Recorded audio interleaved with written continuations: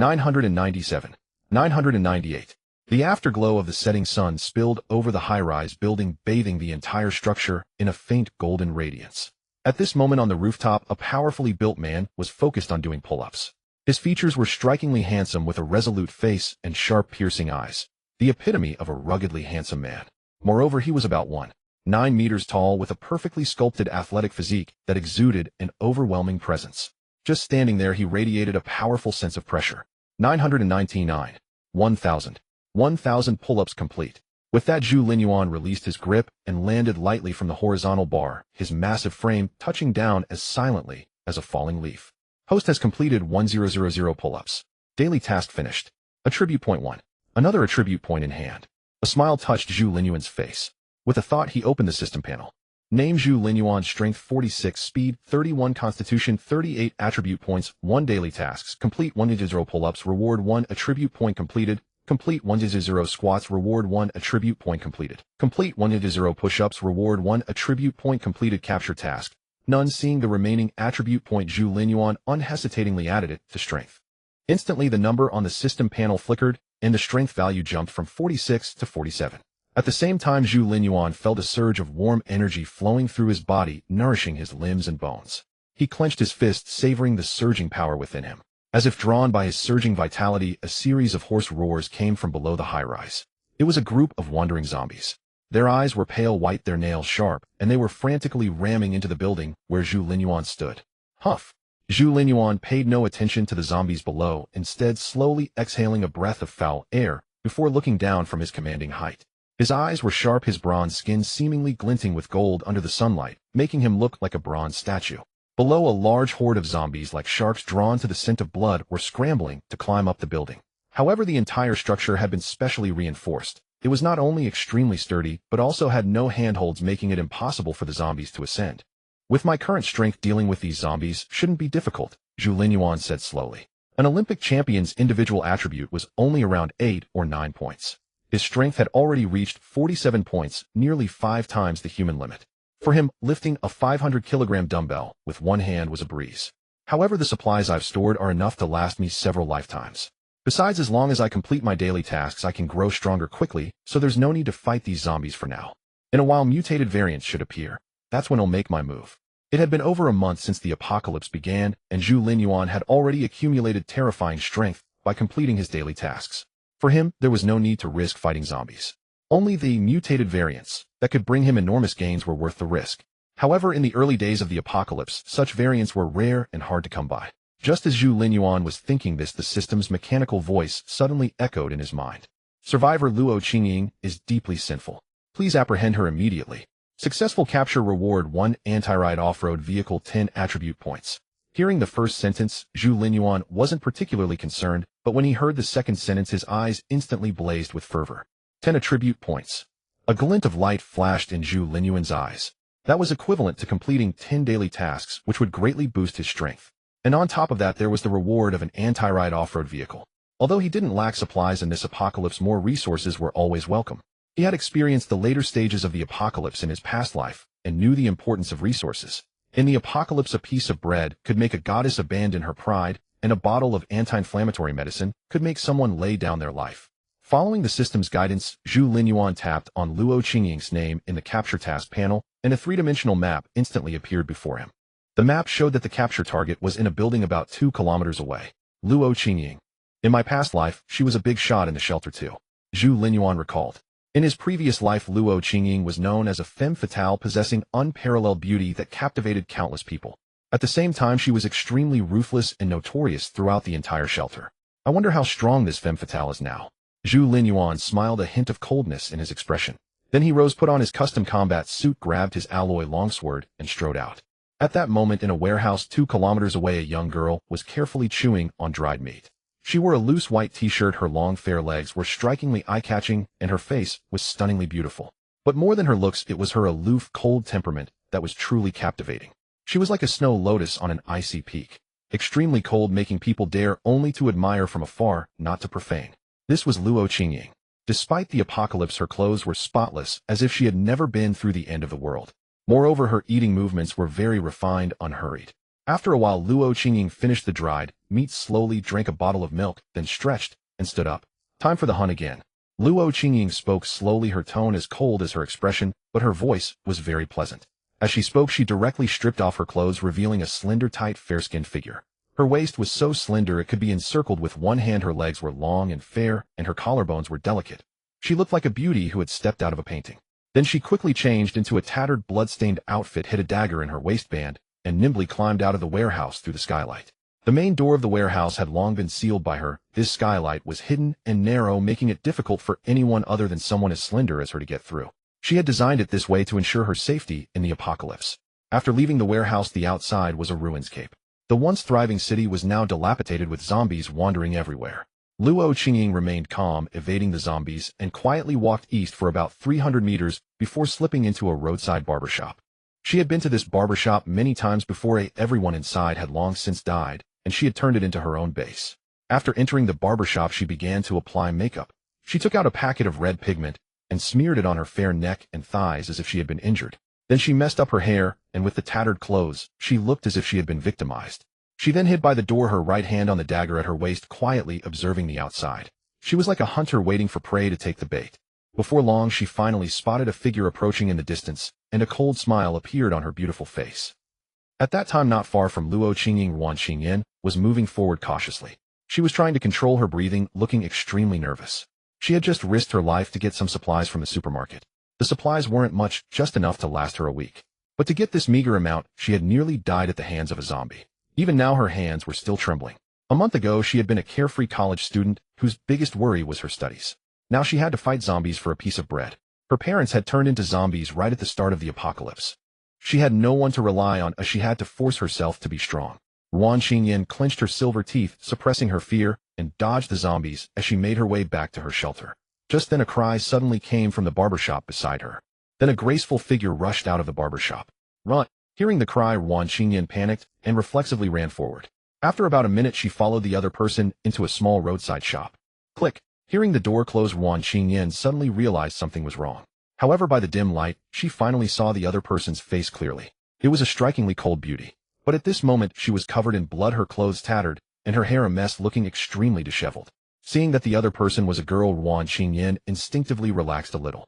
Then, looking at the other's miserable state, she recalled the tragedies she had heard about and hesitated. Are you okay? Wan Qingyan ventured. In the apocalypse, it was dangerous for a beautiful woman to be alone on the streets, needless to say. Especially this girl. She was so stunning, even more beautiful than TV stars. Don't worry, I'm not infected. I just ran into some hostile survivors, that's why I called you to run. Luo Qingying casually tied up her hair and said indifferently, her tone cold. Hearing the other's casual tone, Wan Qingyan felt a hint of admiration. If it were me in that situation, I would have been scared out of my wits, she thought to herself. I've been busy all day without eating. Luo Qingying said, taking a piece of chocolate from her pocket and eating it casually, then suddenly asked, by the way, have you eaten? Luo Qingying looked at Wan Qingyan and said, this is my shelter. I still have some supplies. Would you like to join me for a meal? Hearing the invitation, Wan Qingyan quickly shook her head and said, no, you go ahead. She had intended to say she had her own food, but swallowed the words. After all, it was the apocalypse, and even if the other person was a girl, she couldn't reveal that she had supplies. She reminded herself silently. However, Luo Qingying caught her hesitation and looked at the backpack behind her. The backpack looked heavy, and a strange glint flashed in Luo Qingying's eyes. From her experience, the backpack probably contained about a week's worth of supplies. Thinking this, a smile appeared on Luo Qingying's face.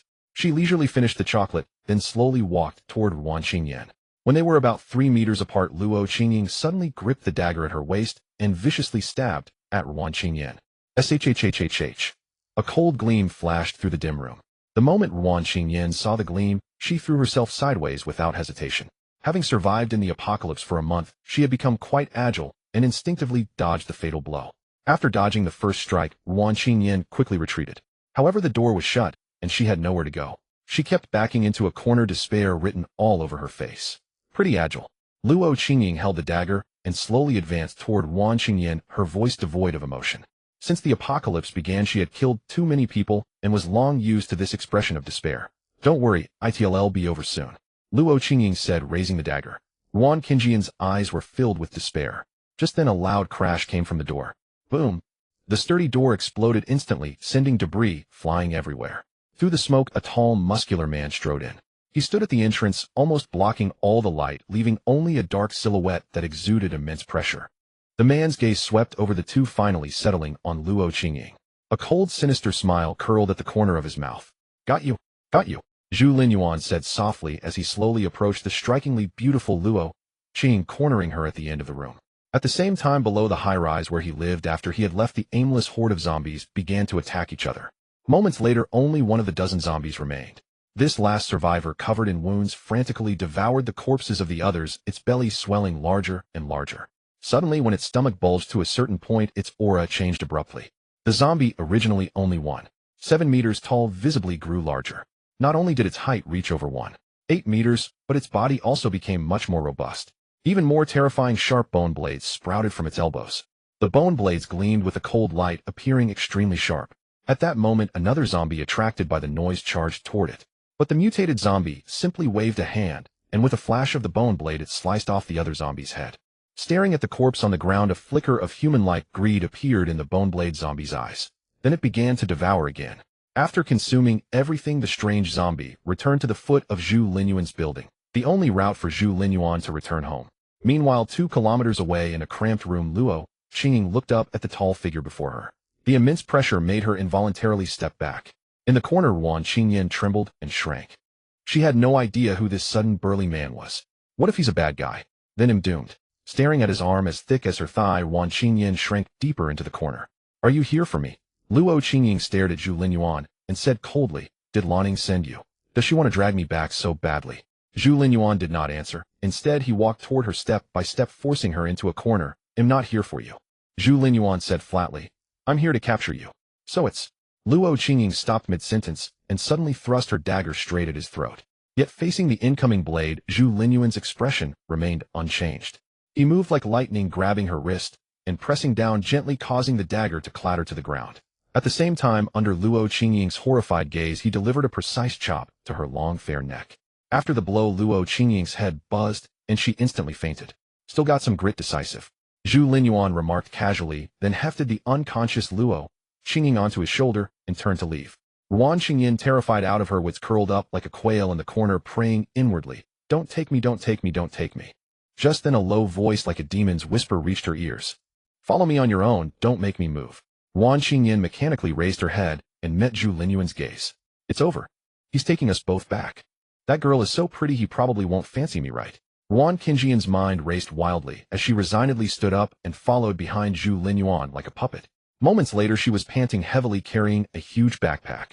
The backpack was stuffed full of supplies. Wan Qingyan was exhausted. She never imagined she would become a beast of burden so quickly. After leaving the small room, she had followed Zhu Linyuan to a warehouse. She watched him kick the warehouse door to pieces and loot the place, pulling out a huge bag of supplies. After witnessing this, she completely abandoned any thought of escape. If he can kick a warehouse door to pieces, he could probably kick me into dust. Wan Qingyan thought silently, then resignedly shouldered the huge backpack he handed her, becoming a glorious beast of burden. A month into the apocalypse, she had never had so many supplies. But she couldn't be happy at all. She didn't notice that Zhu Linyuan walking ahead had a slight smile on his face. If those guys saw Captain Wan Qingyan carrying my bag, they'd be so jealous. Imagining the expressions of his former teammates from his past life, Zhu Linyuan couldn't help but smile. Who would have thought our female war goddess is still a weakling now? He glanced at the dejected Wan Qingyan behind him, and his smile grew even wider. In his past life, there was a fairly famous survivor team in the Nanqing settlement called Star. Its captain was the renowned female war goddess Wan Qingyan.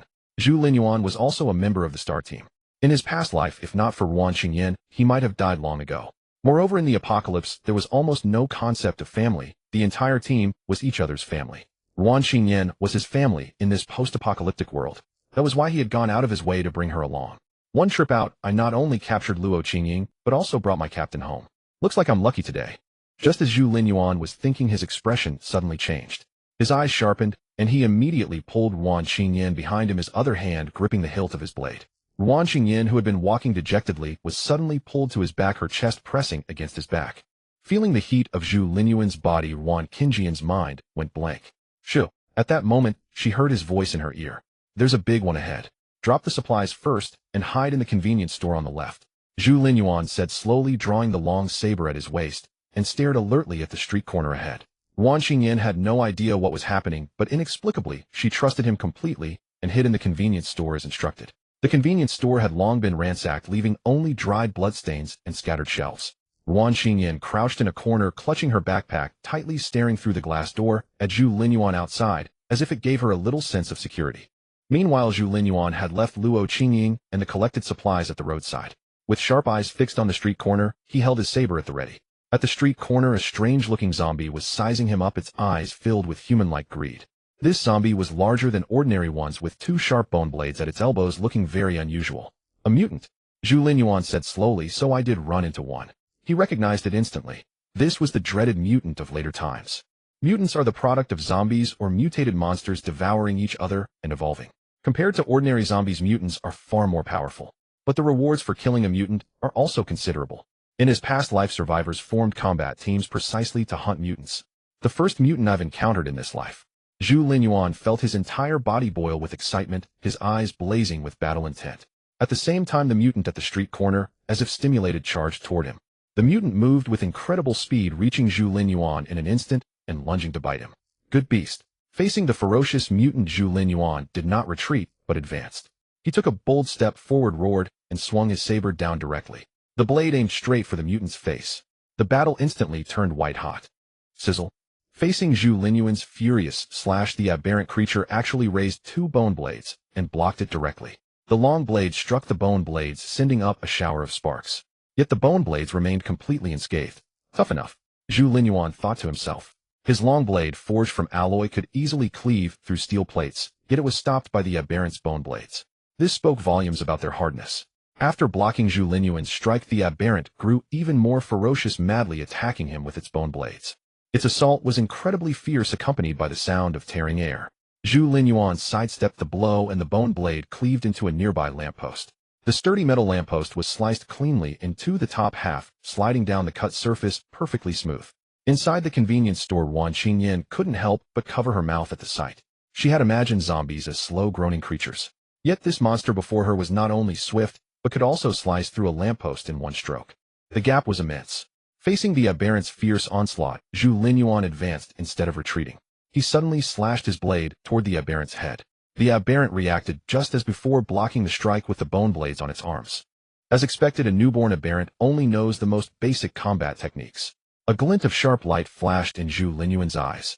His arm muscles bulged as he forcefully pressed down on the long blade, locking it firmly against the aberrant's bone blades, completely restricting its movement. At the same time, he took a step forward, closing the distance instantly, and drove a vicious knee strike into the aberrant's chest. Bang! The aberrant, now immobilized, could only take the blow. Its chest, unprotected by bone blades, was far more vulnerable. Ribs snapped one after another, the entire chest caving inward. Seizing the moment, Zhu Linyuan delivered another powerful kick to the aberrant's chest. Bang! Under the immense force of the kick, the aberrant flew backward, crashing heavily into a minivan parked by the roadside, leaving the entire vehicle deeply dented. Indeed, dealing with humanoid aberrants requires this kind of close-quarters, blow-for-blow fighting. A smile spread across Zhu Linyuan's face. His strength was his advantage, while the humanoid aberrant's was its agility. Only in such brutal close combat did he hold the upper hand, which was why he had chosen to lock its bone blades with his long blade, and then engage in hand-to-hand combat. The only thing to watch out for was the risk of infection. Zombies and aberrants both possessed a potent infectious ability. If an ordinary person's skin was cut by these creatures, infection was almost certain. However, Zhu Linyuan, having struggled through the apocalypse in his past life, possessed an immense wealth of combat experience, and had long prepared for this. He was wearing a specially made combat suit with alloy steel plates protecting his knees and feet, so there was no need to worry. Zhu Linyuan strode over to the minivan and found the aberrant trapped inside, struggling wildly. Seeing this, Zhu Linyuan unhesitatingly plunged his blade into the aberrant's neck. Then, with a sudden horizontal pull, his immense strength cleanly severed the aberrant's head. Inside the minivan, the headless aberrant twitched uncontrollably, the wound pitch black, not a single drop of blood spilling. Once the aberrant stopped twitching, Zhu Linyuan used his blade to lift its head and place it on the ground. By this time, Wan Qingyan had seen that Zhu Linyuan had defeated the monster and hurried over, both frightened and curious as she looked at the aberrant's corpse. Did this come from a human? Why is it so strange with bones growing out of its body? From the moment of infection, this thing is no longer human, Zhu Linyuan said flatly. You can think of it as a different species. Zhu Linyuan took tools from the pockets on his thighs and began dissecting the aberrant's head, explaining as he worked. The humanoid monsters you saw on the street are called zombies. This one in my hands is the product of zombies devouring each other and mutating. It's called an aberrant. You can think of it as a more powerful zombie. As he spoke, Zhu Linyuan had already cut open the entire back of the aberrant's skull. Seeing the contents of the aberrant's hindbrain, Wan Qingyan couldn't help but gasp. Thighs. What is this thing? Wan Qingyan stared in horror at the aberrant's hindbrain. Where a brain should have been, there was instead a web of scarlet connective tissue like a spider's web. At the very center of this web lay a snow-white cocoon-like object. At that moment, this cocoon was trembling incessantly like a beating heart. This is a spore in its growth stage. Zhu Linyuan gazed coldly at the snow-white cocoon-like spore, reached out with his gloved hand, and tore it out. Feeling the spore quivering in his palm, Zhu Linyuan's gaze grew even icier as he directly stuffed it into a container he had prepared. A spore. Isn't that a plant's reproductive cell? Wan Qingyan murmured, frozen in place. Why is a plant seed inside a zombie's brain? Zhu Linyuan, carrying the aberrant's corpse in one hand, and the unconscious Luo Qing in the other, strode forward, his voice reaching Wan Qingyan's ears. Because those zombies and aberrants are the vessels prepared for this thing. Zhu Linyuan's voice was not loud, but it struck Wan Qingyan like a thunderbolt. She felt as if struck by lightning, staring in horror at the aberrant's head on the ground, her legs trembling uncontrollably. Spore. Vessel. A moment's thought sent chills down her spine. The sudden virus. Humans infected becoming zombies. The zombies' purpose was to cultivate these cocoon-like spores. It was as if someone was farming. The spores were the seeds, the zombies the soil. Turning humans into zombies was like amending the soil before planting, just to make it more suitable for the spores to survive. Using the life of an entire planet as soil to cultivate spores. What kind of grand scheme was this? What kind of creature would these spores, nurtured on life itself, become upon maturation? Facing such an enemy, was there any hope for humanity? Thinking this, Wan Qingyan's heart grew dark, as if falling into an abyss. Just then she caught sight of the tall figure ahead. In the afterglow of the setting sun, that figure was unwaveringly resolute, as if nothing could shake his forward march. Wan Qingyan's dim eyes gradually regained their luster, as if she had glimpsed a ray of light in the abyss. Gritting her teeth and holding back tears, she shouldered the huge backpack on the ground and stumbled after him. At this moment, to her, this tall figure was her only hope against the apocalypse. After the two had left, a large mutant canine arrived at the site of Zhu Linyuan's battle. It sniffed around the ground before making a beeline for the aberrant's severed head. After a bout of gnawing, the mutant canine's size had visibly increased. Then it searched the area, but found no other food.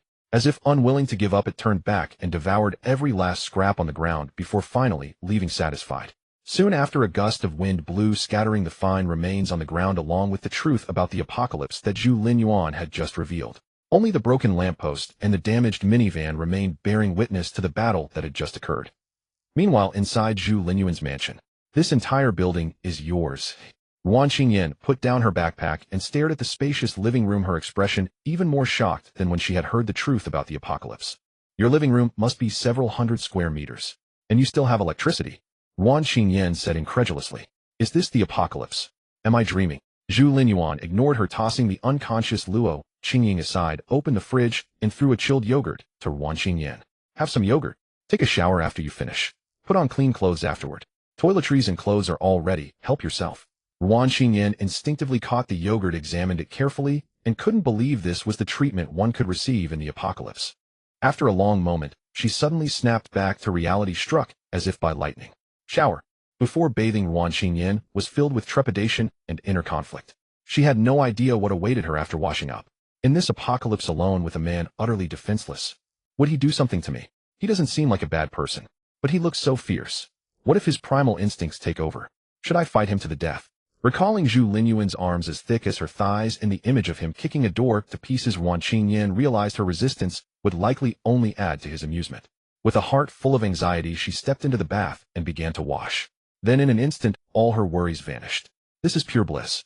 Under the shower, Wan Qingyan let the warm water cascade over her body, her face a picture of sheer indulgence. For over a month, she hadn't even had enough water to drink, let alone bathe. Before today, she wouldn't have dared to dream of enjoying a proper shower in this apocalypse. Dreaming such dreams would get you devoured by zombies. There's even a bathtub. Could I possibly take a bath? Gazing at the pristine, luxurious bathtub nearby, Wan Qingyan was tempted. She reached out and touched it. It was smooth and warm like the finest suet jade. Just as she was about to recline into the tub, a sudden image flashed through her mind. The next second, her delicate, lovely earlobes flushed crimson. Oh dear. Aware of her own reaction, Wan Qingyan was both embarrassed and annoyed, stomping her feet in the bathroom. Meanwhile, Zhu Linyuan paid no attention to the commotion. After Wan Qingyan went to bathe, he took Luo Qingying down to the basement. Pushing open the basement door revealed rows upon rows of prison cells, so numerous their end was nowhere in sight. In truth, Zhu Linyuan had never reached the end of this prison. This prison attached to his system existed in an independent spatial dimension. It had long been activated but was only now receiving its first inmate. Once a target entered the cell, every move they made was under Zhu Linyuan's surveillance. Without his permission, the target couldn't even commit suicide. Creak. The cell doors were all locked, only openable by the host Zhu Linyuan. He casually opened the door to cell 1, hauled Luo Qingying inside, and then grabbed the chains on the wall securing the school bowtie's limbs and neck. Only then was the target considered successfully arrested. As expected, a system prompt echoed in his mind. Host successfully arrested Luo Qingying. Arrest mission completed. Host has received mission reward 1 explosion-proof off-road vehicle 10 attribute points. Zhu Linyuan checked his system panel and saw 10 new attribute points. The explosion-proof vehicle was stored in the system space. He would need to find a place to retrieve it. What surprised him most was that after completing the arrest mission, a new subpanel appeared at the bottom of his main panel. Name Luo Qingying Prisoner No.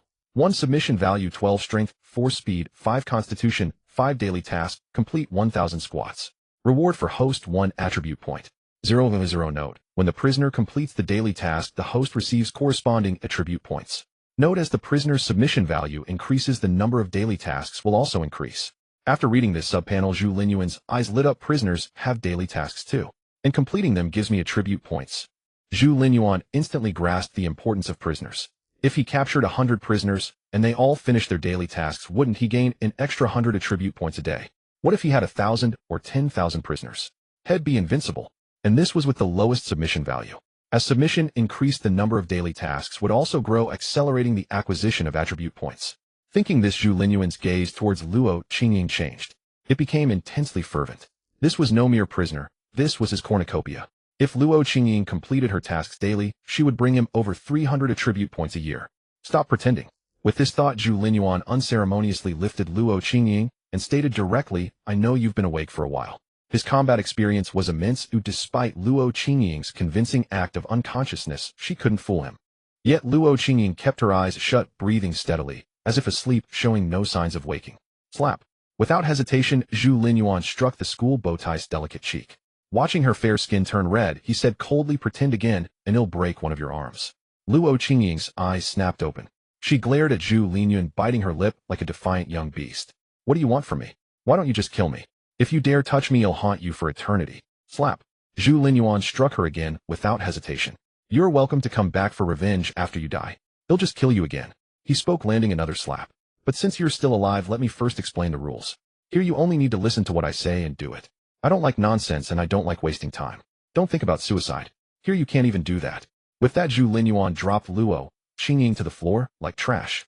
The aloof school beauty, the dream goddess of many, seemed utterly insignificant in his eyes. Never treated this way before, a strange feeling began to stir within her. She bit her lip hard, staring at Zhu Linyuan, in her eyes a mix of defiance and a hint of panic. She could already imagine what he would do to her. Just then Zhu Linyuan spoke. Get up. Start doing squats now. No food or sleep until you finish 1,000 today. Saying this, he turned and walked out of the cell without looking back. I warn you not to slack off. I know exactly how many squats you do. If you don't finish 1,000 today, it'll make you regret being born. And your form must be perfect. Feet shoulder width apart, thighs down to 90 degrees, center of gravity, always over the middle of your feet. Finished speaking, Zhu Linyuan left directly, leaving Luo Qingying sitting dumbfounded on the cell floor. What does he want me to do? 1,000 squats. Luo Qingying was stunned. Her icy, beautiful face was a mask of shock. In the apocalypse, she never imagined she would be captured by a man, thrown into a cell, and forced to do squats. It was too surreal. Remembering the man's warning before he left, she couldn't help but laugh. For a moment, it seemed as if color had touched the cold, bleak prison. Leaving the prison, Zhu Linyuan checked his system panel and saw that Luo Qingying had already done 36 squats. Quite self-disciplined. He nodded with satisfaction, already anticipating the extra attribute points for the day. Just then, he noticed Luo Qingying's submission value had increased from 12 to 18.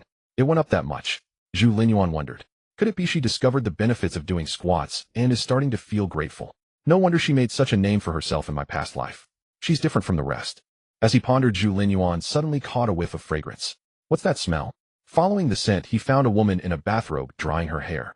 Her skin was fair and delicate, the exposed lines of her shoulders and neck elegantly refined. Her small fair feet were bare on the floor, her toes as round and lovely as pearls.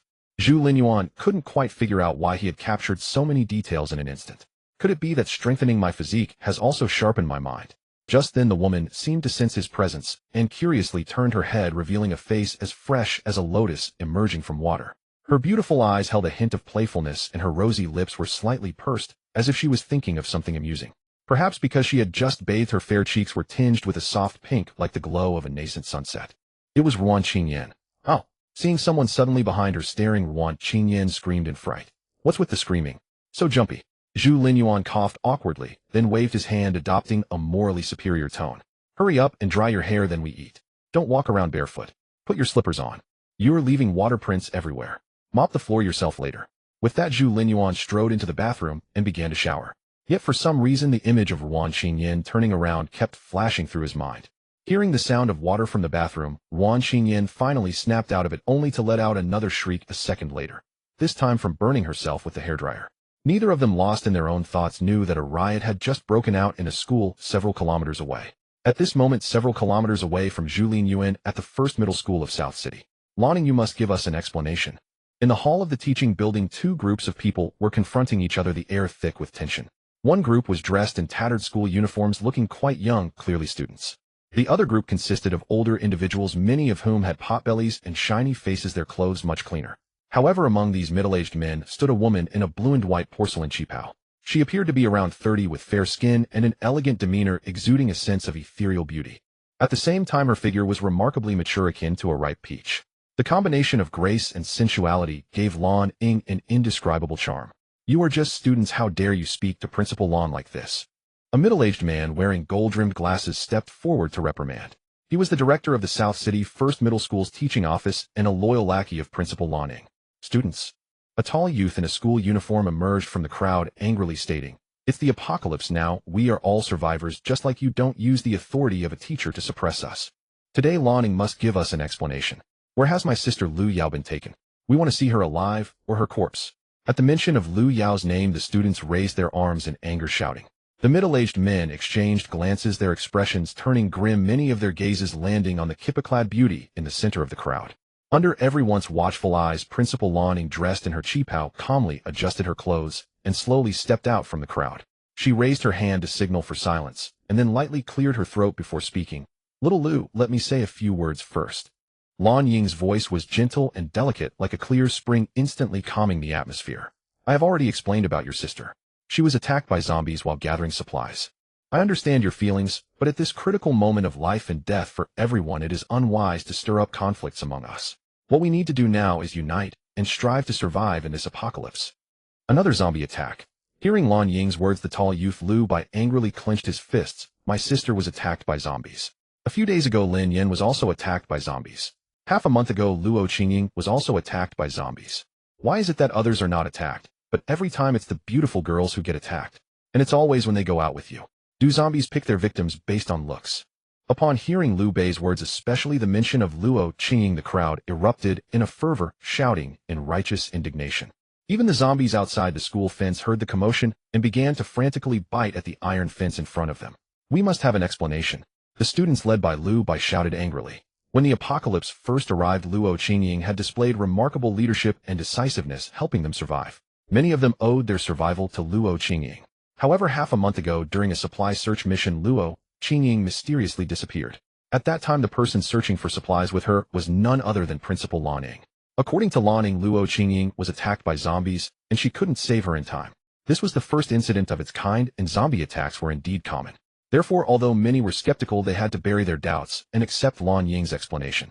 However, shortly after, cases of missing female students began to occur one after another at the school. Each missing girl was notably beautiful. Moreover, all evidence subtly pointed towards Lan Ying. Yet due to the lack of personal stakes, the students had not yet banded together to oppose Lan Ying and the group behind her.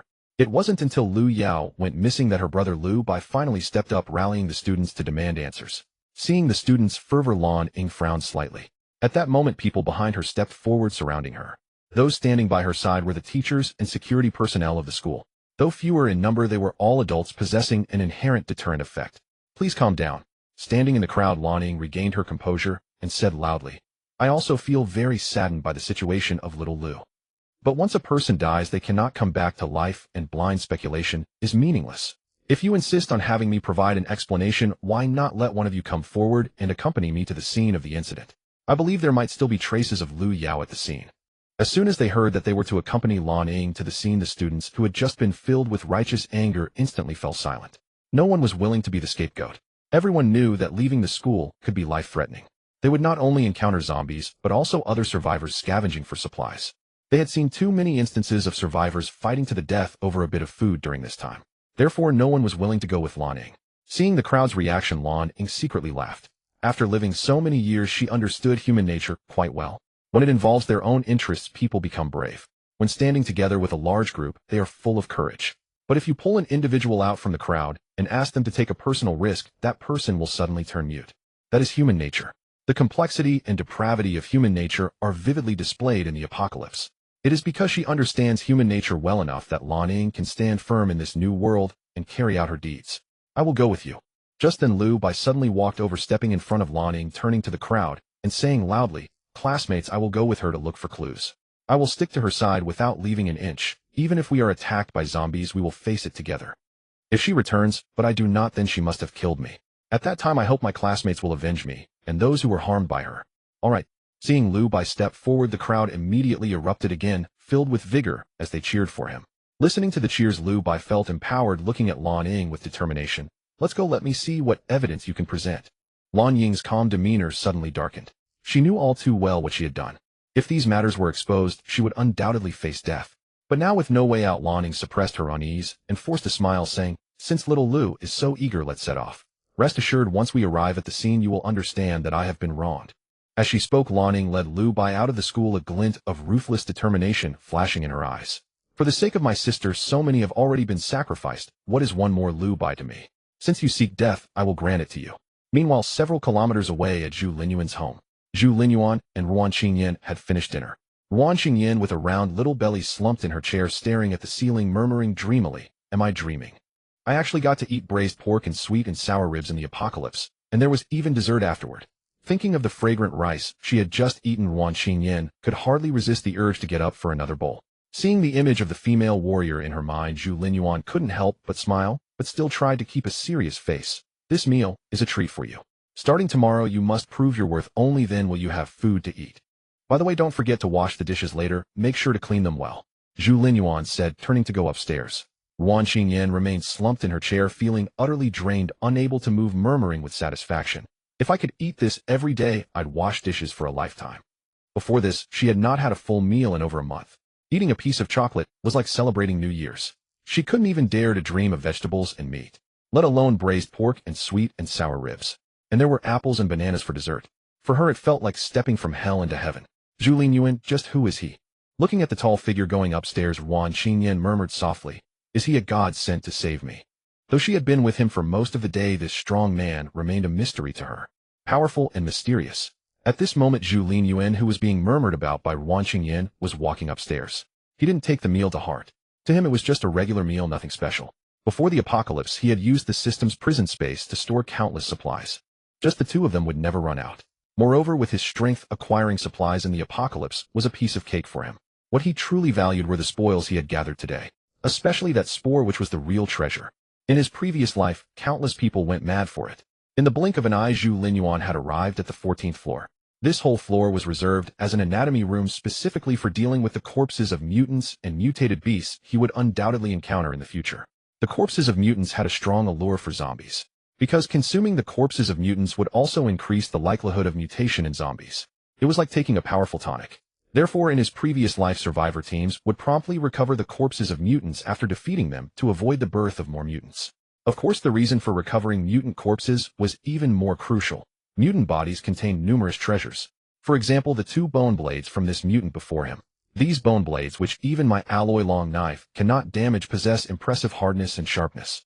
Looking at the mutant corpse on the dissection table, Zhu Linyuan, dressed in protective gear, picked up a scalpel beside him, smiling as he said, "Just a little processing, and this will make for excellent weaponry." With that, Zhu Linyuan began to dissect the mutant. A moment later, with a clang as the last bone blade fell into the container beside him, Zhu Linyuan nodded to himself. As expected, both of these bone blades possessed an extraordinary hardness rivaling his own alloy longsword. He had scoured the world for the finest materials to forge that alloy longsword, a blade capable of cleaving iron as if it were mud. This testified to the formidable strength of the two bone blades. Fortunately, only a few of this aberrant's other bones had been reinforced, otherwise subduing it would not have been so easy. Gazing at the dissection table before him, Zhu Linyuan quietly replayed the previous battle in his mind. The entire aberrant creature lay completely dissected, reduced to a heap of bones and blackened flesh, parts that were of no direct use. Yet Zhu Linyuan had his ways of utilizing these resources. In the apocalypse, wasting any resource was a crime. Despite his ample supplies, he had still plundered every last item from Luo Qingying's warehouse. These bone blades could be crafted into a pair of short swords for the captain. Fittingly, she had wielded short swords in her past life. It was also time to begin training her in blade techniques. Though he knew this Wan Qingyan was no longer the captain of his previous life, Zhu Linyuan was accustomed to addressing her as such. In his past life, Wan Qingyan had favored short swords, so he intended to train her in their use once more. As for himself, he preferred to rely on his fists. However, to avoid infection, he occasionally wielded a longsword. While pondering his future plans, Zhu Linyuan casually tidied the dissection table, packing the blackened flesh and bones into a sealed box and placing it in cold storage. These might come in handy tomorrow. Closing the door to the cold storage, he tossed the bone blades into a barrel of high-concentration alcohol, which was laced with various other chemicals.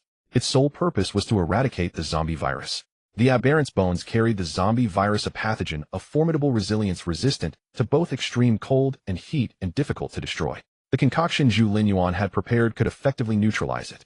Having completed this task, his gaze fell upon a pitch-black metal container on the table. This was the vessel he used to store the spores. Now it is time to deal with you. Zhu Linyuan spoke, coldly reaching out to open the container.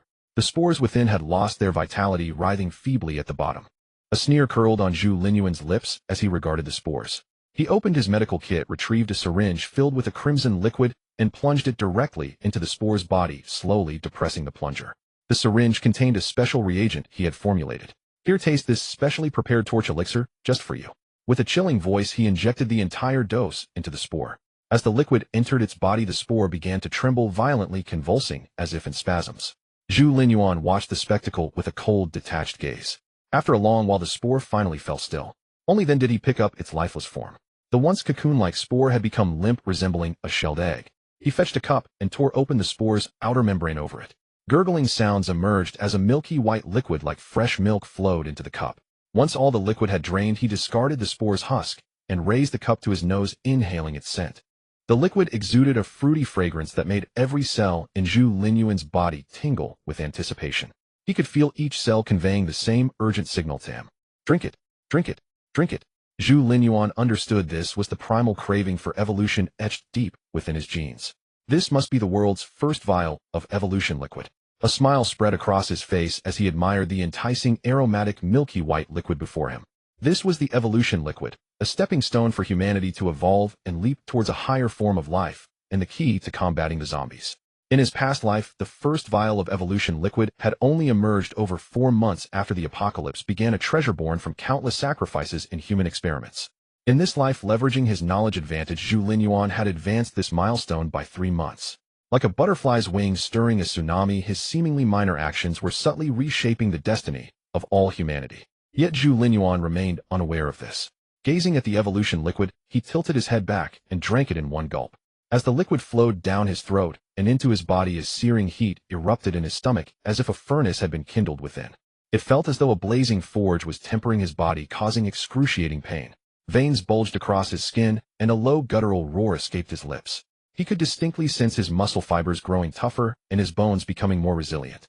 Viewed at a microscopic level, the evolution liquid transformed into a surge of white energy upon entering his body. Catalyzed by this energy, his cells began to divide frantically. However, the newly divided cells did not grow to their original size, but remained at roughly half their volume. Consequently, his physique remained unchanged, but his body density increased dramatically. It was like transforming a clump of cotton into a block of iron of the same size. The long-lost sensation of evolution. Zhu Linyuan grinned. Not bad at all, but it's still not enough. Without hesitation, he allocated all 10 newly acquired attribute points to strength and physique. In the next instant, his eyes turned bloodshot, crisscrossed with dense capillaries. Even beneath the surface of his muscles, tiny droplets of blood began to seep out. Clearly, he was nearing the limits his body could withstand. Clenching his teeth, Zhu Linyuan felt his physical strength surging at a terrifying pace, nourished by both the evolution liquid and the attribute points. After a moment, the agony within him abruptly subsided. Gasping for air like a fish out of water, he was drenched in blood. His physique appeared slightly leaner than before, looking trim and athletic like a seasoned sportsman. His form was sculpted and robust, yet it lacked the explosive, intimidating aura of before. This power. Zhu Linyuan stared at his hands, feeling the surging strength within, murmuring in fascination. The next second he clenched his fist, and every muscle in his body bulged abruptly. In an instant his physique nearly doubled in size, his chest heaving with prominent muscles, his entire frame corded with sinew. He resembled a primordial beast, radiating an intense and lethal pressure.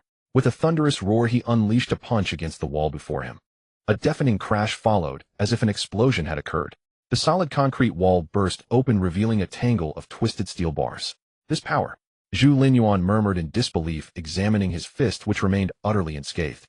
My body can actually withstand this force. With this thought he immediately summoned his system interface. A look of pleasant surprise dawned in his eyes. Zhu Linyuan gazed at the attribute panel in pleasant surprise, witnessing a dramatic surge in all his name. Zhu Linyuan. Rank First Order, Evolver, Evolution, Progress 7. Strength 57. Speed 42. Constitution 47. Attribute points 0. Daily tasks: complete 1,000 pull-ups for 1 attribute point completed, complete 1,000 squats for 1 attribute point completed, complete 1,000 push-ups for 1 attribute point completed. Capture task none. My evolution progress has reached 7% as a First Order Evolver, and my overall attributes have increased by 30 points. Zhu Linyuan found it hard to believe. Aside from the 10 attribute points earned from completing tasks, the other 20 points were clearly from the evolution fluid. The evolution fluid's effect seemed stronger, he mused in confusion. He distinctly recalled that in his past life the fluid's potency was far less. Is it the fluid's issue or mine? Zhu Linyuan pondered, concluding that the fluid was likely not at fault. The terrifying enhancement probably stemmed from his Bodis absorption capability, which surpassed that of his previous life. I can test it when I get the chance. Testing was simple. Just have someone else consume the fluid and observe the results. However, that was a matter for later. For now, he decided to focus on boosting his evolution progress and acquiring attribute points. By combining evolution with attribute points, Zhu Linyuan believed he could reach a terrifyingly high level in this life. He glanced at the sterilized bone blade, reached out, and retrieved it. As a First Order Evolver, his immunity to the virus was greatly enhanced. Ordinary zombie virus could no longer infect him. After retrieving the bone blade, he gave it a brief treatment and placed it in the weapon storage beside him, then headed downstairs. It's about time to train the captain. After all, she's meant to become the Valkyrie. Midway, he noticed his body was covered in bloodstains from the recent evolution. Considering this, he turned back to the dissection room, took a shower, and changed into clean clothes before returning to his room. As he pushed open the door to the living room, Zhu Linyuan was taken aback. "Is this my home?" he exclaimed in surprise. The entire living room was spotlessly clean, everything neatly arranged, and the floor gleamed without a speck of dust. It was completely transformed, warm and cozy. I didn't expect the captain to be so diligent. He'll let her off with less practice today. He walked briskly toward the room, only to freeze in place the next moment. Following his gaze, Wan Qingyan was curled up on the living room sofa in a white tracksuit, hugging her knees, fast asleep. She was clearly exhausted. Seeing her sleep so soundly in the immaculate room, Zhu Linyuan hesitated, having intended to call her for blade practice. In his mind, the captain hailed as the Valkyrie in his past life, and Wan Qingyan of this life were the same person. But at this moment the image split. One was the valiant captain of yore, the other was Wan Qingyan sleeping after cleaning. Zhu Linyuan suddenly wondered, did Wan Qingyan truly want to become the Valkyrie? He didn't know what experiences could transform such a gentle girl into an indomitable warrior, but he knew the process must have been agonizing. Not physical pain, but a transformation of the soul. An innocent girl gradually growing cold in the apocalypse, evolving into an unyielding Valkyrie. Would Wan Qingyan be willing to endure that again? Perhaps letting her choose for herself would be better. With that thought, Zhu Linyuan smiled softly, stepped forward gently, and lifted Wan Qingyan into his arms, carrying her to the guest room's large bed.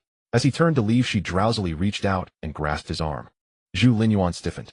The next moment he felt her entire body press against him, clinging to his arm, with all 4 limbs like a stuffed toy. He could sense that Wan Qingyan was still deeply asleep, these movements purely instinctive. It was a sign of insecurity. He hesitated, but remained still, his back to her, slightly bent, allowing her to hold on. Wan Qingyan slept soundly, while Zhu Linyuan listened to her soft breathing, motionless.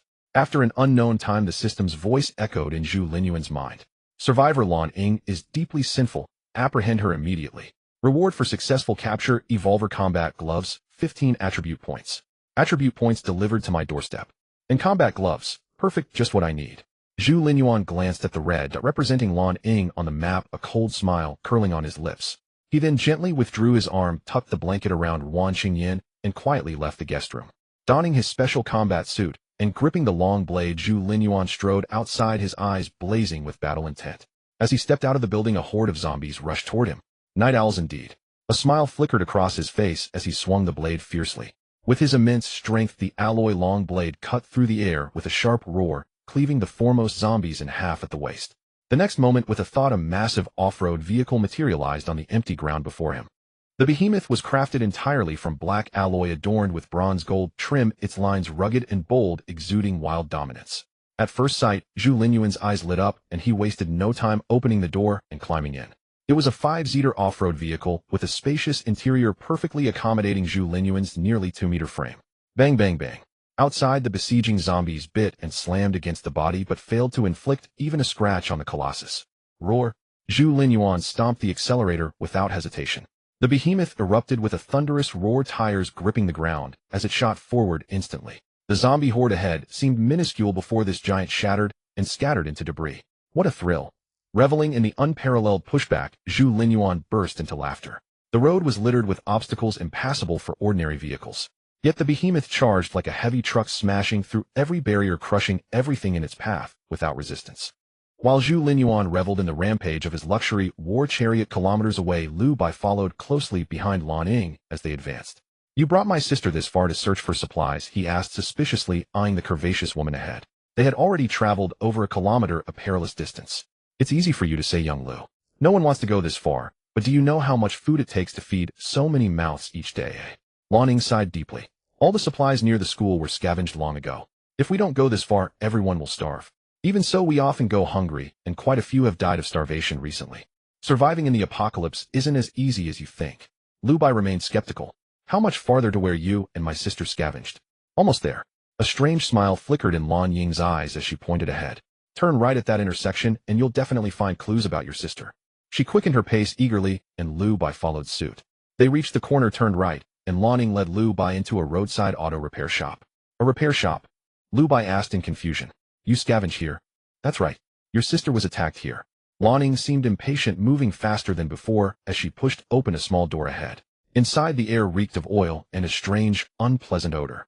Lu Bai frowned, then froze in place.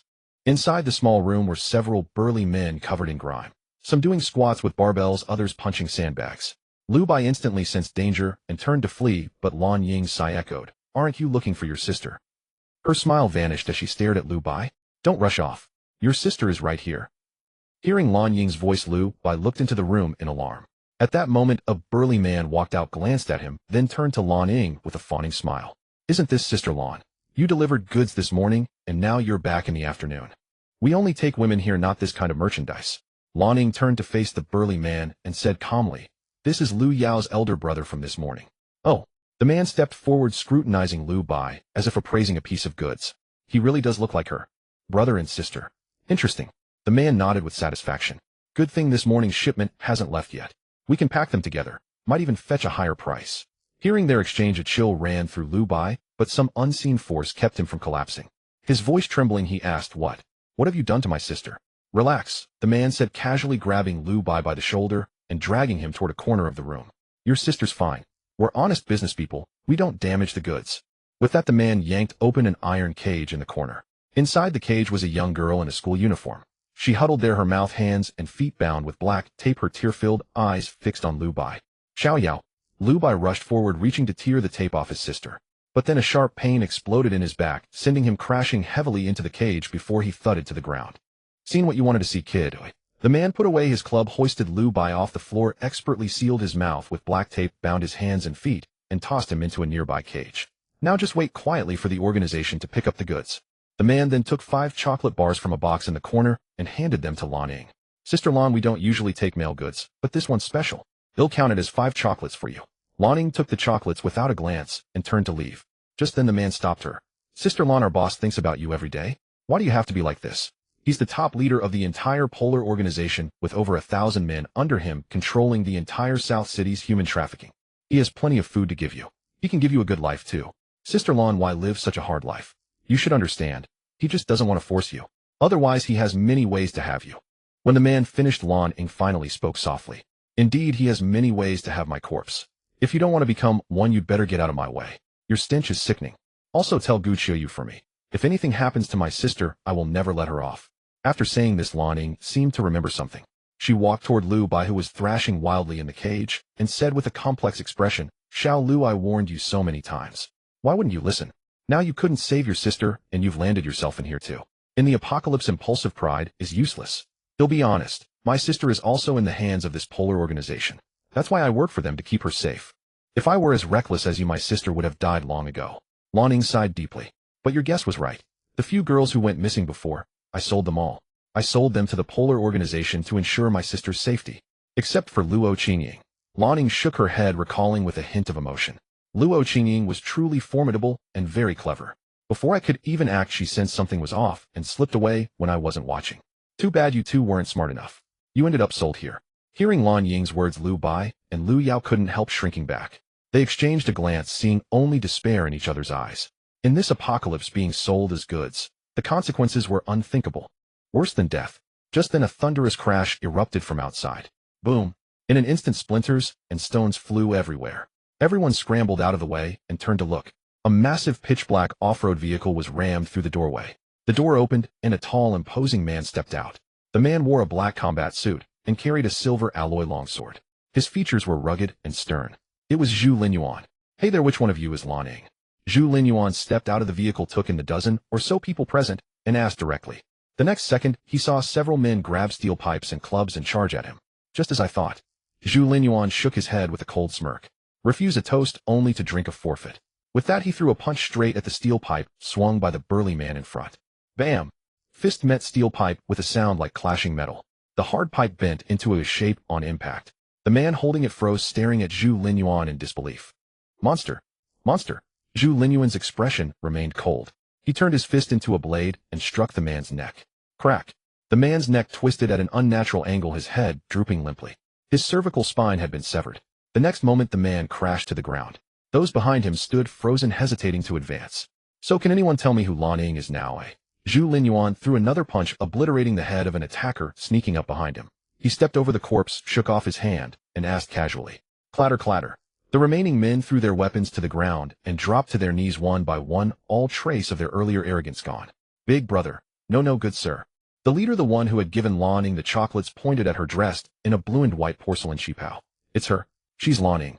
We're not with her, just a coincidence. Spare us, good sir.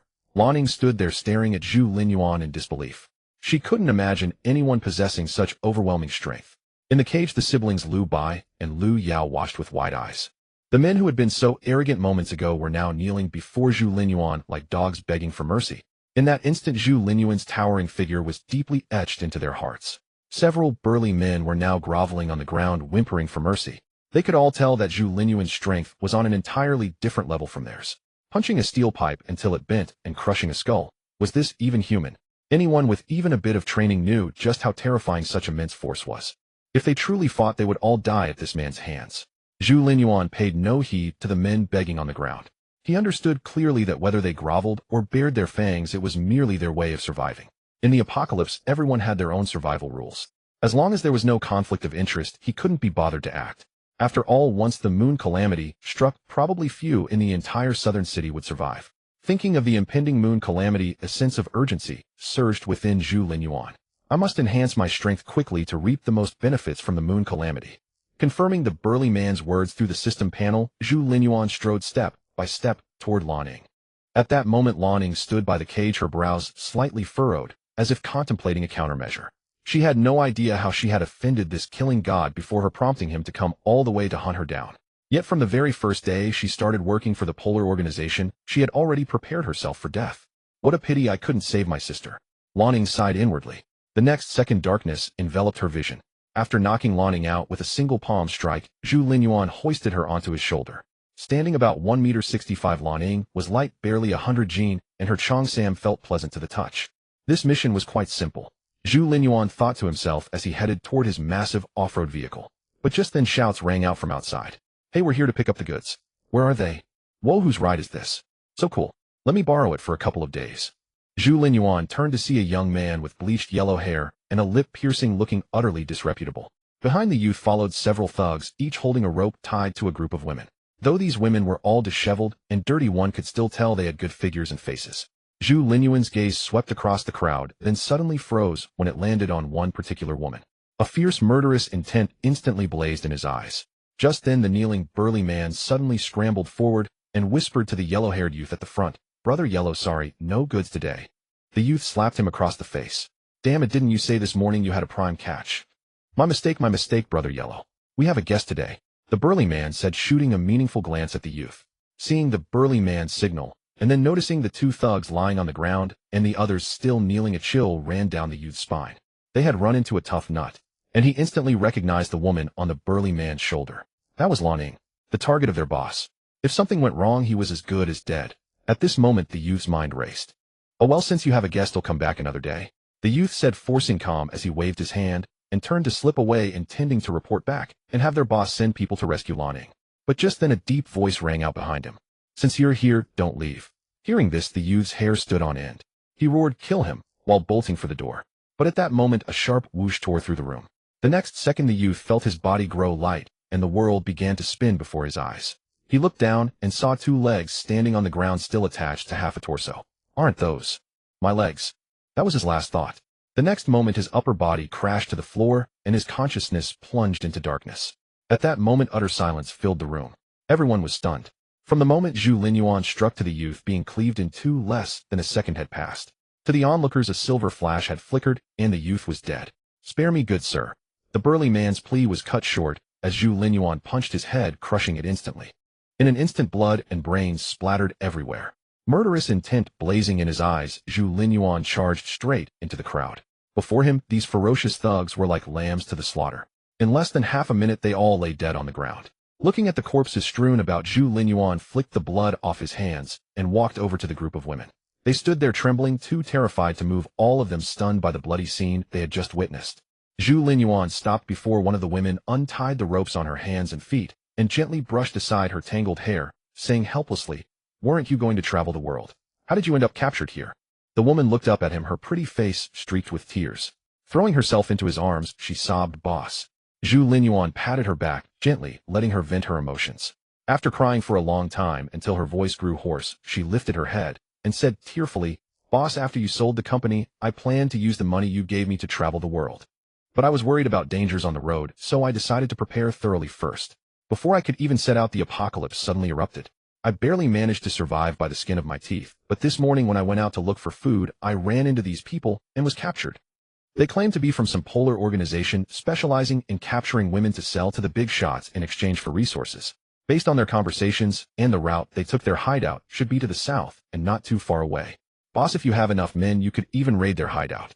They have a huge stash of supplies."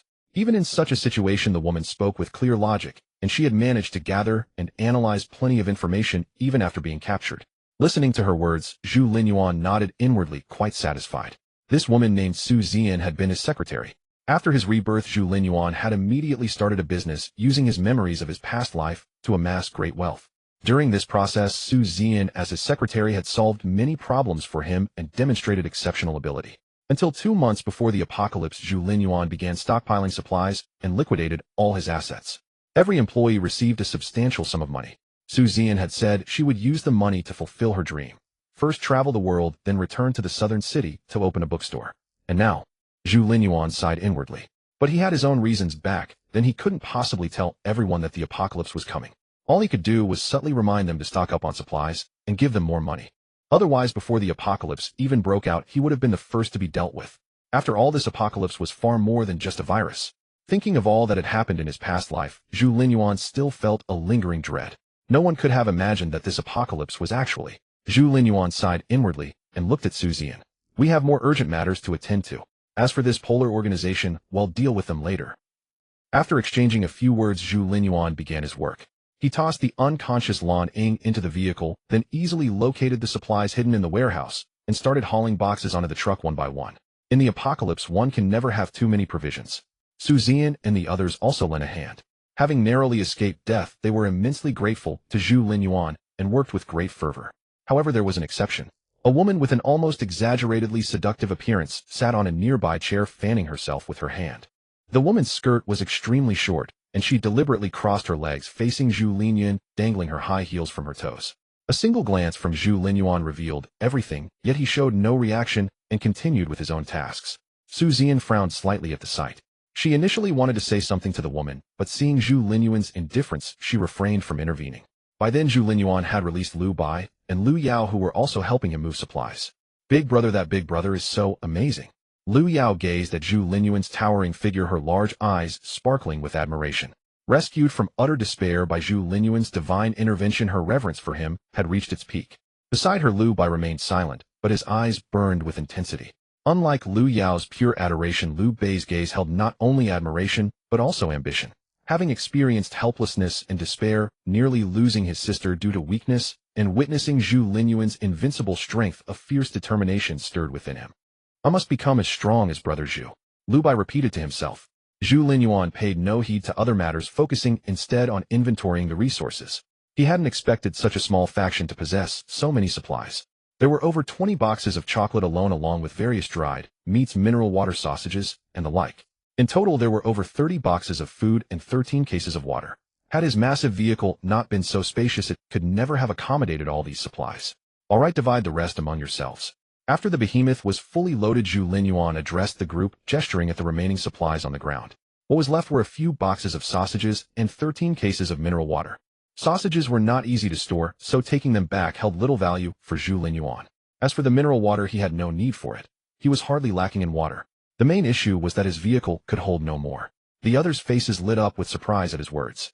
They hadn't expected not only to survive the clutches of the radical organization, but also to receive food. They were all acutely aware of food's importance in this era.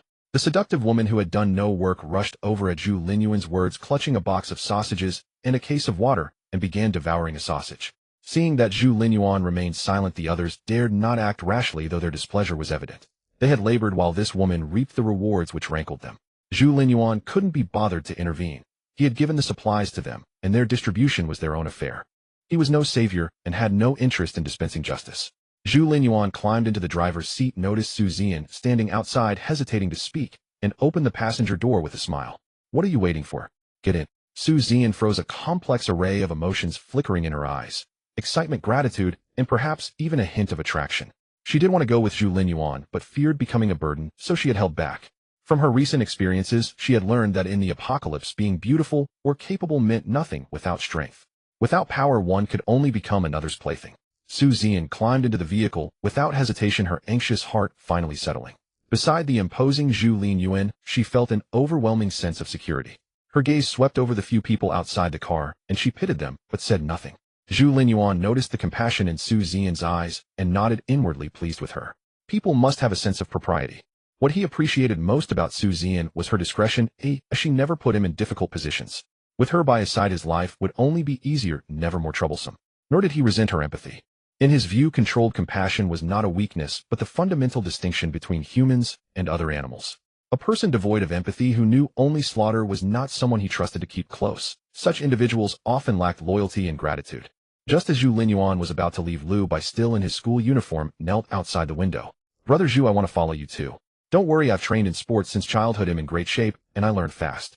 I won't hold you back. The others, as if jolted awake by Lu Bai's action, quickly knelt, as well, each introducing their skills and begging Zhu Linyuan to take them along.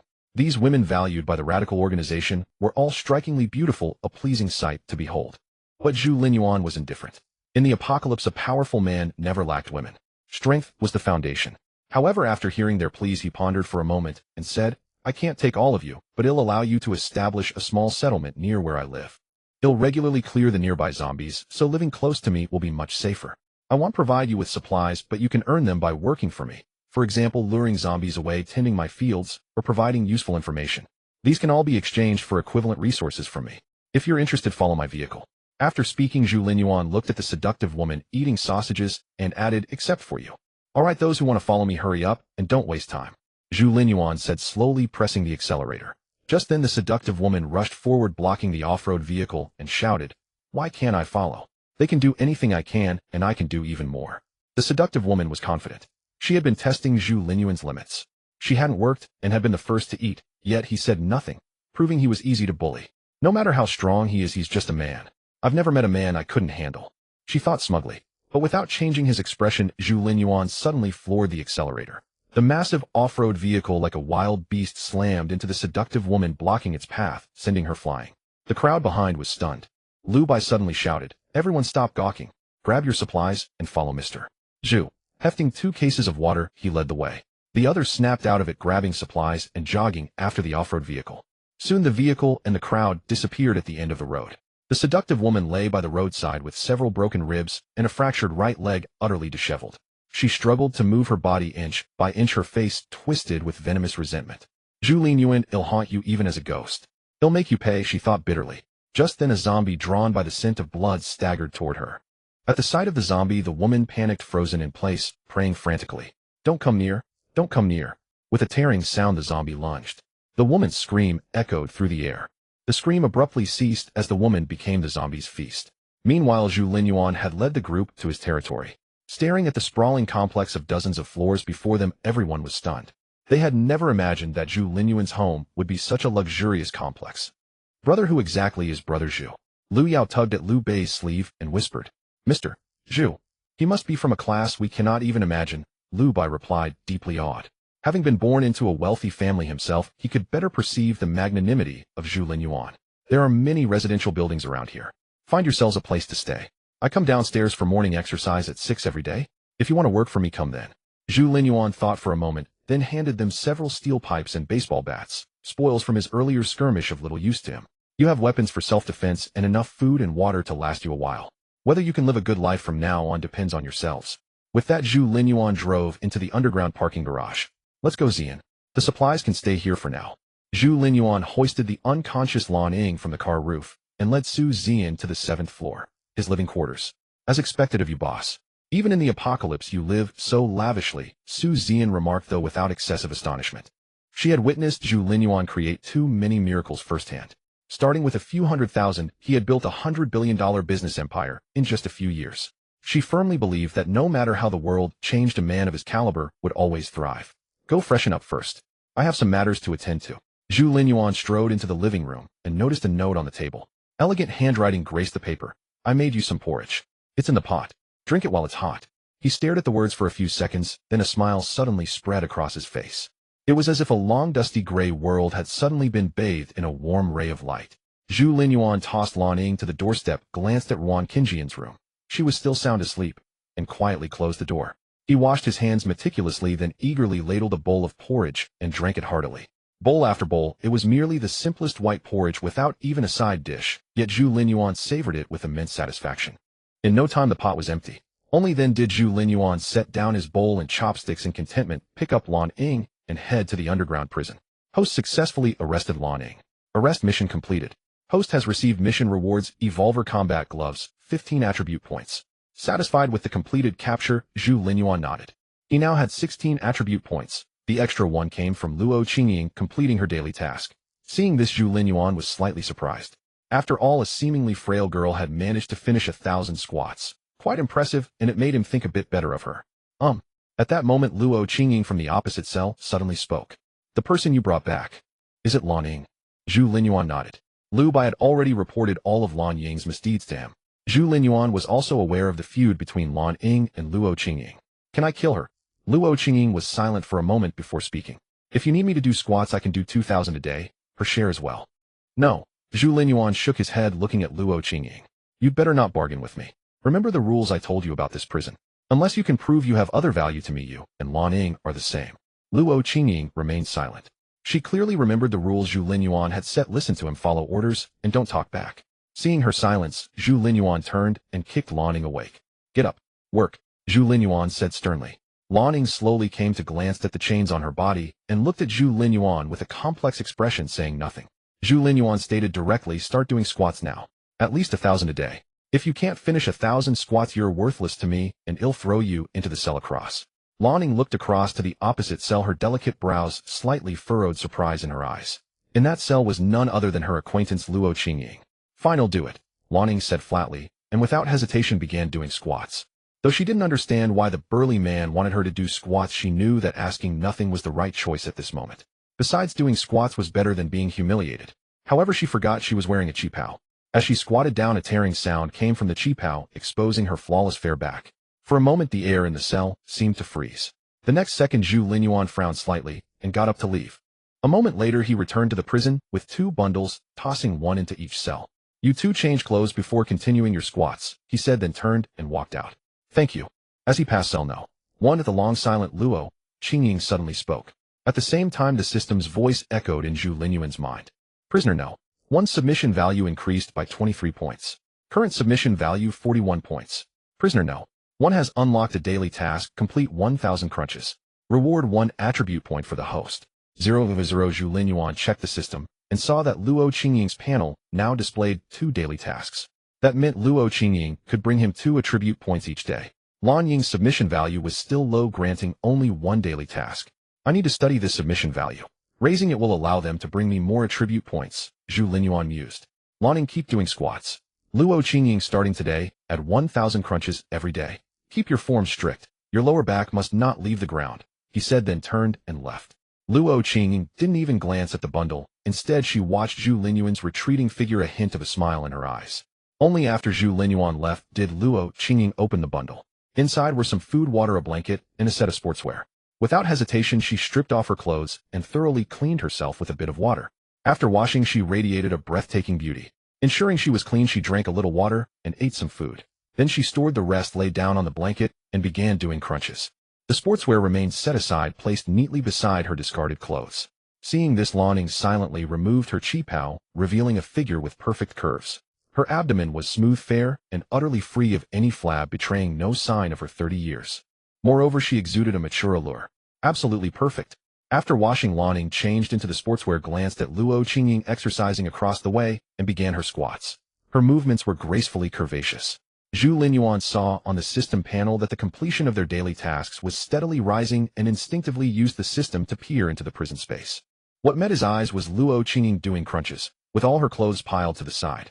Ahem. Zhu Linyuan immediately closed the view, coughing awkwardly, thinking to himself why the girl wasn't wearing clothes while exercising. "Boss, what's wrong?" At that moment Su Zian, having freshened up and changed, approached. She was now wearing her usual uniform and black stockings, her excellent figure fully on display. If Wan Qingyan was the gentle type, Luo Qingying the aloof type, and Lan Ying the elegant type, then Su Zian was the mature, alluring type. A true heartthrob for straight men. "Boss, what can I do for you now?" Su Zian walked up to Zhu Linyuan, looking up at him. He could even smell her fragrance. "All right, go get some rest." With that he set Su Zian aside and strode toward the bedroom without looking back. "Pick a room for yourself. All the living essentials are ready. Rest early and be up by 6 tomorrow morning to run errands with me." With those words Zhu Linyuan retreated to his room and fell into a deep slumber within moments. After a full day of battle he felt a hint of fatigue. He needed sleep to relax his mind and body, keeping himself at peak condition. Indeed, the boss remains the same as ever. Su Zian watched Zhu Linyuan's retreating figure with a gentle smile, reminiscing about the days they once built their venture together. Strong, meticulous, resolute, intelligent, and with a clear goal. A glimmer of admiration flickered in Su Zian's eyes. For her, a man like Zhu Linyuan possessed an irresistible allure. Meanwhile, several kilometers away south of where Zhu Linyuan had fought earlier, dozens of people gathered in a factory around a crude metal platform at its center. On the platform sat a row of enormous iron cages, each covered with black cloth concealing their contents. There were 10 cages in total. Before them stood a woman in a white suit, her expression fervent. The woman addressed the excited crowd below, her voice ringing out, "Thank you, esteemed guests, for attending the 7th auction of our Extreme Path organization. As per tradition, all transactions will be settled with chocolate. If anyone has surplus meat, biscuits, or other food items, feel free to exchange them with our staff for equivalent chocolate. Now the auction begins." As she announced the start, cheers and shouts erupted from below.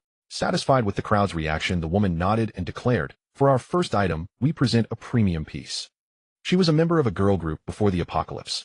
Excellent looks and figure with a sweet voice. She's skilled in dance, exceptionally flexible, and can even do the splits with ease. Young, under 20, well protected by her parents, and never been in a relationship, she'll give you the feeling of first love from campus days. As for the rest, you'll have to discover it yourselves. With that, the woman in white yanked the black cloth off the first cage behind her. A rustling sound followed as the cloth fell, revealing a girl in a JK uniform and white stockings. The girl appeared to be around 18 or 19, innocent and adorable, her eyes brimming with tears, a pitiful sight as she struggled desperately. "I want her. I love schoolgirls. No one fight me. I've got plenty of food. I want to experience pure love. Let's see who can snag this prime catch." The crowd below was seething with excitement. The woman in white decisively announced, "Lot number 1 starting bid 10 boxes of chocolate." I bid 11 boxes. He'll go 12. 15 boxes and no one better challenge me. At 15 boxes the crowd fell silent for a moment. But just 1 second later another bid emerged. 20 boxes. Among the crowd a girl in a Lolita dress with black lipstick spoke calmly, her tone brimming with confidence. Her delicate features accentuated by dark makeup carried a unique charm. The others seemed somewhat intimidated by her, respectfully murmuring, "Even Boss Zhang has joined in." As expected of Boss Zhang, such a bold move, 20 boxes outright. Nonsense. Boss Zhang commands dozens of thugs and has plenty of supplies. 20 boxes of chocolate is nothing to her. Though she was just a young girl, everyone addressed her as Boss Zhang. She accepted it gracefully, saying directly, "I rather fancy this little one, so I made a rash bid. Please forgive me, friends." "No worries, Boss Zhang, we wouldn't follow 20 boxes anyway." "Exactly, with that many supplies, well, just bid on something else. This one's yours." 20 boxes of chocolate going once. 20 boxes twice. 20 boxes 3 times. Seeing no further bids, the woman in white slammed her gavel. "Sold." In the cage the girl stared blankly at the scene, unable to comprehend how the world had changed so drastically since the apocalypse. Her once loving parents had sold her to the Extreme Path organization for just 1 box of chocolate. Then she was put on the auction block and sold to someone else for 20 boxes of chocolate. Am I a person or just cargo? The girl thought in despair. Soon the girl in Lolita completed the exchange with the staff, trading 20 boxes of chocolate for the JK girl. "Come on, I'll take you home." The dark makeup Lolita girl untied the JK girl's ropes with a slight smile. "My name is Zhang Miao.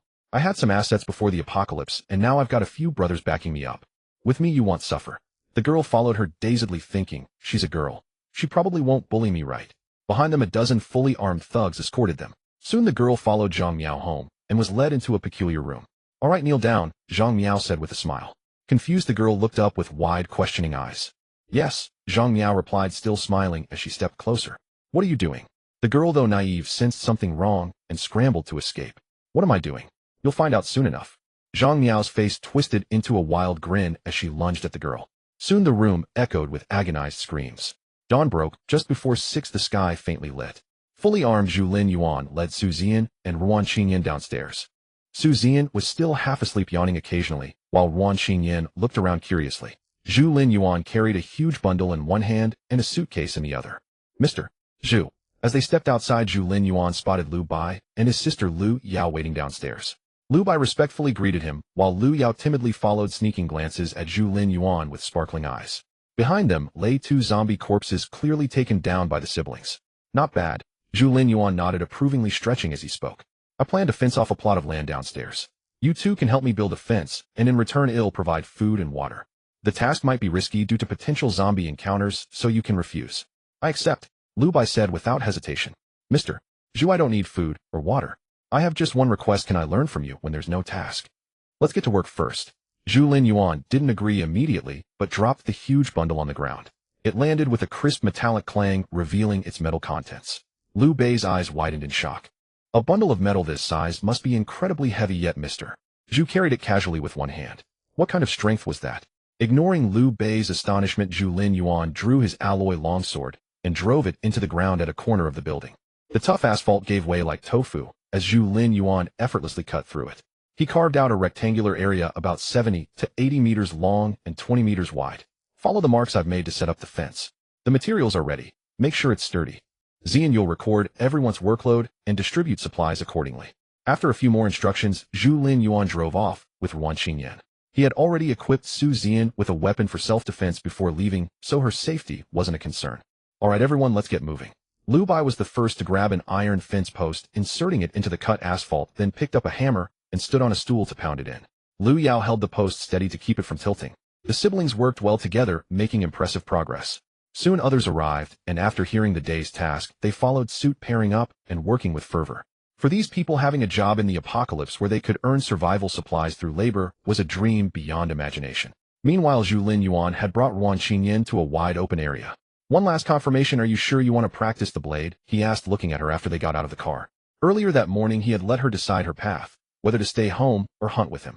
Ruan Qingyan chose the latter without hesitation and opted for the blade as if fate had ordained it. "I will practice the blade," she said, meeting his eyes with firm resolve. "I don't want to be a burden. I want to help you." "Good," Zhu Lin Yuan nodded. "Remember everything I told you on the way?" "Yes, I do." With a steady gaze, Wan Qingyan slowly drew the two bone blade short swords from her waist. Alright, your task today is to learn how to kill zombies. With that, Zhu Linyuan moved in a flash, dashing 100 meters away, breaking a zombie's legs and dragging it before Wan Qingyan. He repeated the process, capturing over a dozen zombies. Killing zombies is to steal your nerves. You must conquer fear first, then you can conquer them. These zombies are immobile. Your short blades can easily dispatch them.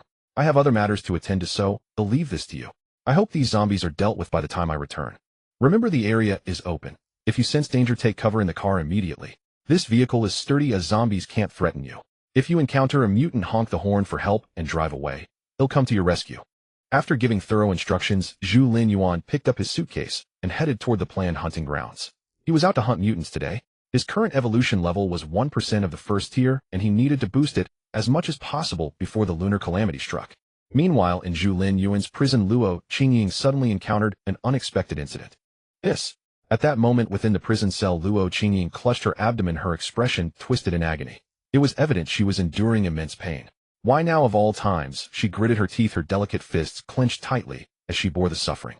Yet her gaze remained resolute. 1,000 crunches. No matter what, I must finish them. Biting her lip, she began performing crunches anew, her beautiful lips stained with faint traces of blood from her bite. Meanwhile, at Zhu Linyuan's location, with a click he arrived at the planned hunting ground and opened a briefcase. Inside lay packs of black meat. This is the finest bait for luring zombies, he mused. Zhu Linyuan sighed, then scattered a pack of mutated black meat on the ground.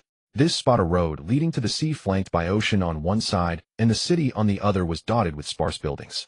The advantage of hunting here was that he only had to face zombies from one direction. At this stage, mutated monsters from the sea couldn't yet venture onto land. Otherwise, given their terrifying numbers, humanity would have long been extinct. After laying the bait, Zhu Linyuan retrieved a small speaker, cranked the volume to maximum, and began playing music. All are brave. Your foreheads wound, your differences, your mistakes. As the music blared, Zhu Linyuan slowly warmed up, preparing for the imminent battle. Zombies lacked sight, but their hearing and smell were vastly enhanced. The slightest sound would alert them. Now, with music at full blast and the irresistible mutated meat nearby, it was a veritable zombie trap. Sure enough, soon a zombie stumbled toward him. It was an ordinary male zombie clad in tattered rags, charging with a guttural roar. Facing it, Zhu Linyuan carefully donned the system-rewarded gauntlets, then exploded into action. His arm bulged, swelling with explosive power, and he threw a fierce punch. Boom! His fist halted before the zombie's face, and time seemed to freeze. In the next instant, the back of the zombie's head burst open, flesh and bones spraying everywhere. Love you walking alone in the dark alley. Love your unbowed stance. Love you facing despair, refusing to weep. The music continued. Zhu Linyuan withdrew his fist, eyeing the growing horde of zombies ahead, a smile curling on his lips. Then he lunged forward, his feet pounding the ground like a sprinting cheetah, charging straight into the midst of the zombies. Go! Dare! This ragged cloak! Fight! Fight! With the humblest dream. As the song reached its crescendo, Zhu Linyuan launched his slaughter. With a boom, he punched through the foremost zombies, head leaped up, grabbed a street lamp, and swept his leg out like a massive axe. Swish! Like a scythe cutting wheat, his kick erased the heads of a row of zombies, leaving only headless bodies crashing to the ground. Seeing dozens more charging fearlessly, he wrenched the entire lamp post from its base and smashed it down upon the horde. Crash! Crash! Crash! He kept pounding until the lamp post was flattened. By then, the dozens of zombies before him were reduced to fragments. Who says only those standing in the light are heroes? As the song ended, Zhu Linyuan discarded the ruined lamppost, brushed off the debris, and walked to a nearby milk tea shop by the roadside, taking a seat. His gaze lingered on the pile of zombie remains. Soon more zombies were drawn to the scene. After devouring the fragments, the zombies began tearing into each other, a gruesome and bloody spectacle. Zhu Linyuan watched with interest, his right fingers tapping absently on the table before him.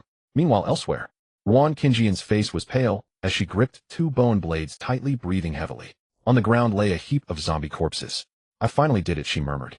Though they were only disabled zombies with limited mobility, it was still a tremendous ordeal for her. Since the apocalypse began, Wan Qingyan had avoided zombies at all costs, terrified of being discovered, let alone killing them.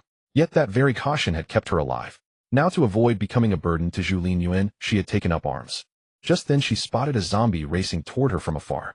Soon only two of the large zombie group near Zhu Linyuan remained, and they had transformed significantly. One was covered in gray-white bone plates like a suit of armor. The other was immense, towering over 2 meters tall like a giant. Evidently both were mutants. Raising two mutants at once, lucky me. Zhu Linyuan was mildly surprised. Such a simultaneous emergence was rare. For ordinary evolvers, it would be a disaster. Fighting one mutant was tough enough too, was suicidal. But Zhu Linyuan's eyes blazed with battle fervor. System, allocate all my remaining attribute points to strength. He rose and strode toward the battlefield. As the points poured into strength, he felt an inexhaustible power surging through him, like an overinflated balloon craving release. You're my target. A cruel grin crossed his face as he charged at the two mutants. The larger one reacted first, roaring and lunging in a bear hug. Boom. Zhu Linyuan sidestepped the embrace, then kicked the giant mutant's face, sending it crashing into a wall. The bone-plated mutant, alerted by the noise, lunged at him with gnashing teeth. Let's see how tough your bones are. He leaped, raising his leg high in the air, then brought it down like a massive axe onto the mutant's head. Crack. The skull was unexpectedly hard, withstanding the blow, but its neck couldn't bear the force, crushed between head and body. Thud. The mutant collapsed, its head barely attached by a strip of skin. Just then the giant mutant burst through the wall, swinging a punch at Zhu Linyuan. He dodged, and the fist hammered a concrete wall, leaving a gaping hole. Impressive strength. Grinning, he delivered an uppercut to the mutant's abdomen. Fast, precise, vicious. The explosive blow lifted the mutant off the ground, its body curling like a cooked shrimp. But that's not how you punch. He stepped back with his right foot, tucked his right hand to his waist, fist facing right, and took a deep breath. His upper body bulged with muscle like an angry deity. Then he threw a straight punch, striking the giant mutant square in the face. Crack, crack. The giant mutant's head shattered like broken glass, fissuring inch by inch. Huff, huff. Beside the off-road vehicle, Yuan Qingyan gasped for air, panting heavily. At her feet lay a lifeless zombie. Before they set out, Zhu Linyuan had outfitted her with a specialized combat suit and gloves, ensuring that unless she was bitten on the head, the risk of infection was virtually non-existent. It was precisely for this reason that Yuan Qingyan had boldly chosen to engage the zombie in combat. Armed with her weapon, she managed to slay it. Hey!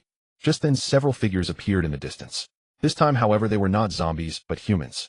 Seeing the group charging toward her, Yuan Qingyan wasted no time in pulling open the car door, sliding into the driver's seat, and locking the door securely. After a moment's hesitation, she chose not to honk the horn, but instead gripped the bone blade dagger tightly, her gaze fixed on the people outside. Boss, I saw her get in the car. Looks like a woman. She took down so many zombies and drives such a fine vehicle. She's probably no ordinary woman, one of them remarked. They were all shabbily dressed, each clutching a steel pipe, while the stocky leader wielded an axe.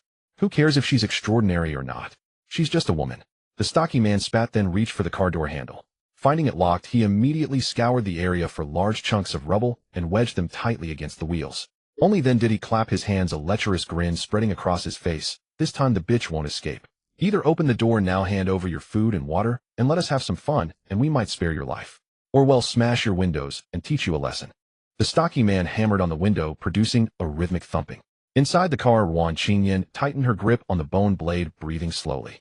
She had thought she would panic in such a situation, but now that it was happening, she found herself surprisingly calm. Brother Zhu has been gone for 27 minutes, Yuan Qingyan mused, glancing at the time. He said he'd be back in half an hour, so I only need to stall them for 3 minutes. With that thought, she tapped on the window with her slender index finger. As expected, the men outside stopped their actions at the sound. How this little lady knows what's good for her. Maybe we'll go easy on you later, one of them jeered. The group burst into raucous laughter, their faces twisted with lewd anticipation as they waited for the door to open. Yet after a long pause, nothing happened. Hey, you bitch, open up. The leader pounded on the window again with a dull thud. At that moment, Yuan Qingyan suddenly lowered the window on the opposite side where no one stood and tossed out a box of biscuits. The men heard the noise and rushed over, but by then she had already raised the window. Biscuits. The stocky man spotted the scattered biscuits on the ground and lunged for them, scooping up a piece and stuffing it into his mouth, dirt and all. The others, their eyes fixed on the biscuits, scrambled over, and a frantic scuffle ensued. 2 minutes later, the biscuits were devoured clean, not a crumb left behind. The stocky man licked the remnants from his lips and pounded on the window again. You bitch, get the hell out here.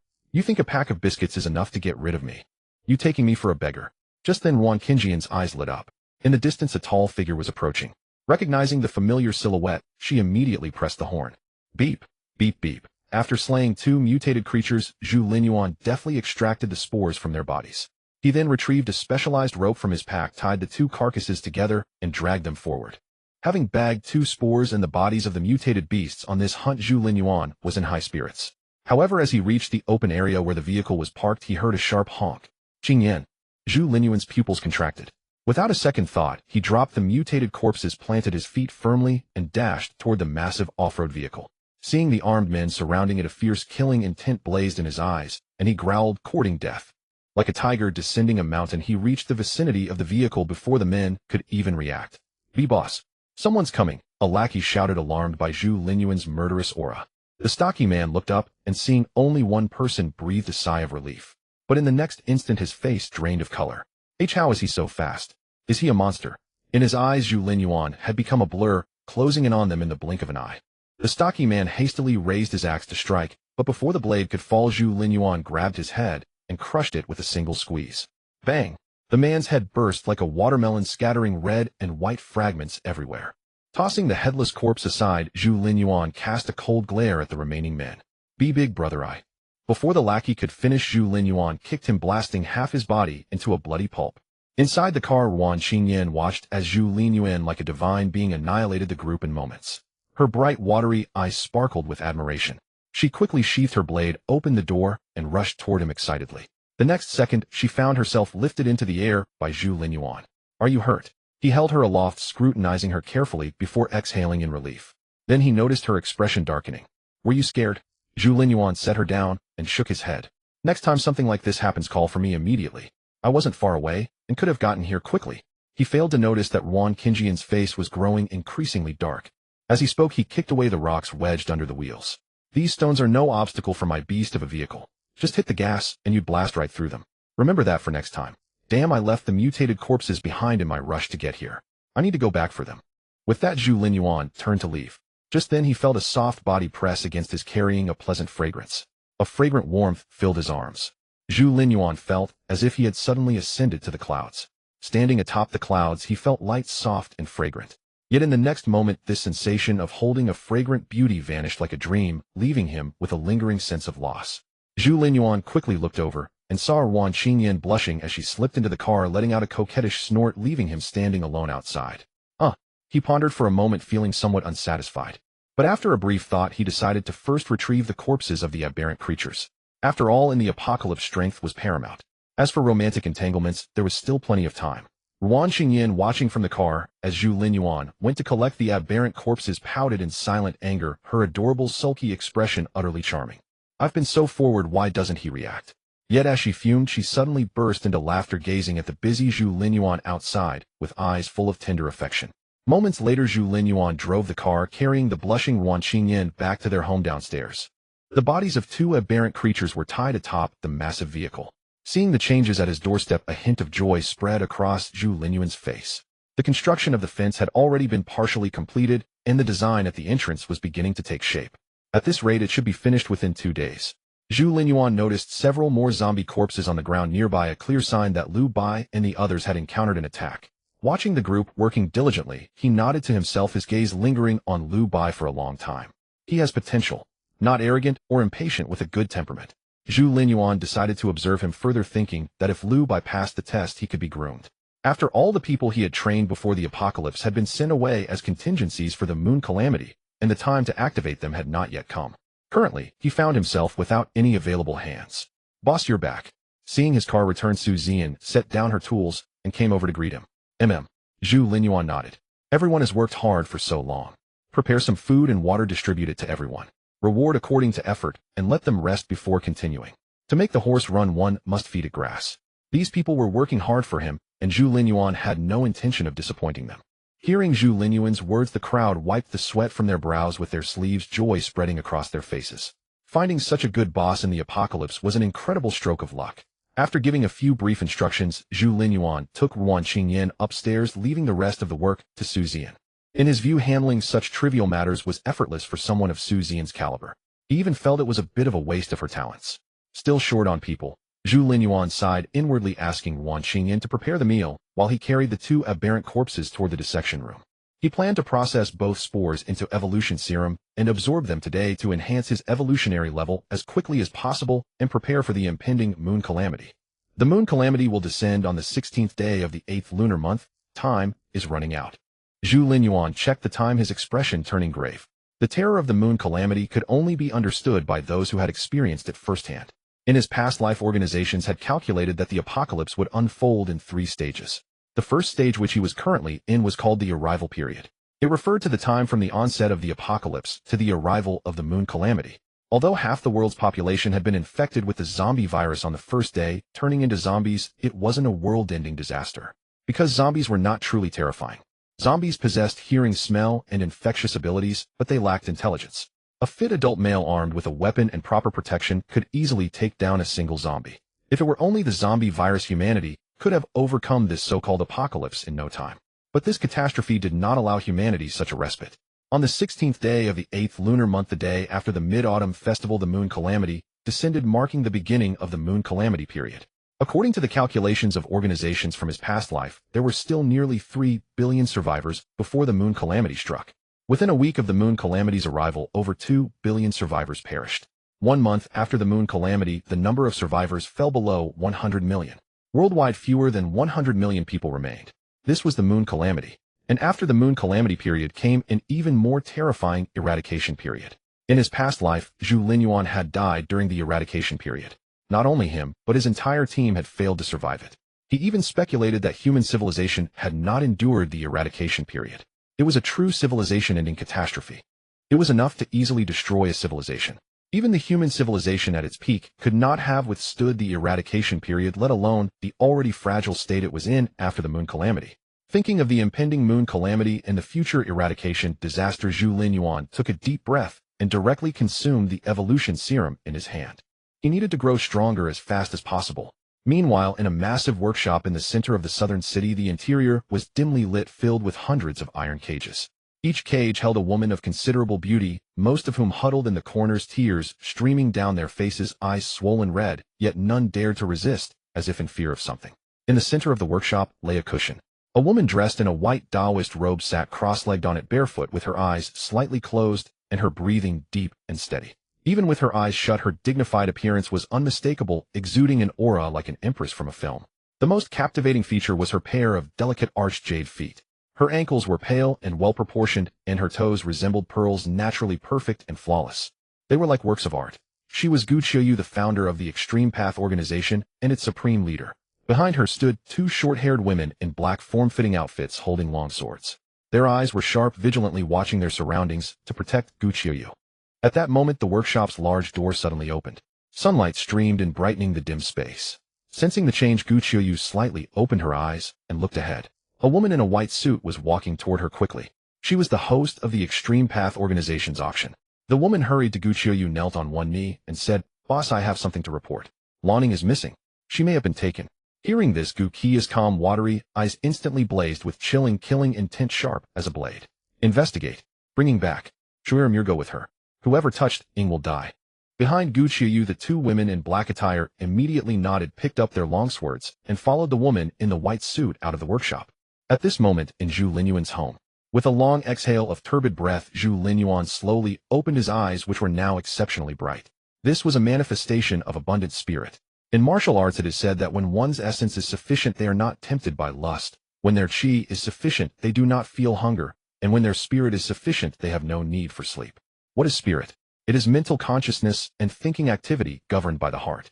A healthy heart leads to abundant spirit, and abundant spirit strengthens the body. In other words, sufficient mental energy results in physical strength. However, Zhu Linyuan was the opposite. It was his overwhelming physical power that made his spirit exceptionally abundant. At this moment, Zhu Linyuan's system panel displayed a significant change. Name: Zhu Linyuan. Rank: First Order Evolver. Evolution Progress 22. Strength 73. Speed 56. Physique 68. Attribute points 0. Daily tasks: complete 1,000 pull-ups to earn 1 attribute point 000. Complete 1,000 squats to earn 1 attribute point 000. Complete 1,000 push-ups to earn 1 attribute point 000. Capture task: none. Number of prisoners 2. My evolution progress has reached 22% as a first-order evolver. Feeling the surging power within him, Zhu Linyuan smiled. At this rate, it won't be long before I break through to second-order evolver, and then I'll be able to hold my own in the moon calamity. He knew that as a first-order evolver, he could already survive the moon calamity. But he sought more than mere survival. He aimed to reap benefits from the moon calamity. For the weak, it was a disaster, but for the strong, it was an opportunity. He intended to advance to second-order evolver before the moon calamity struck and make a name for himself during the chaos. Just as he was thinking, a voice echoed in his mind. Prisoner No. 1 Luo Qingying has completed 1,000 crunches. Host receives 1 attribute point. She actually managed to do 1,000 crunches. Zhu Linyuan was genuinely surprised. Compared to squats, crunches are far more difficult. Once the abdominal muscles are exhausted, every additional crunch feels like being pricked by needles, making it incredibly challenging. Even regular exercisers would struggle to do more than 200 or 300. Yet Luo Qingying had completed 1,000 crunches. Zhu Linyuan instinctively opened the view of cell No. 1, where Luo Qingying was carefully wiping her body with clean water. Her slender fair hands traced over her pale skin, and her entire frame trembled, clearly exhausted to the point of collapse. Yet her eyes remained resolute and defiant. Zhu Linyuan looked at her slim waist and noticed clear abdominal muscles, both beautiful and powerful. It seemed she was a regular exerciser before the apocalypse, and with such a tenacious personality, it's no wonder she made a name for herself in the end times. Zhu Linyuan thought to himself. In his past life, even he had heard of Luo Qingying's reputation, though it was one of terror. Legends spoke of her ruthlessness, treating human life as nothing, making everyone avoid her. As expected of the legendary venomous beauty, even now her true nature is beginning to show. Zhu Linyuan nodded slightly. If not for being captured by his overwhelming strength, it was only natural that Luo Qingying would rise to prominence in the apocalypse. He shifted his gaze from the bathing Luo Qingying to Laning. Laning was resting against the wall, her sportswear completely soaked, revealing her stunning curves. Her mature peach-like figure combined with her flushed, intoxicated complexion and an orchid-like delicate aura could drive any man wild, tempting them to pluck her. Zhu Linyuan frowned slightly. On the panel, Laning had only completed 374 squats. She was still far from the target of 1,000. Both started at the same time, and Luo Qingying has already finished her crunches while Laning has barely done any squats. She's so lazy. He'll have to discipline her later. Zhu Linyuan planned to teach Laning a lesson and boost his submission value. As submission value increased, each ordinary person would provide more attribute points daily, accumulating into a terrifying number over time. He wouldn't miss this opportunity. As for how to increase prisoners' submission value, Zhu Linyuan was still exploring, currently relying on physical means. Withdrawing his gaze, he began dissecting the two mutant creatures before him. One of the mutants had enhanced muscles, becoming enormous and immensely strong, but it was meaningless to Zhu Linyuan, merely more bait to attract zombies. The other was more important. Zhu Linyuan focused on the smaller mutant, starting to peel off its bone plates. He had already tested the hardness of these bone plates. Though not as sharp as the previous mutant's bone blades, they were harder than ordinary alloys, making them quite impressive. Most importantly, these bone plates were very light and perfect for crafting armor. Zhu Linyuan meticulously removed the bone plates, quickly gathering over 200 pieces, more than enough to forge a suit of armor. He then soaked the plates in a disinfectant solution, fully dissected both mutants, and refrigerated them for later use, as bait to attract zombies and cultivate more mutants. Only by doing this could he continuously produce mutants and enhance his evolution progress. After finishing, Zhu Linyuan took a shower, changed into clean clothes, and returned to his room. As soon as he entered, he was greeted by an incredibly rich aroma. So fragrant. Zhu Linyuan's eyes lit up, and he blurted out to Ruan Qingyan, who was taking off her apron, "Cola chicken wings." Humph. Ruan Qingyan deliberately snorted, but the slight upturn of her lips betrayed her joy. "You guessed right, but no reward. Go wash your hands and eat." "I already showered." Zhu Linyuan eagerly sat at the table. Ruan Qingyan brought over the prepared dishes. Besides cola chicken wings, there were stir-fried peppers with pork and a pot of bone broth she had simmered since morning. As she lifted the lid of the clay pot, the aroma of the bone broth filled the entire room. Gazing at the rich, milky white soup, Zhu Linyuan's appetite was whetted. He quickly ladled a large bowl, blew on it a few times, and gulped it down. "This is amazing." Zhu Linyuan looked at Ruan Qingyan in disbelief. "The soup is so delicious. It's been simmering for so long, of course it's good." Seeing Zhu Linyuan enjoying it, Ruan Qingyan felt a warm glow inside. She served him a bowl of fragrant rice and refilled his soup. "You consume so much energy every day, you need to eat more to replenish your nutrients." Ruan Qingyan continued. "After you finish eating, take a nap. He'll pan-fry a few steaks for you to eat when you wake up, good for protein. Then I need to wash our clothes." "Oh, when was the last time you changed your bedsheets? Do you want me to wash them?" "I was thinking of planting a few flowers in your room yesterday, but I forgot when I went out. The room is so big, but there isn't a single flower. It feels a bit lifeless. Do you not like flowers? If so, I won't bother."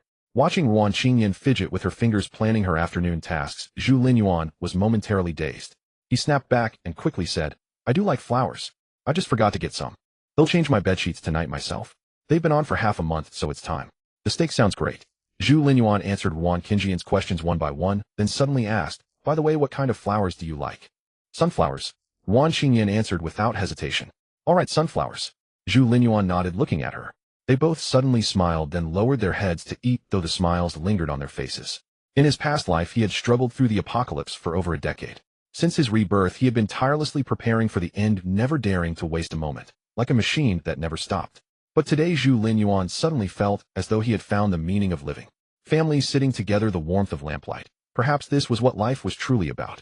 Ruan Qingjian's earlobes were slightly red, lost in thought. Soon the two of them had eaten everything on the table, with Zhu Linyuan devouring the lion's share.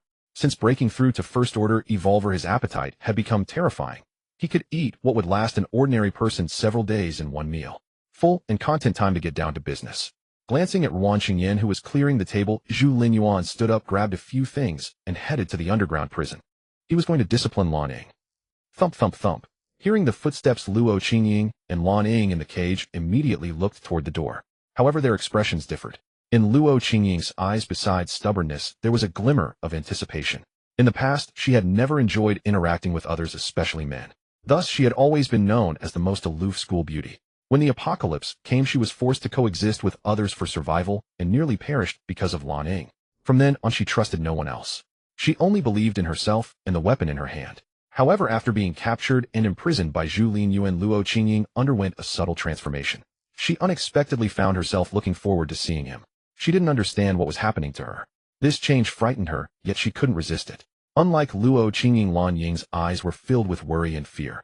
To her, Zhu Linyuan was like a deity, both formidable and terrifying. She had witnessed him shatter a thug's head with a single punch. That was beyond human capability. Moreover, she was locked in this cell by him. If he intended to harm her, she wouldn't even have the strength to resist. Worse still, Luo Qingying was watching from across the room. That was her student. She was the principal. The mere thought of being humiliated by a man in front of her student made Lan Ying wish for death. Just as her anxious gaze lingered, Zhu Linyuan suddenly entered the opposite cell. Lan Ying's heart finally settled. Then it transformed into anticipation and curiosity. She wanted to see how Zhu Linyuan would treat Luo Qingying. Lie down. Upon entering Luo Qingying's cell, Zhu Linyuan commanded directly. If anyone else had spoken to her like that, Luo Qingying would have stabbed them. She had killed many for less. But inexplicably, though she wanted to resist, her body obeyed, lying down while staring intently at Zhu Linyuan with defiant eyes. Lift your clothes. Zhu Linyuan rummaged through his bag without raising his head. This time Luo Qingying didn't comply. Instead, she watched him warily, her eyes sharpening with caution. Zhu Linyuan looked up, noticing her inaction, and suddenly understood. He shook his head and said, "Lift your clothes to your waist. I need to apply medicine, or you'll be in too much pain to move tomorrow." As he spoke, he shook the medicine bottle in his hand. Luo Qingying realized that this man wasn't going to do anything improper, so she slowly lifted her clothes, revealing her smooth, fair abdomen. The outlines of her muscles were clearly visible. It might sting a little. Bear with it. If you can't, just cry out. Zhu Linyuan poured the liquid onto his hand and gently applied it to Luo Qingying's pale belly. The moment his hand touched her skin, her body trembled as if struck by lightning. It wasn't from pain, but an indescribable sensation. She suppressed the urge to cry out, her eyes fixed unblinkingly on his. But his gaze was deep as the ocean, utterly unfathomable. Satisfied with her reaction, Zhu Linyuan nodded approvingly. It was only after witnessing Luo Qingying's resilient character that he decided to help her. If she had screamed and fussed, he wouldn't have bothered. As he thought this, he gradually increased the pressure of his hands. This was a special massage technique he had learned, designed to relieve muscle tension while enhancing her absorption of the medicine. It was a priceless skill he had acquired in his previous life during the apocalypse. Indeed, as Zhu Linyuan applied more force, Luo Qingying's eyes brightened slightly. She felt a warmth spreading through her abdomen, and the sharp pain and swelling from her earlier crunches greatly subsided. After about 3 minutes, Zhu Linyuan stopped. Seeing the lingering reluctance in Luo Qingying's eyes, he shook his head and said, "Given today's strain, this level of medicated massage is sufficient." Upon hearing this, her eyes dimmed, and she silently lowered her clothes. Zhu Linyuan nodded and took out some food and water from his bag. Today he had brought high-quality provisions, nutritionally balanced and beneficial for strengthening Luo Qingying's physique. He was also trying to improve her constitution so she could better complete her daily tasks and create value for him. After setting down the items, Zhu Linyuan rose and left Cell No. 1 despite Luo Qingying's reluctant yet stubborn gaze. Then he entered Cell No. 2. The moment he stepped inside, Lan Ying's emotions became incredibly complex.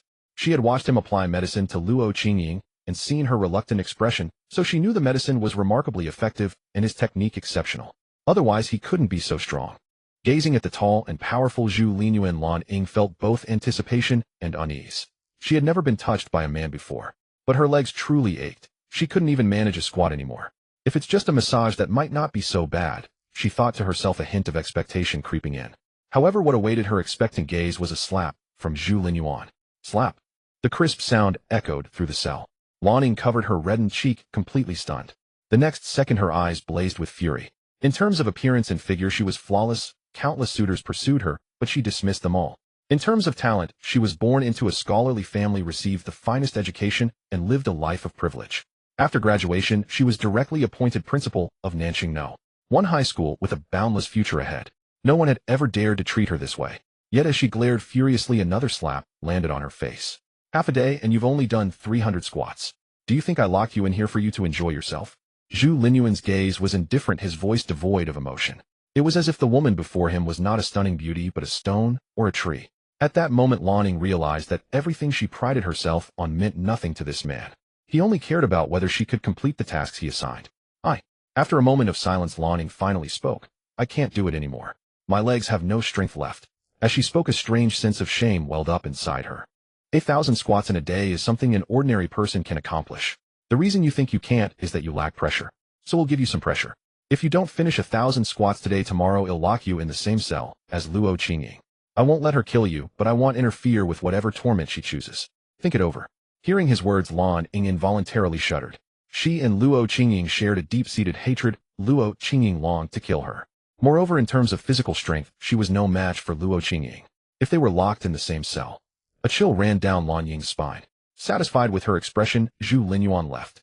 Just as he was about to return to his room, Luo Qingying's voice came from cell No. 1. After doing squats yesterday, my thighs hurt terribly. I don't think I can manage today, Luo Qingying said, her expression hesitant but determined. Could you apply some medicine to my legs as well? After a moment, Zhu Linyuan rose and left cell No. 1. Luo Qingying lay inside, her cheeks flushed and gaze hazy. In cell No. 2 across the way, Lan Ying endured the searing pain as she did deep squats. At the sight of this, her chest heaved violently, and she was seething with fury. Lan Ying fumed inwardly. Isn't this favoritism too blatant? She says her legs hurt, and she gets medicine and a massage. I say my legs hurt, and I get 2 slaps. Why should that be? Am I not beautiful enough? Her anger was so fierce that she cast aside all decorum, cursing in her heart. Yet she dared only to vent silently in her mind, for the red marks from Zhu Linyuan's 2 slaps still stung fiercely. After a bout of rage, Lan Ying felt the agonizing pain in her legs and glanced at Luo Qing, who had already fallen asleep in the opposite cell. A flicker of hesitation stirred within her. Could I really be worse than that little vixen? In terms of figure and looks, I'm not inferior to her in any way. When it comes to upbringing and eloquence, I come from a scholarly family, a PhD in Chinese from Qingbei University, and the youngest principal of Nanjing No. 1 high school. Am far superior, aren't I? Why does she get to live better than me? Humans are truly strange creatures. If everyone suffers together, there's no issue. But if some suffer while others enjoy comfort, the one suffering will grow dissatisfied. Especially since the one enjoying comfort was Lan Ying's student and her arch-rival. Worse still, she might end up under Luo Qingying's control in the future. Why should this be? Gritting her teeth, Lan Ying made a decision. No, I need to take some measures too. Isn't it just showing a bit of leg and waist? Who can't do that? Don't I have far more charm than that little girl? Next time he'll show that man what true allure and womanhood really are. Lan Ying had thrown caution to the wind, resolved to fight for a better living condition. She absolutely couldn't let that little girl outshine her. Meanwhile, Zhu Linyuan had completed his daily tasks. After allocating all his attribute points to strength, he took a shower, lounged on the sofa, and ate steak while watching TV. Though the internet was gone since the apocalypse began, he had stockpiled countless film and television resources. As long as there was electricity, he could watch them. Moreover, his entire building was constructed to the highest standards with an internal power generator, so he never had to worry about blackouts. In the past, he had been perpetually tense and never had time for TV. Only today did he suddenly realize that allowing himself occasional relaxation was beneficial. Balancing work and rest might be the path to longevity. At that moment, the midday sun streamed through the floor-to-ceiling windows, bathing the room in warmth, creating an atmosphere of serene comfort. Under the sunlight, Wan Qingyan, clad in a pink nightgown and white rabbit slippers, bustled about the room, tidying up with joyful energy. Zhu Linyuan smiled knowingly, then shifted his gaze from her and continued watching TV. Though he was relaxing, he wasn't watching dramas or the like, but rather videos on traditional martial arts. Before the apocalypse, he had visited many masters, experts in Sanda boxing, freestyle fighting, and so-called kings of soldiers. But he had visited the masters of traditional martial arts the most. He had filmed numerous videos of them explaining their techniques, allowing him to learn even after the apocalypse. Traditional martial arts, the combat skills designed solely to kill, not to perform. In his past life, Zhu Linyuan had personally experienced their formidable power. A master of traditional martial arts armed with nothing but a dagger could overcome a stronger foe, gouge out the eyes of a high-level evolved being, and slit their throat. But in his previous life, Zhu Linyuan had no way to learn such arts. After his rebirth, he had paid a tremendous price to seek out and study them. Throughout this process, he had come to understand the terrifying nature of traditional martial arts even more deeply. Some believed them to be mere fancy moves, but Zhu Linyuan knew that the general public simply couldn't access the true masters. Real experts didn't practice the routines or showy techniques of conventional martial arts. They trained in traditional martial arts, the art of killing. Their moves were ruthless, targeting weaknesses with precision, aiming for a single fatal blow. However, only the most elite circles could reach these masters. Those in high positions would pay heavily to hire them as personal bodyguards. At this moment, the martial art he was watching was called 18 Hands of Dragon Slaying. Its predecessor was 18 Hands of the Black Dragon. This boxing technique had once been promoted nationally, but then suddenly vanished. The reason was that its moves were too sinister and ruthless, leading to a ban by the state. But some traditional martial arts masters acquired the training methods for the Black Dragon 18 Hands, then fused them with their own techniques to create an even more ferocious and lethal killing art, the 18 Hands of Dragon Slaying. Chase the dragon, lock the dragon, capture the dragon, slay the dragon. Every move was deadly, utterly ruthless. Even through the screen, Zhu Linyuan could feel the chilling, killing intent. He watched with rapt fascination, his hands unconsciously mimicking the master's movements. To practice the 18 Hands of Dragon Slaying, the most crucial aspects were finger strength, wrist strength, and arm strength. The entry-level requirement alone demanded that the practitioner walk 50 meters on their hands daily, supporting their weight, with only the index and middle fingers and thumb of each hand. This was the toughest hurdle. However, once the strength was mastered, one could easily crush a human throat. Combined with the unique striking techniques, stances, and breathing methods, taking a life was as easy as reaching into one's pocket. Zhu Linyuan didn't need to train for strength at all. With his strength attribute over 70 points, he could punch through a wall.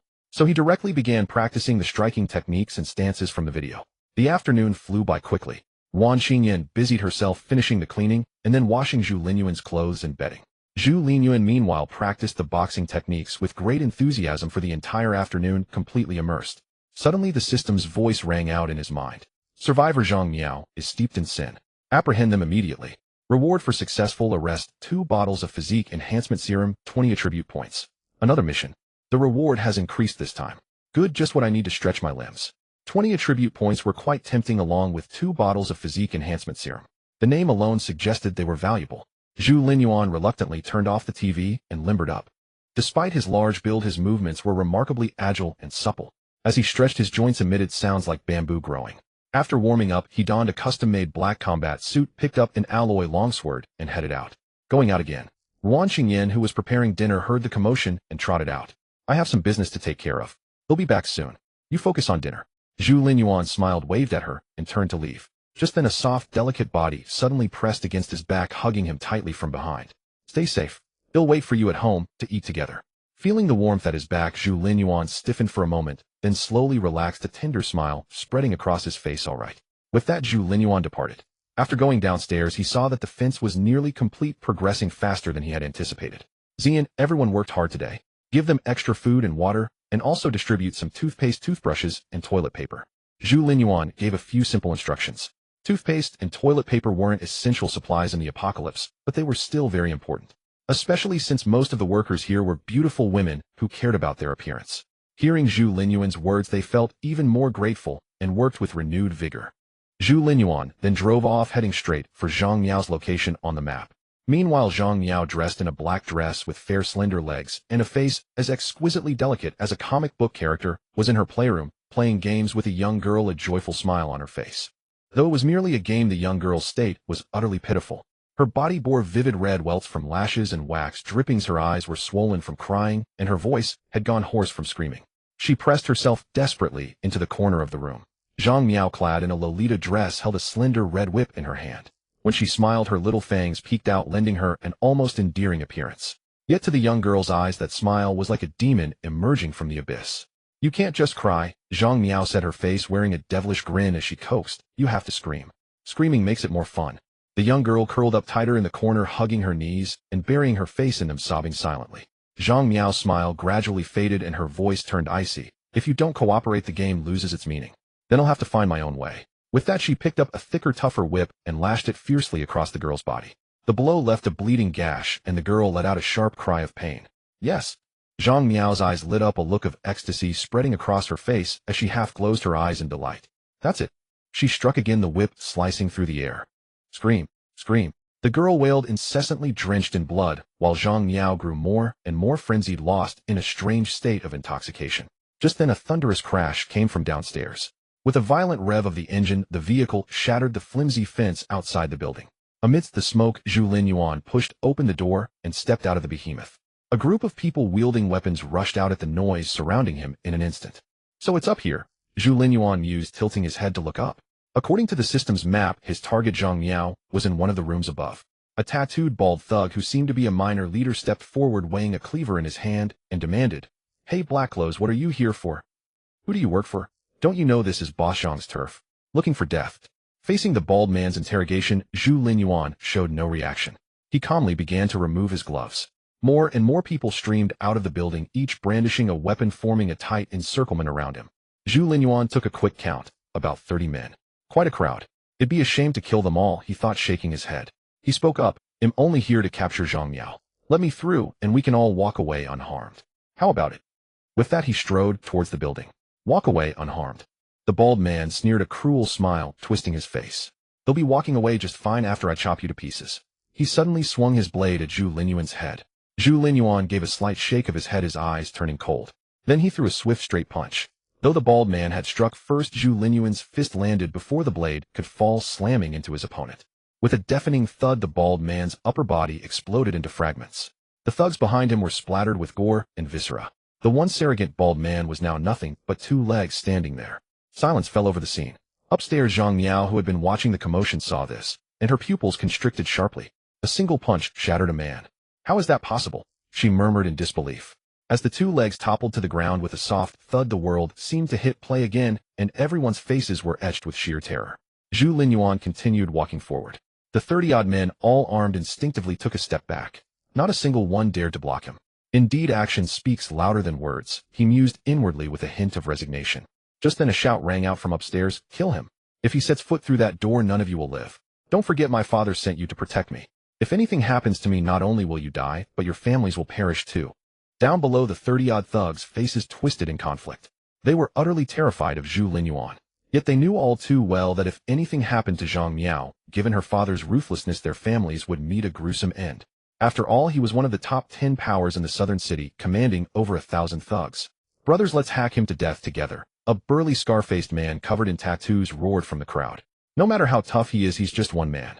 He can't take on more than 5 or 6 of us. There are over 30 of us with over 30 blades. If we rush him all at once, we'll chop him into mincemeat." The men, already wavering, were swayed by his words and surged forward. Upstairs, Zhang Yao watched with keen interest, murmuring in anticipation, "I can't wait to hear his death screams. A man so strong. His screams must be especially delightful." A morbid grin spread across her face. But in the next second her smile froze. Down below, facing the onrushing thugs, Zhu Linyuan charged forward instead of retreating. He pushed off the ground with explosive force, shooting ahead like an arrow from a bow. His hands transformed into claws, becoming a blur as they shot towards the throats of the thugs in front. With 2 sharp cracks, his movements were lightning fast. The men at the front didn't even have time to react before a searing pain tore through their throats, and they collapsed, clutching their necks. Gurgling sounds escaped their crushed windpipes. They couldn't even scream, only letting out faint hisses of air as their eyes widened, awaiting death's arrival. This black dragon throat lock is indeed vicious. No wonder this fist technique is banned by the state, Zhu Linyuan noted inwardly. The lethality of this technique was immense. Every move was designed to kill, leaving opponents either dead or gravely wounded. He had barely used any force, yet these thugs were doomed. The technique is excellent, but I'm still not proficient enough, he thought. A smile suddenly appeared on Zhu Linyuan's face as he surveyed the remaining 30 thugs. "Perfect. I'll use you to practice my forms." With that, he plunged into the crowd, alternating between fists and claws, eagerly putting each move of the 18 dragon subduing palms into practice. The 30-odd thugs fell before him like wheat before a scythe. Upstairs, Zhang Yao watched the blood-soaked figure wreaking havoc, her face turning deathly pale. She trembled, whispering, "He's not human. He's a demon." In a matter of moments, over 30 thugs lay scattered on the ground, all devoid of life, not a single survivor left.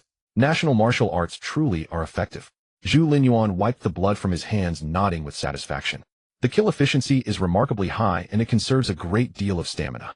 Just now he had meticulously controlled his strength, using only a third of his power.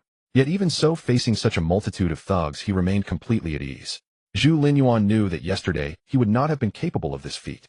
After all, he was confronting over 30 adult men armed with weapons and possessing some combat experience. The reason for such efficient slaughter was the sheer power of the 18 dragon-slaying hands. Truly a killing technique passed down through millennia. It seems I should dedicate more time to this in the future. Through this battle, Zhu Linyuan had fully experienced the allure of national martial arts. Now that the minor nuisances are dealt with, I can attend to the real business. With these words, Zhu Linyuan ascended the stairs step by step. Meanwhile, on a nearby street, two women in black form-fitting attire cradling long swords walked slowly forward.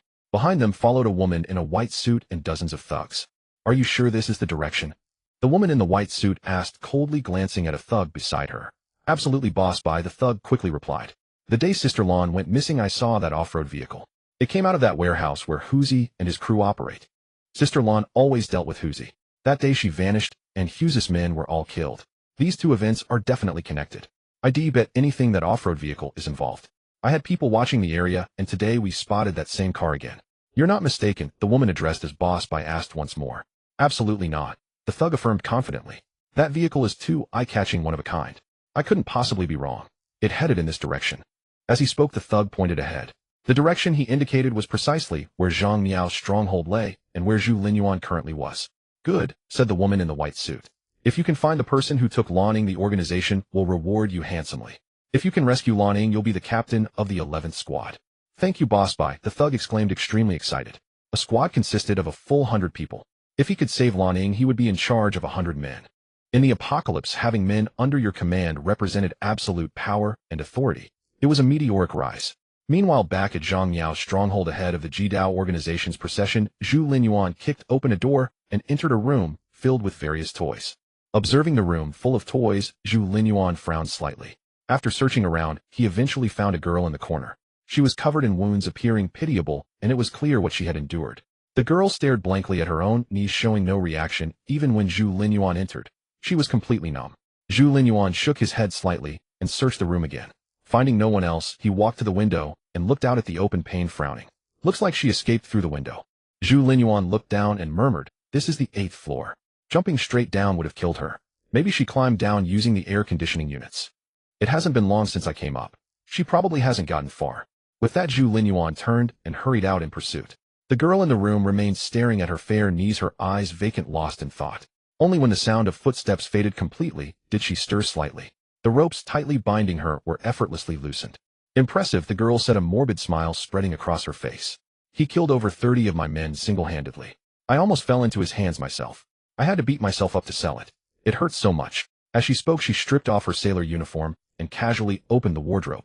Inside the wardrobe were rows of different Lolita dresses. What should she wear? The girl hummed a tune, a playful smile on her lips. She picked up a black dress, tilting her head. "How about this one? Not very flattering." A deep male voice suddenly sounded from behind her. "That blue and white one would suit you better." The man's voice carried a hint of contemplation, as if he were seriously considering which dress was more appropriate for her. The girl froze instantly. Her pupils contracted. The dress slipped from her hand and fell to the floor. The girl turned slowly, only to see a tall, robust figure standing before her. In the next second, a massive hand reached for her. With a crack, Zhang Miao was knocked unconscious. Zhu Linyuan hesitated for a moment, thinking that simply dragging her out like this might not be ideal. It wouldn't be good if she caught a cold wearing nothing. After a moment's thought, Zhu Linyuan grabbed a bedsheet and wrapped her up. Then, searching the area, he found a neighboring room piled high with supplies. From one large crate came a muffled whimpering sound. Opening the crate, he found a naked girl inside. She bore even more severe and miserable wounds than Zhang Miao. When she saw Zhu Linyuan, her eyes were filled with terror. "Come out and put some clothes on." Zhu Linyuan shook his head, and without further concern for her, began moving the supplies himself. I didn't expect Zhang Miao to be such a little rich girl with so many medical supplies. Zhu Linyuan was mildly surprised. In these times, medicine was even more valuable than food. Without a second word, he loaded all the medicine into his vehicle and tossed Zhang Miao onto the back seat. Only when the car was completely packed did he contentedly head for the driver's seat. Just then, the girl emerged wearing a sailor-style dress. She looked at Zhu Linyuan timidly. Zhu Linyuan waved his hand, signaling she could leave. Once she was certain that Zhu Linyuan had no intention of harming her, the girl breathed a sigh of relief, whispered a soft thank you, and hurriedly ran towards her home. "Poor little thing," Zhu Linyuan sighed, shaking his head. "This world has terrified her." Just then he froze. The girl had barely reached the street corner when a large group of people emerged from beside it. At the front of the crowd were two women in black form-fitting attire holding long swords. The girl stood frozen at a loss, staring in terror at a figure within the crowd, her whole body trembling slightly. She recognized the woman in the white suit. She remembered clearly. That woman had sold her for the price of 20 crates of chocolate. "Isn't this the merchandise we sold earlier?" Boss Bai remarked with some surprise. She managed to escape from Zhang Miao. With that, Boss Bai gave a signal. The thug beside her immediately understood and began walking towards the girl. The girl immediately turned to flee. Catching sight of Zhu Linyuan, she hesitated for a moment, then changed direction. She was afraid of implicating him. Zhu Linyuan watched the scene unfold, frowning slightly. Just then a thug stepped out from the crowd and pointed at Zhu Linyuan's off-road vehicle, shouting, "That's the car. That's the one that took Sister Lanning away." Everyone's gaze immediately focused on Zhu Linyuan. Even the two thugs who had been going after the girl stopped in their tracks. They all knew the relative importance of a woman compared to Lanning. The two women in black form-fitting attire slowly drew their long swords, their eyes sharp and menacing. "Sai, they're here for Lanning. Probably that Jidao organization again. Looks like he'll be late for dinner."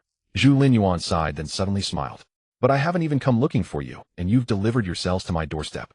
A hint of killing intent crept into Zhu Linyuan's voice. "I might as well deal with you all at once." As his words fell, his long blade was drawn from its sheath. Clang! The long blade was drawn from its scabbard, emitting a crisp metallic ring. Zhu Linyuan held the saber, his gaze indifferent, as he strode step by step towards the formation of over 100 thugs ahead. His pace was neither too long nor too short, as if measured with precision. His steps were unhurried, yet with each footfall his entire aura ascended by a notch. Though he was but a single man, his presence was more formidable than the 100-plus opponents, like a blazing, roaring flame. "He's an expert." The two women clad in black, tight-fitting suits exchanged a glance, reading a hint of gravity in each other's eyes. They had only witnessed such an aura from Gu Qiuyu before. The woman in the white suit also noticed the solemnity in their gazes and directly commanded the thugs, "All of you attack. Whoever can injure this man will be rewarded with a crate of canned food. Whoever can kill him will be rewarded with 10 crates of chocolate and a beautiful woman who hasn't been traded. Whoever can rescue Lan Ying will become the captain of the 11th squad." Hearing the rewards promised by the woman, the thugs were instantly electrified, their eyes turning bloodshot as they charged at Zhu Linyuan with their blades, eager to hack him to death. One slash meant a crate of canned food. If they were lucky enough to land the final blow, the reward was even more lavish. If they could bring back Lan Ying, they would become a squad leader. Seeing this, the woman in white turned her gaze back to Zhu Linyuan, a contemptuous smile curling on her lips. Under heavy reward, there are always brave men.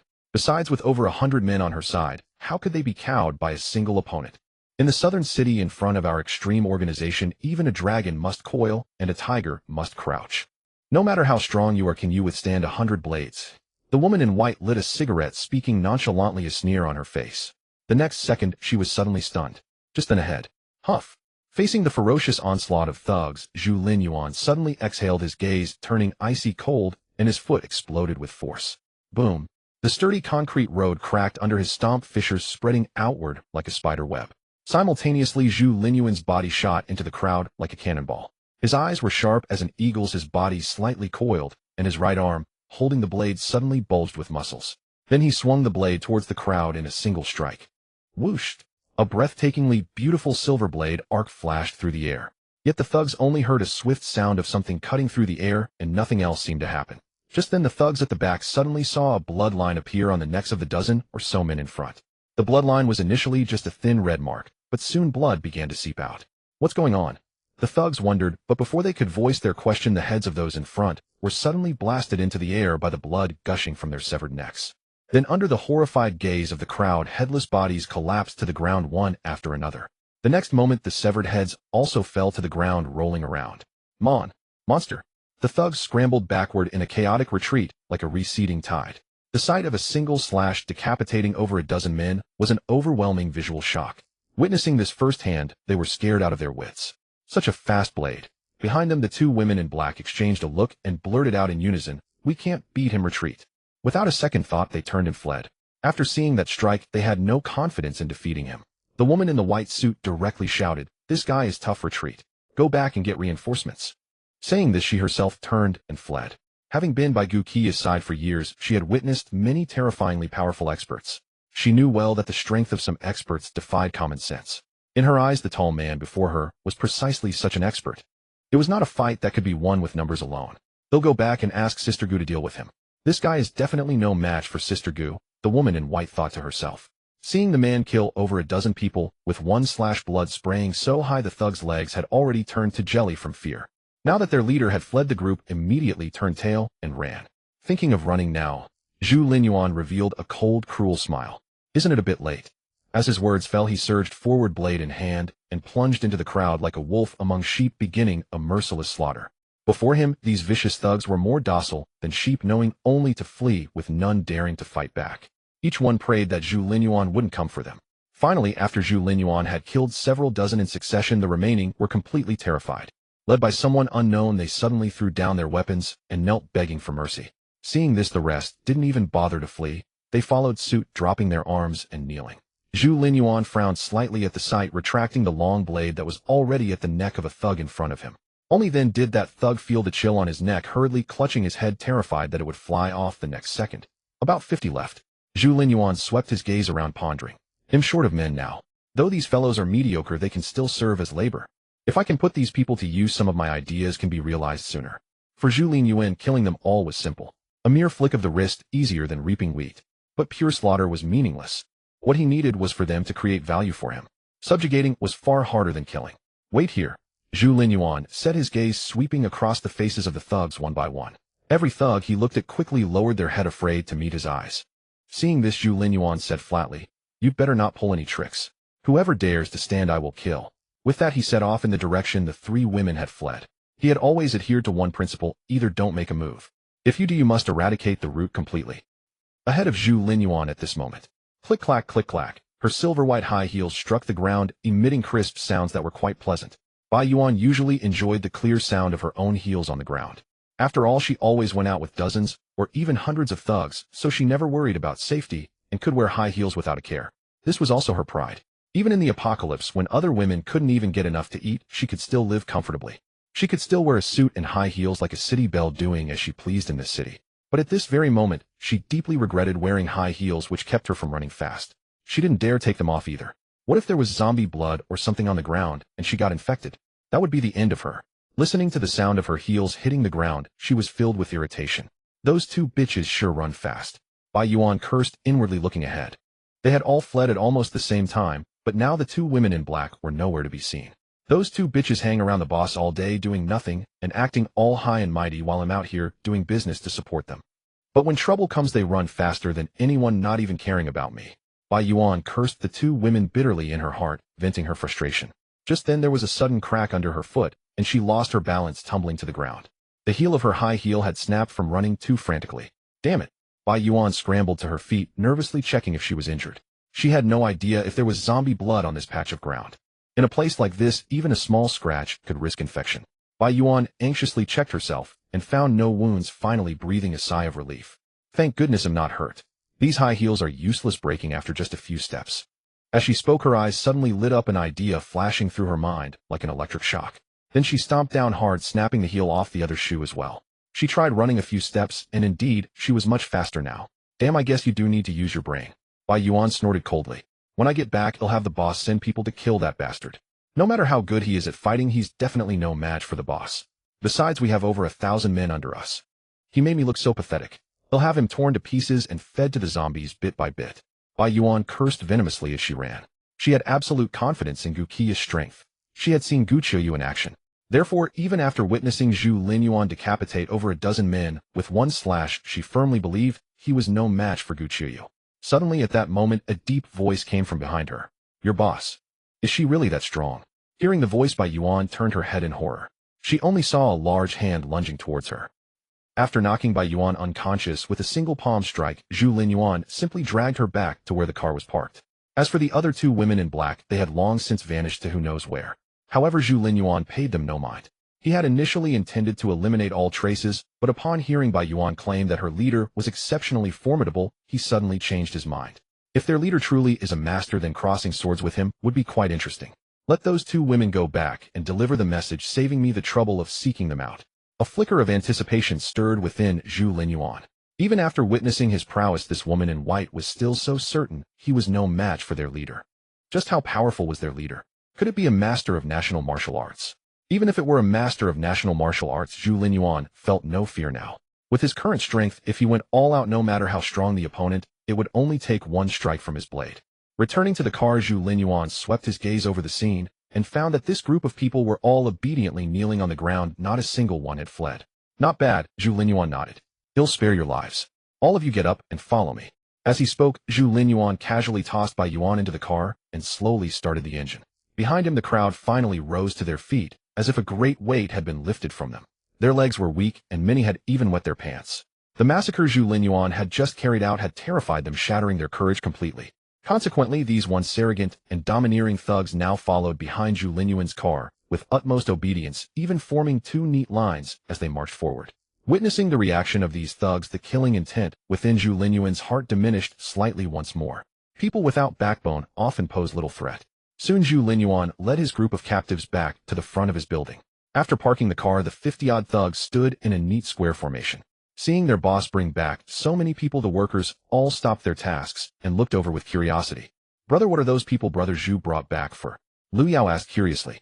Don't ask too many questions, Lu Bai shook his head. We just need to do as Mr. Zhu says. Don't meddle in other matters. Oh, Lu Yao blinked and quietly stood aside to watch the spectacle. At this moment, Su Zian had already walked up to greet Zhu Linyuan. Boss, who are these people? Su Zian asked in a low voice. These are thugs from the extreme organization captives I brought back today. They're all under your management from now on, Zhu Linyuan said casually as he unloaded the goods. So many captives. Su Zian's eyes lit up instantly. This time we can properly clear out the nearby zombies and also reclaim the wasteland out back. If we plant now, we might even get a harvest this year. Hearing that these people were all under her command, Su Zian immediately began planning how to handle them. Zhu Linyuan had previously instructed her that the surrounding wasteland needed to be utilized. According to his wishes, even though they had plenty of supplies now, they couldn't just live off their reserves. They had to find ways to continuously acquire food and various resources. In the apocalypse, the simplest way to obtain resources was to take them from others, looting and plundering. But Zhu Linyuan knew this wasn't a long-term solution. The most sustainable approach was to produce their own supplies.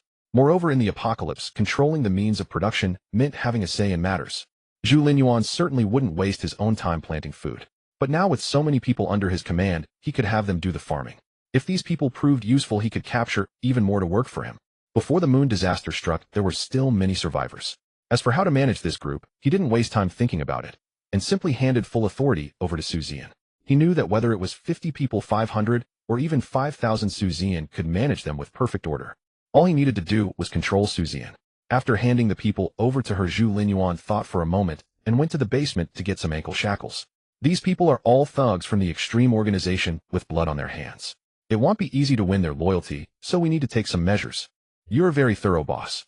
Su Zian took the shackles with a charming smile, then called out to Lu Bai. Shall Lu put these shackles on all of them? Every single one, to prevent any trouble. Yes. Lu Bai eagerly took the shackles and walked toward the captives. He had been looking for ways to prove himself in front of Zhu Linyuan. Seeing Lu Bai approaching with the shackles, the captives all stepped back slightly. They knew that once locked in shackles, escape would be impossible. A few even considered running right then, but catching sight of Zhu Linyuan standing nearby with an indifferent gaze, a chill ran through their hearts, and they completely abandoned the idea of fleeing. They let Lu Bai lock them up. They all understood that being shackled only meant losing their freedom. If they dared to resist, now they would lose their lives. Where there's life, there's hope. The captives comforted themselves, silently staring at the shackles on their ankles. Meanwhile, at the headquarters of the extreme organization, two women in black martial attire pushed open the large doors and strode in quickly. Gu Qiuyu was still meditating with her legs crossed. Hearing the commotion, she slowly opened her eyes, her autumn water pupils devoid of any emotional fluctuation. Seeing the expressions on the two women's faces, she spoke calmly. What's wrong? Shuai, couldn't you rescue Yinger? Sister, the opponent was too strong. One of the women in black shook her head, still shaken. Over 100 thugs surrounded him, and a dozen were killed in an instant. If we hadn't run fast, we probably wouldn't have made it back either. We were no match for that person at all. That's strong. Gu Qiuyu furrowed her brow slightly, a flicker of thought passing through her eyes. Her voice gradually turned cold. No wonder he dares to oppose me. It seems he's also a major power. How many people did he deploy? One, the woman in black stammered in response, not daring to meet Gu Qiu's eyes. One person. Gu Qiu's brow tightened. One person cut through an entire squad. Besides me in the southern city, is there anyone else with such strength?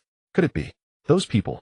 Due to her status, Gu Qiuyu had encountered some mysterious masters in the southern city before. In her eyes, those people were like killing machines, every move crafted solely for slaughter. Moreover, they were utterly fearless. Once they locked onto a target, it was a fight to the death. They would rather lose an arm than fail to land a blow on their target, like legendary death warriors. Perhaps their skills weren't superior to hers, but even Gu Qiuyu couldn't guarantee victory against them. It's definitely not them, the woman in black quickly said. This person's technique wasn't particularly outstanding. He's probably just blessed with immense natural strength, which is how he could fight 100 alone. I see. Gu Qiuyu felt relieved. If it's just natural strength, there's nothing to worry about. Without sufficient technique, no amount of power is anything but a castle in the air. One strike of the sword can slay him. A glint of murder flashed in Gu Qiuyu's eyes. She had dealt with many people blessed with natural strength before. There was nothing to fear. Continue sending people to track the opponent's whereabouts. This time I will personally take action. Yes. The woman in black acknowledged and immediately turned to dispatch her subordinates to search for Zhu Linyuan's location. Meanwhile, after ensuring every captive was shackled, Zhu Linyuan got up and left, dragging Zhang Miao and Bai Yuan to the prison.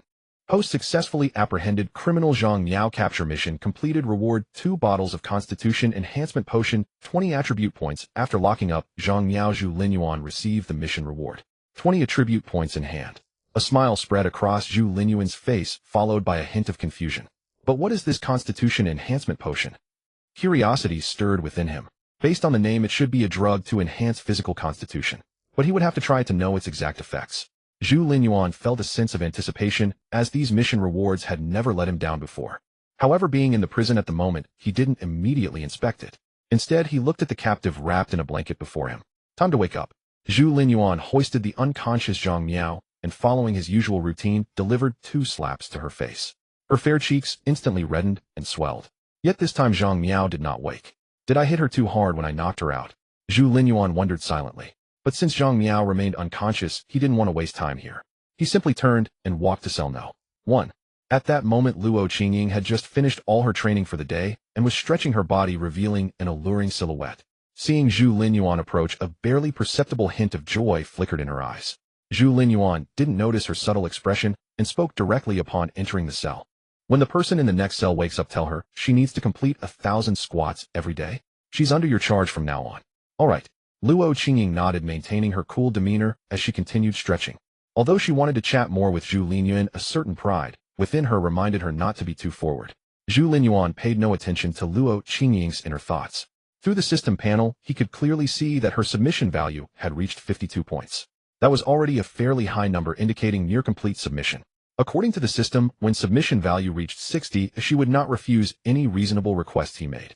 When it reached 80, she would not refuse most of his demands except for things like asking her to commit suicide. When submission value reached 100, she would not refuse any request he made, including ending her own life. In other words, once the submission value hit 100, Zhu Linyuan could make these prisoners do anything. Seeing that Luo Qingying's submission value had already reached 52, Zhu Linyuan felt a strong sense of accomplishment. Luo Qingying is indeed worth cultivating. Once her submission value reaches 80, I can let her out to work for me, he mused silently. As for Lan Ying in cell No. 2, Zhu Linyuan hadn't yet found any cultivation value in her. She was only good for generating attribute points each day. And Zhang Miao in cell No. 3 was still unconscious. Just as Zhu Linyuan was about to leave, a voice suddenly came from the cell across from him. It was Lan Ying. Brother, I feel so terrible. Can you help me? What is it now? Zhu Linyuan furrowed his brow, glancing at Lan Ying. This woman, already of little worth, was always causing trouble. If not for her ability to continuously generate attribute points for him, Zhu Linyuan would have been tempted to silence her with a single slap. I feel so uncomfortable. Lan Ying lay on the blanket, once again clad in her blue and white porcelain cheongsam. Her voice was as faint as a thread, her cheeks flushed with a rosy hue, and her delicate hands roamed ceaselessly over her graceful body. Zhu Linyuan stepped into cell No. 2, cast her a glance and frowned. Did you take an aphrodisiac? In his view, Lan Ying's reaction was utterly indecent.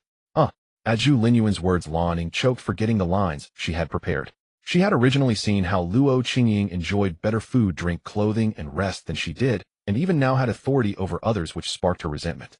Thus she attempted to emulate Luo Qingying by seducing Zhu Linyuan with her charms, hoping he would grant her some resources and freedom. Yet she never expected Zhu Linyuan to be so oblivious to her advances. What's with the Spit it out, Zhu Linyuan said impatiently. Although Lan Ying was a rare beauty, he had no desire to waste more time on her. Moreover, even if he wished to act on his impulses, did he need her consent? Could she possibly resist? Their positions were inherently unequal. Zhu Linyuan could treat Lan Ying as he pleased, while she could only accept it. Nothing. Sensing Zhu Linyuan's irritation, Lan Ying spoke timidly. It's just that my legs ache terribly after doing squats, and I want it. You want me to take a look? Zhu Linyuan interrupted, unable to bear her hesitation. Lanning lowered her head, letting out a soft hum. You don't do your work, while yet you have so many demands. Zhu Linyuan stepped forward and casually lifted the hem of her cheongsam. However, the slit of Lan Ying's cheongsam only reached her calf, so Zhu Linyuan pulled the entire garment upward, revealing 2 long, fair, and slender legs. Lan Ying, having never been touched by a man in such a way, felt a strange sensation course through her body and let out an involuntary moan. Hearing her own voice, Lan Ying's pretty face flushed crimson. She quickly turned her head away, unable to meet Zhu Linyuan's gaze. It was then that Zhu Linyuan noticed Lan Ying's skin was incredibly smooth, delicate, and sensitive, and her body seemed as if it had been steeped in milk, exuding a fragrant aroma that was most pleasing. Truly a rare beauty. But it's clear she lacks exercise. Zhu Linyuan shook his head inwardly as he began to knead her long legs. In terms of looks and figure, Lan Ying belonged to the league that could make an emperor neglect his duties at dawn. But in terms of physical fitness, Lan Ying was likely only at the level of a high school student. Completing 1,000 squats was indeed a desperate effort. His hands are so strong and so warm it feels wonderful. Lan Ying savored the sensation of Zhu Linyuan's kneading on her legs, her thoughts tinged with shyness. She didn't know what would happen next, her heart a mix of anxiety and anticipation, and her long legs unconsciously pressed tightly together. Relax. Zhu Linyuan frowned and pried her legs apart, kneading until her eyes grew misty with desire and her pale legs turned a rosy pink before finally stopping. There's sleep, and your legs won't hurt in the morning. Zhu Linyuan pulled Lan Ying's cheongsam down to cover her legs and rose to leave. That's it. Lan Ying, her face flushed, an expression dazed, said with lingering reluctance, Don't you need to apply medicine? He'll apply medicine when your performance satisfies me. Zhu Linyuan shook his head. At your current level, even this massage feels like a waste of my time. With that, he turned and left. Lan Ying's submission value has increased from 19 to 27 points. It seems treating them differently to incite jealousy is effective. Walking along, Zhu Linyuan pondered. For him, the ultimate goal was to raise the submission values of these prisoners, making them generate value and a steady stream of attribute points. In this apocalypse, strength was paramount. Lost in thought, Zhu Linyuan pushed open the door and was immediately greeted by the aroma of food. His appetite was instantly whetted. What delicious dishes have you made this time? He asked, curiously approaching the busy Wan Qingyan. Today I've made oil-blasted shrimp, shredded pork and fish fragrant sauce, and sweetened sour carp. Seeing Zhu Linyuan return safely, Wan Qingyan's anxieties melted away. Happily, she brought out the dishes one by one from the pot. Zhu Linyuan, already famished, couldn't resist picking up a bowl of fragrant rice and began to feast voraciously. Be careful, the fish has bones. Wan Qingyan quickly reminded him. It's fine, Zhu Linyuan said while eating ravenously. Swallowing fish bones also supplements calcium. Though he ate quickly, he chewed thoroughly, and with his current physique, even glass could be easily crushed into powder, let alone fish bones.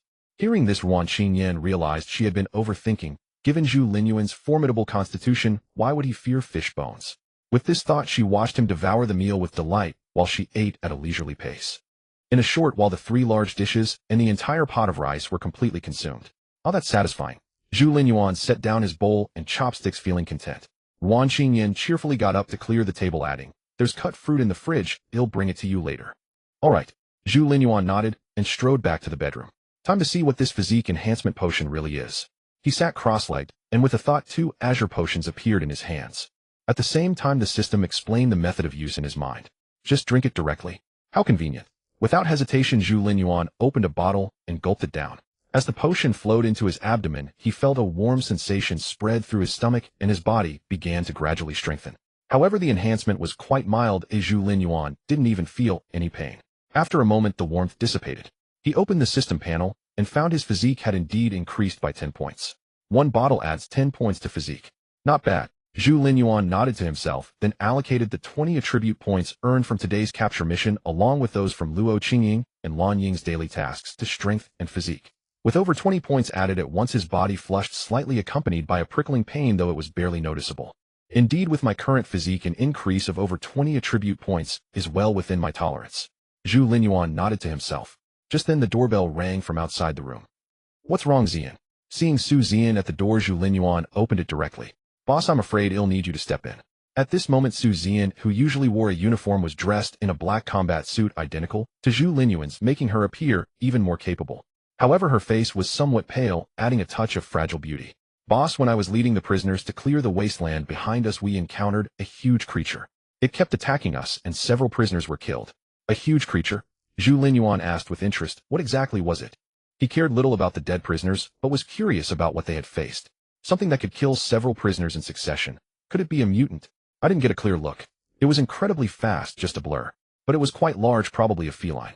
Su Zian shook her head, a trace of fear in her voice.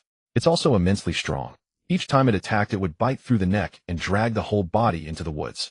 I was afraid of more casualties, so I ordered everyone to retreat. Hearing her explanation, Zhu Linyuan nodded. You did the right thing.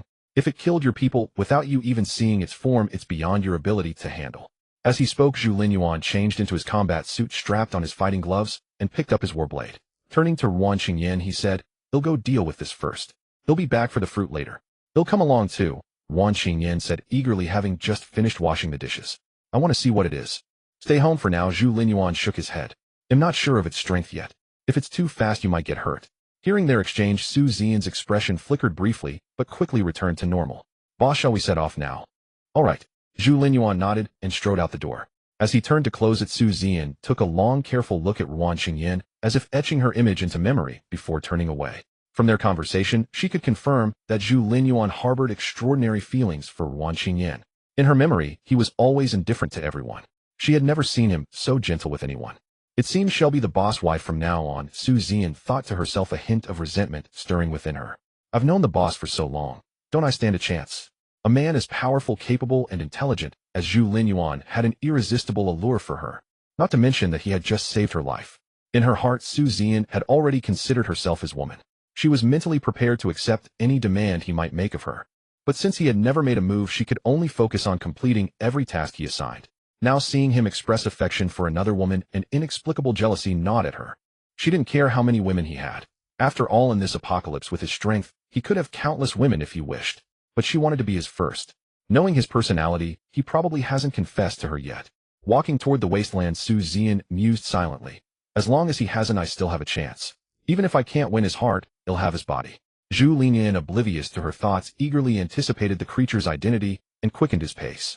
Seeing Su Zian struggling to keep up, he instinctively reached out and wrapped an arm around her slender waist. "Zian, we need to move faster. Hold on tight." With that, he accelerated his speed, multiplying in an instant. Feeling the rushing wind, Su Zian clung tightly to him, pressing her body against his, sensing his warmth and powerful heartbeat, which filled her with a profound sense of safety. Her waist was soft, especially in the combat suit, and Zhu Linyuan couldn't help but pull her closer. In his arms, Su Zian quietly studied his chiseled profile and the sleek contours of his muscles beneath his clothes, biting her lip, softly lost in thought. Zhu Linyuan, focused solely on speed, soon brought her to the wasteland. Surveying the bloodstains nearby, a contemplative expression crossed his face as he set Su Zian down. "Boss, it killed 4 people and dragged their bodies toward the mountains." Su Zian adjusted her clothes and explained softly. Though she had just witnessed 4 deaths here and felt a lingering aversion to the wasteland, standing beside Zhu Linyuan gave her an unshakable sense of safety, banishing all fear of the monster's attack. This was her absolute trust in him. "It must be a mountain beast that mutated," Zhu Linyuan said, a hint of anticipation in his eyes. "Evolution fluid delivered right to his doorstep. Just when I was short on attribute points, it comes offering itself to me." He murmured to himself with a smile, then instructed Su Zian. "Zian, have the prisoners return to work on the wasteland. They'll keep watch here." "Yes, boss," she replied obediently, turning to summon the 40+ prisoners. "Continue with the tasks I assigned. The boss is here, you're safe." As she spoke, Zhu Linyuan's gaze fell on the prisoners. Unlike his earlier warmth, his eyes were now cold and ruthless, as if he would kill them all without hesitation if they refused. The prisoners, reluctant to return to the wasteland, panicked at his icy stare. Here they might be killed by the monster. Disobeying, they would surely die by his hand.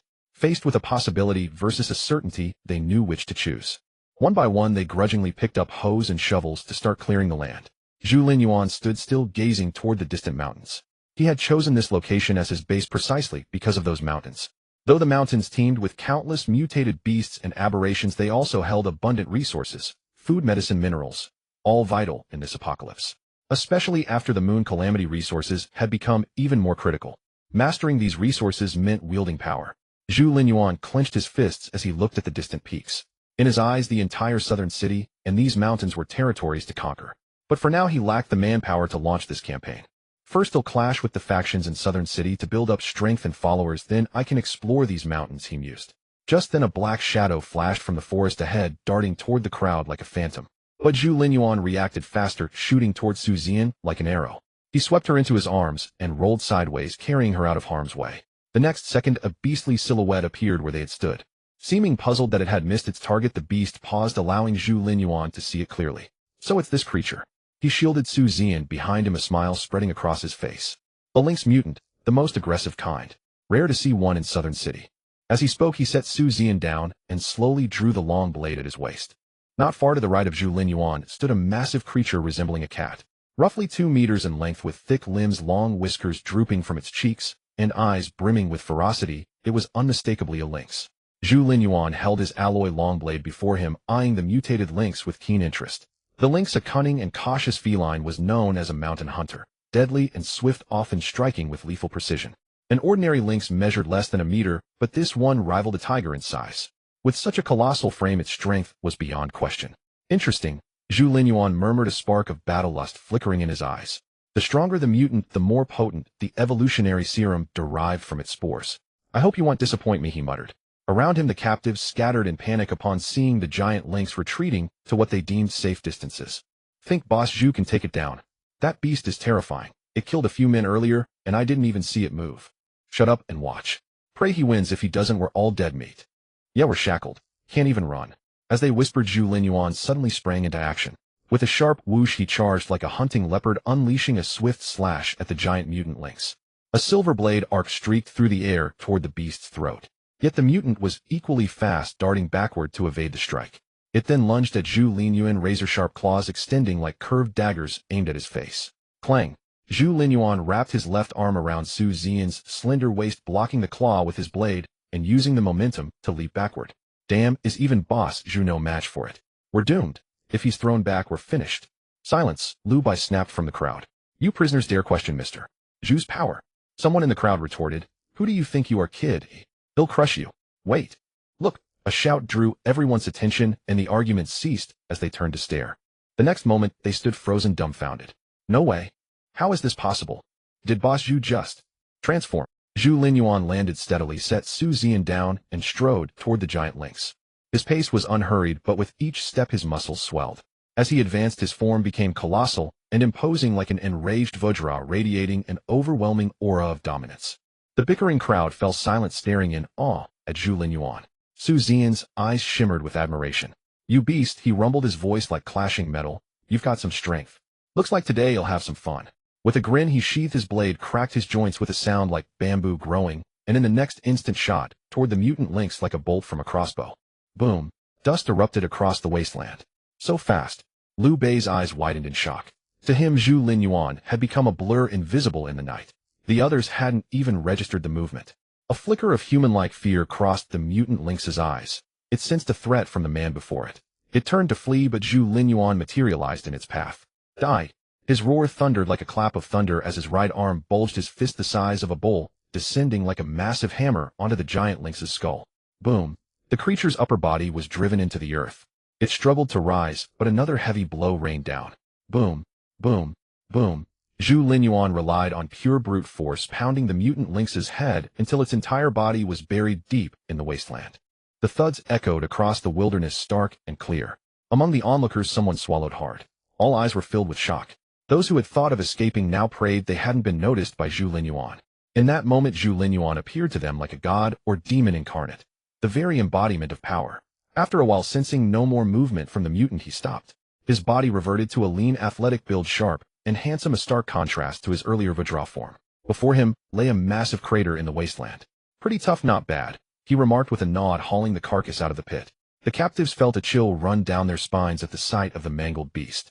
The mutant's body was utterly pulverized, its head intact only because Zhu Linyuan had deliberately spared it. The fearsome creature that had once reigned supreme, swift and deadly, was reduced to a pulp in mere moments. Those who had considered fleeing now wished they could slap themselves. Even that monstrous beast had been pounded into paste. With their frail frames, one punch would flatten them like a pancake. The captives abandoned all thoughts of escape, resigned to a lifetime of labor. But hey, with Boss Zhu this strong, at least we're safe under him. Work hard, and maybe he'll teach us a move or two. Then we'll be untouchable. The captives schemed quietly. Zhu Linyuan, dragging the mutant carcass, cast a long glance at the distant mountains before heading back. Zian, keep them working. It's in your hands. Stay safe. After giving his instructions, he carried the corpse to the dissection room. Meanwhile, in the prison, 2 women were plotting something in secret. Sister Lan Ying, you're here, Bai Yuan exclaimed with excitement upon waking and spotting Lan Ying in the adjacent cell.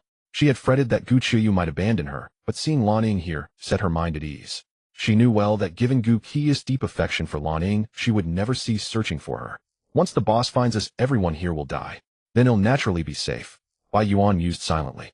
A high-ranking member of the extreme organization, yet captured as well. Lan Ying sneered with disdain. She had always looked down on the extreme organization. After all, her sister had been taken by them. Gu Qiyu had even used her sister as leverage to force Lan Ying into submission. Only when Lan Ying threatened suicide did both sides relent and strike a deal. Lan Ying would work for the extreme organization and Gu Qiyu would not harm her sister. Thus Lan Ying harbored a deep hatred for the extreme organization. Despite the contempt, Bai Yuan hid her irritation and smiled. Sister Lan Ying, rest assured. You know how the boss feels about you, she will surely come to rescue you. Gu Qiyu. Lan Ying laughed coldly. Do you think she can match Zhu Linyuan? That man is called Zhu Linyuan. Bai Yuan shook her head with a sneer. Sister Lan Ying, you haven't seen the boss' full power. If she fights, Zhu Linyuan stands no chance. Lan Ying smirked dismissively and said nothing. In her eyes, Zhu Linyuan's strength was terrifying, almost godlike. She doubted Gu Qiyu could save her. The most likely outcome would be Gu Qiyu getting trapped here too. That would be perfect, Lan Ying thought maliciously. I'd love to see that bitch Gu Qiyu locked up, forced by him to endure all sorts of training. She despises men so much. Oh, I wonder how she'll face Zhu Linyuan then. Will she still be so arrogant? A wicked grin spread across Lan Ying's face as she indulged in the thought. Just then Bai Yuan noticed the tear in Lan Ying's cheongsam, exposing her smooth fair back. Her pupils contracted. Lan Ying, don't tell me. Bai Yuan demanded. Has Zhu Linyuan already taken you? Taken me how? Lan Ying paused, following Bai Yuan's gaze to the torn fabric. Realization dawned. She instantly recalled the strange sensation from Zhu Linyuan's massage earlier, and a blush crept across her cheeks. Seeing her reaction, Bai Yuan fumed. He really did take you. Yes, he did. Lan Ying replied, a surge of irritation rising at Bai Yuan's tone. She could sense that despite their outward respect and politeness, the extreme organization members saw her as nothing more than Gu Qi's plaything. They harbored no real respect for her. With that thought, she sneered, it's not just me. Do you think you'll escape? Shh. What do you think a man wants when he locks up a group of attractive women in a dungeon? Lan Ying rose, scrutinizing Bai Yuan. Come to think of it, women of your type are quite popular. A tall, shapely beauty in a uniform, stiletto heels, and black stockings. What man wouldn't be tempted? Oh, you've been by Gu Qi's side all this time. With her domineering nature, you've probably never truly been with a man, have you? Don't worry, the feeling is exquisite. Lan Ying spoke as if savoring the memory, then leaned in. Let me tell you, he has a powerful physique. You might suffer at first, but you'll get used to it. You'll come to love the sensation. Bai Yuan's face turned deathly pale. She had suspected this possibility, but had forced herself not to dwell on it. Now with Lan Ying's blunt words, her last shred of hope vanished. If he dares touch me, I'll kill myself right here, Bai Yuan declared, her face pale, but her voice steady. Suit yourself, Lan Ying scoffed. If you're willing to die, go ahead. Just then Luo Qingying's perpetually cool voice rang from across the cell. Don't delude yourself. In this prison, without his permission, you can't even kill yourself. Try it if you don't believe me. Bai Yuan stared at the metal wall, gritted her teeth, and charged. But just before impact, her resolve faltered, and she slowed, ending with only a soft tap against the wall. Is this cell really that magical? Lan Ying asked in surprise. Bai Yuan's expression soured. She knew it had nothing to do with the cell. She simply couldn't bring herself to die. She wanted to live. Unless pushed to the absolute brink, no one truly wants to die. Hey, what did you feel just now? Couldn't you control your body? Lan Ying pressed. Bai Yuan coughed awkwardly, then looked toward the opposite cell, changing the subject. Who is that? The one wrapped in the sheet. Zhang Miao was still unconscious, swathed in cloth, his face hidden. Bai Yuan didn't recognize him as the frequent customer of their auction house. No idea, Lan Ying shrugged, adding with a jab. You were captured together with him, and you don't know. How would we? Just then Luo Qingying's voice rang out again. You in white. He didn't ask me to tell you, but he'll warn you anyway. Do 1,000 squats every day or face the consequences. 1,000 squats a day. Bai Yuan was stunned. What kind of rule is that? It's the rule of this prison, Luo Qingying replied flatly, then fell silent. Lan Ying, amused at Bai Yuan's predicament, offered no explanation. Bai Yuan's face flickered with uncertainty, but she ultimately decided to trust Luo Qingying and gritted her teeth, beginning the squats. Meanwhile, in the dissection room above the cells. Huff. Zhu Linyuan exhaled a long breath, his bulging muscles gradually receding as his figure returned to its lean form. Indeed, the evolution fluid from this beast is excellent, more potent than the two previous aberrations combined. With that thought, Zhu Linyuan turned his gaze to his attribute panel. Name Zhu Linyuan. Tier: First Tier, Evolver, Evolution Progress, 41. Strength, 97. Speed, 76. Constitution, 91. Attribute points, 0. Daily tasks: complete 1,000 pull-ups, reward 1 attribute point completed. Complete 1,000 squats, reward 1 attribute point completed. Complete 1,000 push-ups. Reward 1 attribute point completed. Capture task none. Prisoner count 3. Evolution progress has reached 41. As expected, powerful aberrations are the key. Zhu Linyuan nodded to himself. The ones I cultivate are still inferior. Strength and constitution are both over 90 now.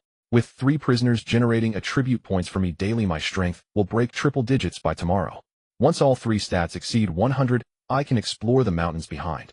The beasts in those mountains turned into aberrations are truly potent tonics. As he spoke, Zhu Linyuan finished packing the aberration's corpse, froze it, took a shower, and returned to his room. This girl asleep on the sofa again. Seeing Ruan Xingyan curled up on the couch, a tender smile crossed Zhu Linyuan's face. He scooped her up and carried her to her room. Tonight she wore a pink nightgown, freshly bathed, exuding a faint, pleasant fragrance. Sleep well.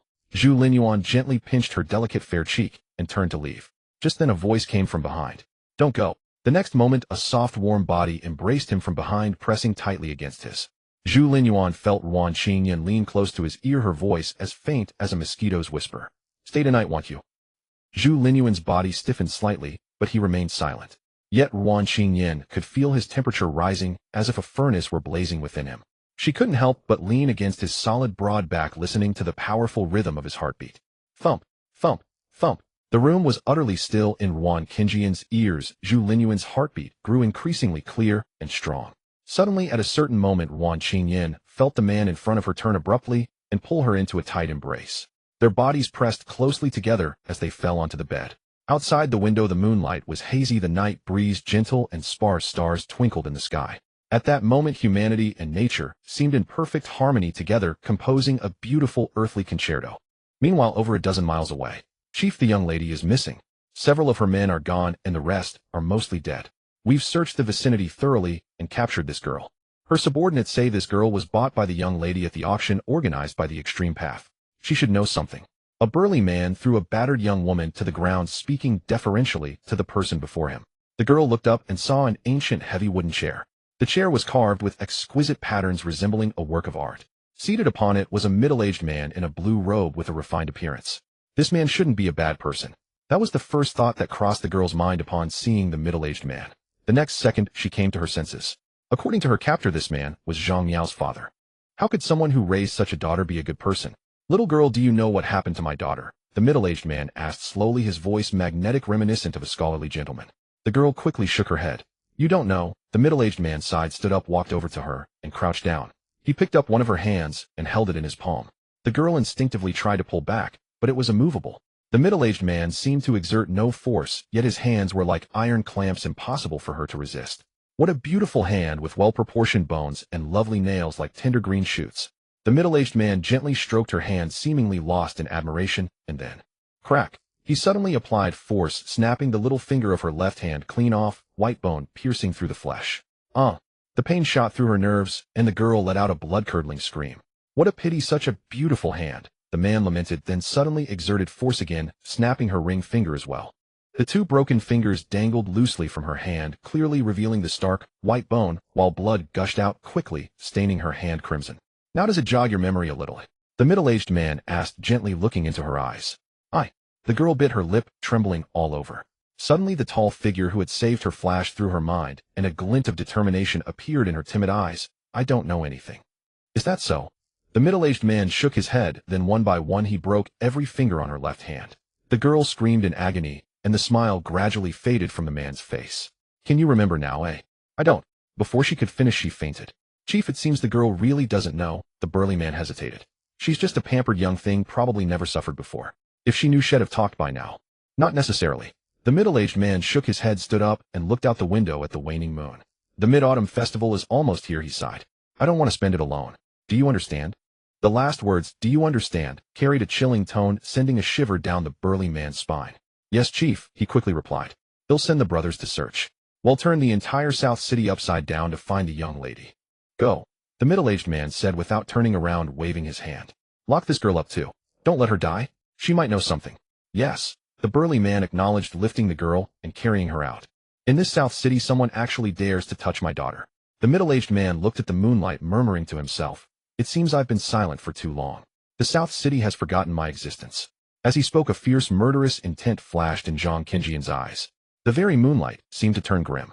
Dawn. The sun had just peaked over the horizon, casting a grayish light over the world.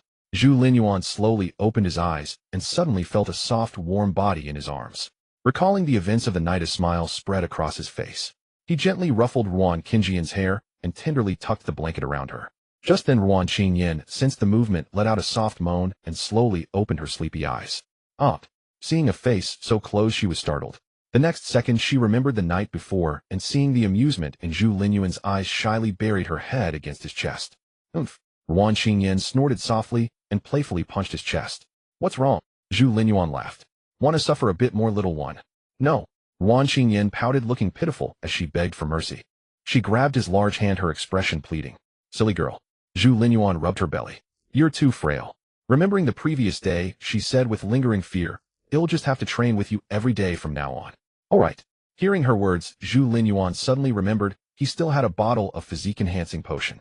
One bottle could increase physical attributes by 10 points. A minor boost for him, but it could multiply Ruan Qingyan's several times over. Moreover, with her enhanced physique, he wouldn't have to be so cautious. With that thought, Zhu Linyuan got up, fetched the potion from his room, opened it, and handed it to her.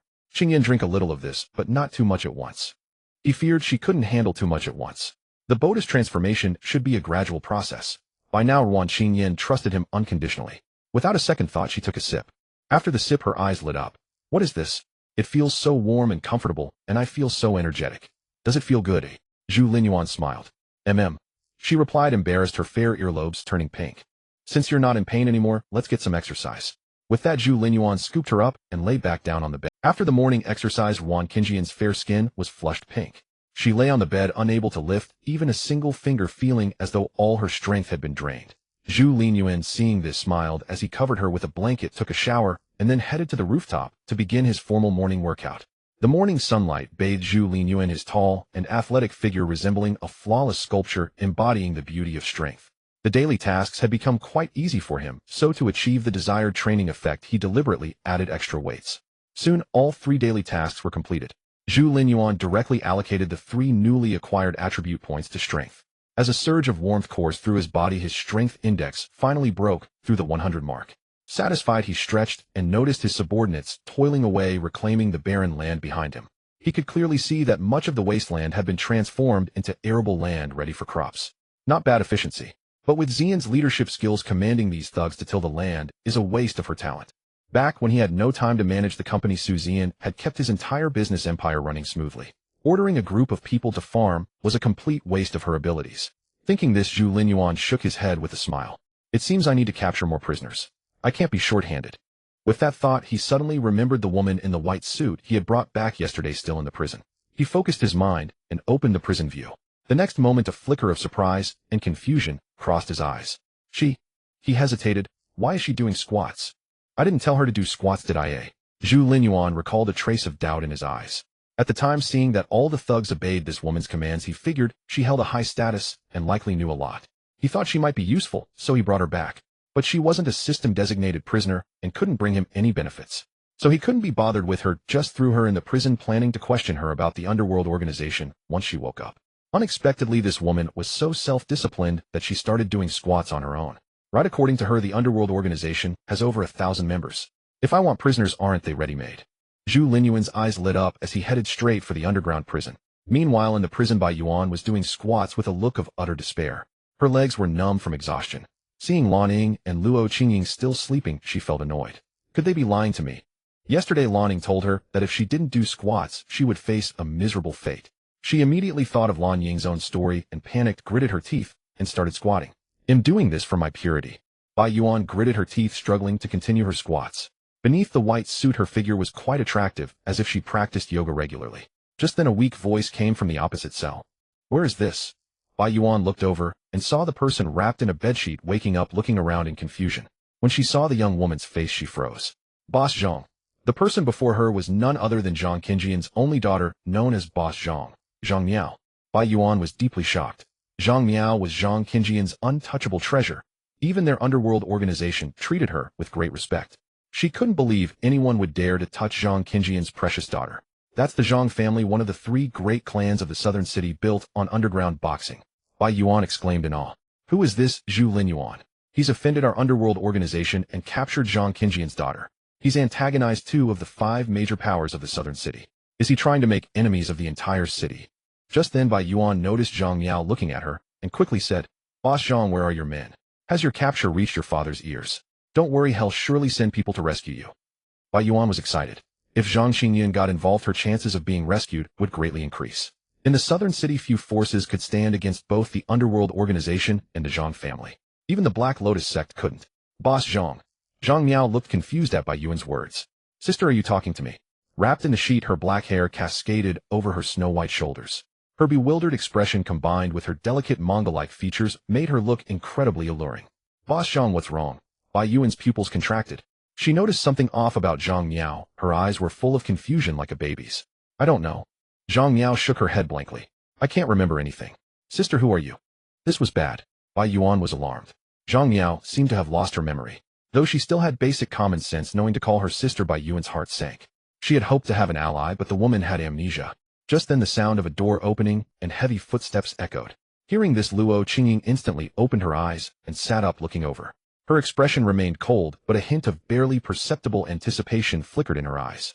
Bai Yuan looked warily, tugging at her white suit. Zhang Miao remained confused while Lan Ying was still drowsily asleep. Time for breakfast. Zhu Linyuan first went to cell No. 1, gave Luo Qingying a simple massage, left her breakfast, and then headed toward Bai Yuan's cell. As for Lan Ying, he had no intention of acknowledging her. He deliberately did this to set a model for the entire prison. He wanted to show them that as long as they obediently completed his tasks, they could have bread and milk, and he might even grant them some freedom and rights. After all, what mattered to him were only the attribute points and submission values.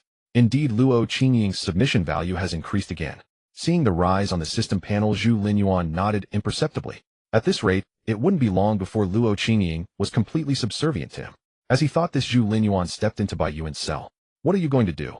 Seeing him enter, Bai Yuan instinctively shrank back. But after doing squats for so long, her legs were numb, and she fell to the ground as she tried to move away. She scrambled into a corner, saying hastily, I've been doing squats. You said if I did them you wouldn't touch me, right? Zhu Linyuan frowned slightly, feeling that the prisoners had somewhat misunderstood him. But overall it wasn't a big issue, so he didn't bother explaining and directly asked, I have a few questions. I ask, you answer. No tricks. Your subordinates are all under my control now. If I get different answers from them, you know the consequences. Hearing that final threat, Bai Yuan shuddered and clutched her clothes tighter. She had wanted to make some tough remarks, but they turned into ask away. He'll tell you everything I know. A wise woman knows when to yield, she thought to herself. Zhu Linyuan said directly, First question, how many people are in your underworld organization, and how are they deployed? Bai Yuan was stunned, not expecting such a question. Could he still be targeting our organization? She thought in shock, a laugh nearly escaping her lips at his audacity. She was supremely confident in the organization's strength. So she replied, We have over 1100 thugs divided into 10 squads of about 100 each. These squads are spread across the western districts of the southern city, mainly dealing in human trafficking. If you need, I can draw you a distribution map. She seized every chance to prove her worth. Good, Zhu Linyuan nodded. He'll give you paper and pen later. Next, the second question, how many organizations like yours exist in the southern city, and what are their details? As he spoke, Zhu Linyuan looked into Bai Yuan's eyes, observing her expression. Before the apocalypse, he had some knowledge of the major conglomerates in the southern city. But after the apocalypse, the southern city was reshuffled, and he hadn't been involved, so he didn't know the current factions. As for the major powers of his past life, they mostly rose after the lunar disaster, which was also when he had risen. Thus he was unclear about the present state of the southern city. You don't even know that. Bai Yuan was stunned. In her view, Zhu Linyuan, being so powerful, must have dealt with the 5 major factions. Yet he hadn't. He didn't even know of their existence. Zhu Linyuan truly had no clue. Though he was a reincarnator in his past life, he had spent the early apocalypse lying low, never interacting with the so-called major factions. It wasn't until the moon calamity descended, where he obtained a great fortune, that he soared to prominence. But by then most of Nanchang's people had perished. There were no longer any major factions, only a single survivor-built base city, Nanchang. Seeing Zhu Linyuan's lack of reaction, Bai Yuan's heart suddenly grew uncertain. Is he testing me? Maybe he already knows this information and is asking me on purpose to see if I lie. Bai Yuan's mind raced. The more she thought, the more convinced she became. She quickly confessed, Nanchang has 5 major factions. They are the 3 great families, the Huang Wang and Zhang families, and 2 major organizations, the Black Lotus sect and our Extreme Path organization. Among them, the Black Lotus sect is the strongest. According to their own claims, they have tens of thousands of members, but in reality, it's probably around 4,000 or 5,000. The Black Lotus sect. Zhu Linyuan subconsciously clenched his fist, a glint of killing intent flashing in his eyes. So the Black Lotus sect had already appeared by this time. I didn't expect its origins to be here in Nanjing. He was all too familiar with the Black Lotus sect. In his past life, he harbored a deep blood feud with them. However, when he first encountered them, the Black Lotus sect was already a colossal global church of immense power, especially its leader, whose strength was terrifying. In his past life, many disasters were linked to the Black Lotus sect. Their doctrine was annihilation. They preached the doctrine of human guilt, proclaiming the apocalypse as humanity's punishment. Their mission was to cleanse all of humanity so that it might be reborn from destruction. In the later stages, the Black Lotus sect even defected to those things, becoming a butcher's knife against humanity. Countless humans died at their hands. They deserved no mercy. As Zhu Linyuan thought this, the killing intent in his eyes grew fiercer. Bai Yuan, seeing his look, trembled in fear, a chill running down her spine. Does he think I'm lying? But everything I said is true. She thought in panic, feeling utterly helpless. She felt he might kill her at any moment. The killing intent was too strong. Right? In her panic, she suddenly realized he must think I'm being too simplistic, that I'm hiding something. Thinking this, she blurted out desperately, I know a fair bit about these 5 factions. Among the 3 families, the Huang family is the most powerful on the surface. The Huang family controls several mines that are still operational, along with a few food production workshops. Being able to produce food continuously in the apocalypse, their status in Nanjing is second to none, rivaling even the Black Lotus sect. Zhu Linyuan nodded.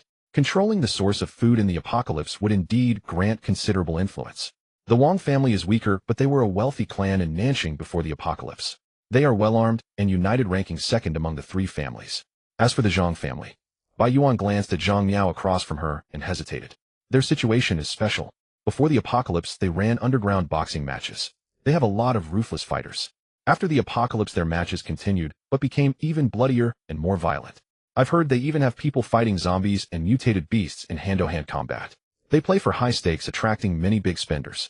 But the Zhang family keeps a low profile, so they're ranked last among the 3. Watching Zhu Linyuan's expression, Bai Yuan quickly added, but our boss says the Zhang family's true strength is far greater than it appears. Zhu Linyuan nodded, his expression softening slightly, and he grew a bit curious about this Zhang family. After all, such underground boxing rings usually bred many masters.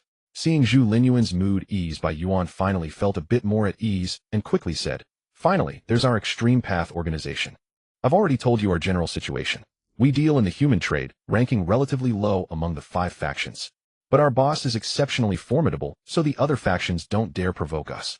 Mentioning Guqiyu gave Bai Yuan a bit more confidence. How formidable is your boss? Zhu Linyuan was intrigued. He currently had 3 major objectives. First, to acquire evolution fluid and attribute points to rapidly increase his strength. Second, to quickly cultivate the surrounding land, clear out nearby zombies, and begin building his own force. Last, to practice martial arts and seek duels with masters. Through martial arts, he could enhance his bonus efficiency. Relying on ordinary combat skills, a power of 100 might only yield 30 or 40 in actual effect. But for a master of traditional Chinese martial arts, a power of 100 could create 100 in lethality. The difference in power utilization efficiency between a martial arts master and an ordinary person was like night and day. Our boss can take down dozens of people barehanded, just like Ip Man in the movies. At the very start of the apocalypse, zombies couldn't even get close to her. She dealt with those zombies as easily as eating or drinking. Bai Yuan said admiringly. If she uses a weapon, even if surrounded by a horde of zombies, she can easily slaughter them all. It seems your boss is indeed quite skilled. A smile appeared on Zhu Linyuan's face. This was the master he was looking for. Based on the information from his past life, no one else should have evolution fluid yet. That meant everyone else was still at the level of a normal human physique. To achieve such feats, her mastery over her power had reached an inconceivable level. After a while, Zhu Linyuan left the cell holding a notebook. He had asked all the questions he needed and now had a basic understanding of Nanjing's current situation. The notebook also contained a map of the Extreme Path organization's various units. With this map, he could systematically break each unit and choose some to absorb. If I devour the Extreme Path organization, it'll have enough manpower for the time being. Then I can start many operations. Zhu Linyuan analyzed. But relying solely on these captives is fine for manual labor. To build a force, I need to cultivate my own loyal followers. As he thought this, Liu Bai came to his mind. Through recent observations, he found Liu Bai to be promising material, tenacious, and with a good sense of propriety. He was worth cultivating. With this in mind, Zhu Linyuan got up and headed towards the wasteland. Upon arriving, he saw a group of unfamiliar faces confronting Su Zian and her people. Both sides were at a standoff, on the verge of a fight at the slightest provocation. Zhu Linyuan frowned slightly and strode over. Liu Bai hand over Principal Lan Ying at once. As Zhu Linyuan approached, he saw a middle-aged man in gold-rimmed glasses shouting at the forefront of the strangers. You said you went with Principal Lan to find your sister, and then you never came back. Now your sister is here, and so are you.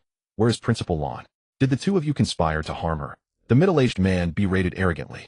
Behind him stood over 100 students and teachers, emboldened by their moral high ground. His voice carried unshakable confidence. He had long coveted Lan Ying's beauty, but she was exceptional in every way and never paid him any heed. He had thought the apocalypse might grant him an opportunity. Yet even in this fallen world, he found himself leagues apart from her, utterly without a chance. He had long abandoned that hope. His current bluster wasn't truly about rescuing Lan Ying, but about reaping benefits and supplies.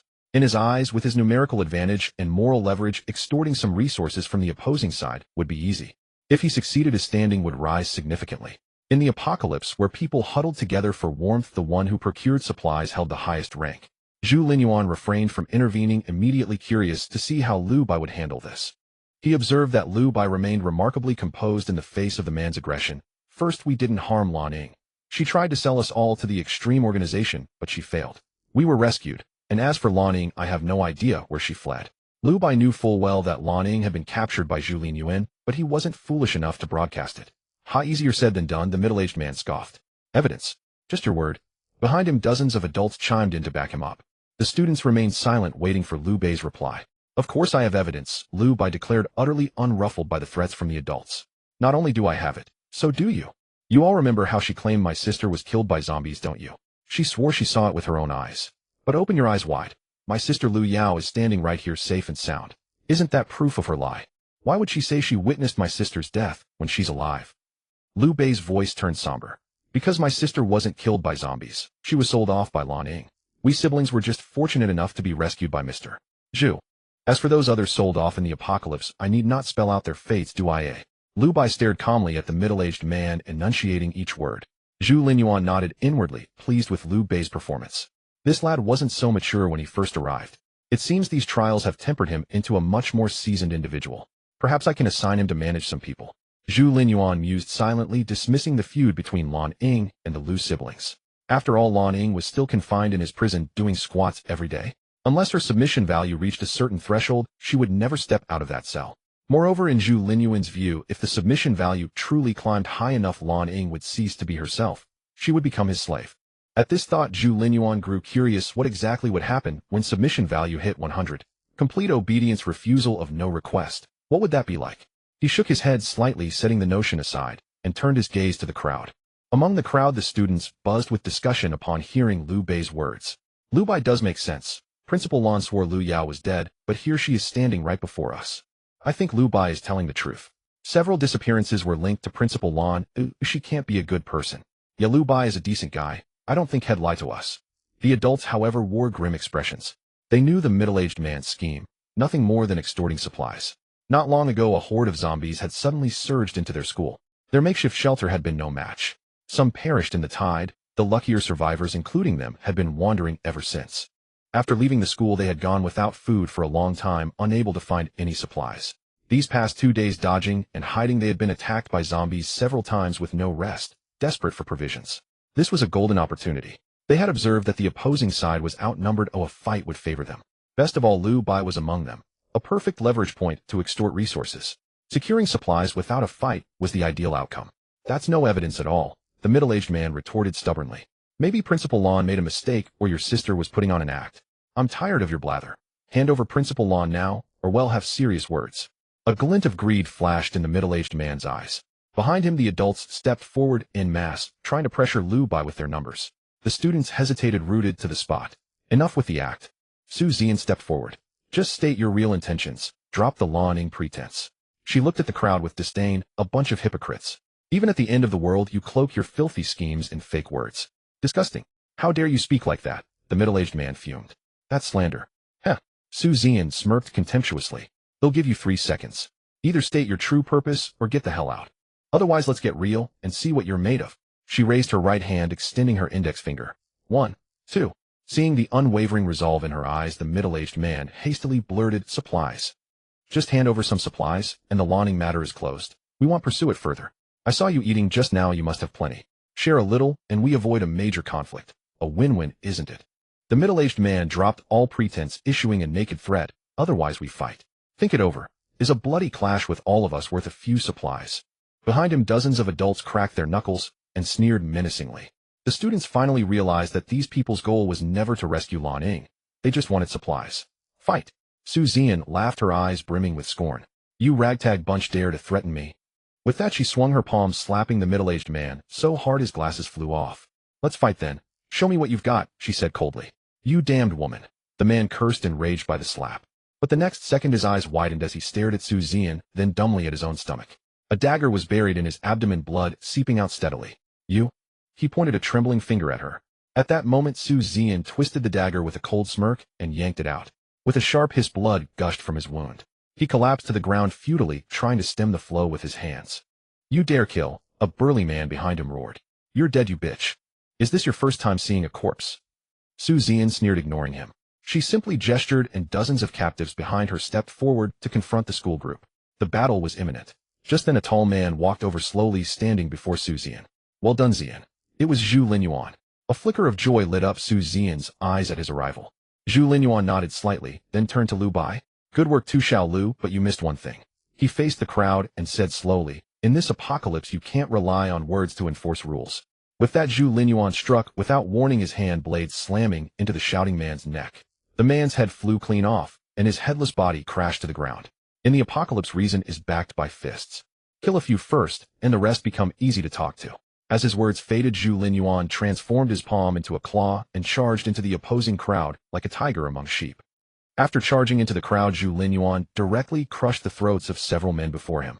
Under his hands, their throats were like grapes, easily popped with a squeeze.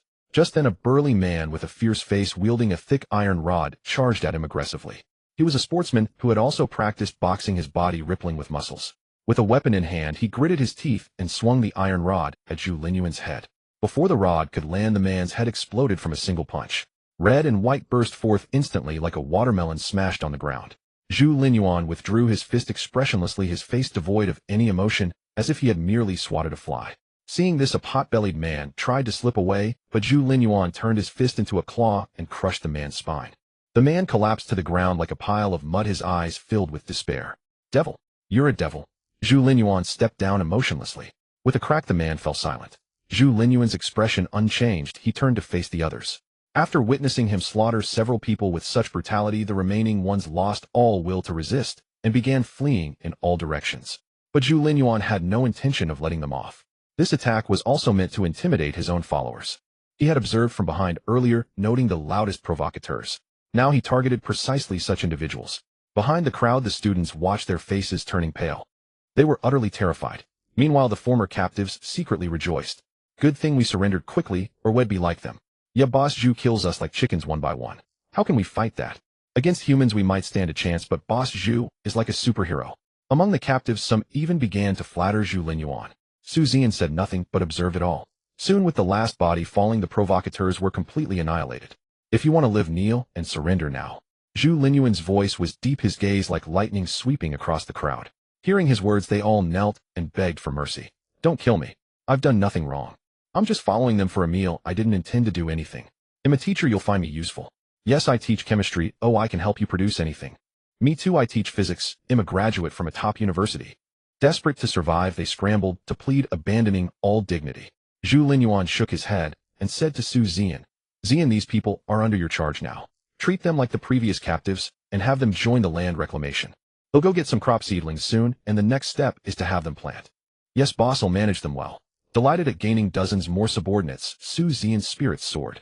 Xiao Lu, Zhu Linyuan turned to Lu Bai. You've performed well lately. These students are yours to manage. I don't care how you handle them. I only care about results. Consider this a test for you. Yes, Mr. Zhu. Lu Bai was overjoyed, never expecting such an opportunity. Beside him, Lu Yao watched Zhu Linyuan with sparkling eyes full of admiration.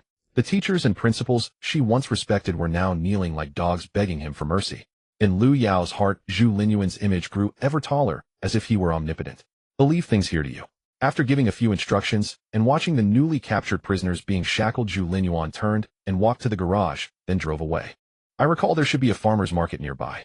Zhu Linyuan drove from memory, heading to the market to procure some seeds. It would be even better if I could find pre-cultivated seedlings, saving time on growth. Zhu Linyuan floored the accelerator and soon arrived at the farmer's market. As expected, nothing much is left. He parked casually, cleared the nearby zombies, searched around, and frowned slightly. He had anticipated this. After all, since the apocalypse began, ordinary people struggled to find food, eating whatever they could. Not to mention seeds or seedlings. Even tree bark was fought over. Are you looking for something? A timid voice came from behind as he was about to leave. Zhu Linyuan turned to see a young boy, fair-skinned, but dirty and ragged. Do you know where I can find seeds or seedlings? He pulled out a chocolate bar. If you can lead me to seeds, this chocolate is yours.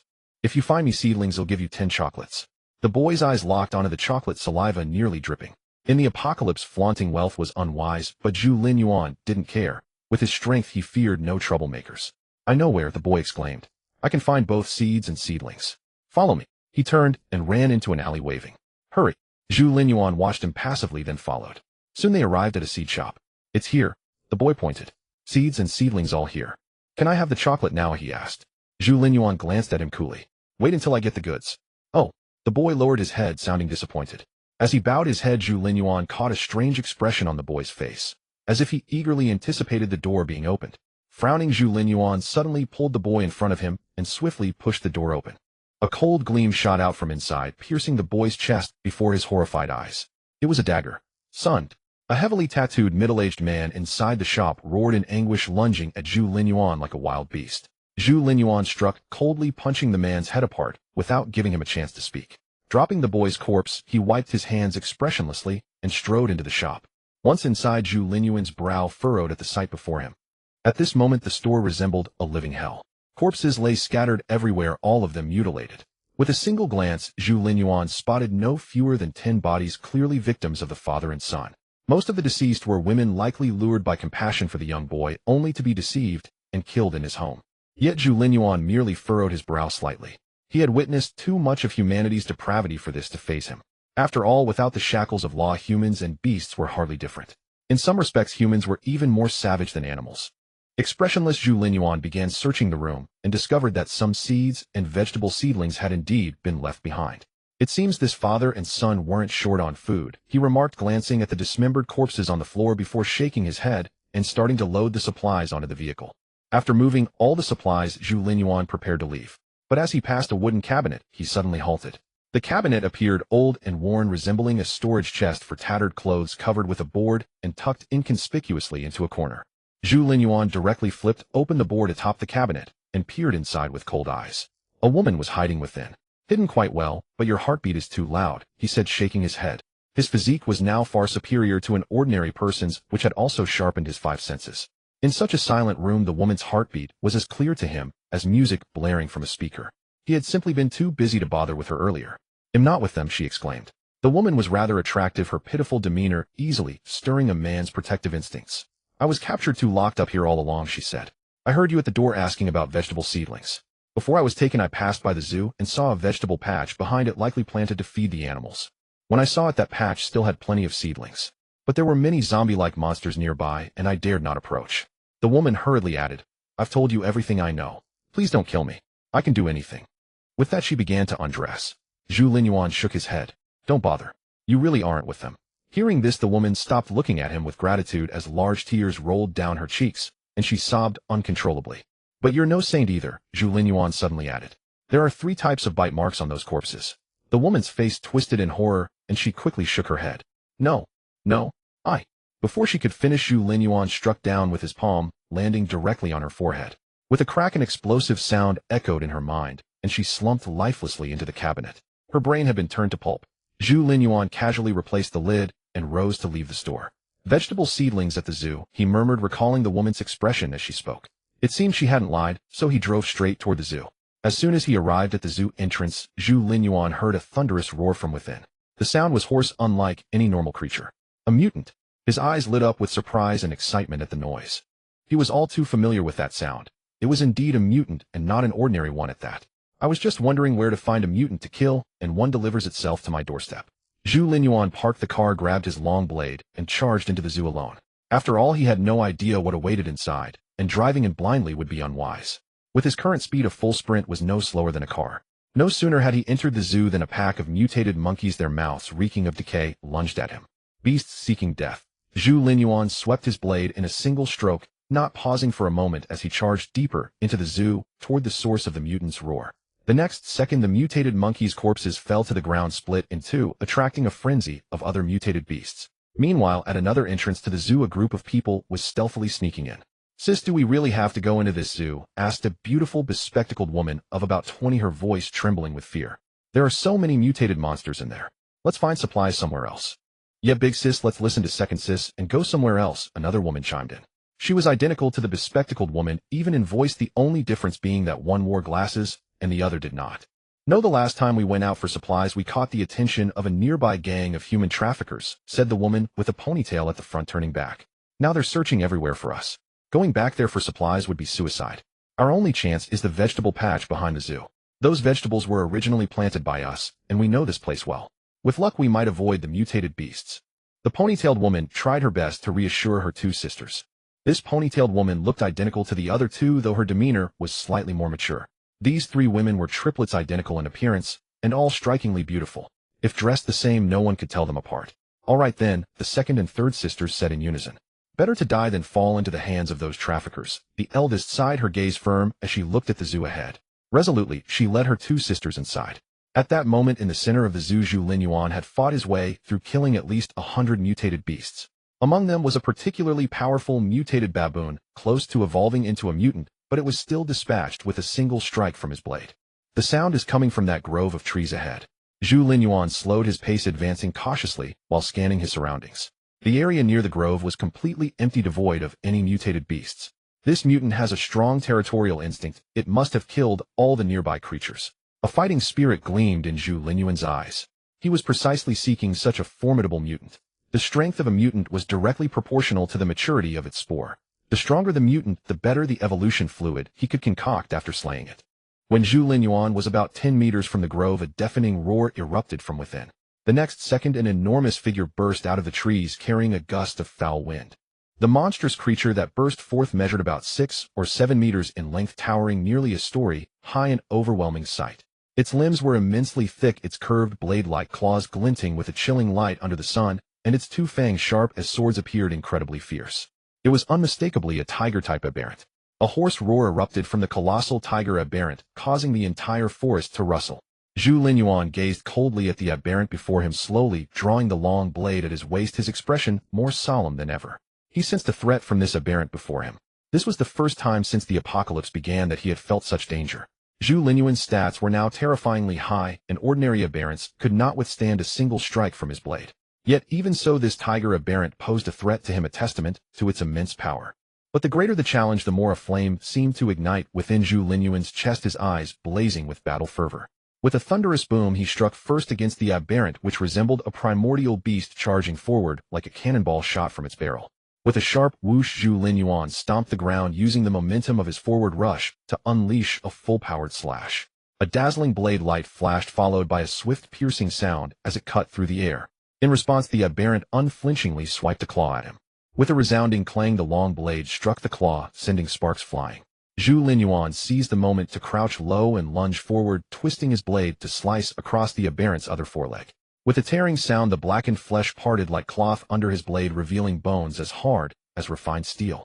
Even its bones are this tough, Zhu Linyuan thought, with a jolt, instantly retreating. Though the tiger aberrant felt no pain, having one foreleg nearly severed slowed its movements, making it just a fraction too slow to intercept him. "This beast is likely not far from becoming a second-stage aberrant," Zhu Linyuan murmured, gazing at the steel-like bones. "No wonder it's the overlord of the entire zoo. It must have devoured countless mutated beasts." Tigers were already kings of beasts, and this one, a product of tiger aberration, was far more formidable than any ordinary tiger. Moreover, this aberrant had evolved toward increased size, with tougher claws, teeth, and bones. It was a creature born for battle, a veritable war machine. If this beast were allowed to keep growing unchecked, the consequences would be dire. Zhu Linyuan mused silently. After all, in the current southern city, this aberrant had few rivals. With no natural predators, it could devour and evolve freely. "But you're unlucky to have met me," he thought, a faint smile playing on his lips as he charged again, blade aimed at the already severed foreleg. Meanwhile, not far away. "Hush!" The eldest of the three sisters raised a finger to her lips, signaling her younger siblings to stay quiet. "Do you hear that? It sounds like a fight over there," she said, pointing ahead. "Isn't that the tiger enclosure?" The second sister whispered, wide-eyed. "With all that noise, could it be tigers fighting? How could there still be tigers?" The youngest shook her head. By now, even if tigers were still alive, they'd have turned into monsters. It must be monsters fighting. Let's go around, the eldest decided swiftly. Such a commotion will attract many monsters. If we take a detour, we might just avoid them. Great idea, big sis, the other two agreed, quickly following her as they circled away. Meanwhile, in the direction they had pointed, Zhu Linyuan and the tiger aberrant, whom they mistook for monsters, were locked in a fierce battle, with a series of furious roars. By now, one of the tiger aberrant's forelegs had been cleanly severed at the knee by Zhu Linyuan, and its head bore numerous wounds, making it look pitiful, yet it still roared hysterically. Zhu Linyuan, meanwhile, had doubled in size, his muscles bulging like a giant Vajra, unleashing his full power. He stood opposite the aberrant, blade in hand, staring at it with disdain. Roar all you want to, let's see how long you can keep up your arrogance. As his body expanded, his voice grew deeper, his killing intent thick. A flicker of fear crossed the tiger aberrant's eyes. Unlike ordinary mutated beasts, aberrants possessed a modicum of intelligence. That sliver of awareness now screamed a warning, danger, flee. With a final roar, the aberrant feigned bravado before turning and bolting away. Despite having only 3 legs, it moved with surprising speed, covering a great distance in moments. Trying to run, Zhu Linyuan sneered. After all the effort he had put into gravely wounding this aberrant, there was no way he would let it escape so easily. After all, this beast was his ultimate tonic. Zhu Linyuan pushed off the ground and gave chase. Man and beast, one pursuing, one fleeing, moved at breathtaking speed. And the direction the tiger aberrant fled was straight toward the 3 sisters. Big sis, you were right. There really aren't any monsters. By now, the 3 sisters had made a long detour and finally reached the crops they had planted earlier.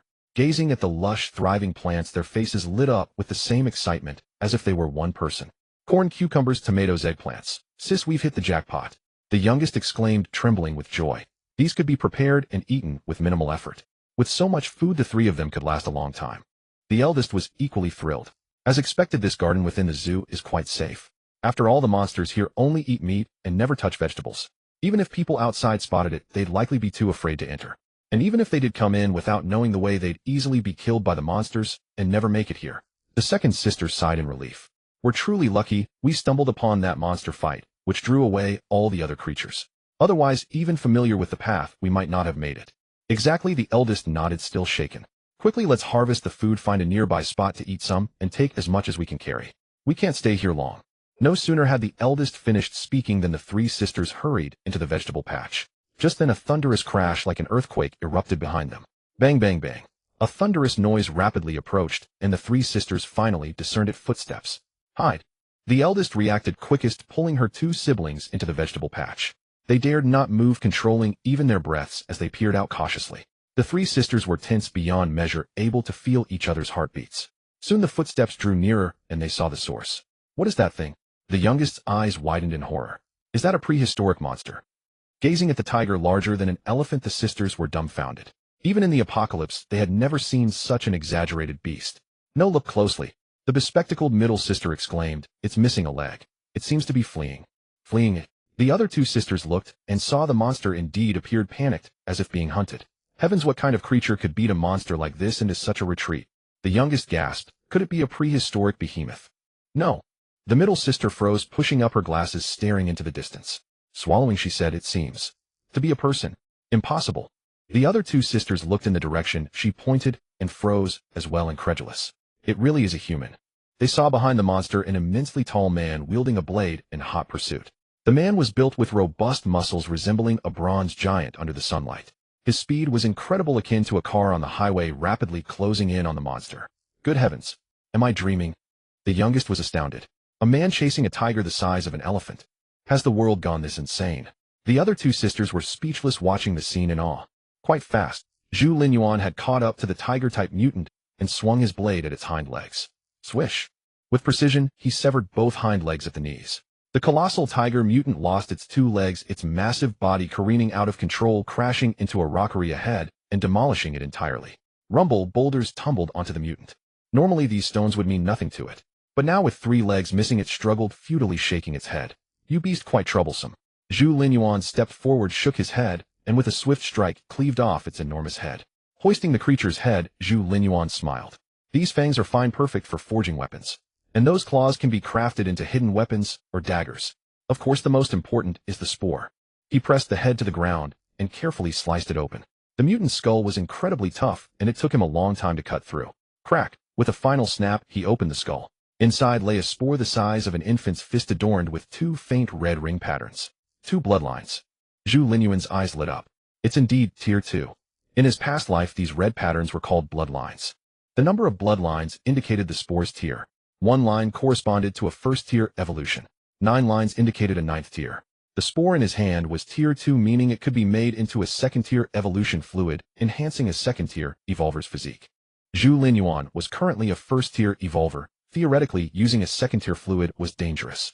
But he knew thanks to the extra attribute points from the system his parameters had already reached the second-tier level. Consuming it would be safe and could greatly boost his evolution. He wondered how much this spore would enhance his physique once turned into fluid. Carefully storing it, his heart brimmed with anticipation. He then gathered the battlefield, collecting all useful materials from the mutant into his backpack. As for the meat, he decided to leave it behind. Too massive to carry.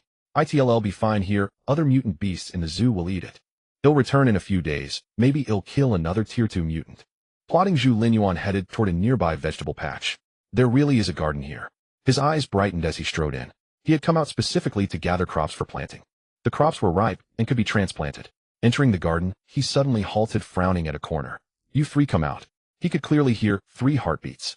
Hiding in the garden, the 3 sisters paled at his words. Is he bluffing? The youngest signaled the eldest. They understood each other with mere glances. He said 3, he knows we're here. The eldest shook her head, pulling her sisters up to stand cautiously before him. Seeing them, Zhu Linyuan was taken aback. It's them, He never expected to encounter acquaintances from his past life here. Recalling their renowned reputations, a faint, imperceptible smile crossed his eyes. These 3 were exactly the talents he most lacked. Determined to recruit them, he kept his expression neutral. These crops are my spoils now. He glanced at them. Leave at once. The sisters had feared a grim fate. All 3 were strikingly beautiful, identical in appearance. They knew such a sight could provoke unwanted attention. Especially in the apocalypse, it was perilous. They had witnessed him kill the tiger monster and knew resistance was futile. Yet to their surprise, he let them go so easily. The younger 2 quickly thanked him and prepared to flee. But the eldest stopped them, glancing at the lurking monsters outside, then at the imposing man. She suddenly asked, Can we follow you? We won't hold you back. We're students from Nanda, we might be useful. Taking us in will only benefit you. She met his eyes firmly, her heart pounding as she awaited his answer. Zhu Linyuan had already made up his mind. He must recruit these 3 into his ranks. After all, they were renowned botanical experts in their past life. The crops they cultivated had sustained the entire Nanqing base city. If he could bring these 3 sisters under his command, he would never have to worry about the food supply. He could even control the entire food source of Nanqing. This would also be a powerful asset for his future development. However, despite his decision, Zhu Linyuan did not reveal it directly. Instead, he deliberately paused in contemplation. The 3 sisters grew tense upon seeing Zhu Linyuan's hesitation. Originally, the 2nd and 3rd sisters were not entirely willing to follow him. It was the eldest who had been advocating for it. But now, seeing that Zhu Linyuan seemed reluctant to accept them, they suddenly felt an intense anxiety, inexplicably hoping he would agree to their eldest sister's request. They were unaware that this was precisely the effect Zhu Linyuan intended. He understood well that humans rarely cherish what comes easily. They only regret when they lose it. Therefore, he had to increase the difficulty of the process so they would value the opportunity. Thus, Zhu Linyuan deliberately hesitated to make them anxious as the initiative was in his hands. I don't need useless people under my command, he said after a moment of deliberation. Hey, race the deal, transplant these crops onto my land. If the results are good, I'll allow you 3 to join me. If you can prove your worth, I'll even assign some people for you to manage specifically to tend my land. Transplant crops. The 3 sisters exchanged glances, their eyes lighting up. All 3 were from the School of Biology at Nanqing University, specializing in botany, and were top-tier scholars even among the elite students. This was their forte.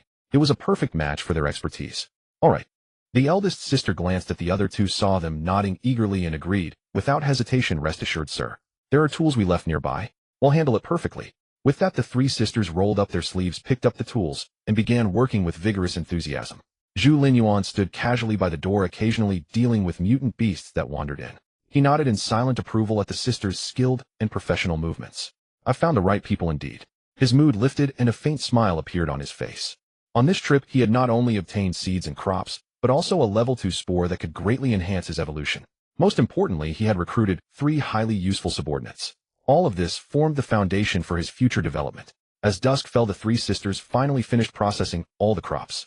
Those without transplant value were harvested directly as food, while the valuable ones were carefully handled and loaded onto the vehicle. Get in. They'll take you to my territory. Zhu Linyuan opened the car door casually. The three sisters stared in awe at the massive vehicle before them, their eyes gleaming with excitement. It was incredibly cool. This rugged mechanical beauty appealed not only to men, but also to women. Are we living in the same apocalypse? The three sisters thought in unison, then cautiously climbed into the behemoth. Their movements were gentle, afraid to make any noise that might provoke Zhu Linyuan. After all, he was their future boss. Meanwhile, back at Zhu Linyuan's home, we finally found it. Two men were hiding not far from his house, observing the captives working in the fields, their faces revealing excitement. Many of them are from our organization, missing along with Bai Yuan. This must be the place the boss told us to find, one blond man said excitedly. Right, replied a bespectacled, scholarly man, nodding calmly. Let's report back to the boss.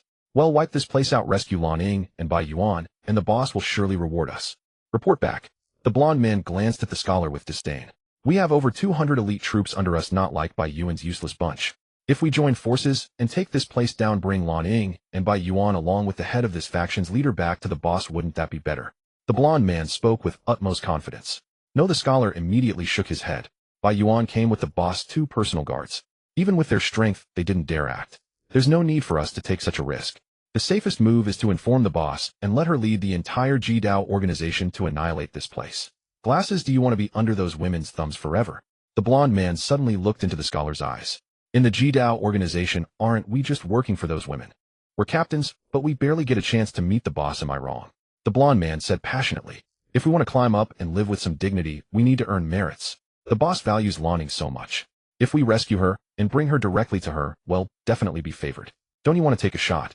The scholar was tempted but hesitated, then shook his head. I'm not going. I don't want to take the risk.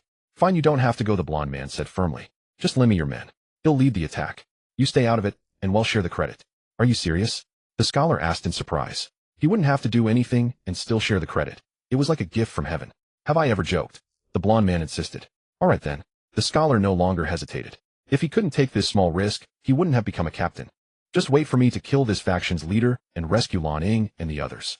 The blond man turned toward the captives, a sinister grin spreading across his face. Then, leading over 200 thugs, he quietly surrounded the fields where Su Zian and the others were. At that moment in the fields, over 100 people had just put down their sickles and hoes, enjoying their meals contentedly. Old Zhang, if life could always be like this, it wouldn't be so bad, a big man said while eating bread, sighing. Working every day for food, not having to kidnap or sell people. It's actually pretty good. True, another man agreed, taking a sip of water. I never wanted to be a trafficker either, but back then we couldn't survive without working for the organization. Across from them, a burly man with a Peppa Pig tattoo spat, you two pretending to be noble. Talking about life. Since when were you saints? After cursing a few times, the tattooed man suddenly sighed. But you've got a point. With Boss Zhu backing us, we don't have to worry about safety here. Work, eat, sleep. It's a pretty comfortable life. He finished the last bite of bread, stood up, and said, all right, back to work. Just then he froze, his expression shifting. He shouted urgently, get up. Something's wrong. We're surrounded. Everyone scrambled to their feet, with Su Zian and Lu Bai standing at the forefront. At that moment, a large group of people was skirting around Zhu Linyuan's building, stealthily creeping along the wall toward them. The few guards on duty had all collapsed to the ground, evidently killed. Trouble was afoot. Everyone realized this. Arm yourselves. Su Zian remained remarkably composed in the face of the impending threat, raising her voice. They're not too many, and not all of them are armed. We can hold them off. Listen up, everyone. For every enemy you take down, you'll get an extra loaf of bread each day. Take down 2, and you'll no longer need to wear shackles. You'll be freed from prisoner status. Take down 3, and you'll become a squad leader commanding 10 men. Form up in the battle array I taught you, and follow my command to strike. Hearing Su Zian's words, the hesitant crowd was electrified. They grabbed their scythes and hoes, eager to charge into the fray. If they could just take down 3 enemies, they would no longer be prisoners, and would even command 10 men. That meant securing a place in this apocalypse. Most importantly, they all remembered how Zhu Linyuan had single-handedly cut down over 100 people. If they could just hold out until Zhu Linyuan arrived to reinforce them, those rabble wouldn't be enough for him to handle alone. They could then happily follow behind and claim the kills. These prisoners, originally desperate outlaws, were now driven by greed and brimming with fervor. Some harbored other intentions, but with the battle's outcome uncertain, they dared not show their true colors. Lu Bai picked up the alloy battle blade Zhu Linyuan had given him and stood at the front of the formation, radiating an imposing aura. Su Zian, however, kept her hands behind her back, watching the enemy calmly without a word. Brothers, charge. Kill them. On the opposite side, the blond man bellowed and led his men forward. Just then a sharp whistle pierced the air. The man at the forefront collapsed instantly. A crossbow bolt was embedded in his chest. Everyone be careful. The blond man shouted, shrinking back into the ranks as he cautiously peered forward. He realized it was the woman standing at the front of the enemy line holding a crossbow. What the hell, they've got that, the blonde man cursed then roared. It's just one crappy crossbow. Brothers, don't be afraid, charge. As he spoke, he stayed hidden among his men, charging forward with them. This time, however, their momentum was far weaker. Courting death, Su Zian aimed at the man in front of the blonde leader and loosed another bolt. The man in front fell with a thud, but by now the entire enemy unit had closed to a very short distance. Su Zian raised her right arm and swept it downward. Brothers, charge.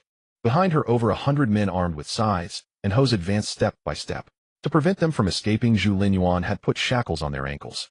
But now, perhaps because the shackles restricted their movement, they moved with remarkable unity, marching forward like a disciplined army. First row strike. Su Zian shouted again, simultaneously firing another bolt that felled another enemy. As her voice rang out, the men in the front row swung their scythes in unison, like reaping wheat, aiming for the heads of the thugs before them. Their scythes were about 1 meter long, while the enemy's weapons, melon-knives, steel pipes, were less than 1 meter. In that moment, the advantage of reach became starkly apparent. The enemy's weapons couldn't even touch them, while they could harvest lives at will. In that instant, over a dozen men from the syndicate fell. Su Zian's expression remained unchanged as she continued, second row strike. At her command, the second row suddenly thrust their iron spades through the gaps between the knees of the front row. A row of spades shot out simultaneously, striking the syndicate men around their knees. Caught completely off guard, they had no defense against such an attack, and instantly crumpled in agony. Seizing the opportunity, the first row swung their scythes again, finishing them off. In a single clash, the syndicate lost 20 to 30 men. Su Zian's side, however, was brimming with morale. The prisoners suddenly realized that their foes had no real tactics and were easy to handle. All they had to do was follow Su Zian's orders. It felt like a disciplined army facing a ragtag mob. Fall back. They can't catch us. The blonde man noticed the shackles on the prisoners' feet and quickly shouted, brothers, spread out and surround them. We outnumber them. They're no match for us. Hearing this, the syndicate men quickly fanned out. Just then the blonde man heard a sharp whoosh and threw himself sideways. A bolt embedded itself in his shoulder, making him scream in agony. Damn, it'll kill that bitch. The blonde man clutched his wound, cursing furiously. Su Zian expressionlessly reloaded her crossbow and aimed at him again. Terrified, the blonde man quickly ducked back into the crowd. Back and forth, the syndicate's morale plummeted, while Su Zian's forces burned with fighting spirit. Brothers, don't be afraid, the blonde man shouted. We outnumber them, we can wear them down. They only have 2 tricks. We've fallen for them once, but they won't work again. If we're fast enough, we can break their formation. Once we get enclosed, their sides and hoes are useless. The blonde man's words finally rallied some spirit among the syndicate. Su Zian said calmly, everyone form the second battle array I taught you. Wait for my command to strike. After those 2 rounds, everyone had come to trust Su Zian's capability. They immediately shifted formation, which now resembled 3 concentric circles. The outermost ring wielded rakes, the middle ring scythes, and the innermost ring iron spades. Seeing this arrangement, the syndicate men hesitated again. No one dared to charge at the front. Those who had led the charge earlier were all dead.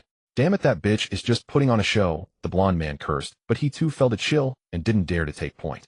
Just then a thunderous roar erupted from the rear of the syndicate's ranks. They turned to see a colossal black off-road vehicle hurtling toward them, like a primordial beast crashing straight into them.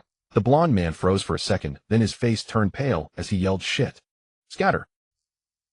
The moment the golden-haired man finished speaking, the black off-road vehicle crashed into the crowd like a primordial beast. With a series of thuds, the henchmen were sent flying like tattered sacks, landing on the ground with their bodies mangled and bloody. The remaining men scrambled to flee, terrified of being struck next. However, in the next second, the vehicle suddenly came to a halt. A tall, robust man pushed open the door, stepped out barehanded, and cast an indifferent gaze upon the crowd, as if he barely considered them a threat. It was Zhu Linyuan. Seeing only a single opponent, the golden-haired man's eyes turned bloodshot as he roared, damn, it's so arrogant.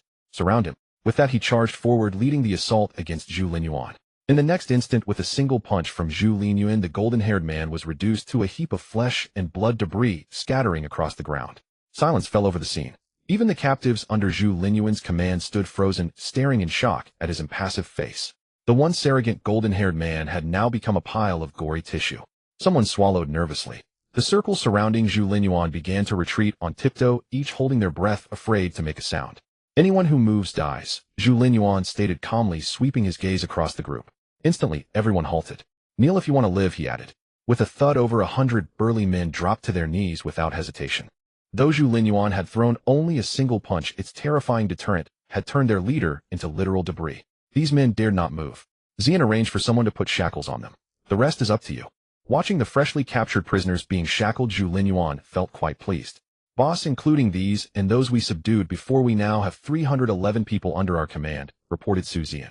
Among them 272 are men and 39 are women. Of these 48 are students currently managed by Liu Bai. The fencing task you assigned is complete and the land reclamation is also done. What are your next instructions? Su Zian reported swiftly and clearly. First, assign a few people to unload the seeds and vegetable seedlings from the vehicle. For the next couple of days, focus on farming. Let those with experience lead the planting of the seedlings and seeds. Don't stop the land reclamation either. Once this area is done, there are still many hills ahead. Send people to find suitable spots in the nearby mountains to expand our farmland, Zhu Linyuan instructed. Offer better treatment and equipment to those heading into the mountains. If they encounter insurmountable forces, they should evacuate immediately and notify me for handling. Su Zian nodded, understanding that ample rewards would attract brave souls. There were plenty of reckless individuals. By the way, Zian, Zhu Linyuan said, glancing at the vehicle, there are 3 people in the car, agricultural experts I brought back. They will specialize in crop cultivation from now on. Give them some support to coordinate their work. Agriculture is our top priority. Understood, boss, Su Zian replied, pleasantly surprised. She had been worried about her lack of agricultural knowledge, but Zhu Linyuan had brought her helpers. As they conversed, a few zombies nearby, attracted by the commotion, staggered over. Liu Bai and his men swiftly dispatched them. We need to clear out the zombies in this area, Zhu Linyuan mused. To develop this region, we must create a zombie-free environment. Erase the plan, Zhu Linyuan said, pulling out a map from the vehicle. Assign some personnel to seal off this area.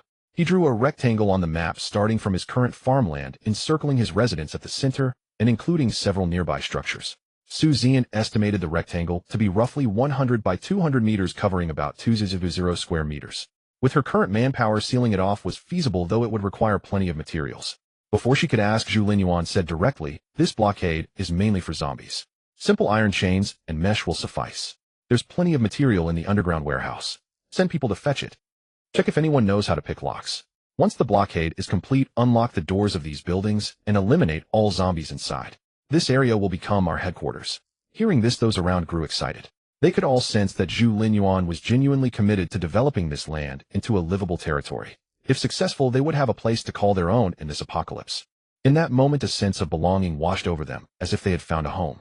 Su Zian was especially thrilled. She had always relished challenges. Even before the apocalypse, she had enjoyed aiding Zhu Linyuan in building a vast business empire. Now entrusting her with the task of creating a settlement filled her with exhilaration. Observing their reactions, Zhu Linyuan nodded inwardly. This was the effect he desired. Building a settlement couldn't rely solely on his own efforts. Only through collective effort would they develop a sense of belonging and identity. That was how a true force was forged, not by merely gathering people through brute force. Zhu Linyuan rose, gathered the spoils, and strode into the dissection room. He didn't rush to process the tiger mutant's body materials, but first took out the second-level spore. The second-level spore was not only larger, but also far more vigorous, writhing as if conscious, trying to escape its container. But its efforts were futile. Without hesitation, Zhu Linyuan injected the prepared agent into the spore. Soon the spore transformed into an evolution liquid. This potion had a deeper hue than the first-level version and exuded a more enticing fragrance. The first second-level evolution liquid.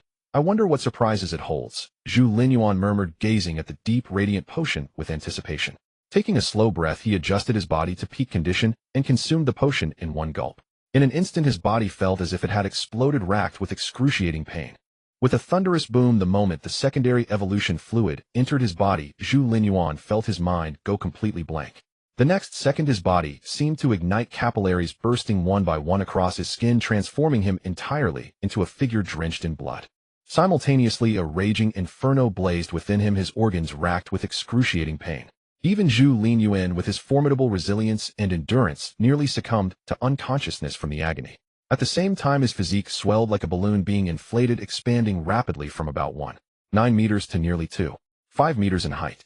His muscles became even more terrifying than the Hulk's. Even his forearms were far thicker than an ordinary person's thighs.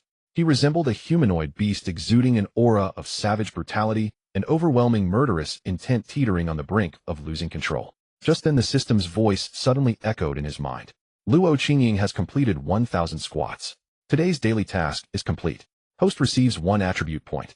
Hearing the system's voice, Zhu Linyuan regained a flicker of clarity. Add it to physique. Using the last shred of his rationality, Zhu Linyuan commanded the system to allocate the attribute point to his physique. The next moment, he felt a warm current surge within him. Though exceedingly faint, it acted like a lifeline at this critical juncture, gradually pulling him back from the dark abyss. The capillaries on his skin ceased to burst, his stature slowly shrank, and his gaze grew increasingly lucid. Huff! Finally, after a long moment, Zhu Linyuan returned to his normal size. His muscles now appeared strikingly defined, complementing his rugged features, making him look like a model. I underestimated the potency of the secondary evolution fluid. Zhu Linyuan shook his head with a self-deprecating laugh. I thought my constitution could handle it without any issues, but I nearly got myself into trouble. With that thought, he gave a slight shake of his head. If Luo Qingying hadn't coincidentally completed her daily task, just then granting him a life-saving attribute point, the consequences would have been dire. Though his body had barely managed to endure, his mind had been consumed by thoughts of slaughter, venting, and destruction. He would have likely lost control entirely. At that moment, it would have been a catastrophic disaster for this nascent organization. I never expected that consuming evolution fluid beyond one's level carried such risks. Zhu Linyuan frowned slightly. In his past life, he had never attempted such a leap, nor had he heard of anyone else doing so, assuming it was simply a matter of insufficient constitution. Now it seems I was mistaken. There must be some other secret hidden within. Gazing at the remnants of the spores in the container, Zhu Linyuan furrowed his brow. In his past life, humanity had never fully understood the spores' intentions, or why they had suddenly descended upon Earth. Back then, humanity had been merely surviving, lacking the energy and capability to explore the origins of the apocalypse. But in this life, I've already started from a much higher point. Perhaps I can change some things. Zhu Linyuan murmured, clenching his fists slightly, feeling the surging power within him like a tidal wave, and a surge of ambition filled his heart. At this moment, his status panel displayed a tremendous transformation. Name: Zhu Linyuan. Rank: Second Order Evolver. Evolution Progress 3, Strength 192, Speed 156, Physique 178, Attribute Points 0, Daily Tasks. Complete 1,000 pull-ups, reward 1, Attribute Point completed. Complete 1,000 squats, reward 1, Attribute Point completed. Complete 1,000 push-ups, reward 1, Attribute Point completed. Capture task, none. Prisoner count 3. All 3 attributes have reached triple digits, with strength even nearing the 200 mark. Zhu Linyuan smiled. Based on the attribute points, my overall strength should have more than doubled. But in reality, my combat power has likely multiplied several times over. He understood well that doubling an attribute point didn't merely translate to a twofold increase in strength. It was a terrifying exponential leap. With my current power, I even have some confidence to explore the back mountain. Thinking of the powerful aberrant creatures that might emerge there later, Zhu Linyuan felt a surge of anticipation. He was now desperately craving evolution fluid. This sensation of growing stronger intoxicated him. There's still a short time before the lunar calamity. With luck, I might even be able to push through to become a third order evolver. If I truly can break through to the third order, then the lunar calamity will become my opportunity. Zhu Linyuan was filled with eager expectation. Just then the system's voice rang out in his mind once more. Survivor Guqiuyu is laden with sin. Apprehend her immediately. Successful capture, reward 5 bottles of physique enhancement serum, 50 attribute points. What's gotten into the system? Seeing the reward, Zhu Linyuan exclaimed in surprise. Why is it being so generous all of a sudden? He had already tested it. Each bottle of physique enhancement serum could increase his physique by 10 points. That meant completing this task would yield a total reward equivalent to 100 attribute points. It was nothing short of extravagant. Perfect. I was going to deal with this Guqiuyu sooner or later anyway. A cold sneer curled on Zhu Linyuan's lips. Whether it was Luo Qingying, Laning by Yuan, or Zhang Miao, they were all intricately connected to Guqiuyu.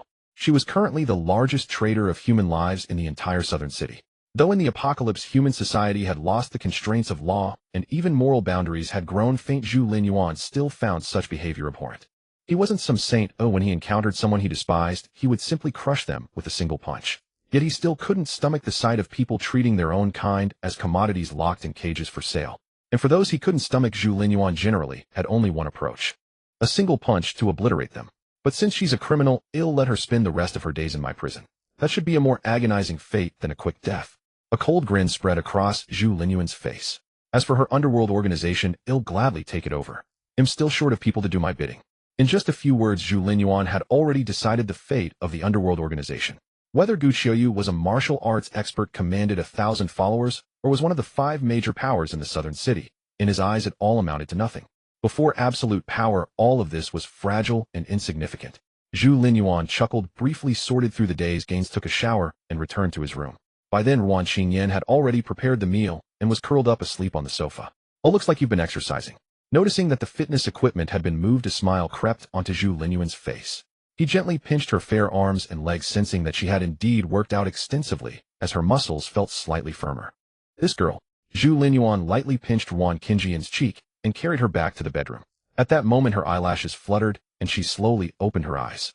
Her large eyes appeared timid at first, but upon seeing Zhu Linyan, they suddenly sparkled with light. With a soft smack, Wan Qingyan hugged Zhu Linyuan and gently pecked him on the lips. "Since you're awake." A sly grin suddenly appeared on Zhu Linyuan's face. "Then let's get some exercise." The next day, the sun had climbed high into the sky. Wan Qingyan stretched languidly, letting out a soft cat-like murmur as she stealthily opened her eyes. She saw Zhu Linyuan already exercising on the balcony. He was bare-chested, sunlight cascading over his robust muscles, making him look as chiseled and handsome as an ancient Greek sculpture. "He's really full of energy," Wan Qingyan murmured, enviously watching Zhu Linyuan. After all that exertion, he's still so vigorous. Even though she had strengthened her physique, she now felt completely immobilized, drained of all strength. At that moment, Zhu Linyuan had just finished his daily training. He casually allocated his attribute points to strength, savoring the continuous surge of power, and rose with satisfaction. He now earned 3 attribute points daily from completing his daily tasks, and an additional 4 from the 3 prisoners under his command. 7 points a day. Though it seemed modest, the accumulation would become considerable over time. With this thought, Zhu Linyuan activated his system vision and turned his gaze toward the prison cells. He saw Luo Qingying and Lan Ning diligently performing their daily tasks, while Bai Yuan was quietly whispering something to Zhang Miao. With a mere thought from Zhu Linyuan, Bai Yuan's voice reached his ears through the system. "So Zhang Miao is from the Zhang family, one of the 3 great clans." Realization dawned on Zhu Linyuan. No wonder she had so many thugs willing to die for her. They were all arranged by her family. "It's a pity Zhang Miao has lost her memory, otherwise I could have extracted some intelligence about the Zhang family from her." Zhu Linyuan was quite interested in the Zhang family, which had risen from underground boxing. More precisely, he was now very interested in all 5 major powers of Nanqing. No rush. The 5 major powers of Nanqing. We'll deal with them one by one. Nanqing is too small, 1 power is enough. Zhu Linyuan murmured, withdrawing his thoughts. He then noticed that Zhang Miao still had no clothes, wrapped only in a bedsheet. Since she completed yesterday's daily tasks, they'll give her a set of clothes. Zhu Linyuan casually picked up some clothes, intending to deliver them to her, to boost her submission value. After all, with Zhang Miao's amnesia, it should be easy to increase her submission. Just as he was about to leave, Zhu Linyuan suddenly recalled the crucial attribute point Luo Qingying had contributed during last night's breakthrough. Come to think of it, she did me a great favor. Seeing Luo Qingying drenched in sweat from her morning workout, yet still gritting her teeth in perseverance, he reconsidered and turned back to gather some supplies for her. He'll bring some liniment for after her workout. Some food too, and milk for health benefits. Some fruit, preferably low in sugar, for better health. Oh, and she's not well equipped for washing up, so they'll get some toiletries. And a few more sets of clothes, including 2 sets of pajamas. Soon Zhu Linyuan was carrying a huge bundle as he headed toward the prison cells. Inside the cell, Lan Ning had collapsed to the ground. "I'm exhausted." Lan Ning panted heavily, feeling as though her legs no longer belonged to her. "I only did a little over 200 squats today, and my legs are already numb." Staring blankly ahead, she muttered to herself, 1,000 squats every day. This is hell. On the first day, Lan Ning gritted her teeth and managed to push through. But by today, she could no longer endure it. The fatigue from exercise accumulated daily. If fatigue had a numerical value, Lan Ning's would have maxed out. After resting for a while, Lan Ning finally regained her senses, but when she saw Luo Qingying still persisting, she was dumbfounded. "Is this Luo Qingying insane?" Lan Ning complained. 1,000 squats and 1,000 crunches every day, sometimes even extra. Doesn't she ever get tired? She's this competitive, even in prison. Lan Ning felt she was being crushed by Luo Qingying's intensity. Too intense. Damn it, she cursed. Go ahead, keep at it, every day. What good does it do? You're still locked up in here, just like us. Lan Ning muttered, stupid to the core. Nearby, Bai Yuan and Zhang Miao sat on the ground, watching Luo Qingying train with complete indifference. Bai Yuan had realized no one was supervising them. No one would know even if we didn't do it right. She thought this and shared it with Zhang Miao. Having lost her memory, Zhang Miao was an obedient child, taking everything at face value. Luo Qingying, however, paid no attention and continued training on her own. Though her stamina was nearly depleted and her body was utterly exhausted, she persisted through sheer willpower. Just then the prison door suddenly opened. With a creak, a tall, slender figure stepped in. It was Zhu Linyuan. The moment they saw him, Lan Ning and Bai Yuan immediately jumped up and began feigning exercise. Zhang Miao followed suit, clutching the bedsheet around her as she attempted squats. Since the sheet hindered her movement when fully wrapped, she could only cover her upper body, revealing 2 straight fair legs like those from a manga, quite captivating to behold. Zhu Linyuan, however, didn't spare a glance at the other 3. He walked straight into cell No. 1. With a thud, he dropped the huge bundle onto the floor. What's this? Luo Qingying looked at the large bundle with confusion. For you. Zhu Linyuan said without looking up, opening the bundle and pulling out items one by one. Chocolate, sausages, self-heating hot pot, bottled water, milk, watermelon, cherries, mangoes, toothpaste, facial cleanser, long skirt, sailor uniforms, JK outfits, yoga wear pajamas. The other three stared wide-eyed. Lan Ying glanced at her own torn cheongsam, then at the 6 or 7 different dresses across the way, suddenly feeling the disparity in their treatment. Even in prison, I have to suffer such unfair treatment. Lan Ying fumed. Just then Zhu Linyuan tossed a set of clothes into the neighboring cell and said to Zhang Miao, "Put these on. Stop wrapping yourself in that bedsheet." Zhang Miao froze for a moment, then quickly picked up the clothes and shed the bedsheet to change. In that instant Zhu Linyuan saw everything clearly. Though the scene was alluring, he showed no reaction. The others were stunned. What kind of new tactic is this? Bai Yuan blinked. Is she really suffering from amnesia? I feel like her schemes run deep. Lan Ying cursed inwardly. Another little seductress using the same trick, isn't she? Last time she had used the same ploy. Though she hadn't gained much, it had at least gotten Zhu Linyuan to relieve her sore muscles and ease her fatigue. She still vividly remembered that exhilarating sensation. No, I need to step up my game too. Lan Ying gritted her teeth. Otherwise they'll take all the benefits. With that thought, she suddenly let out a cry of ouch and pretended to fall. At the same time, she deliberately tore her cheongsam even wider, nearly ripping it in half. It looked incredibly tempting. Oh dear, what am I going to do now? Lan Ying feigned surprise. Brother Zhu, my clothes are completely ruined now. Could you help me out? And my legs hurt so much too. You don't train much, yet you're full of complaints. Seeing Lan Ying like this, Zhu Linyuan said mercilessly, figure out your clothes yourself. They'll check your leg later. Although he was reluctant to bother with Lan Ying, she had still completed her daily tasks every day, so Zhu Linyuan wasn't too harsh. These people were all creating value for him. With that, Zhu Linyuan said to Luo Qingying, lie down first, I'll examine your body. You engage in such intense exercise daily, it must be complemented with medicine and massage, or your body won't be able to handle it. Even those who spend all day in the gym find it hard to stick to 1,000 squats and 1,000 crunches every day. This is an astonishing amount of exercise. Zhu Linyuan knew that Luo Qingying was pushing through purely on willpower.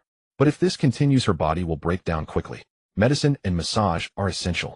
Martial artists and athletes all do the same, often with specialized nutritionists and the like. Luo Qing didn't look at what Zhu Linyuan had brought as she obediently laid down as instructed. At the same time, she lifted her shirt and rolled up her loose sweatpants, revealing her fair-toned waist and legs. She stared intently at Zhu Linyuan, a hint of anticipation in her eyes. Now the only thing that kept her going each day was these brief moments when Zhu Linyuan visited. Seeing Luo Qingying so obedient, Zhu Linyuan nodded inwardly with satisfaction. Her submission value is already at 59. I hope it breaks 60 today. The reason Zhu Linyuan treated Luo Qingying differently was partly because she performed well and brought him more gains, but mainly because her submission value was growing quickly. Now she hardly refused any of his requests. Zhu Linyuan applied some medicated oil to his hands and pressed on Luo Qingying's fair slender legs, helping to relieve her physical fatigue.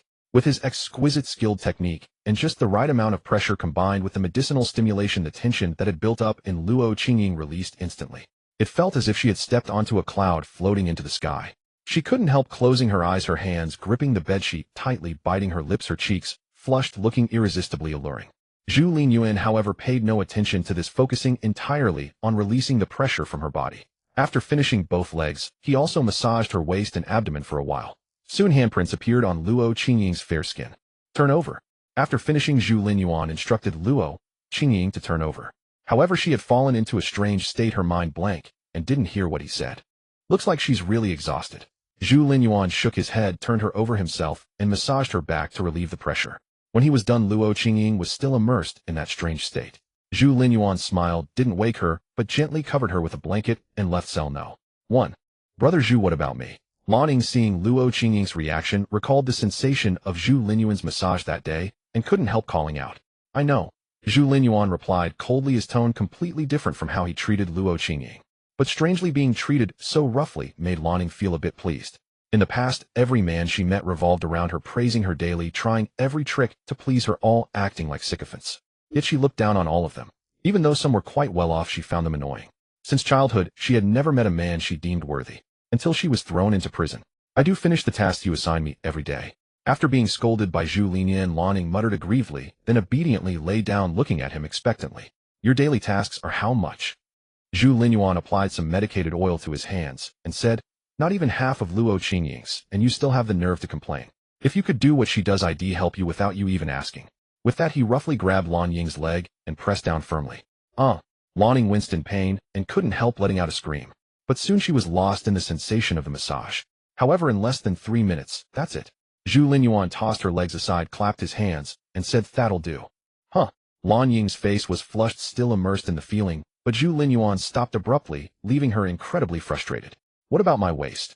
Lan Ying pointed at the graceful curve under her cheongsam, staring at him pleadingly. "You didn't do any crunches, so why would I massage that?" Zhu Linyuan said irritably. "But..." Lan Ying tried to argue, but then noticed his gaze turn cold, and she swallowed her words. She was smart enough to know when to act a little spoiled, and when not to. Earlier she had sensed that Zhu Linyuan was in a good mood, so she dared to make a request. But now clearly he had lost patience. How could she dare to push further? Seeing her reaction, Zhu Linyuan's gaze softened slightly, and he said calmly, "Turn around. Let me see how your clothes are doing." Huh. Lan Ying was taken aback. She knew exactly what state her cheongsam was in, so she felt a bit embarrassed and hesitated to turn around. "Don't waste time." Zhu Linyuan's voice turned cold again. Sensing his impatience, Lan Ying quickly turned around. At that moment, the back of her cheongsam was completely torn, split from top to bottom, revealing her slender back and long legs. "It's indeed unwearable." Zhu Linyuan nodded and said, "They'll bring you a new one next time." With that, he got up without hesitation and left. Hearing the heavy door close, Lan Ying pouted and muttered, "A clueless, heartless man. They'll make you fall for me sooner or later." Nearby, Zhang Niao was admiring her new clothes with delight, happy as a child. Bai Yuan glanced at Lan Ying, then at Luo Qingying, a thoughtful expression on her face. "It seems Brother Zhu favors Luo Qingying. Is it because she trains harder, or because she's more obedient?" Bai Yuan speculated inwardly. "And he seems very impatient with women who act spoiled. They'll have to adjust my approach accordingly. Brother Zhu is incredibly generous." Bai Yuan looked at the small mountain of supplies in Luo Qingying's cell with envy, silently resolving to use some tactics next time. Meanwhile, Zhu Linyuan had returned to his room and casually opened the system panel. How is this possible? Seeing the values on the panel, he was instantly stunned. How could it have increased so much? At that moment, the submission values on the panels of Luo Qingying and Lan Ying both surged dramatically. Luo Qingying's submission value skyrocketed, instantly reaching 81 points. According to the system's explanation, once the submission value reached 80, Luo Qingying could no longer betray Zhu Linyuan. Moreover, she would essentially fulfill any request Zhu Linyuan made, even if that request was somewhat excessive. Lan Ying's submission value rose to 47 points. This increase was equally astonishing, not at all inferior to Luo Qingying's. Letting them compete with each other had such a good effect. Zhu Linyuan was slightly surprised. He had deliberately given Luo Qingying preferential treatment to make these prisoners compare themselves with one another and drive them into internal competition. But he hadn't expected the effect to be so remarkable. "It seems I can occasionally release Luo Qingying," Zhu Linyuan mused. Luo Qingying's submission value had reached a certain level with no risk of betrayal whatsoever, so there was no need to keep her confined all the time. After all, even after being released, she could still help him gain attribute points through training. Furthermore, she could do even more. Her combat prowess was no less than that of an adult man, and her resilience far surpassed others. Most importantly, she was extremely loyal. Zhu Linyuan was in dire need of capable people. How could he let such a talent slip away? But there's no rush. I've just harvested a wave of submission values today, and let them settle down first. He'll release Luo Qingying tomorrow or the day after, and by then I might harvest another wave of submission values. Zhu Linyuan had already made up his mind. By the way, since their submission values have increased, their daily tasks should have changed too. Thinking of this, Zhu Linyuan looked at their attribute panels again. Name Luo Qingying prisoner no. 1 submission value 81 strength 6 speed 7 constitution 7 daily tasks. Complete 1000 squats reward. Host 1 attribute point 792 1000. Complete 1000 crunches reward. Host 1 attribute point 000. Complete 1000 push-ups reward. Host 1 attribute point 000. There's an added push-up item. It seems I won't be getting that attribute point for now. Zhu Linyuan shook his head. He was very familiar with Luo Qingying's physique. Compared to crunches and squats, push-ups were much harder for her, because her upper body strength was insufficient. It looks like he'll need to get her a bottle of physique potion, and later some first-tier evolution fluid too. Zhu Linyuan pondered silently, then turned his gaze to Lan Ying's panel. Name Lan Ying prisoner no. 2. Submission value 47 strength, 4 speed 5 constitution, 4 daily tasks. Complete 1000 squats reward. Host 1 attribute point 268 1000. Complete 1000 crunches reward. Host 1 attribute point 000. Lan Ying's stats are even worse. She's at an ordinary person's level. Just the squats alone are very difficult and crunches are impossible. Zhu Linyuan shook his head. It seems he'll need to get her some first-tier evolution fluid too to boost her stats. He had already broken through to a second-tier evolver, so first-tier evolution fluid was completely useless to him. Its only use was to strengthen his family, friends, and subordinates. Once the people around him grew stronger, it would be easier to carry out the plans he had in mind. These prisoners with enhanced abilities could also create greater value for him. This was an early investment and a necessary one. However, Zhu Linyuan was well aware that the most important thing was still his own strength improvement. That was the foundation of everything. Otherwise, all else was a castle in the air. It seems it's about time to make a move. Zhu Linyuan murmured, a smile spreading across his face. After all, this Gu Qiuyu is worth 100 attribute points. And with her physical condition, she should be able to complete these daily tasks without me having to worry. Zhu Linyuan felt a hint of anticipation along with a trace of curiosity. I wonder what kind of person the leader of this Extreme Dao organization really is. At that moment, at the headquarters of the Extreme Dao organization, a stunningly beautiful woman dressed in a white Taoist robe stood with her eyes closed. Before her was an iron cage. The iron cage was covered with a black cloth, and from within came a constant loud banging, as if some monster was ramming against it. Open the cage. Two women in black tight-fitting outfits instructed a nearby woman. Okay. The woman hesitantly approached the cage, carefully lifted the black cloth, and instantly turned pale with fright. Inside the cage was a terrifying-looking monster. If Zhu Linyuan were here, he would recognize it at a glance. It was a first-tier aberrant creature, and quite formidable at that. The monster stared intently at her, as if eager to devour her in one bite. The woman quickly stepped back, covering her mouth tightly, afraid to let out a scream. Open the cage, the woman in black coldly commanded, or he'll throw you in to keep the monster company. Hearing this, the woman shuddered, trembling, as she stepped forward, swiftly unlocked the cage door, and then scurried back. Bang! In that instant, the cage door burst open as the monster charged out. The aberrant creature lunged at the woman. Suddenly, a white figure flashed by, followed by the sound of a sword ringing through the air. The sword's hum vanished in an instant, replaced by the sound of the blade being sheathed. The next second, the monster's massive body crashed to the ground, its enormous head cleanly severed.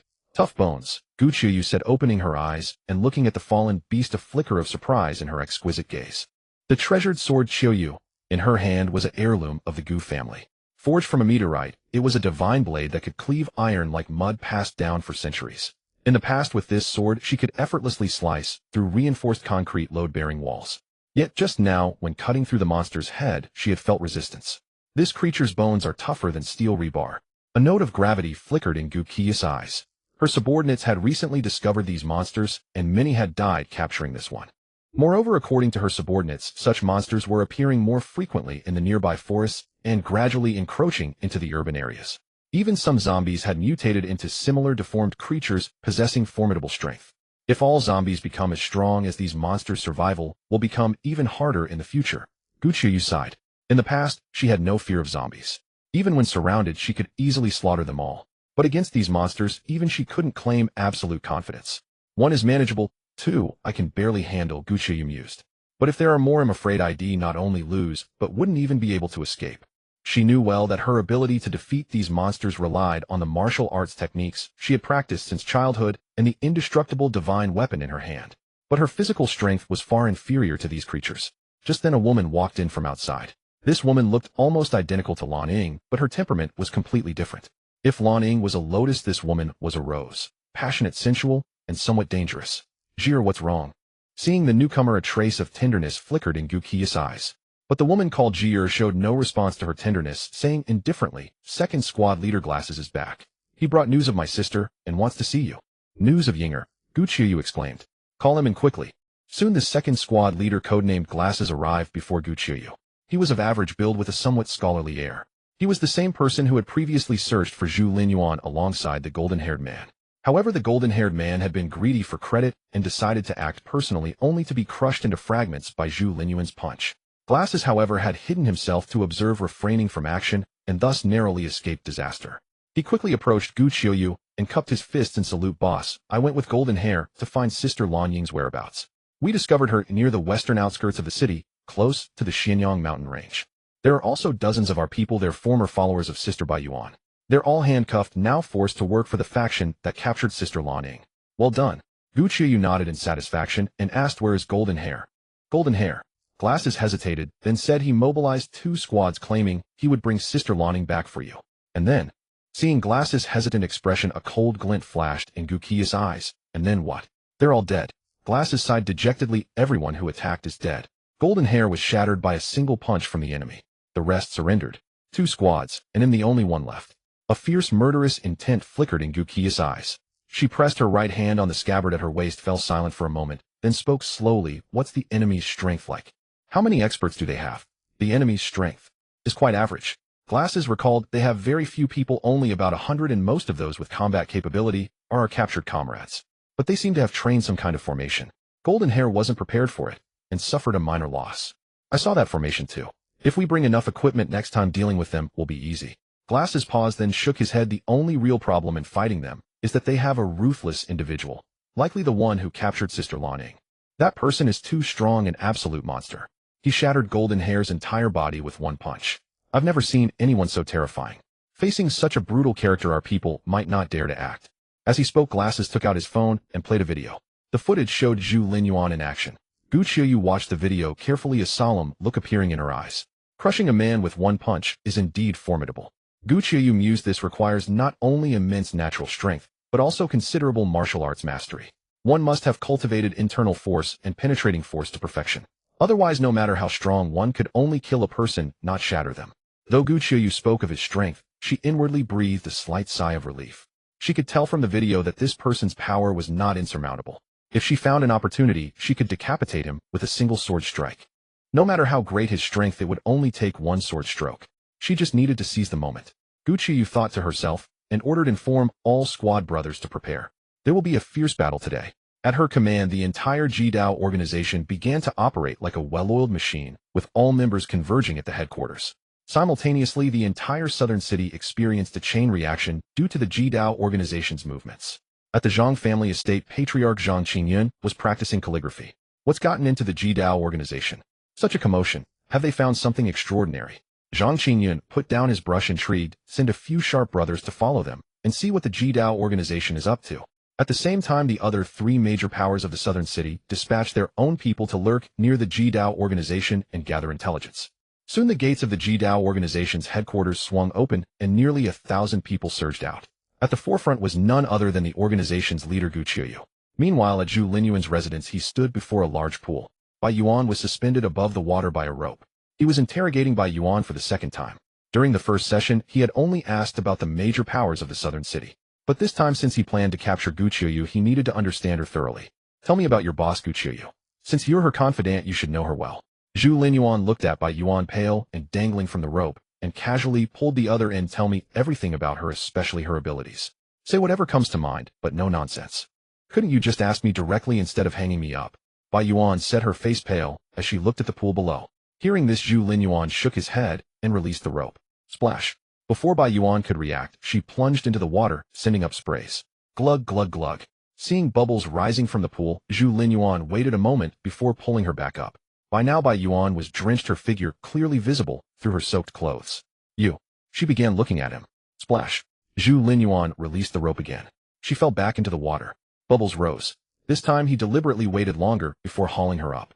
When she surfaced again, Bai Yuan was dazed from the water, coughing and spitting. Bound hand and foot suspended in midair and drenched, she looked utterly miserable. Sword. Having been dunked twice, Bai Yuan learned her lesson and cut to the chase. Gu Qiuyu uses a sword. She spoke without hesitation. Her family has used swords for generations. She has an heirloom treasured sword forged from celestial meteorite iron, incredibly sharp and capable of cleaving iron like mud. After 2 dunkings, Bai Yuan was terrified and spoke rapidly. Gu Qiuyu practices fast swordplay. Her drawing technique is especially formidable, though I don't fully understand it. But I've seen her in action against a skilled opponent. I couldn't even see her draw the sword. I just heard the sound, and then the opponent was dead, his neck severed by her blade. After saying this, Bai Yuan looked at Zhu Linyuan nervously. Continue. Zhu Linyuan said casually, loosening his grip slightly. Gu Qiuyu loves white. Her Taoist robe is white, her shoes are white, her socks are white. Everything she wears is white from head to toe. Gu Qiuyu has androphobia. They say she feels nauseous around men and only likes women. Gu Qiuyu likes Lan Ying, and she's holding Lan Ying's sister Lan Ji as a hostage to threaten her.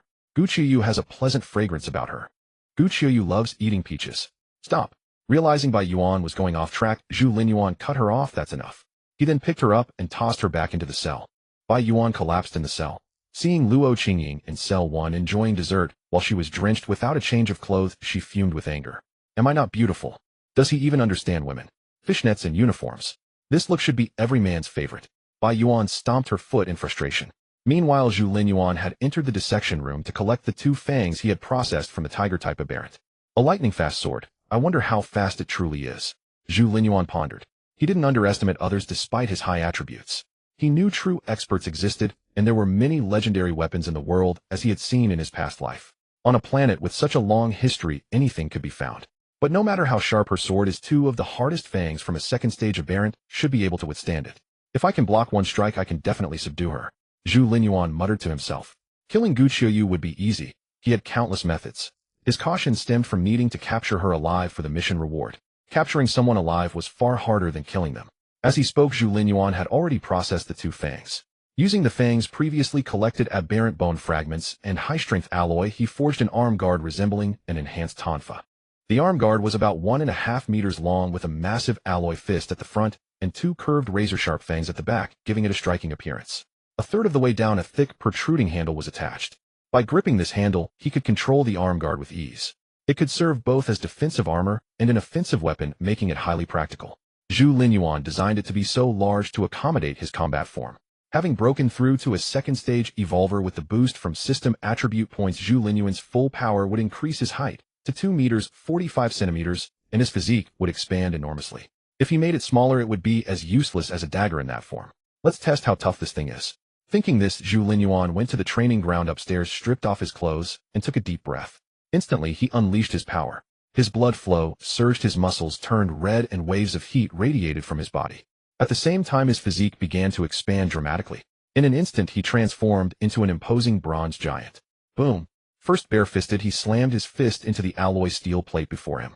The 7-centimeter thick alloy steel plate was instantly dented with a massive fist mark bulging out from the back. Not bad strength. Zhu Linyuan nodded in satisfaction, then donned the arm guard. Gripping it firmly, he threw another punch. Boom! This time the massive alloy fist punched straight through the sturdy alloy steel plate. Zhu Linyuan found it effortless. The next second, he delivered a fierce uppercut. As the fist swept across the plate, the two sharp fangs behind it sliced through the alloy steel. The 7-centimeter thick alloy steel plate was cleaved in two, while the arm guard remained completely intact. Excellent. Seeing the power of this punch, Zhu Linyuan couldn't help but laugh.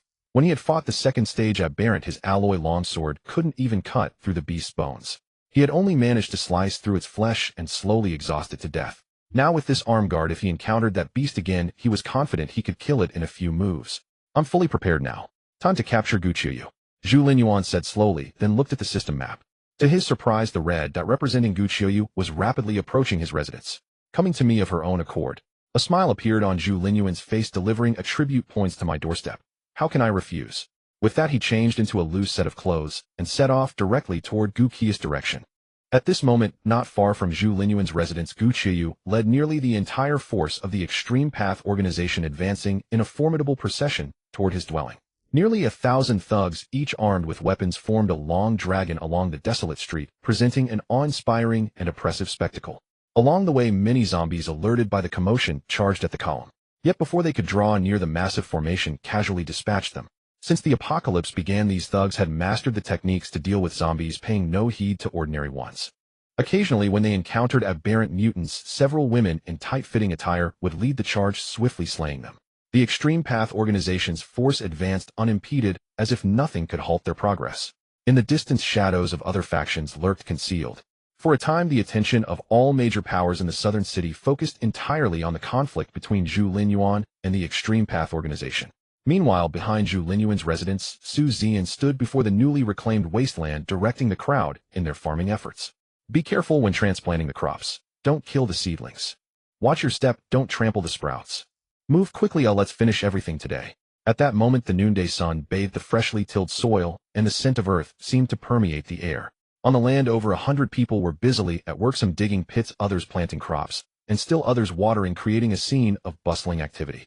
Sweat beaded on every face, and their clothes were caked with mud, yet radiant smiles adorned their features. They had all witnessed Zhu Linyuan's arrangements over the past days, and understood his intention to forge a safe haven. Thus for them, this was not mere labor, but the construction of their own home in this apocalyptic world. Watching their home gradually improve, each person felt a profound sense of fulfillment and belonging. Their spirits were high, and Su Zian too was exceedingly pleased, a smile gracing her lips. Just then Lu Bai suddenly rushed over in a flurry. Sister Zian, there's a huge commotion up ahead. The scouts say a massive force is approaching. Likely over 1,000 people. Lu Bai panted, his face etched with urgency. He had just received word from his scouts stationed outside reporting a colossal column advancing numbering perhaps 1,000 at a glance. Upon receiving the news, Liu Bai immediately came to inform Su Zian. 1,000 people. Su Zian's delicate brows furrowed, and she called out sharply, "Enemy attack. Everyone grab your weapons. Form up according to the formation I arranged earlier, and prepare for battle." As she spoke, Su Zian prepared to notify Zhu Linyuan. After all, this situation differed from the last. The enemy numbered 1,000 and was surely well prepared. Her side had only 300-odd people, and a single misstep could spell disaster. Yet before she could go, the gates suddenly swung open, and a fully armed Zhu Linyuan strode out. Su Zian's eyes lit up. She noticed that this time Zhu Linyuan not only carried a long blade, but also a uniquely styled handsome weapon, clearly indicating he was thoroughly prepared. The moment they saw Zhu Linyuan, including Su Zian, the 300-odd people present collectively breathed a sigh of relief. A sense of security settled in their hearts. They had all witnessed Zhu Linyuan's prowess and knew his terrifying strength. In their eyes, as long as he took action, even against overwhelming numbers, victory was within reach. Zhu Linyuan stepped out of the gate and saw his 300-odd men already arrayed in neat ranks ready to meet the enemy. He felt a deep sense of satisfaction. He had never expected these people to possess significant combat ability. In his view, their ability to work for him sufficed. But seeing their fervent fighting spirit now warmed his heart. Their performance had exceeded his expectations. Zhu Linyuan stood there, his gaze slowly sweeping over the 300-strong square formation before him. Those he looked upon unconsciously straightened their backs as if touched by a sense of honor. "Follow me," Zhu Linyuan said calmly, then began walking step by step toward Gu Qi's direction. The entire formation followed in unison, their steps synchronized, not a single word uttered, like an elite force. Su Zian suddenly felt that this team had transformed. Previously she saw it as merely a group of a few hundred people, but now it seemed to have acquired a soul. Su Zian thought, her gaze shifting forward to the tall figure silently leading the way. She knew that the soul of this team was that towering figure. Soon she snapped back to reality, for she noticed an even larger force rapidly approaching from not far away. Their formation was likely 3 times the size of her own. As they drew closer, Su Zian also observed that the leader of that force was a woman in white with a snow-white longsword at her waist. Strangely, the first thought that struck Su Zian upon seeing her was not of the impending battle, but rather, can she see her own feet when she looks down?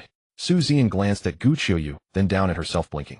Perhaps because Zhu Linyuan was present despite the imminent conflict, she felt remarkably at ease, even indulging in idle fancies. Meanwhile, at the very front of the column, Zhu Linyuan, seeing the woman in white at the head of the Extreme Path organization's force, a smile crept onto his face. Bai Yuan was right. She really does wear all white, even her sword is white. Thinking of the sword, his gaze lingered a moment longer on the blade at Bai Yuan's waist. The long sword had a simple, elegant design exuding an antique charm, and it did not appear to be a lattice weapon. Probably an heirloom from her ancestors. Zhu Linyuan mused, intrigued by this divine weapon that could cleave iron like mud. But for now the sword remained sheathed, and he could only wonder. At this moment, both sides caught sight of each other. Whispers broke out among the Extreme Path organization. "Isn't that Wang Laolu from the first squad? Haha, looks like he's been taken prisoner. He's even wearing shackles. Look at him carrying a hoe. Those who know say he's here for battle. Those who don't would think he's come to farm. Is their team the vegetable planting crew?" What started as murmurs soon erupted into roaring laughter from the Extreme Path side. The team behind Zhu Linyuan remained silent. Though many among them had once belonged to the Extreme Path organization, they felt no loyalty to it. Moreover, with the god of death they revered standing before them, they dared not entertain any stray thoughts, all adhering to Su Zian's earlier arrangements, standing in their positions ready for battle. When the distance between the two forces narrowed to about 20 meters, Gu Qiyu suddenly raised her right hand, signaling her group to halt. Then with a cupped fist salute she announced, "Extreme Path Organization Gu Qiyu." As she spoke, her gaze fixed on Zhu Linyuan. Yet at that very moment Zhu Linyuan suddenly accelerated, hurtling toward her like a cannonball, leaving its barrel. A single thought flashed through Gu Qiyu's mind: no martial honor. Gu Qiyu had not expected Zhu Linyuan to attack without a word, but her combat experience was equally rich, and she adjusted in an instant. She immediately grasped her sword hilt with her right hand, leaned forward, and sharpened her gaze, ready to deliver a fatal blow to Zhu Linyuan at any moment. Although she knew Zhu Linyuan's strength was formidable, she remained confident she could kill him with a single strike. Behind them, the combined force of over 1,000 people watched this scene with intense tension. It was like ancient times when two armies clashed, with generals first engaging in duels. The victory of a general on either side would greatly boost their army's morale. At that moment, both factions harbored the same thought. Suddenly, just as Zhu Linyuan was about 10 meters away from Gu Qiyu, his speed surged explosively. In an instant, the air before him seemed to implode, the ground beneath his feet cracked directly, and he charged straight to Gu Qiyu's front. Swoosh. Gu Qiyu reacted swiftly calmly, drawing her sword even in such a dire situation. A streak of snowy sword light flashed through the air aimed straight at Zhu Lin Yuan's throat.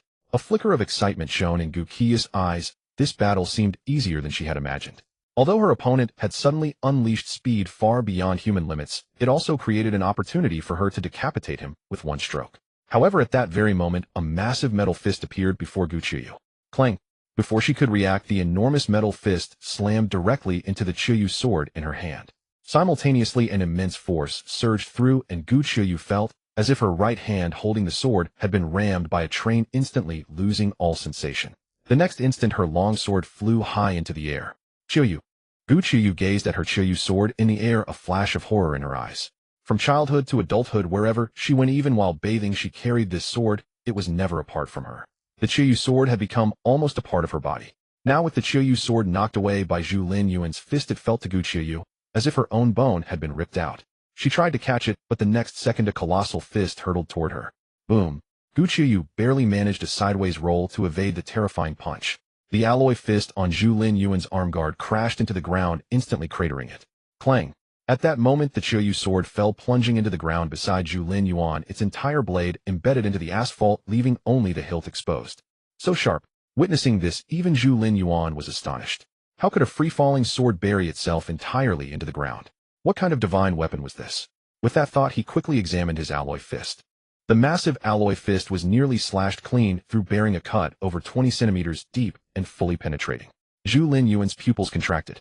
This was forged alloy, yet it had been damaged to such an extent in an instant. It was evident how incredibly sharp that sword was. But the next moment, his shock turned to excitement. If that sword were in my hands, my combat power would surge again. At this thought, Zhu Lin Yuan's heart burned with fervor, already claiming the divine weapon as his own. Meanwhile, Gu Qiyu watched helplessly as her Qiyu sword stood embedded by Zhu Lin Yuan's feet, utterly unable to retrieve it, her heart filled with desperation. She had clearly seen his strength and speed. They were far beyond what any normal human could unleash. Without the Qiyu sword, she had no confidence in defeating Zhu Lin Yuan. Yet with the sword at his feet, she was powerless, forced to watch as he pulled it out. Seeing her beloved blade in his grasp, Gu Qiyu felt a pang of agony, as if her very body were in his clutches. All of you attack. Cut him down. At her wits' end, Gu Qiyu had no choice but to wave her hand, ordering the thugs of the Extreme Path organization behind her to charge. As her command fell, a few black-clad women led the charge, followed by a small group of her loyalists. These were individuals raised by the Gu family since childhood, akin to Gu Qiya's death warriors ready to die for her. The other members of the Extreme Path organization exchanged hesitant glances before sluggishly following. They dared not face this terrifyingly powerful man, yet they also dared not defy Gu Qiyu, so they merely dawdled. Su Zian was about to call her brothers forward when she suddenly saw Zhu Lin Yuan charge into the opposing crowd. The next second, flesh and blood flew amidst the throng. Zhu Lin Yuan's form swelled abruptly, now resembling a bronze giant. In his left hand, he held a strange weapon like a fist with two bone spikes behind it. In his right, the newly acquired snow-white longsword, making him stand out starkly among the crowd. Swoosh! Zhu Lin Yuan swung the sword fiercely, cleaving the foremost black-clad women in two, their upper bodies flying off. The long swords in their hands shattered like paper under his blade. A fine sword indeed. Zhu Lin Yuan laughed heartily, then punched with his left fist. Boom! Several death warriors in front were crushed into pulp by his blow, blood and flesh splattering wildly. What exhilaration! Zhu Lin Yuan burst into laughter. In the past, with an alloy longblade, he always felt constrained, fearing that a bit too much force would snap it, so he deliberately held back. Now, wielding these two weapons, he could unleash his full strength without restraint, feeling utterly liberated. Monster! A monster! The opposing side screamed in terror, as if seeing a ghost. Run, he's a monster. In their eyes, Zhu Lin Yuan was far more terrifying than any mutated zombie or beast. Zombies could at most bite a person, but this man could pulverize someone with a single punch. Even Gu Qiyu was stunned. She had seen Zhu Lin Yuan's terrifying power on video, but experiencing it face-to-face was entirely different. She could even smell the blood in the air. Just then she saw Zhu Lin Yuan flash a smile at her through the crowd before charging straight at her. Run! The thought of resistance never crossed her mind, only escape. Yet even as the death warriors threw themselves at him recklessly, using their bodies to block his path, they could not halt his advance, not even slow him down a fraction. Zhu Lin Yuan struck casually, leaving rivers of blood in his wake. In a few flashes, he had crossed the layers of the crowd and stood before Gu Qiyu. Behind him lay scattered remains and gore. Seeing him before her, Gu Qiya's heart sank, knowing she could only fight to the death. She slowly assumed a combat stance, ready to face him. Seeing this, Zhu Linyuan suddenly smiled, then delivered a slap. Smack! Gu Qiuyu was sent flying sideways, crashing heavily into the wall beside her, before falling to the ground, her fate unknown. Zhu Linyuan walked over step by step, lifted Gu Qiuyu, and turned to face the Extreme Path Organization's crowd, speaking coldly, "Surrender and live. Resist and die." The moment the word "die" left his lips, the 1,000-strong crowd shuddered in unison. The next second, they all knelt down in unison before Zhu Linyuan. At that moment, Zhu Linyuan stood there, his stature immensely towering, his muscles gleaming with a bronze radiance under the sunlight, making him appear like a deity. The 1,000 members of the Extreme Path Organization knelt before him, a vast sea of black, their voices rising in supplication and bowing, the entire scene resembling an act of worship. Witnessing this, those behind Zhu Linyuan were astounded. The sight of 1,000 people prostrating before a single man was a powerful visual impact, etching an indelible mark in their hearts. At that moment, Zhu Linyuan's status soared infinitely in their minds, reaching a level beyond defiance. Then Su Zian hurried over, looking at Zhu Linyuan with anticipation. While others feared him, she, as his confidant, felt more excitement and joy. After receiving a nod of approval from Zhu Linyuan, Su Zian promptly instructed reliable subordinates to fit shackles on each of the captives, shackle them, and confiscate their weapons. Su Zian arranged everything methodically, and her subordinates immediately set to work. Click, click. One by one, shackles locked the group in chains. Throughout the process, none of the captives who had previously been arrogant and overbearing offered any resistance. They had been thoroughly terrified by the bloody scene moments before. These 1,000 fierce fighters now knelt before Zhu Linyuan like lambs awaiting slaughter, completely submissive. Around them, scouts from other major forces quietly withdrew. They had to report back immediately. Everyone knew that from this day forward, the sky over the southern city would change. The Extreme Path Organization would cease to exist. In its place would rise this new force and the man who seemed like a god of war. Recalling the terrifying power that man had just displayed, the scouts shuddered and quickened their pace. They had to warn the leaders of their respective factions to prepare at once. Otherwise, when this force came knocking, it would be a disaster. Meanwhile, after knocking Gu Qiuyu unconscious, Zhu Linyuan did not rush to imprison her, but summoned Lu Bai. "Shall Lu gather 100 reliable brothers and come with me?"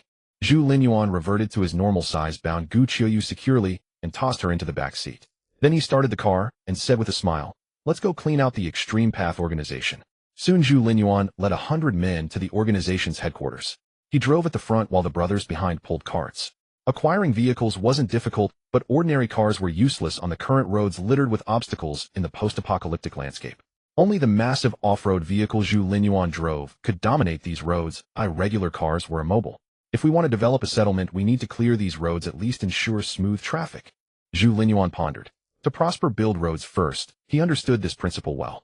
Only with passable roads could things be done efficiently. But it was a colossal project far beyond the capacity of his 1,000 followers.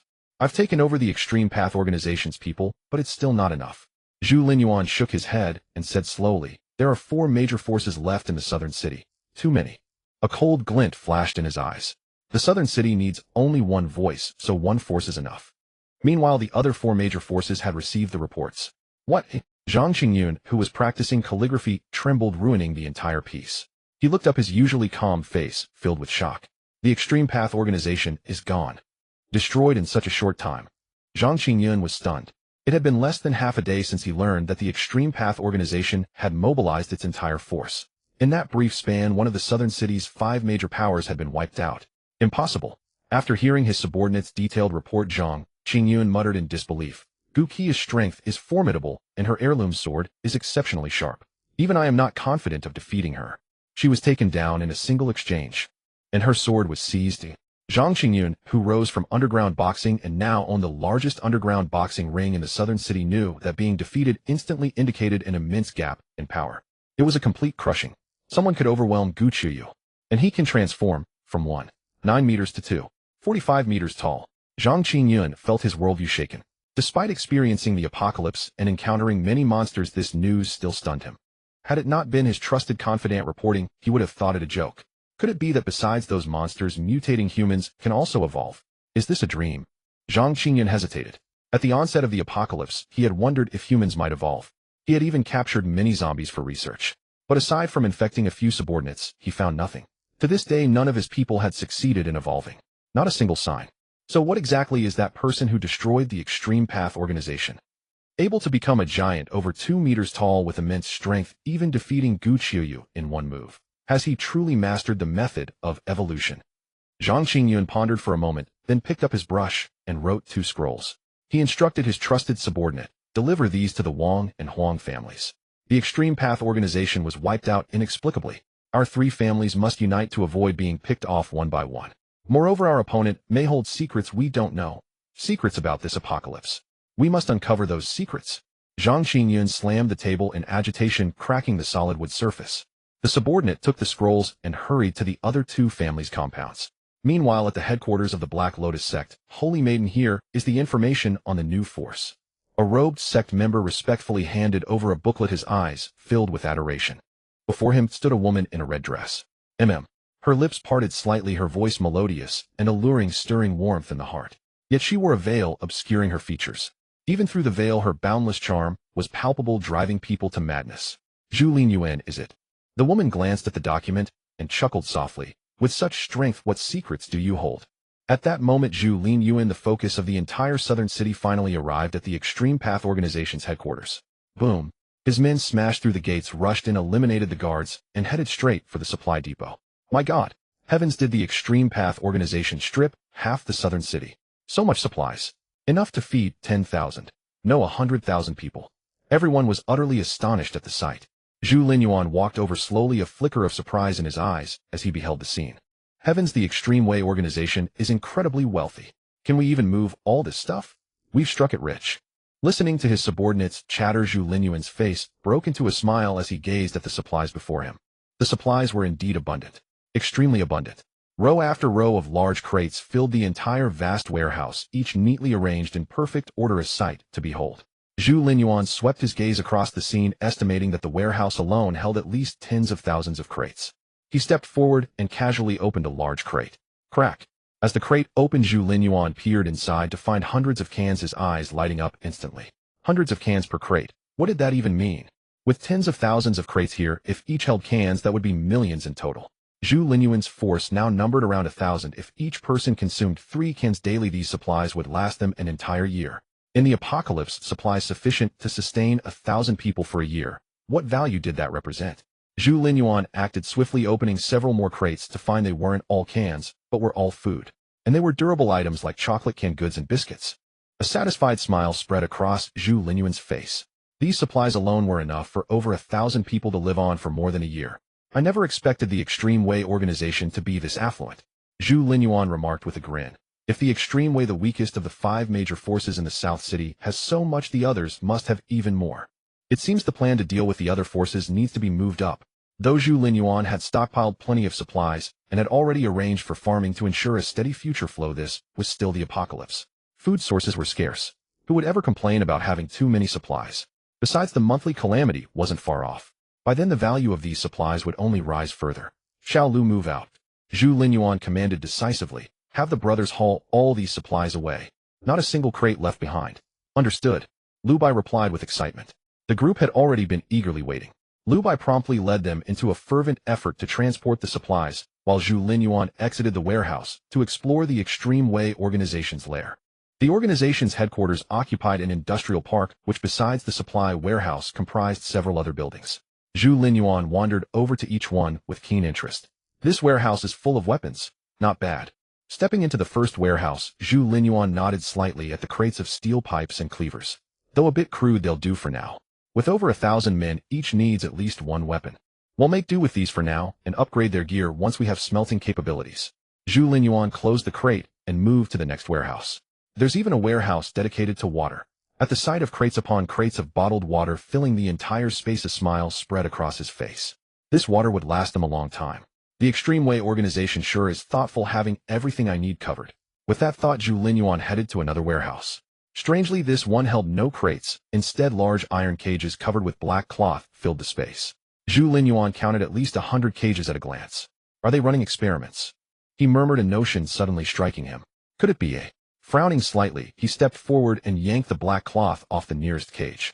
Just as I thought. Zhu Linyuan's gaze darkened. Inside the cage was a woman in tattered clothes. She appeared to be in her 20s with a pleasant face, but her expression was utterly dispirited, her eyes dull and lifeless, as if she had lost all interest in everything and given up on life entirely. With a sigh, Zhu Linyuan moved to another cage and pulled off its cloth in the same manner. Inside was another woman. Equally attractive, equally vacanted. 100 cages meaning 100 people trapped here. Zhu Linyuan muttered. It seems I was too lenient. I need to conduct a thorough screening back home and weed out the rotten apples among my ranks. Keeping such people around only spells trouble. A sharp glint of murderous intent flashed in Zhu Linyuan's eyes. Those who treated their own kind as merchandise and reveled in it. Zhu Linyuan couldn't trust them. Rather than keep untrustworthy individuals under his command, it was easier to eliminate them outright. One bad apple could spoil the whole barrel. Shaking his head, Zhu Linyuan left the warehouse and called for Lu Bai. You summon me, Mr. Zhu. Lu Bai was still brimming with excitement. He had never seen so many supplies in his life. Especially in the apocalypse, these resources were all the more precious. Priceless treasures. Lu Bai's admiration for Zhu Linyuan, who had led them to acquire these supplies, was absolute. Xiao Lu, can you drive? Zhu Linyuan asked. Yes, I can. Lu Bai replied, then paused as a thought struck him. Could it be? Erase the plan. Zhu Linyuan stated directly. Take my vehicle back and bring more people to haul these supplies. As he spoke, he opened the car door, pulled Gu Qiuyu out, and added, Have Xian and your sister come along too. There are matters they need to handle. Remember, stay sharp on the road. Safety comes first. Got it. Lu Bai eagerly took the keys. He had long coveted Zhu Linyuan's behemoth of a vehicle. Few men could resist the allure of such a monster. Its wild, power-filled style could conquer any man. Lu Bai quickly started the engine and drove off with Zhu Linyuan watching him go. I hope Xiao Lu makes it back safely, Zhu Linyuan murmured. He knew the journey home was fraught with danger. He could drive the behemoth recklessly through South City because he had the strength to overcome any obstacle. Lu Bai didn't yet possess that capability. Zhu Linyuan valued Lu Bai greatly, which was precisely why he entrusted him with difficult tasks. Otherwise, Lu Bai would never truly grow. What Zhu Linyuan needed wasn't potential, but capable right-hand men who could bear the burden. Shaking off the thought, he turned to Gu Qiuyu and said, Stop pretending. You know feigning unconsciousness is pointless in front of me. Sure enough, as his words fell, Gu Qiuyu opened her eyes, her beautiful gaze brimming with fury. If you want to kill me, just do it. What's the point of capturing me? To humiliate me. Don't overestimate yourself. Zhu Linyuan shook his head and slapped her across the face. Now I ask and you answer. I hear you have androphobia. If you don't cooperate. Zhu Linyuan trailed off, his gaze sweeping over her body. You. Gu Qiu's face turned pale, a foreboding dread creeping into her heart. Tell me, how did you come by your sword? Zhu Linyuan paid no heed to the shifting expressions on Gu Qiu's face and directly posed the question. Give me back my Qiuyu sword. Gu Qiuyu cherished her sword as if it were her very life. The moment she heard Zhu Linyuan mention her Qiuyu sword, a fierce glint flashed in her eyes, and she exuded an imposing aura that could intimidate others. Had it been an ordinary person, they might indeed have been cowed by her presence. However, Zhu Linyuan remained utterly unmoved, merely shaking his head with indifference. Rip! Zhu Linyuan struck without warning, tearing off one sleeve of Gu Qiu's Taoist robe. I ask you, answer. No superfluous words. Zhu Linyuan spoke coldly. With one sleeve torn away, Gu Qiu's once tightly clad figure revealed a pale arm, and her face instantly turned ashen. She had not expected this man to resort to violence so directly. Moreover, since childhood, she had been extremely averse to physical contact with the opposite sex, let alone having a sleeve ripped off by a man in one swift motion. She was now in immense discomfort. Rip! Just then Zhu Linyuan struck again, tearing off her other sleeve. Do not waste time. Answer my question promptly. Zhu Linyuan stated flatly. You have no sleeves left for me to tear now. You. Gu Qiuyu was furious, but hastily suppressed her rage. She had no idea what Zhu Linyuan would tear next, and she had no desire to find out. My Qiuyu sword was passed down from my ancestors. How did your ancestors come to possess this sword? Zhu Linyuan pressed further. He had just tested the Qiuyu sword, and it could indeed slice through iron like mud, far superior to the alloy longsword he had crafted at great expense. It was truly worthy of the title of a divine weapon. Wielding this Qiuyu sword, he could unleash his full strength. Thus he was intensely curious about the sword's origins. Perhaps he could follow the trail to discover other divine weapons as well. This Qiuyu sword was forged by my ancestors themselves. Speaking of her forebears, Gu Qiu's face carried a hint of pride. My ancestors were swordsmiths for the emperor with unmatched skill. They forged this sword from a piece of metal they stumbled upon by chance, which they called celestial iron. Celestial iron. Zhu Linyuan repeated, frowning slightly. Where did your ancestors discover this celestial iron? Gu Qiuyu hesitated, clearly reluctant to divulge this information. But meeting Zhu Linyuan's gaze, her resolve crumbled, and she confessed, it was in the Xianyang mountain range south of our city at a place called Sunset Valley. However, my ancestors later searched for it, but never found such metal again, which is why they believed it was celestial iron fallen from the sky. Gu Qiuyu explained. Sunset Valley. Zhu Linyuan was taken aback. He suddenly recalled that in his past life Sunset Valley had been sealed off by the city lord of the southern city base, declared a forbidden zone, and no one was allowed entry. Moreover, the experts of the southern city base's City Lord's Mansion wielded formidable divine weapons renowned throughout the entire Huaxiao nation. Could it be? A possibility struck Zhu Linyuan, and his eyes blazed with fervor. Could it be that Sunset Valley harbors a vein of metal capable of producing weapons on par with the Qiuyu sword? That would explain why the City Lord's Mansion declared Sunset Valley a forbidden zone in the past life. No wonder they possessed so many divine weapons. The more Zhu Linyuan thought about it, the more plausible it seemed, and his heart burned with excitement. He fully understood what a metal vein of this caliber signified. Weapons of unparalleled sharpness, armor, and fortresses of indestructible strength. If he could secure enough of this metal, he might even forge a fortress capable of weathering the apocalypse. Having lived through the apocalypse, Zhu Linyuan knew all too well the terror of such cataclysms. The remnants of human civilization were utterly fragile in the face of such devastation. Several base cities had been annihilated outright. Even Zhu Linyuan himself was only confident of surviving the monthly calamities, but the ultimate apocalypse that followed left him with no assurance. But if I can seize control of that metal vein, there might be a glimmer of hope. Zhu Linyuan clenched his fist, his heart surging with emotion. I must take that vein into my own hands, he declared with unwavering resolve, his eyes sharp as blades. Gu Qiuyu noticed the shift in Zhu Linyuan's demeanor, but was at a loss to understand it. However, trapped as she was, she dared not speak out of turn. Just then Zhu Linyuan spoke again. Has the smithing technique your ancestors used to forge the Qiuyu sword been passed down? Smithing technique. Gu Qiuyu was startled, then quickly replied. In modern times, our Gu family split into 3 branches. My branch inherited the weapon Qiuyu sword, another branch inherited the smithing technique, and the last branch inherited the Gu family's most profound combat skills. As she spoke, Gu Qiuyu gazed at the snow-white sword at Zhu Linyuan's waist, her eyes filled with intense reluctance. This sword was not only the sole divine heirloom from her ancestors, but also her constant companion since childhood, as much a part of her as her own body. Now it was in Zhu Linyuan's hands. Gu Qiuyu felt a deep sense of anguish. Where are the other 2 branches? Zhu Linyuan inquired further. He needed not only the metal for forging the Qiuyu sword, but also the smithing technique. Neither could be omitted. Otherwise, given the metal's hardness, he would be unable to utilize it, left to stare helplessly at a treasure trove. Moreover, he was intrigued by the combat skills. Having been passed down through generations and regarded as equally important as the Qiuyu sword, they were surely extraordinary. He naturally intended to acquire them as well. Hearing Zhu Linyuan's question, Gu Qiuyu frowned. The other 2 branches are in seclusion near the southern city. The smithing branch is in Maiqing and the combat branch is in Iqing. The 3 branches supported each other and kept in occasional contact before the apocalypse. But after the apocalypse, with travel disrupted and the land overrun by zombies and monsters, we lost contact. I cannot guarantee those 2 branches still exist. Zhu Linyuan nodded. Maiqing and Iqing were not far from the southern city. Once he finished his current affairs, he could set out immediately to retrieve the people from those 2 branches.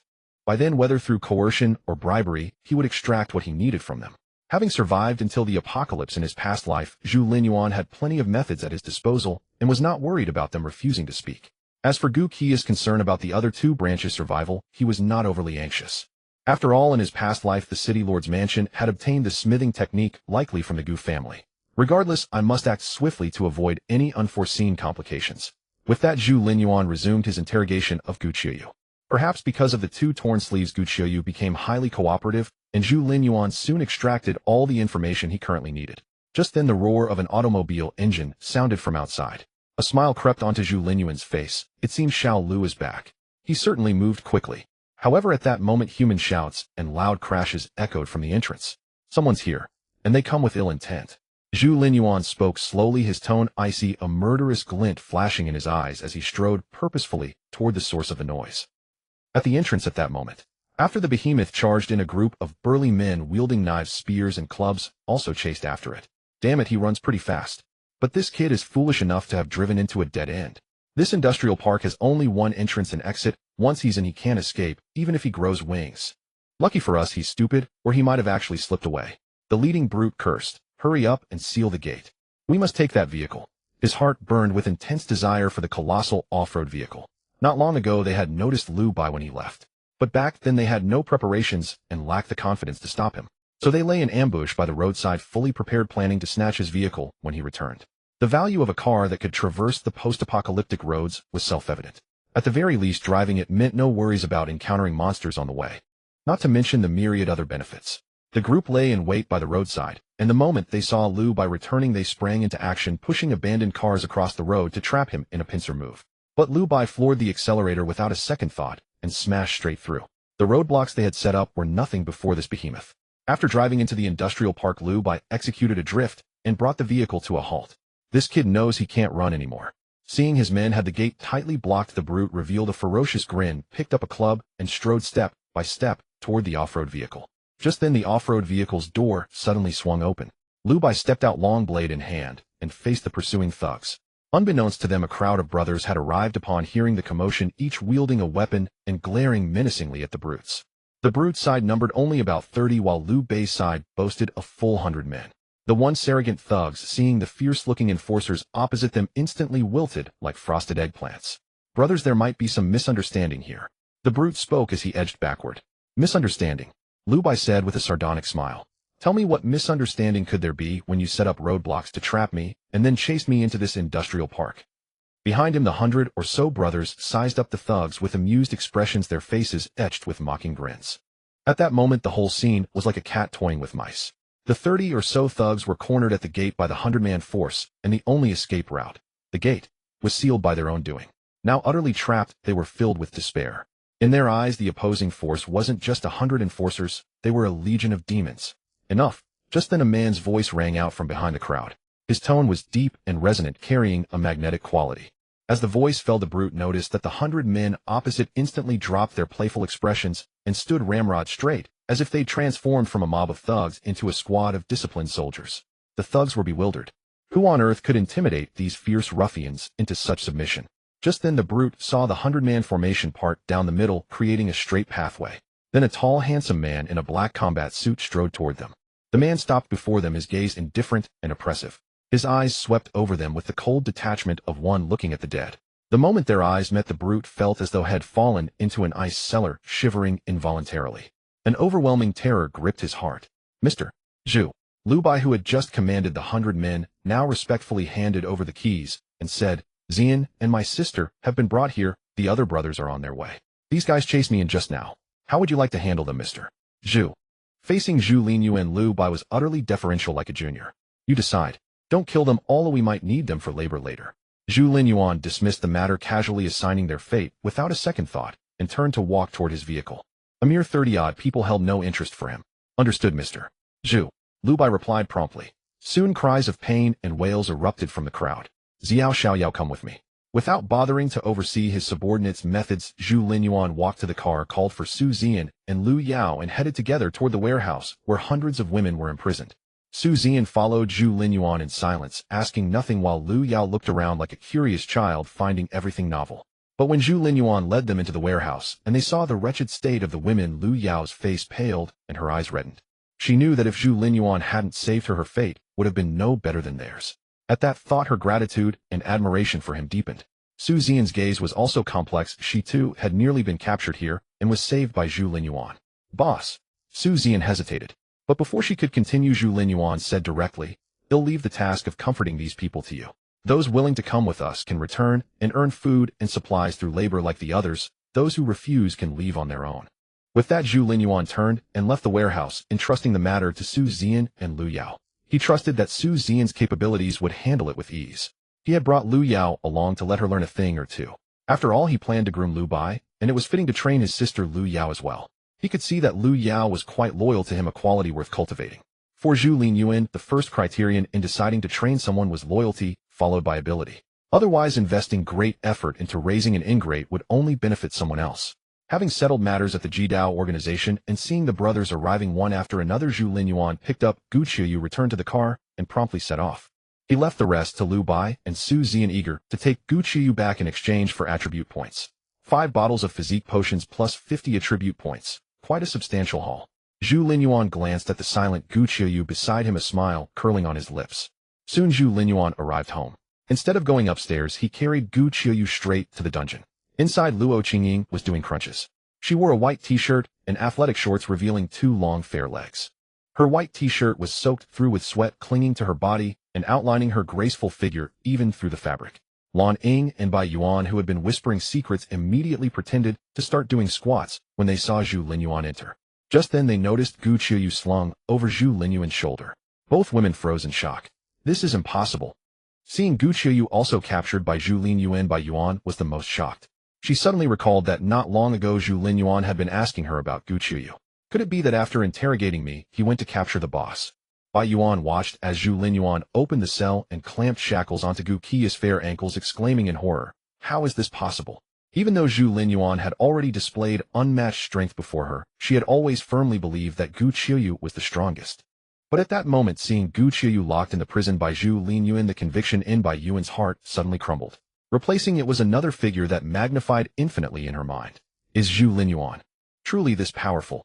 Bai Yuan stood there as if lost in spirit, her lips trembling. Lan Ying's expression was immensely complicated. She had been constantly threatened by Gu Qiuyu. Seeing Gu Qiuyu imprisoned now brought her a sense of relief. Yet she was deeply worried about her sister Lan Ji. Zhu. Lan Ying bit her lip as if mustering all her strength to ask, "Brother Zhu, is my sister Lan Ji all right?" "Your sister?" Zhu Linyuan frowned slightly. "I didn't see your sister." Just then Gu Qiuyu, who had been silent, suddenly stood up, gripping the iron bars of the cell and raising her voice. "Yinger, so you're here." There was a hint of surprise at their reunion in Gu Qiu's tone, but it quickly turned to desolation. She had finally found Lan Ying, but in a situation where she could hardly protect herself. Now, not to mention saving Lan Ying, she couldn't even guarantee her own safety. Thinking of this, her expression grew complex as she cast a covert glance at Zhu Linyuan. "Gu Qiuyu." Lan Ying suddenly shouted angrily, "What have you done to my sister?" The usually timid girl clenched her fists, glaring at Gu Qiuyu without a trace of fear. "Zhir." Gu Qiuyu was taken aback. "She's at the headquarters, I've always kept her at home." With that, she abruptly turned to look at Zhu Linyuan. "Didn't you see Zhir at the headquarters? She's a girl who looks very much like Yinger." Zhu Linyuan said nothing, but his indifferent gaze said it all. "Heh." Gu Qiuyu suddenly laughed, as if all strength had drained from her. She collapsed onto the ground, her shoulders heaving with a maniacal chuckle. "So she took the chance to escape while I was away. So Zhir has always wanted to betray me. I treated her so well, never forcing her to do anything. Why did she betray me?" As Gu Qiuyu spoke, a tremor crept into her voice. She had endured too much in a single day. Not long ago, she had been the leader of one of the 5 major factions in the South City. With formidable forces under her command, she held a pivotal position in the South City. Yet within a single day, she was first captured, herself, her life hanging by a thread. The treasured Qiuyu sword was taken from her. The empire she painstakingly built was destroyed, her subordinates defected, and the supplies she acquired with immense effort were plundered. Now even the woman she trusted most had betrayed her.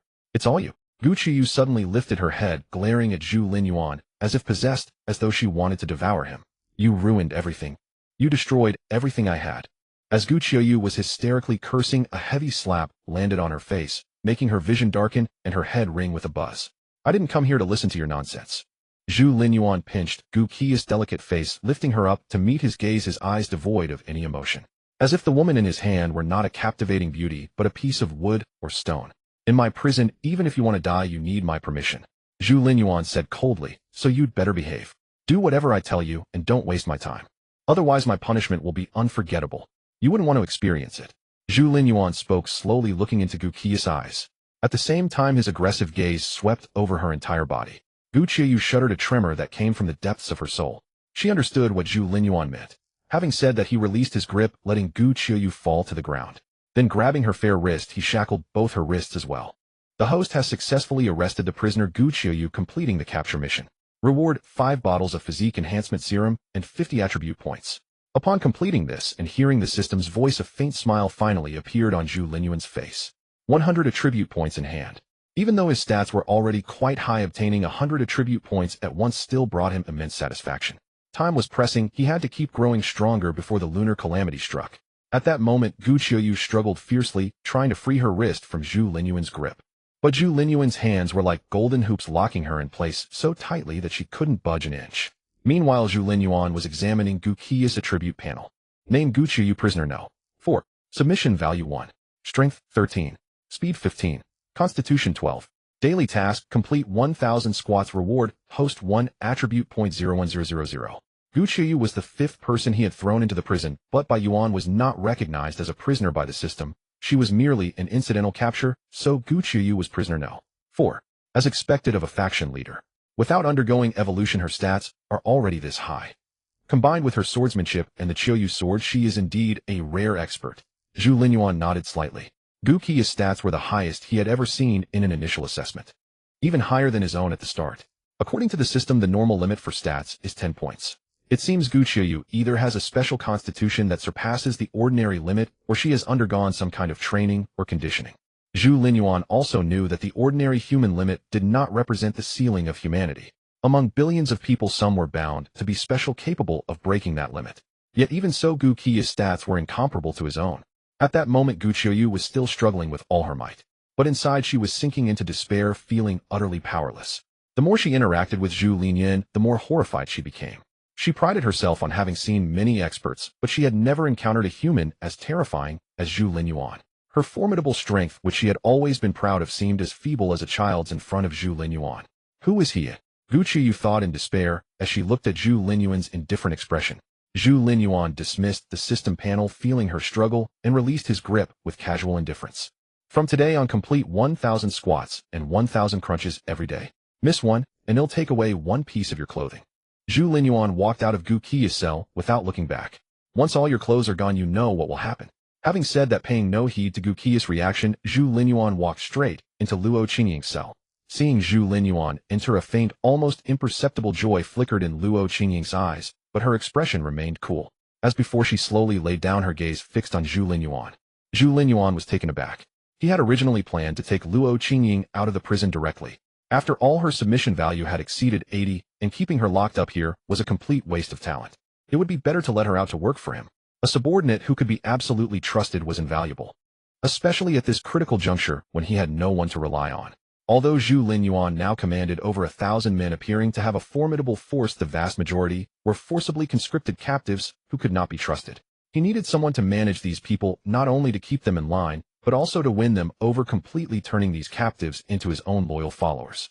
Apart from Su Zian Lu Bai and Ruan Qingyin, Luo Qingying was his first choice. However, seeing the anticipation in Luo Qingying's eyes, Zhu Linyuan did not rush to discuss this matter. Instead, he lifted her clothes and pants, patting her body. Soon he stopped, looked at her flushed face, and said directly, "Qingying, pack your things and come with me." Luo Qingying was stunned. At that moment, the entire prison fell silent. Lan Ying and Bai Yuan stared at Zhu Linyuan in shock, never imagining that someone could leave this prison. They had all believed they would be trapped here for life. As the one directly involved, Luo Qingying was even more astonished. For her, this surprise came too suddenly. But she quickly composed herself, stood up, gathered her belongings simply, and looked at Zhu Linyuan expectantly. "I'm taking you out this time to work for me," Zhu Linyuan said, slowly addressing both Luo Qingying and the other prisoners. "If your performance is outstanding enough, every one of you will have a chance to leave this prison. But even after leaving, you'll still work for me. However, I will provide you with commensurate treatment, ensuring you live well even in this apocalypse." As he spoke, Zhu Linyuan reached into his pocket, pretending to retrieve something, but actually took a bottle of physique-enhancing potion from his system warehouse and handed it to Luo Qingying. "Drink this," he ordered. A single bottle could increase 10 points of physique attribute. Since he needed Luo Qingying to work for him, he naturally had to enhance her strength first. Luo Qingying took the potion without hesitation and drank it in one gulp. With her current submission value, she would obey any command from Zhu Linyuan without a second thought. The other prisoners watched her intently, curious about what he had given her. A faint smile played on Zhu Linyuan's lips. The next second, Luo Qingying's body began to flush slightly. Her fair skin turned a delicate pink, spreading from her exquisite face down her slender neck to her delicate collarbone, growing increasingly rosy. Lan Ying's lips parted slightly as she murmured, "Could it be that he gave her that kind of thing?" Bai Yuan's mind immediately conjured up numerous scenarios. Is it only by drinking that and doing something with him that we can leave this prison?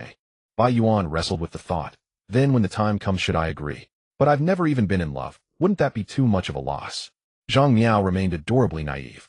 Having lost her memory, she was like a blank slate, spending her days completing tasks assigned by Zhu Linyuan and listening to others in the prison or daydreaming alone. Yet in this state she appeared even more girlish, evoking an irresistible tenderness. From the farthest cell, Gu Qiyu watched coldly, a trace of disdain on her face. "I'd rather die here than do that with him." As a man-hater and the one with the lowest submission value in the entire prison, Gu Qiyu felt only resistance and aversion toward Zhu Linyuan. However, the next moment, Luo Qingying's transformation stunned everyone. The flush on her body gradually faded. In its place emerged even more delicate skin. Her already fair face now seemed to glow incredibly alluring. Her already beautiful figure became even more perfect, every curve embodying the ideal proportions. She was a masterpiece of nature, leaving the others utterly mesmerized. Luo Qingying had always been stunningly beautiful, but now she was even more radiant. If Lan Ying had once thought she could rival her, she now felt completely outshone. What exactly did she drink? The women were nearly driven to madness. Even the naive Zhang Miao was no exception. The more beautiful a woman, the more she cherished her appearance. As top-tier beauties, they paid extra attention to their looks even in the apocalypse, and would dress up meticulously. Seeing Luo Qingying's transformation, they were both shocked and intensely desirous. They longed to become more beautiful too. Zhu Linyuan, unsurprised, smiled slightly, and asked, "Qingying, how do you feel now?" Luo Qingying looked at her now fairer and softer hands in delight. Her usually cool demeanor showed a hint of joy. "I feel like my body is brimming with inexhaustible strength. The after-effects of my previous training are gone, and my muscles don't ache at all." Luo Qingying was overjoyed. Zhu Linyuan nodded. "That's right. That's the effect of this potion. Before each of you leaves this prison, I will offer some rewards. What you receive depends on your performance." With that, Zhu Linyuan unlocked Luo Qingying's handcuffs and ankle cuffs, leading her out of the prison. Now looking at the empty cell now. One of the women's eyes flickered, each harboring their own thoughts. Witnessing Luo Qingying's treatment, their perception of Zhu Linyuan began to shift. Perhaps working for him is a good choice, Bai Yuan thought silently. Lan Ying directly began doing squats to demonstrate her stance. Zhang Miao, still bewildered, followed Lan Ying's lead, struggling to perform squats. Although her entire body ached, she persisted with effort. Seeing the others' reactions, Gu Qiuyu hesitated for a moment before silently following Zhu Linyuan's orders and starting her daily training. Observing all this through his system's field of vision, a glint of amusement flashed in Zhu Linyuan's eyes. This was exactly the effect he wanted. The principle of buying a horse's bones with 1,000 gold applied here. Luo Qingying followed Zhu Linyuan into his home. Seeing the spacious, bright, and spotless room, a flicker of surprise crossed her eyes. She had imagined his home would be nice, but she never expected that even in the apocalypse his living conditions could reach such heights. At that moment, Wan Qingyan, dressed in yoga attire and finishing her workout, heard Zhu Linyuan's return and walked over cheerfully. The next second, seeing Luo Qingying behind him, she froze. She vividly remembered that this woman had nearly killed her with a single slash. Now Zhu Linyuan had brought her home. She had always known that with his strength, he wouldn't have only her in this apocalypse. She didn't mind that. As long as he treated her well and spared some time for her, that was enough. She had been diligently practicing her blade skills, strengthening her body, and even overcoming her fear to fight zombies, all to be of help to Zhu Linyuan, even if only a little. But now he had brought her nemesis, the one who nearly killed her, into their home. Thinking of this, Wan Qingyan looked at Zhu Linyuan, her eyes filled with confusion. Before Zhu Linyuan could speak, Luo Qingying suddenly whispered behind him, "I want going, brother Zhu. You mentioned something you wanted me to do earlier. It'll go now." Zhu Linyuan nodded inwardly. Though Luo Qingying had a cool demeanor, her way of handling matters was quite appropriate. Whether it was refusing to enter the room or pointing out that he had assigned her tasks, she was signaling to Wan Qingyan the nature of their relationship to avoid misunderstandings. Yet she never spoke a single word to Wan Qingyan, proving that she still harbored no respect for her. She was merely yielding a step to avoid open conflict out of consideration for Zhu Linyuan. Zhu Linyuan chuckled inwardly. In his past life, both women were legendary figures in the southern city base. One a battle goddess of unparalleled prowess, the other a venomously beautiful femme fatale. They had been sworn enemies back then. In this life they remained irreconcilable. This must be fate's cruel joke. Their stars are surely misaligned, Zhu Linyuan mused with a wry smile. But he had anticipated their discord and was prepared. Qingying, there are many rooms on the floor below. Find one to rest in. Xian will contact you when she returns tonight, he said directly. Shall assign your tasks then. Go get some rest. Su Ziyuan was still at the Extreme Dao Organization headquarters, organizing the transport of supplies, likely too busy to attend to Luo Qingying. Zhu Linyuan himself had no time to spare. His priorities were to strengthen his power, locate the metal vein in Sunset Valley, and deal with the other two branches of the Gu family. He glanced at the moon outside the window. Compared to the crescent days before, the moon was now gradually rounding. The moon calamity draws nearer, he thought, a sense of urgency tightening in his chest. When the moon reached fullness, the moon calamity would descend. That would mark the true beginning of the apocalypse. He must prepare before it arrived. Hearing his words, Luo Qingying cast a deep glance at Wan Qingyan, then turned and descended the stairs, her icy demeanor unchanged. To her, only Zhu Linyuan's words carried weight. Wan Qingyan was beneath her notice. Seeing her frosty attitude, Wan Qingyan gritted her teeth in fury. How infuriating. If my husband weren't here, I'd teach her a lesson, she fumed inwardly. In her mind, with her current strength, she could easily make Luo Qingying regret it, show her a world of pain. Silly girl, don't be angry, Zhu Linyuan chuckled, seeing her adorable pout. What should we eat? I'm starving. Humph. Wan Qingyan's anger halved at his cheerful grin. She gave a perfunctory snort and went to fetch the prepared dishes. After they ate their fill, Wan Qingyan suddenly said mysteriously, Honey, I've practiced 2 new saber techniques. Wanna see? Oh. Zhu Linyuan's interest piqued. In his past life, Wan Qingyan's saber skills were breathtaking. Not only the best in Southern City base, but unrivaled among all bases. Her talent with the blade was extraordinary. Show me your moves, he said eagerly. Wan Qingyan smiled, picked up her twin sabers, and said smugly, "Watch closely." The moment she spoke, her expression shifted, from playful to razor-sharp. In an instant, she seemed to transform into a blade itself, merging seamlessly with the sabers in her hands. Zhu Linyuan's pupils contracted, unity of man and blade. In his past life, there were several recognized stages of saber mastery. The first stage was complete control, wielding the blade with ease. Reaching this level already marked one as a master. The second stage was lightness amidst heaviness. Fewer than 1 in 100 could achieve it. The third stage was heaviness amidst lightness, wielding even a small knife with immense power. Breaking through required fate, and most never attained it. The fourth stage was unity of man and blade. Those who reached it were hailed as saber grandmasters. At this moment, Wan Qingyan hadn't truly achieved unity, but she possessed a hint of its essence. This alone astonished Zhu Linyuan, considering she had only taken up the blade a couple of days ago. Soon she finished demonstrating her technique, and looked at him expectantly. Zhu Linyuan pondered briefly, then nodded. Very impressive. To reach this level just by watching videos shows your exceptional talent, Qingyan. Don't waste it. Yage. Wan Qingyan, like a child before him, pumped her fist excitedly. I knew learning so fast meant I was special. She dropped the sabers, sidled up to him, and said playfully, "Honey, I want to help too. Give me some work, okay?" Zhu Linyuan hesitated. "But whole cook for us every day." Her cooking was too good, had grown picky, and couldn't stomach ordinary meals. "Oh, I won't neglect cooking or chores," she said, throwing herself into his arms coquettishly. "Just assign me something, please." "All right," he relented. "How about I put 50 women under your charge, and you teach them saber techniques?" "Great." Wan Qingyan hugged him tightly. "They'll master the blade and forge you an army of female warriors." She looked up at him with pleading eyes. "Honey, am I better than that woman?" Zhu Linyuan chuckled, rubbing her cheek. "My silly girl is the best. Amazing cook, brilliant with the blade, and so generous in heart." With that, he scooped her up and headed for the bedroom. "Today your husband rewards you."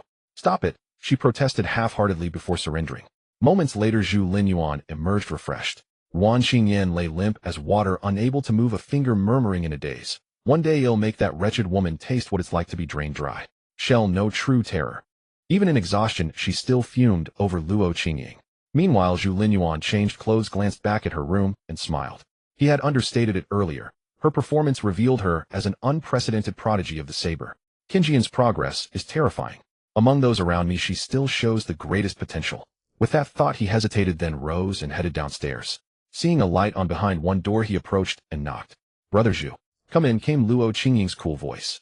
He pushed open the door and froze on the spot. At that moment, Luo Qingying appeared as if she had just bathed, her hair still damp, wrapped in a towel as she dried it.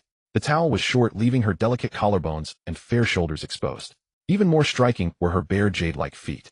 Her feet were perfectly proportioned, like a natural work of art, irresistible to hold and admire. Even Zhu Linyuan, who had seen countless beauties, found himself captivated. No wonder Luo Qingying, despite all the bloodshed she caused in her past life, was called a venomous beauty. She truly has the allure to back it up, Zhu Linyuan mused inwardly. At this moment, Luo Qingying, fresh from her bath, was an unparalleled vision of beauty. Having encountered countless stunning women, he could find no flaw in her. Especially now that she had taken the physique-enhancing potion, her entire aura had elevated, making her appear like a celestial maiden descended to earth. Zhu Linyuan's gaze grew fervent. Had he not just engaged in a fierce battle with Wan Qingyan, he might have sought a deeper communion with Luo Qingying. No matter, there's no rush, he thought, shaking his head slightly. Luo Qingying had already submitted to him completely, so there was no need for haste. Such a beauty deserved the perfect moment for a slow, intimate exchange. Luo Qing stood before him barefoot, acutely aware of his burning gaze, a hint of unease stirring within her. It was the first time she had felt such intensity from him. She did not know what he might do, nor whether she was truly ready. Yet recalling the look Wan Qingyan had given Zhu Linyuan, a sharp discomfort seized her.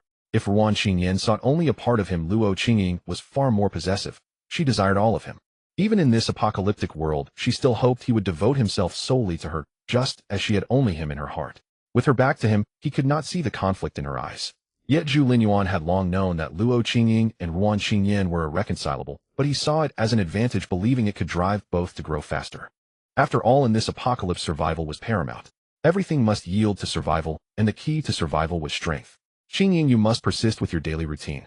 Besides squats and crunches, add 1,000 push-ups each day. Also choose a weapon. I have some videos here. Study them carefully tonight, and pick your favorite.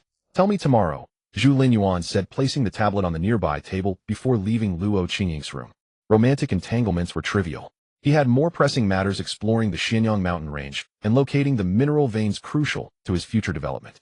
First, he returned to his room, wrote a letter to Su Zian detailing his arrangements for Wan Qingyin and Luo Qingying, and left it in her room. With that done, he donned his combat suit, picked up his Qiuyu sword and arm guards, and left his quarters, heading straight for the back mountain.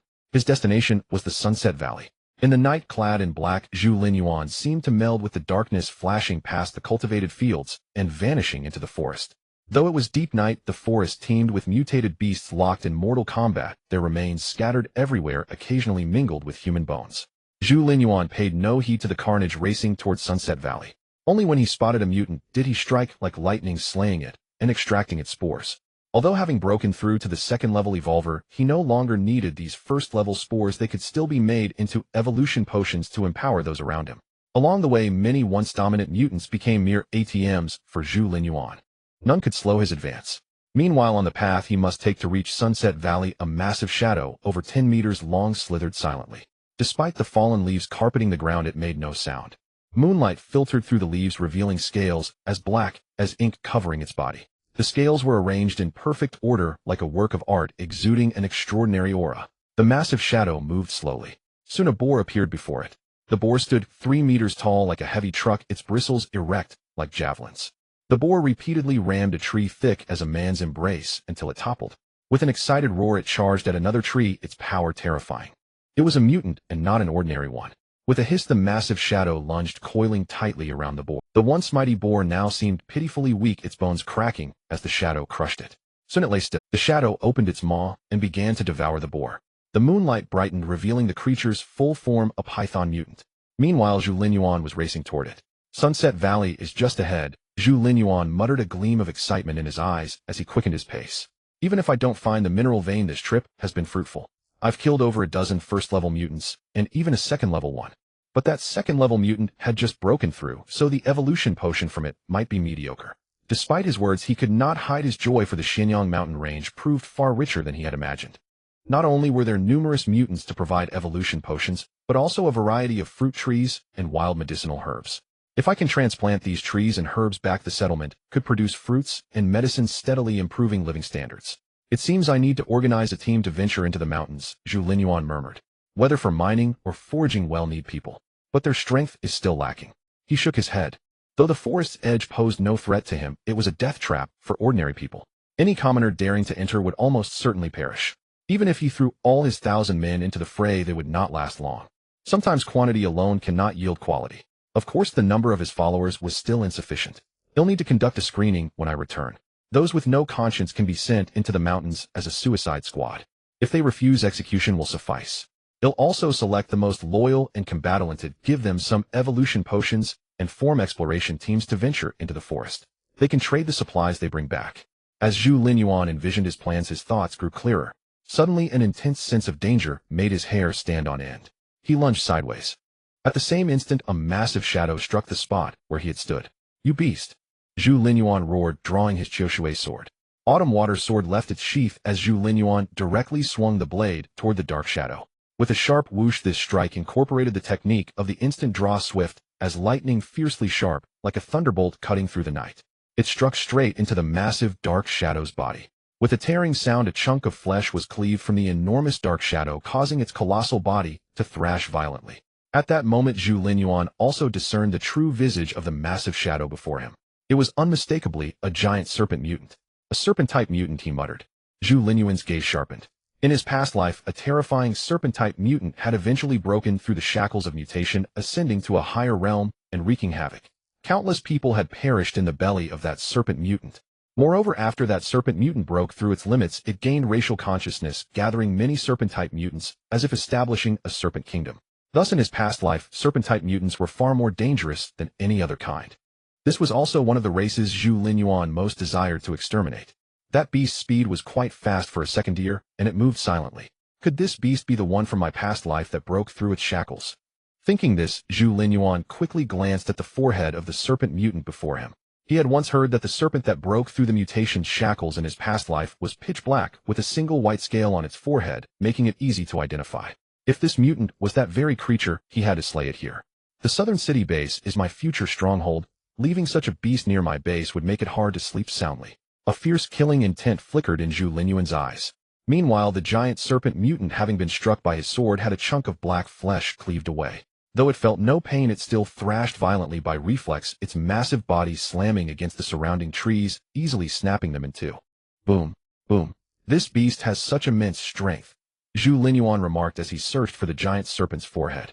Finally, at a certain moment, the serpent mutant abruptly raised its head and lunged to constrict him. It's not, Zhu Linyuan said, a flicker of disappointment in his eyes. He had hoped this beast was the one that had broken through its limits so he could nip it in the bud. But since it's not, it doesn't matter. His voice turned icy. It still needs to be killed. As he spoke, his body suddenly expanded, bursting his specially made combat suit to reveal bulging muscles. Die, he roared like thunder. Then he leaned his body slightly backward, every muscle tensing like a drawn bow. With a thunderous bang from within, his upper body snapped forward as he thrust out a punch. A deafening crash followed. His colossal alloy fist smashed directly into the giant serpent mutant's forehead. The enormous creature was blasted into the earth, instantly cratering the ground beneath it. With a swift slash, Zhu Linyuan didn't give it a chance, cutting off its massive head with Autumn Rain's sword. The giant serpent's massive corpse crashed to the ground as Zhu Linyuan stepped onto it, slicing open its head to extract the spore within. Indeed, it's second tier and quite mature. It should boost my evolution by 10 to 20%. Satisfied, he smiled and stored it away. Just as he was about to leave, he noticed a particularly large bulge in the serpent's body. Could it be? A glint of insight flashed in Zhu Linyuan's eyes. He immediately cut open the serpent's belly. The tough scales yielded like cloth under Autumn Rain, sword revealing what lay inside. It was a mutilated boar-type mutant, its head still intact. Exactly. Zhu Linyuan's face lit up with a smile. Good thing I checked, or I would have missed this. Given its size, it feels like another second-tier mutant, he said, slicing open the boar's head to extract the spore. 2 red lines were clearly visible on it. Indeed, second tier. 3 second-tier spores. I wonder how much they'll boost my evolution. Filled with anticipation, Zhu Linyuan stored the spores in a container, thoroughly searched the area to ensure nothing was left, and then departed. He continued his journey toward Sunset Valley. As for the corpses of the giant serpent and boar mutants, he couldn't carry them, and they held no useful materials, so he left them behind. Shortly after he left, a small snake slithered over. The snake was pitch black, small and unremarkable, just an ordinary mutated beast. It crawled beside the 2 second-tier mutants and began to feed on the wounds Zhu Linyuan had made. As it consumed more flesh, its size grew. Soon after devouring a certain amount of flesh, its size suddenly surged. From about 30 to 40 centimeters, it abruptly expanded to 2 or 3 meters, seemingly gaining a spark of intelligence. It had become a mutant. Now a white scale was clearly visible on its forehead, starkly contrasting with its pitch-black body. This was the very serpent mutant Zhu Linyuan had been seeking. However, it was still just a weak first-tier mutant. After breaking through to first tier, its devouring speed skyrocketed as it began to feed voraciously. Other mutated beasts drawn by the earlier commotion arrived, but all became meals for this serpent mutant. Even a first-tier deer-type mutant fell to it. Though newly ascended to first tier, it had already displayed strength far surpassing its peers. Soon nearly the entire boar mutant was consumed by the serpent. Its size suddenly grew another tier, reaching 6 to 7 meters. It had broken through to second-tier mutant. Just then laughter echoed from nearby. It seems coming back was the right choice. As the words faded, Zhu Linyuan slowly emerged from the shadows. Truly, I found it without any effort. Moments earlier, after leaving the battlefield, Zhu Linyuan suddenly sensed something amiss. That serpentine aberrant bears an uncanny resemblance to the one that broke through the aberrant's shackles in my past life. Could there be a connection? Then, recalling that he had left the corpses of the 2 second-tier aberrants lying there, possibly allowing some fortunate beast to scavenge them and advance to the second tier, which would hinder his future efforts to organize a team to explore the woods, Zhu Linyuan decided to turn back. He would rather waste some time than leave those 2 carcasses unhandled. As soon as he returned, he witnessed a serpentine aberrant devouring the remains of the other 2 aberrants. Its growth was alarmingly rapid. Most crucially, Zhu Linyuan spotted a single white scale on its forehead. Just as I thought, Zhu Linyuan chuckled. Good thing I came back, or I'd have let this menace slip away. With that, he grasped the Autumn Rain sword and strode toward the serpentine aberrant. The creature hissed, its tongue flickering as it faced Zhu Linyuan, its body slightly arched, poised to strike a fatal blow. Yet Zhu Linyuan merely smiled, stepped forward boldly, and swung his sword. A serpent's head soared into the air. Just broke through to the second tier, and you dare confront me, Hedonite? He shook his head with a laugh, then promptly extracted the spore from the serpent's head. However, upon opening the serpent's skull, he froze. Normal spores bore crimson patterns, blood veins representing their tier. The more veins, the higher the tier. But this spore had no crimson patterns at all. In their place were 2 silver patterns. Silver patterns? Zhu Linyuan frowned slightly. Even he had never seen a spore with silver patterns before. Could it be a higher-tier spore? Thinking of the hidden truth behind the spores, recalling how this serpentine aberrant had later broken through its shackles to become a higher-order existence, Zhu Linyuan speculated. Could it be that the crimson and silver patterns on the spores represent a kind of bloodline? The higher the bloodline, the greater the potential. That's why this beast could break through its shackles in its past life and become a higher-order being. But these were merely his conjectures. In his past life, Zhu Linyuan had reached the 9th tier as an evolver, already a formidable presence among the survivors. Yet he had never managed to break through the evolver's shackles, so some secrets remained beyond his reach. In his past life, only 2 people close to him had broken through those shackles, Wan Qingyan and Luo Qingying. But even Wan Qingyan had only broken through during the final catastrophe, and even that breakthrough couldn't withstand the disaster. The entire team perished. Thus even now Zhu Linyuan didn't know how to break the evolver's shackles. He had only heard a snippet from a venerable elder in his past life. Each person chooses a different path, so each has a unique method to break through their shackles. But in his past life, Zhu Linyuan had never found his own path. Shaking off these thoughts, he withdrew his focus, gazed at the silver-patterned spore before him, pondered for a moment, then placed it in a separate container. I can keep this one and see if it changes when the moon calamity descends. Zhu Linyuan knew that the moon calamity's greatest impact would be on these spores. He planned to observe how the silver-patterned spore differed from the others. After finishing, Zhu Linyuan dug a large pit and buried all 3 aberrant carcasses, ensuring nothing was amiss before departing. He encountered no further trouble and soon arrived at Sunset Valley. Such a vast place. Finding a mineral vein will be incredibly difficult. Zhu Linyuan mused silently. I wonder how that city lord found it in my past life. Gazing at the dense jungle within the valley, he frowned slightly. Searching aimlessly through such a large valley for a mineral vein was akin to scaling the heavens. After all, veins could be buried deep underground, showing no signs on the surface. Forget it, brooding is useless. They'll start searching. Soon Zhu Linyuan set aside those thoughts and began a focused search. After half a day, he found no trace of a vein. But he noticed something peculiar. There wasn't a single aberrant beast in the entire valley. That's impossible. Having lived through a past life, Zhu Linyuan knew all too well how rare it was to find a place devoid of aberrants or zombies. In his past life, he had never heard of such a location. Even human-based cities occasionally saw humans infected and turned into zombies attacking others. What secret does this valley hold? Zhu Linyuan's mind churned with unease. Just then a rustling sound came from ahead. Hearing the noise, Zhu Linyuan instantly held his breath, concealed himself behind a tree, and fixed his gaze on the source. With a rustle, leaves were pushed aside and a round black and white head suddenly appeared before him. A giant panda. Zhu Linyuan was startled. He hadn't expected to see a giant panda in the Xianyang Mountains. He had never heard of such a national treasure in this range. Moreover, this panda looked different from ordinary ones. It was enormous, at least 7 or 8 meters tall. Most crucially, it wasn't an aberrant. What in the world is this thing? Why have I never heard of it in my past life? Zhu Linyuan pondered silently. A valley without aberrants, a colossal panda, and a possibly miraculous metal vein. Zhu Linyuan grew increasingly curious about the secrets hidden within the Xianyang Mountains. He kept hidden, staring intently at the panda, his breathing slow and cautious lest he disturb it. Yet the giant panda walked straight toward him without veering off.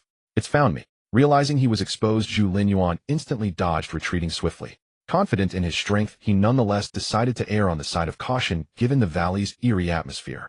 Strangely, the panda didn't give chase, but stood still, staring directly at the autumn rain's sword at his waist. A glimmer of human-like thought flashed in its eyes. It pointed at the sword, then at its own mouth, and looked at Zhu Linyuan with a pleading expression. It, Zhu Linyuan exclaimed in surprise, is actually acting cute. Zhu Linyuan marveled inwardly. He had heard before that chimpanzees and dolphins possessed high intelligence and exhibited some human-like behaviors. But even those animals paled in comparison to the panda before him. At this moment, the panda seemed to be deliberately acting cute. Seeing Zhu Linyuan unmoved, the giant panda grew visibly anxious, its jet-black eyes filled with urgency as its mountainous body spun restlessly among the trees. Zhu Linyuan chuckled inwardly, wondering if this panda had become a spirit. Just from its size, this panda was extraordinary. Standing 7 or 8 meters tall, equivalent to 2 or 3 stories, its massive frame exerted an overwhelming visual pressure. Yet strangely, the panda looked incredibly cute and honest, and its current flustered state was utterly endearing. But aside from aberrations, can any creature really grow this big? Zhu Linyuan found it odd. The era of universal evolution had not yet arrived. If theoretically apart from himself, there should be no other evolvers or evolved beasts. Yet this panda was clearly no ordinary one. It was obviously a mutant, very much like an evolved beast. After pacing around for a long time, and seeing Zhu Linyuan still unmoved, the panda plopped down on the ground in a huff. Its body was like a small hill, and as it sat, the entire forest let out a thunderous rumble. Seeing its sulking expression, Zhu Linyuan hesitated, and then tested, "Can you understand me?" In his past life, some evolved beasts, after their intelligence developed, could comprehend human language. Zhu Linyuan believed this panda was one such creature. As he spoke, he looked at the giant panda. After hearing his words, the panda seemed unwilling to pay him any attention, turning its head away. "It understands me." Zhu Linyuan was instantly certain, a flicker of surprise crossing his eyes. By now he was sure this panda was an evolved beast, but he still couldn't comprehend how it had evolved. There aren't even aberrations here, so there must be no spores. Without spores you can't make evolution fluid. Could it be that evolution is possible without evolution fluid? Struck by this thought, Zhu Linyuan was secretly astonished, and quickly asked, "Calm down. If you can understand me, tell me. Do you want the autumn rain sword at my waist?" Sure enough, upon hearing this, the giant panda reluctantly turned its head back, stared at the sword at his waist for a long time, and then looked at Zhu Linyuan with pitiful eyes. "So it's after the autumn rain sword." Zhu Linyuan nodded to himself. This valley is definitely abnormal. First there's, or for a divine weapon like the autumn rain sword, then this evolved panda appears, and not a single mutant or aberration in sight. Not only is the valley strange, but there must be a connection between these three things. Thinking this, Zhu Linyuan pointed at the sword at his waist, and asked, "Do you know what this is? Have you seen it before?" The giant panda looked at him, and nodded eagerly. "Just as I thought." Suppressing his excitement, Zhu Linyuan pointed to the sword again. "Can you take me to find more of this material?" The giant panda thought for a moment, then nodded again, heaving its massive body upright, and turning to walk deeper into the valley. Every few steps it would look back to see if Zhu Linyuan was following, looking utterly adorable. After a moment's hesitation, Zhu Linyuan rose and followed. He followed the panda deeper, the surrounding trees growing denser, many of which he had never seen before, laden with fruit.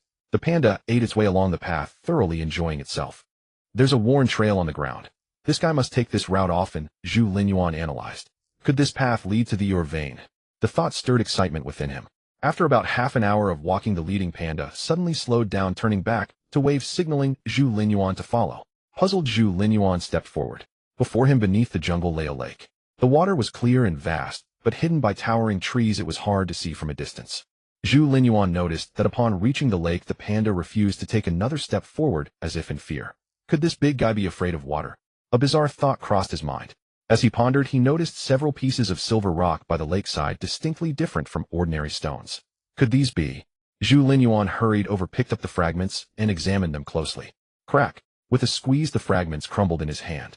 Looking at the crushed stone, a smile crept across his face. This hardness is several times that of normal rock.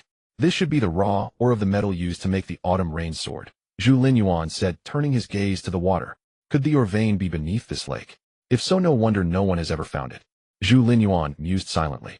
Just then the giant panda pointed at the lake, then at the stones on the shore, and finally at him. "You mean there's this kind of stone in the lake, and you want me to go in and look for it?" Zhu Linyuan guessed tentatively. Hearing this, the panda nodded vigorously, confirming his interpretation.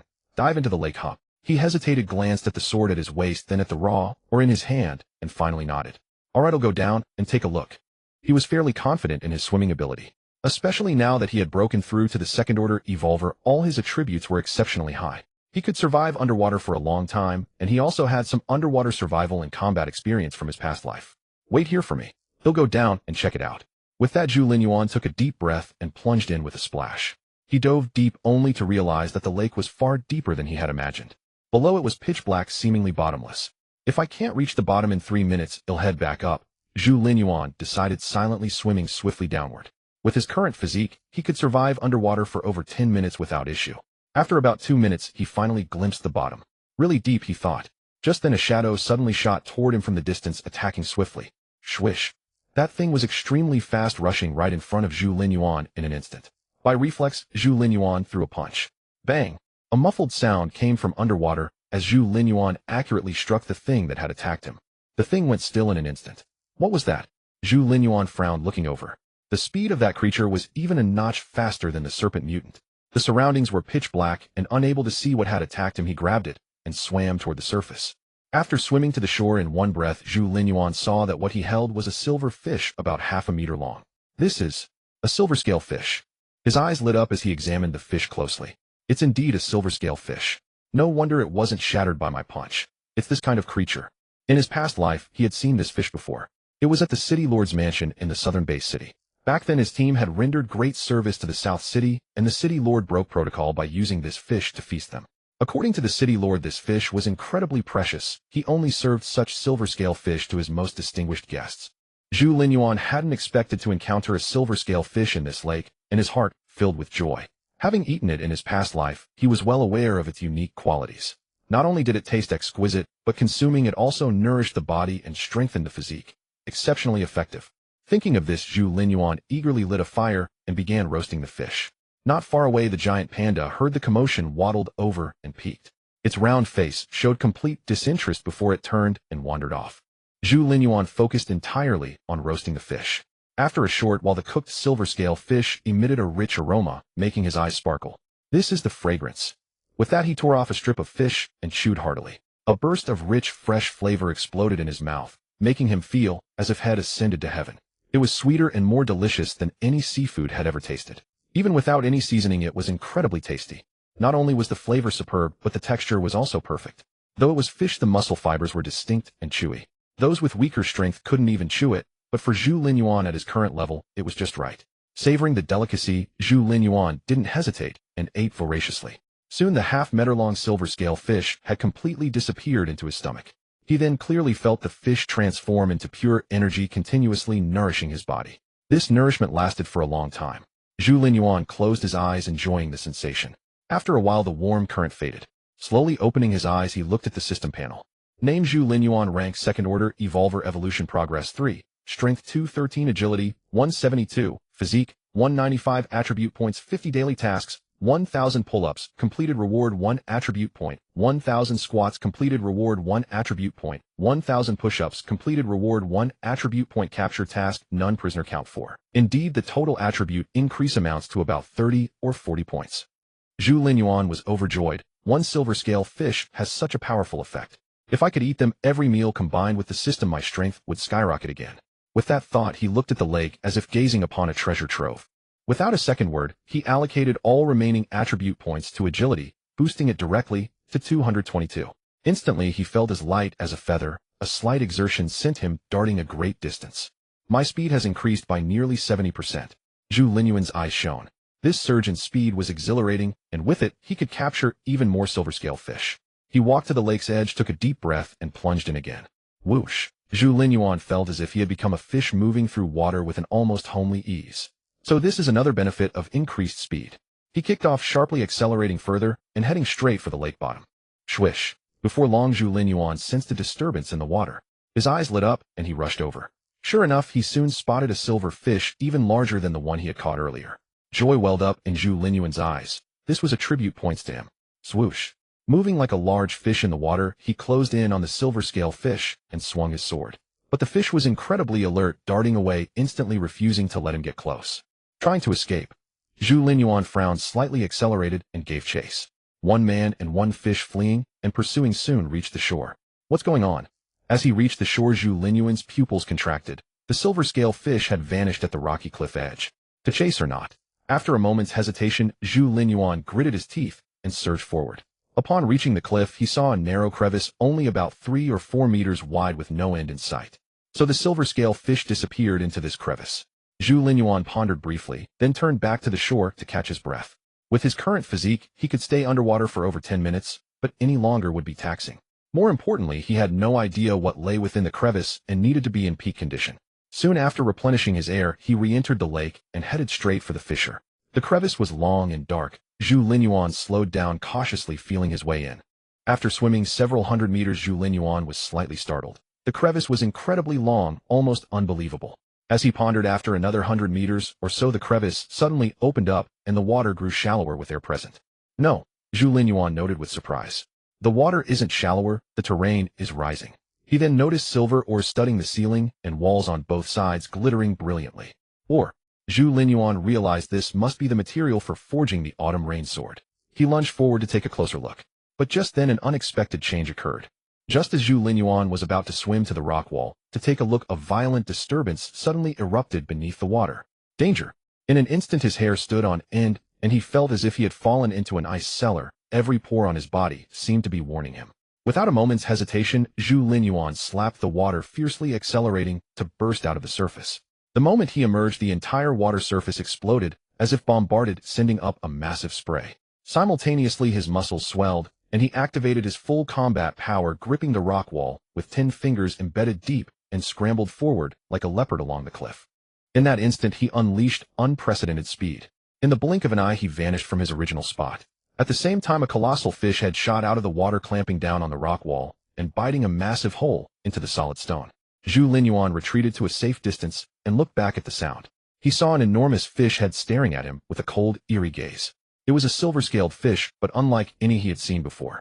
This silver-scaled fish's head was covered in scales as thick as steel plates crisscrossed with scars, and its mouth was filled with sharp, dense teeth, making it appear ferocious beyond compare. Most importantly, its size was simply immense. The head alone was about the size of a truck, giving a sense of the creature's enormity. It was like an ancient behemoth. Is this the ancestor of silver-scaled fish? Even Zhu Linyuan, who had seen many fearsome mutant creatures in his past life, was taken aback, but soon his surprise turned into excitement. A half-meter silver-scaled fish gave me so many attribute points. If I eat this ancestor, how many points would I get? 500, 1,000, 2,000. At this thought, Zhu Linyuan's eyes gleamed as he gazed at the giant silver-scaled fish. In his eyes, this behemoth was a treasure trove of attribute points. But it doesn't seem easy to deal with, he mused.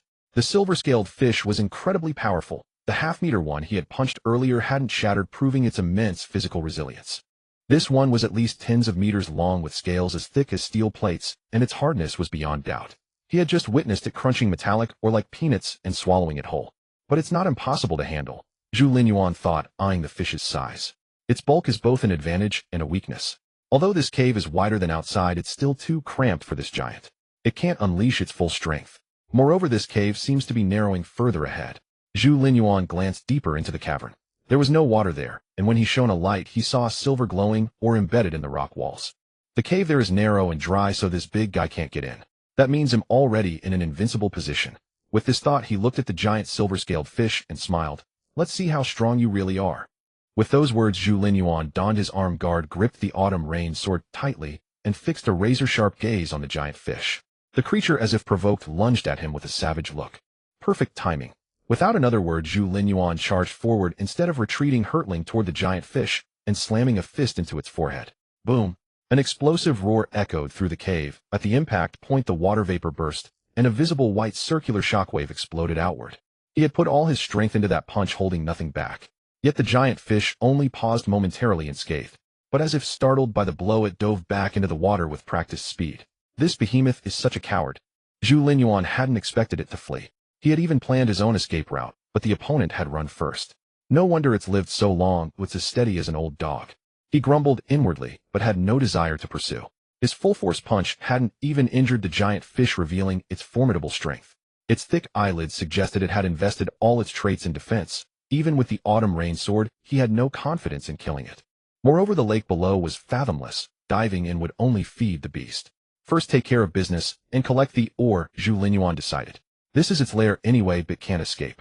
When I'm stronger, he'll come back and finish it. He knew that a life-or-death confrontation with the giant fish was inevitable. After all, he wanted the entire vein and to devour the creature. With that, he dashed deeper into the cave and began mining the ore. Many of the silver metal ores were embedded in the rock surface. Zhu Linyuan picked a medium-sized piece and tried to break it off, but it didn't budge. Even the raw ore is this hard. He was delighted rather than dismayed. This is definitely the ore used to forge the autumn rain sword. Gazing at the surrounding metal ore, his heart burned with fervor. This is a massive vein. He was ecstatic. If I can mine it smoothly, I can build an absolutely safe fortress and forge countless weapons and armor. With that, he used the autumn rain sword to cut into the rock around the ore. Crack! Crack! The surrounding rock was much harder than ordinary stone, but the sword sliced through it with ease. Soon a complete piece of raw metal ore fell into his hands. He squeezed it hard. The ore remained unyielding, without even a crack. A smile spread across his face. At that moment, he felt he held not just a piece of ore, but a hope for survival, a chance to build a force and conquer the apocalypse. With that thought, he stuffed the ore into his backpack and began madly mining the metal ore with a clatter. Guqia's ancestral sword was reduced to a mining pick in his hands. Though he was alone in the mine, he worked with fiery enthusiasm. Meanwhile, outside the cave in the deep dark water, the giant silver-scaled fish swam about, restlessly irritated by the clanging sounds from above. It had always regarded the entire vein as its own, and this vein was crucial to it and its kind. They could not afford to lose it. The giant fish's gills opened and closed, emitting a strange sound. Soon a dense swarm of silver-scaled fish gathered from all directions, assembling beneath the giant fish like pilgrims paying homage. The swarm was immense, a terrifying sight. Hum hum, hum hum hum. The giant fish's gills moved as if issuing commands. The next moment, the dense mass of silver-scaled fish surged upward. They headed straight for Zhu Linyuan's location. At this moment, Zhu Linyuan was still unaware that he had stirred up the nest of the silver-scaled fish. Of course, even if he knew, he wouldn't care. On the contrary, he would be overjoyed. After all, those were attribute points delivered right to his doorstep. By now, he had already mined a full backpack of raw metallic ore. He'll stop here for today. Any more would be inconvenient to carry, and besides this, or can't be used yet. Zhu Linyuan mused silently. Raw, or couldn't be utilized directly, it had to be smelted before it could be crafted into the various tools and equipment he needed. I must find the other branches of the Gu family as soon as possible to obtain the smelting method for this, or so I can put these raw materials to use. The workload for mining is too immense. I can't do it alone, and I simply don't have that much time. I need to find a way to bring in some people, have them focus on mining here, and form a complete assembly line. With that thought, Zhu Linyuan didn't hesitate. He shouldered or stowed away the autumn rain sword, and the arm guard turned around and strode resolutely in the direction he had come from. As he reached the water's edge, Zhu Linyuan suddenly halted. There seems to be movement in the water. He furrowed his brow slightly. Although the sound was extremely faint, his physical attributes were over 20 times that of an ordinary person's peak, allowing him to detect even the slightest disturbance. Zhu Linyuan stood on the bank, slowing his breath and listening intently, capturing the subtle commotion in the water. Suddenly, a cold glint flashed in his eyes, and he thrust his sword into the water like lightning. Swish! When he withdrew the autumn water sword from the surface, impaled upon it was a half-meter-long silver-scaled fish still twitching and thrashing. Was that the silver-scaled fish's doing? Zhu Linyuan frowned slightly. Just then a thunderous boom erupted below. The water's surface exploded violently.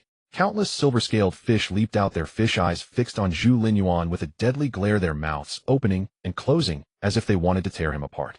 But Zhu Linyuan was on the shore, and no matter how much the silver-scaled fish hated him, it was futile. Seeing this, instead of being alarmed, he rejoiced and struck out like lightning. Swish, swish, swish. His hands formed claws, and he employed the grappling techniques from the 18 dragon, subduing palms, grabbing the silver-scaled fish and flinging them onto the bank. In an instant, he had caught 6 silver-scaled fish near the shore and tossed them onto land. When he tried to grab more, all the silver-scaled fish had already dived back beneath the surface. The depths were dark and unknown, with countless silver-scaled fish lurking below, including that massive one. Zhu Linyuan had no intention of chasing them into the water. Instead, he turned around and cheerfully began to gather the fish on the shore. He had caught 1 with the autumn rain sword and 6 with his bare hands, totaling 7 silver-scaled fish. Among them, the smallest were about 30 to 40 centimeters long, while the largest was over a meter in length, looking exceptionally plump. I wonder what your ancestor was thinking, not daring to come up itself, and instead hiding you all in the water to ambush me. Zhu Linyuan shook his head with a chuckle, musing that the silver-scaled fish ancestor was indeed quite timid, always staying in the shadows. No wonder it had lived so long. Still, he understood that the ancestor's strategy did make sense. If it had been someone of similar strength, but less perceptive, they might have fallen into the trap. The silver-scaled fish were not to be underestimated. A swarm of them charging together in the water would be inescapable, even for Zhu Linyuan. It seems returning the same way is out of the question. They'll have to find another route. Trapped in the cave by the silver-scaled fish swarm, Zhu Linyuan remained unfazed. After all, the presence of air meant there must be a ventilation passage. He only needed to follow the wind direction to find a way out. With that thought, Zhu Linyuan took a rope from his backpack, strung the silver-scaled fish together, hung them over his shoulder, and strode out in the direction of the wind. Meanwhile, on the land above, the massive panda lay listlessly by the shore, staring intently at the dark water, waiting for Zhu Linyuan to emerge. It had been waiting there for most of the day, but Zhu Linyuan still hadn't surfaced. Having lost its mother shortly after birth and spent its days alone, ever since it didn't feel particularly bored, it simply watched the water in silence. It had long grown accustomed to solitude. As night deepened, the lake grew even more mysterious and dark.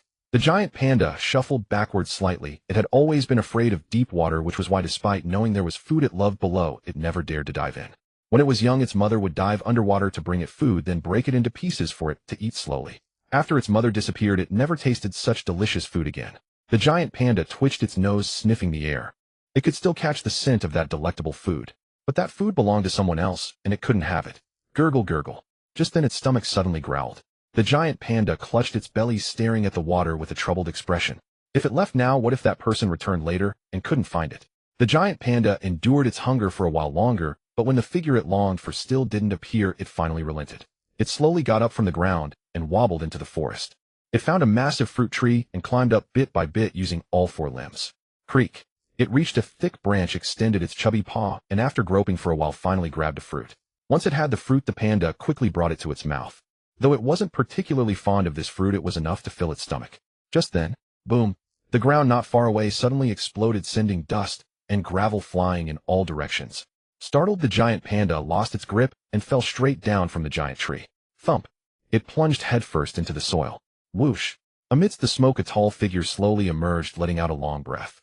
The person was clad in a black combat suit with a long string of silver fish hanging over his shoulder, a pristine ancient sword tucked at his waist, a large backpack on his back, and a uniquely shaped arm guard. It was Zhu Linyuan. Finally out, he looked around and realized he was back in the Sunset Valley, a smile spreading across his face. This trip had been immensely rewarding. Not only had he mined a backpack full of metallic ore, but he had also caught 7 silver-scaled fish. Most importantly, he had discovered the silver-scaled fish's lair and a massive vein of metallic ore. These were an inexhaustible source of wealth. What's that? His gaze swept over and spotted a dark lumpy object twitching not far away. Upon closer inspection, it turned out to be the giant panda from before, now stuck head down and feet up in the soft soil, kicking its legs vigorously. Zhu Linyuan walked over with a smile and pulled the big fellow out. The panda was covered in mud, still clutching a squashed fruit in its paw, wearing a look of utter despair. The next second, it suddenly twitched its nose, and its eyes lit up instantly. Its small eyes widened as it stared intently at the backpack on Zhu Linyuan's back. Moi! Zhu Linyuan noticed the giant panda's pitiful little expression, and a smile crept across his face. He pulled a piece of raw ore from his backpack and dangled it before the panda. The panda's mouth fell open, its small jet-black eyes fixated on the ore in Zhu Linyuan's hand, its head swiveling to follow every movement of his hand. You little rascal! Zhu Linyuan chuckled and tossed the ore directly to the panda. He controlled an entire vein of, or so one piece was of no consequence. Moreover, it was the panda that had revealed the location of the vein. Otherwise, given the vastness of this valley, he had no idea how long it would have taken him to find it. Of course, the most important thing was that he rather liked the panda's personality. It seemed simple and adorably silly. The panda caught the ore Zhu Linyuan threw, tossed aside the rotten fruit it was holding, and shoved the mineral into its mouth, crunching away with gusto. Crunch, crunch. The panda chewed the ore as if it were crispy cartilage. The sound made Zhu Linyuan's teeth ache. No wonder they call it a devourer of iron. Its jaw is truly formidable. Zhu Linyuan mused inwardly, gaining a new appreciation for the panda's combat prowess. This was a hidden king. If it could pulverize ore like this, its fighting ability needed no elaboration. The last creature Zhu Linyuan had seen chew through such mineral was the progenitor of the silver-scaled fish. Crunch, crunch. After the entire piece of raw ore entered its stomach, the panda's spirits lifted considerably. Zhu Linyuan even felt its fur had grown glossier, and its small eyes sparkled. He suddenly grew curious about what this ore was, and why both the silver-scaled fish progenitor and the panda valued it so highly. Moreover, the ore was unbelievably hard. He had never heard of such a mineral on Earth. Yet he knew the panda couldn't explain it to him. To find the answers, he would have to explore on his own. All right. Seeing the sky had brightened, Zhu Linyuan waved at the panda and said, "You've had your fill. That's it for today. Farewell if fate allows." With that, he moved some debris to seal the cave entrance he had emerged from, then camouflaged it to prevent discovery. After finishing, Zhu Linyuan shouldered his backpack and turned to leave. The panda gazed at the valley, then at Zhu Linyuan's backpack, scratching its head with hesitation in its small eyes. As Zhu Linyuan's figure grew distant, a flicker of determination crossed the panda's gaze, and it scrambled after him on all fours.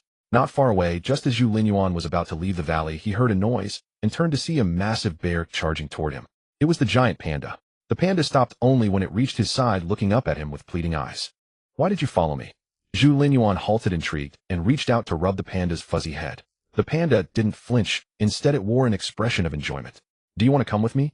Zhu Linyuan said, pointing at the panda, and then himself. The panda seemed to understand, nodding and looking at him expectantly. "All right then."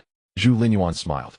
"You can follow me." With that, he took out another piece of ore and tossed it to the panda. But this time the panda caught it, but didn't eat it. Instead, it placed the ore on the ground, pushed it back to Zhu Linyuan, and nuzzled him with its large furry head. "You're quite clever." Zhu Linyuan laughed, pocketing the ore. "You know the difference between a full belly once and a lifetime of plenty." He rubbed the panda's head, signaling it to follow. However, the panda didn't move. It extended a front paw pointing behind itself. "You want me to get on?" Zhu Linyuan communicated with gestures. The panda nodded again and lowered its body. "Then I won't be polite." Without hesitation, Zhu Linyuan lightly leaped and settled onto the panda's back. The panda was 7 or 8 meters long, its fur incredibly soft, making sitting on it feel like being on a big plush bed at home or floating on a cloud. Utterly comfortable. Having been awake all night, Zhu Linyuan couldn't help but stretch in such a cozy environment. Just then the panda twitched its nose, sniffing the air, then suddenly broke into a run. It headed in the direction Zhu Linyuan had come from. He realized the panda was not only fast, but also remarkably steady. He felt barely any jostling, as if riding a boat. As they traveled, Zhu Linyuan drifted into a light sleep. This was a unique skill he had honed in the apocalypse of his past life. In this state, he could spring into action instantly at the first sign of danger, ensuring his safety. The panda raced along, soon reaching the edge of the forest beyond which lay Zhu Linyuan's territory. Along the way, many mutated beasts blocked their path, but the panda dispatched them with a casual swipe. They even encountered a second-order aberration. Zhu Linyuan had been about to intervene, but the panda crushed the aberration with a single paw strike. It was then that he truly realized the fortune he had stumbled upon. This was a beast pet capable of killing a second-order aberration in one blow. So Zhu Linyuan slept soundly, only waking after the panda had killed an aberration to harvest its spores and useful materials. Along the way, he gathered over a dozen first-order spores, one second-order spore, and a pile of aberration body parts. These materials, sterilized and processed, could be forged into weapons for his team. We're almost home. At the forest's edge, Zhu Linyuan rubbed the panda's head and murmured, "From now on, this is your home too. Come on, let me take you home." He gently patted the panda's head. The panda understood and cautiously stepped out of the forest, carrying Zhu Linyuan toward the distant concrete jungle. It was the panda's first time leaving the forest. Dawn had just broken, revealing the desolate cityscape, a shadow of its pre-apocalyptic glory. The panda, oblivious, ambled along, looking around with the curiosity of a child. Just then a gust of wind blew past. Zhu Linyuan extended his hand, feeling the breeze brush his palm, and gazed at the distant southern city, murmuring, "The wind has risen. Enemy attack! Enemy attack! A monster is attacking the settlement." Zhu Linyuan, seated on the back of a giant panda, had just approached his territory when he suddenly heard cries and roars in the distance. In an instant, dozens of people surrounded him, fully armed and ferocious, led by Lu Bai, wielding an alloy longblade. Sharp reflexes. Seeing his men react so swiftly, a smile spread across Zhu Linyuan's face. He leaped off the panda and waved his hand, saying, "Stand down, everyone. It's me, Mr. Zhu." Lu Bai stared at Zhu Linyuan, then at the colossal panda behind him, and exclaimed in awe, "Is this a giant panda? Did you bring it back?" Though the panda's features were unmistakable, this one was excessively massive. Not only Lu Bai, but everyone behind him was utterly stunned. "It is a giant panda." Zhu Linyuan patted the panda's head and smiled. "Don't be afraid. This little one looks intimidating, but it's very clever and won't harm you." As if understanding Zhu Linyuan's praise, the panda nuzzled its large head against him in a playful, affectionate manner. Zhu Linyuan chuckled and turned to Lu Bai. "Everyone performed exceptionally well. Double today's resource allocation for all the brothers here. You'll handle this, Xiao Lu." "Thank you, Chief." Hearing Zhu Linyuan's words, the crowd burst into surprise and gratitude. "Thank you, Chief." Zhu Linyuan waved dismissively. "Don't thank me. You earned it through your performance. If anyone deserves credit, it's Xiao Lu for leading such an outstanding team." The crowd quickly added, "Thank you, Captain Lu." Gratitude flickered across Lu Bai's face at Zhu Linyuan's words. He understood that Zhu Linyuan was helping him establish authority. By enabling him to secure more resources for his men, they would follow him with unwavering loyalty. Otherwise, why would they commit to him? With this realization, Lu Bai expressed his profound thanks. "Thank you, Mr. Zhu." Zhu Linyuan waved his hand. "All right, let the brothers disperse and remain vigilant." With that, he led the panda toward his dwelling. He had only offered a casual pointer because he appreciated Lu Bai's potential. How much Lu Bai would grasp depended on his own insight. However, judging by his reaction, it seemed he had caught a glimmer of the meaning. Zhu Linyuan ceased his musings and led the panda to the foot of his building. At that moment, he spotted Lu Yao cheerfully tending to the flowers and plants in the yard, brimming with enthusiasm. In the morning sunlight, Lu Yao wore a simple plain dress, watering the blossoms in the garden, her face radiant with youthful smiles. The scene was as beautiful as a painting. Just then, as if sensing something, Lu Yao looked up and met Zhu Linyuan's gaze. "Brother Zhu." Her eyes lit up. "You're back." Suddenly aware she was still in her dress, she quickly explained, "Brother Zhu, I haven't started work yet, so I wore this dress. They'll change out of it right after watering the flowers." She too knew this was the apocalypse where survival was paramount. Wearing a dress could spell disaster in a crisis. Moreover, it was impractical for work. She understood well that in the settlement, everyone had to contribute, even Brother Zhu himself. Zhu Linyuan nodded. Though Lu Yao indeed looked lovely in the dress, the current times were not safe enough for such attire. Just then Lu Yao belatedly noticed the giant panda behind Zhu Linyuan. She let out a wow and trotted over, exclaiming in delight, "Brother Zhu, is this a pet you brought back? What's its name?" Facing the colossal panda, Lu Yao showed no fear at all. Instead, she reached out to touch its head. The panda seemed to take a liking to her, deliberately lowering itself so she could pet it more easily. "I haven't named it yet." Zhu Linyuan realized he had overlooked giving the little one a name.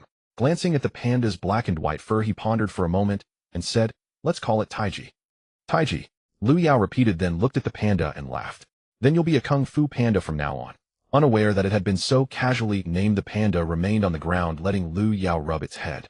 "By the way, Brother Zhu, where will Taiji live?" Lu Yao suddenly asked. "I plan to set up a bamboo grove for it on the back hill, but that's not for now. It can stay in the garage for the time being, or it can help keep watch." Taiji was formidable, and having it around gave Zhu Linyuan peace of mind. "Brother Zhu, can I help you prepare a home for Taiji?" Lu Yao looked at him with pleading eyes.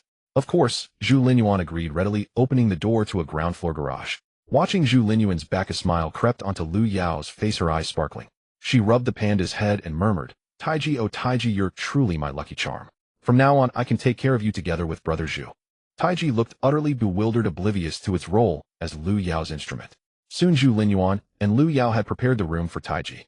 The garage was spacious to begin with, and Zhu Linyuan laid down a soft carpet for the panda to sleep on comfortably. "Xiao Yao, how about I entrust the care of Taiji to you?" After finishing, Zhu Linyuan said, "I can see you like it, and it likes you. I think you're perfect for this job." "Wonderful. Thank you, Brother Zhu." Lu Yao's eyes sparkled. "Don't worry, you'll take great care of Taiji." "Good." Zhu Linyuan waved his hand and turned to go upstairs. During their work, he noticed Lu Yao was remarkably efficient and decisive, showing great potential, so he had given her this opportunity. "Let's see how she handles Taiji." Zhu Linyuan mused as he placed the silver-scaled fish in cold storage and the ore in the warehouse, carrying only one fish back home. "Honey, you're back." At that moment, Ruan Xingyan was practicing with a blade inside the house, drenched in sweat. She wore only a white short-sleeved athletic top and shorts. The sweat clung the fabric to her body, revealing every graceful curve. Seeing Zhu Linyuan enter, she set down her blade and threw herself into his arms. "Honey, Su Zian assigned me 50 girls. Starting today, I'll teach them swordsmanship." Holding Ruan Xingyan's soft body, inhaling the fragrance of her hair, Zhu Linyuan, his vitality surging after just eating a silver-scaled fish, could no longer restrain himself. He swept her up in his arms and gently tossed her onto the plush sofa. The sun was high in the sky. Ruan Xingyan let out an unconscious soft moan. At this moment, she had not a shred of strength left in her body, utterly unable to move. "Honey, find someone else." Ruan Xingyan murmured in a daze, half asleep and half awake. "I think Sister Zian is pretty good. Elegant, generous, stunningly beautiful, and so capable. Little Sister Lu Yao isn't bad either. An 18-year-old with skin so smooth and tender, I'd love to pinch it. Why don't you just take them both as well? You little minx, you sure worry a lot. Looks like you're not tired enough yet. Next time I'll make sure you're too exhausted to utter a single word." Zhu Linyuan, feeling refreshed and invigorated, pinched Ruan Xingyan's cheek and changed the subject. "I still have some things to do. Later you can clean the fish I brought back and make some fish soup." With that, he draped a blanket over Ruan Xingyan, got up, and headed toward the dissection room to start concocting the evolution fluid. He had gathered quite a few spores on this trip, enough to prepare plenty of evolution fluid and significantly boost the strength of those around him. Most importantly, he had also obtained second-tier spores, which meant his own evolution level could increase as well. "I wonder how much these spores will advance my evolution." Zhu Linyuan mused silently as he began preparing the evolution fluid. Unbeknownst to him, the entire southern city had been thrown into turmoil because he had annihilated the extreme organization. The three great families have decided to establish the Southern City Alliance. All forces in Southern City must join the alliance, or they will be considered enemies of the entire alliance. That day, after receiving news of the extreme organization's destruction, the three families formed the Southern City Alliance under pressure. The head of the Huang family was appointed as the alliance leader, while the heads of the Zhang and Wang families served as deputy leaders. The three families were ambitious. No sooner was the alliance formed than they sought to unify all of Southern City. Originally, besides the 5 major powers, there were countless small and medium-sized factions. The larger of these factions might have 100 members, while the smaller ones could have just a few. All survivors huddling together for warmth in the apocalypse. Now, with the formation of the Southern City Alliance, the three families moved to absorb all these small and medium-sized forces. Individually, these forces might not amount to much, but united they represented an immense power. It was no exaggeration to say that whoever controlled these forces would essentially control all of Southern City. "We're living just fine on our own. Why should we join your alliance?" Facing pressure from the three families, a young man refused without hesitation. "We won't join." Behind him, a dozen other youths echoed indignantly, "That's right. We can survive on our own. Why should we fight for you?" Hearing their words, several members of the three families exchanged glances, then drew their blades and charged into the crowd. Moments later, only headless corpses littered the ground. The heads of these people became tools for the three families to terrorize other factions. For a time, the entire southern city was engulfed in a bloody purge. Meanwhile, in the dissection room, Zhu Linyuan slowly opened his eyes and let out a long breath. His physique had grown considerably. He now stood at 2 meters 80 with an arm as thick as an ordinary person's waist. Evolution level increased to 36% in the second tier. Not bad. In his giant form, Zhu Linyuan spoke slowly, his voice deep and rumbling. Soon he willed his body back to its normal state, looking like a model on a screen, rugged, handsome, and exuding masculine charm. After his evolution level increased, his appearance was even more striking than before. Zhu Linyuan paid no attention to his looks, however, and instead turned his gaze to the system panel. Name: Zhu Linyuan, rank second tier, Evolver, evolution level 36, strength 296, agility 291, constitution 266, attribute points 0, daily tasks, complete 1000 pull-ups, reward 1, attribute point completed, complete 1000 squats, reward 1, attribute point completed, complete 1000 push-ups, reward 1, attribute point completed, capture task none, prisoner count 4, evolution level increased to 36%. On average, each attribute has risen by about 70 points, totaling nearly 200 points. A gleam of brilliance flashed in Zhu Linyuan's eyes. Based on this ratio, the second-tier evolution stage should provide 600 attribute points, a 200-point increase for each of the 3 attributes. According to my previous calculations, a first-tier Evolver should gain 300 attribute points with 100 points per attribute. In other words, a normal person reaching the second-tier limit would have all 3 attributes at 300 points, totaling 900 points. But thanks to the system and the silver scale fish I consumed, even at just 36% evolution, my stats are essentially on par with the second-tier limit. And with the Autumn Rain Sword, even a second-tier limit opponent is no match for me. After some calculations, Zhu Linyuan understood roughly where his strength stood. He was about on par with the second-tier limit of his previous life. His offensive power even surpassed that limit. That means it's time to go to that place. Zhu Linyuan recalled 2 terrifying mutant zombies from his past life, said to have been born in the city center's sports stadium. When the apocalypse broke out, a concert was being held at that stadium with thousands of people gathered there. According to the major powers deductions in his past life, a large portion of those thousands likely turned into zombies during the outbreak, violently attacking the survivors. As a result, not a single survivor from that first wave managed to escape, who all perished at the hands of the zombies. After all the humans were dead, the zombies began slaughtering each other until only 2 mutant zombies remained. These 2 roamed the stadium until a small faction stumbled in and inadvertently released them. Once free, the 2 mutants immediately launched a killing spree. They already possessed second-tier limit strength before the lunar calamity, and the survivors of that time were utterly powerless to resist. The entire southern city was plunged into catastrophe. Now is the perfect time to harvest them. 2 second-tier limit mutants should significantly boost my evolution level. He'll deal with those 2 after lunch. Having made up his mind, Zhu Linyuan decided to take care of the mutants after drinking the silver scale fish soup. With that thought, he rose and headed toward the room. Upon entering the room, Zhu Linyuan suddenly sensed something amiss. Not only was Wan Qingyan there, but Su Ziyan was also present. Su Ziyan was wearing a Weiner dress, with light makeup, looking exceptionally radiant. On the table, besides the silver scale fish soup, were several bottles of red wine and candles. "Honey, you're back." Wan Qingyan greeted him with a smile, leaning close to his ear and cooing softly, "Look what I prepared for you." As Wan Qingyan spoke, Zhu Linyuan caught a faint, delicate fragrance. It was not the familiar scent of Wan Qingyan, but rather a unique and pleasant perfume. Just the whiff of it stirred a restless longing within him.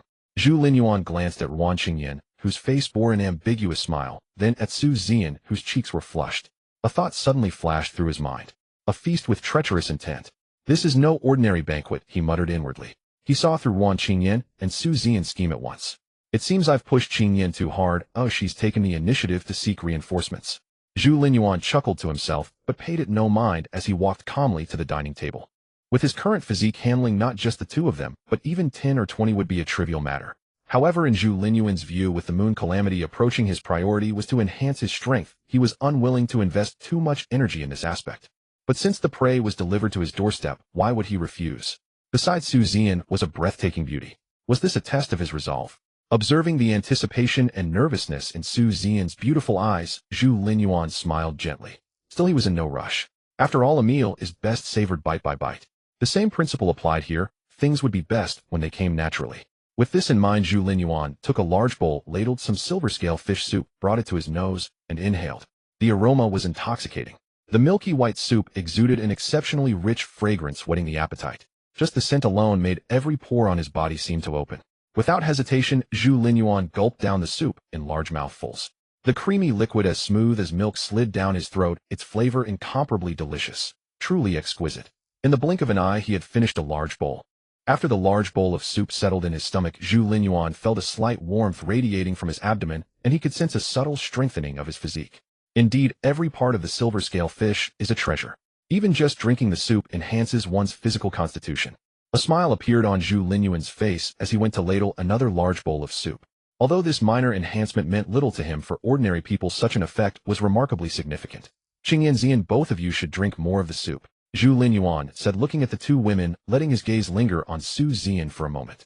Ruan Qingyan's physique had already been strengthened once, but Su Zian had undergone no enhancement and remained an ordinary person. In his hands, such a fragile constitution was like a delicate flower easily broken with a slight touch. It needed to be strengthened. With this thought, Zhu Linyuan downed 2 more large bowls of fish soup and began devouring the silver scale fish meat ravenously. After breaking through to the second-level evolver, not only had his physique and strength increased, but his appetite and digestive capacity had also become formidable. Ordinary food was digested almost instantly upon entering his stomach. Only special foods like the silver scale fish could give him a sense of fullness. In just a short while, the meter-long silver scale fish was completely consumed by Zhu Linyuan, transforming into pure energy that began to nourish every limb and bone in his body. As for Ruan Qingyan and Su Zian, they only drank the fish soup and ate a few other dishes. Merely drinking the soup made their bodies burn with heat, and their faces flush as if they had just been in a sauna. As for the silver scale fish meat, they simply couldn't chew it. Seeing the reactions of the two beauties before him, a faint smile crossed Zhu Linyuan's face. This fish has a much stronger enhancing effect than the half-meter-long silver scale fish from before. Qingyan and Zian's physiques should also be considerably strengthened.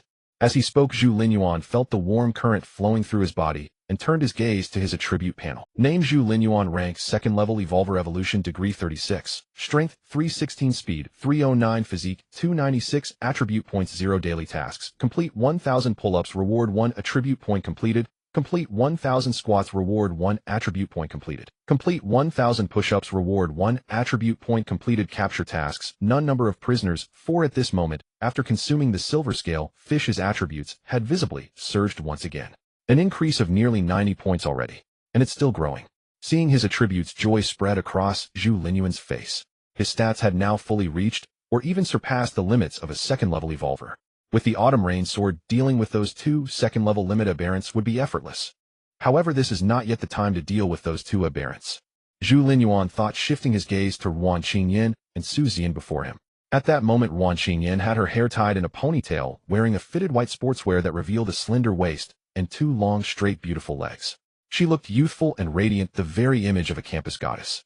Yet her body was faintly flushed, which combined with her outfit exuded a unique allure. Su Zian, on the other hand, wore a long red dress revealing her delicate collarbone neck and pale calves. On her feet were a pair of Valentino Weinert high heels, making her appear elegant and sophisticated. Her long black hair cascaded over her shoulders. Her red lips parted slightly, and when she looked at Zhu Linyuan, her eyes were hazy with intoxication, brimming with femininity. Perhaps because he had eaten too much silver scale fish, Zhu Linyuan felt something was off with him, as well his body was growing increasingly warm. Just then Ruan Qingyan suddenly got up and turned off the lights, then lit the candles on the table. Illuminated by the candlelight, the 2 beauties appeared even more alluring. The atmosphere became thick with ambiguity. Very well, I'll indulge myself tonight. With this thought, Zhu Linyuan stood up, directly scooped Ruan Qingyan into his arms, and tossed her onto the large bed. He then walked over to Su Zian, reached out, and brushed the back of his hand across her delicate cheek. Feeling his hot breath, Su Zian seemed as if drunk, her eyes shimmering with irresistible charm as she gently leaned against Zhu Linyuan, listening to the powerful rhythm of his heartbeat. Zhu Linyuan in turn wrapped his arm around her slender, supple waist. Just as he was about to proceed further, a thunderous crash erupted from outside. Boom! Hearing the deafening noise from the window, Zhu Linyuan's expression changed abruptly, his gaze turning razor sharp. Without a second thought, he grabbed the Autumn Rain Sword, and his armed guard got up and rushed downstairs. Ruan Qingyan also ran out of the room, looking at Su Zian. Their eyes met, and they both saw the gravity reflected in each other's gaze. They quickly changed into the combat suits Zhu Linyuan had prepared for them, grabbed their weapons, and rushed downstairs as well. They both understood clearly that in this apocalypse, survival was paramount. They hoped to live well and find happiness in this new world, but all of that was predicated on one thing: staying alive. By this time, Zhu Linyuan had already arrived at the main entrance. Seeing the gruesome scene before him, a fierce, killing intent surged in Zhu Linyuan's eyes. At that moment, the entrance was in utter disarray.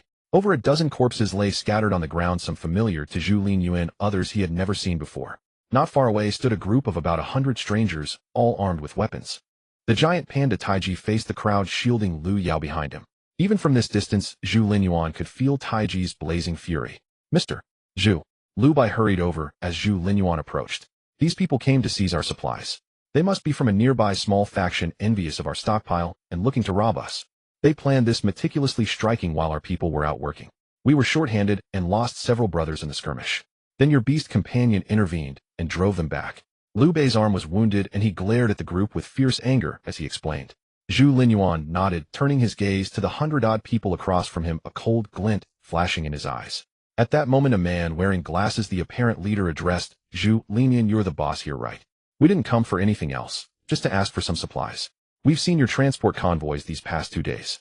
You people can't possibly consume all that food. We're all from Nanxing, and our 100 brothers have been starving for 2 days. Give us 50 crates of your supplies, and we'll leave immediately. Otherwise we'll fight to the death. The glasses-wearing man snarled. Even if you have numbers, and that monstrous panda, our 100 men can still take down plenty of you. Starvation means death anyway, and dying in a fight is no different. We might as well drag some of you down with us. We're not asking for much, just 50 crates.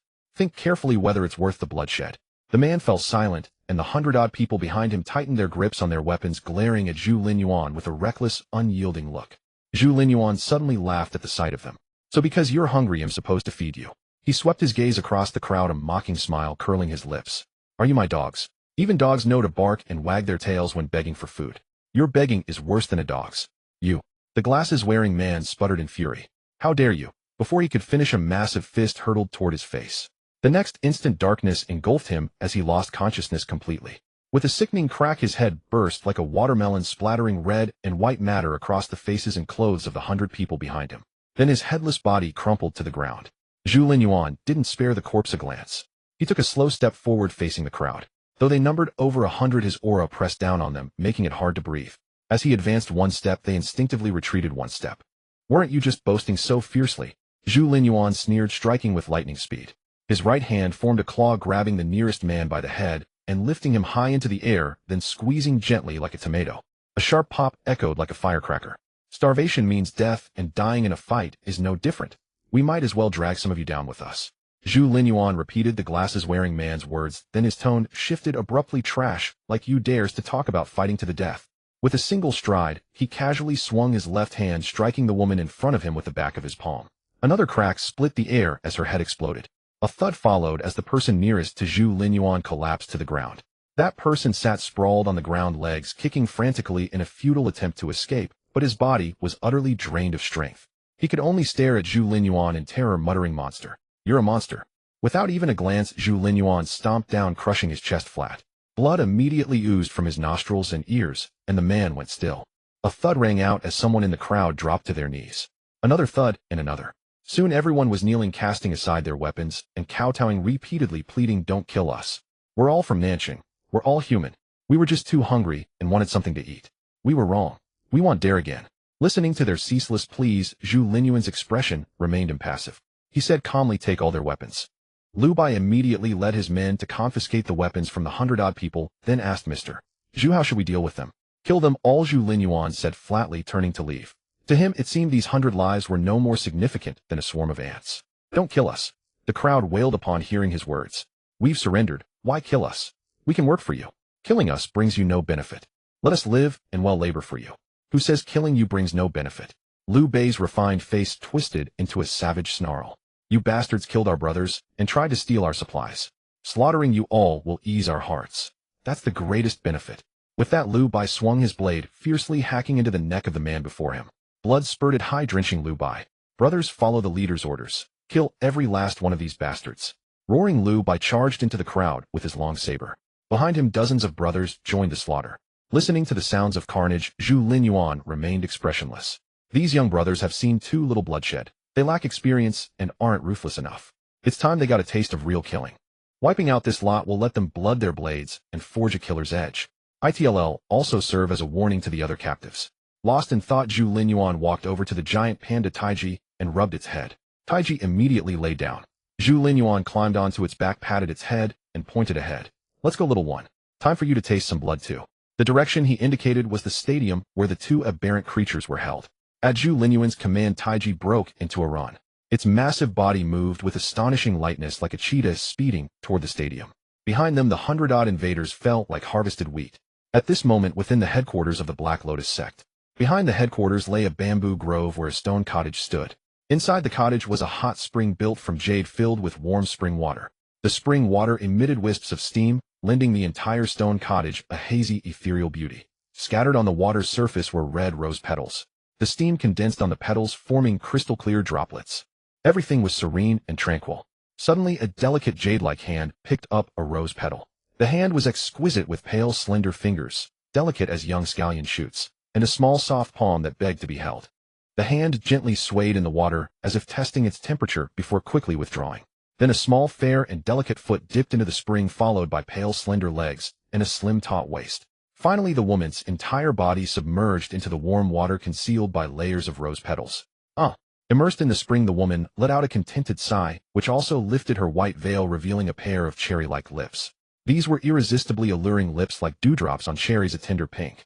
Her lips alone were so enticing that one couldn't help but imagine the peerless beauty hidden behind the veil. She was the saintess of the Black Lotus sect.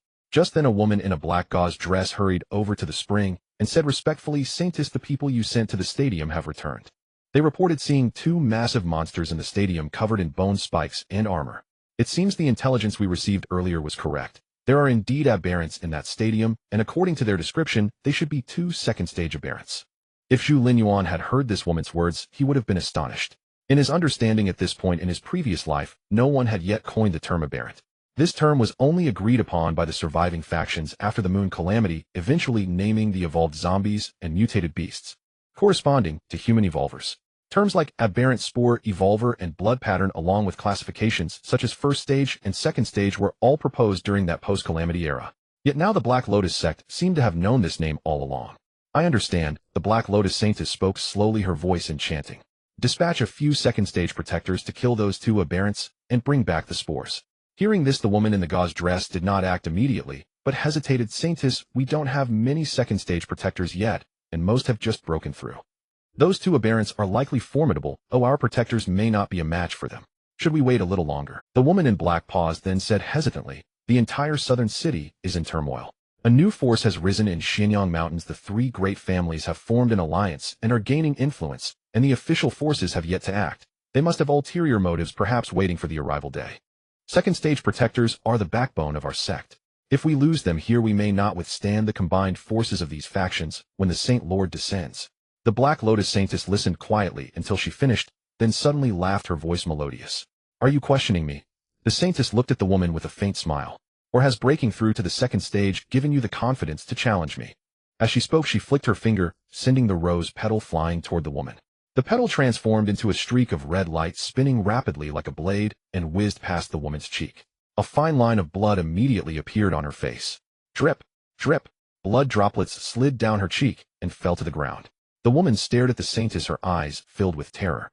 After breaking through to the second stage, she had thought her strength was nearly equal to the saintess. But she never expected such a vast chasm between them. If the saintess had used a weapon, she likely couldn't have withstood even a single blow. The saintess, without looking at her expression, spoke slowly as if to herself. "The 3 great families are mere minnows. No matter their numbers, they can be crushed with a flick of a finger, insignificant.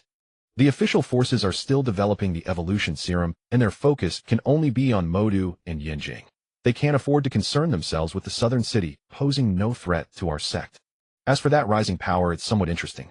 That Zhu Linyuan actually managed to become an evolver, whether by chance in developing the serum or harboring some secret. But whatever his secret, he's merely at the early second stage, unable to stir up much trouble. Moreover, the arrival day is imminent. Even if he holds the greatest secret, what can he do?" The saintess looked at the woman and said slowly, "As long as I am here, no force in the southern city can threaten our sect. Our sect will surely ensure the Saint Lord's successful descent. Then with the Saint Lord's aid, our sect's rise will be unstoppable." Her tone grew slightly colder. "Remember, even if all the second stage protectors fall in battle, you must retrieve those 2 spores."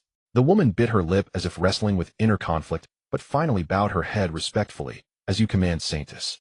After she left, the saintess gazed at her own palm and murmured, "The evolution serum from the Saint Lord is limited only enough to push me to the peak of the second stage.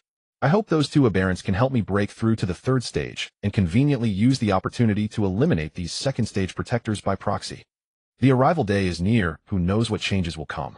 If I don't hasten to strengthen myself, I might end up as that damned Saint Lord's puppet. Recalling her fortuitous encounter, a cold glint flashed in the saintess' eyes. She had never believed in the so-called Saint Lord's claims. He was using her, but wasn't she using him in turn? It was merely a contest of who wielded the sharper tactics. In the hunt, the roles of predator and prey can shift in an instant. With that thought, the saintess suddenly remembered someone and whispered, "Zhu Linyuan, able to break through to second stage evolver. Are you also a puppet pushed to the forefront? Rest assured we will meet sooner or later." Meanwhile, the Black Lotus sect had dispatched 6 protectors heading straight for the stadium. On the other side, Zhu Linyuan, seated on Tai Kai's back, had arrived before the stadium. "It's just ahead." A smile spread across Zhu Linyuan's face as he lightly gripped the autumn rain sword at his waist. Tai Chi, as if sensing the aberrant's presence, grew excited, letting out low growls. Roar. As if responding to the roar, 2 low growls echoed from the stadium. "So they are here." Hearing the sounds, Zhu Linyuan's eyes glinted with sharp light. With a leap, he jumped from Tai Kai's back onto the stadium roof and peered downward. The stadium floor was strewn with torn clothes and debris, resembling a hellish scene, testament to the countless lives lost within. Zhu Linyuan's expression remained unchanged as he searched for traces of the aberrations. At the edge of the stadium, 2 humanoid aberrations roamed, seemingly drawn by Tai Kai's roar, seeking its location. The 2 aberrations were remarkably similar, standing nearly 3 meters tall, their bodies covered in pitch-black bone plates like suits of armor. Their fingers and toes were replaced by sharp, elongated bone blades, giving them a horrifying appearance. Indeed, second-tier aberrations, already resembling killing machines. Observing the aberrations, Zhu Linyuan nodded to himself. In his past life, it was discovered that the higher the aberration's tier, the more its form approached a perfect combat shape. Low-tier aberrations might evolve useless appendages, but high-tier ones were crafted entirely for battle and slaughter. They were like machines of death. A 9th-tier aberration was akin to a work of art dedicated to killing. These 2 aberrations in the stadium already hinted at that killing machine nature. Their bone plates offered formidable defense against attacks, while their hands and feet evolved into bone blades, greatly enhancing their offensive capabilities. Yet they were still far from the high-tier aberrations Zhu Linyuan had seen in his past life, those true works of art. 2 second-tier aberrations. I wonder how much they can elevate my evolution level. A smile crossed his face as he leaped without hesitation into the stadium. Roar.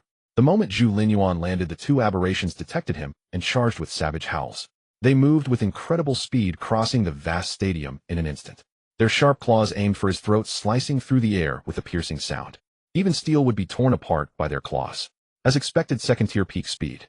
Zhu Linyuan reacted swiftly, raising his arm guard to block their claws. But in the next second, both aberrations kicked at him simultaneously. Their toes evolved into bone blades, delivered devastating kicks. For a moment, the 2 aberrations seemed to gain the upper hand. Interesting. Zhu Linyuan smiled, letting his feet loosen. Using the force of their lunge, he flipped backward. Midair, he twisted, planting his feet against the stadium wall, then exploded with power. Bang! The sturdy wall shattered under his kick, sending debris and dust flying.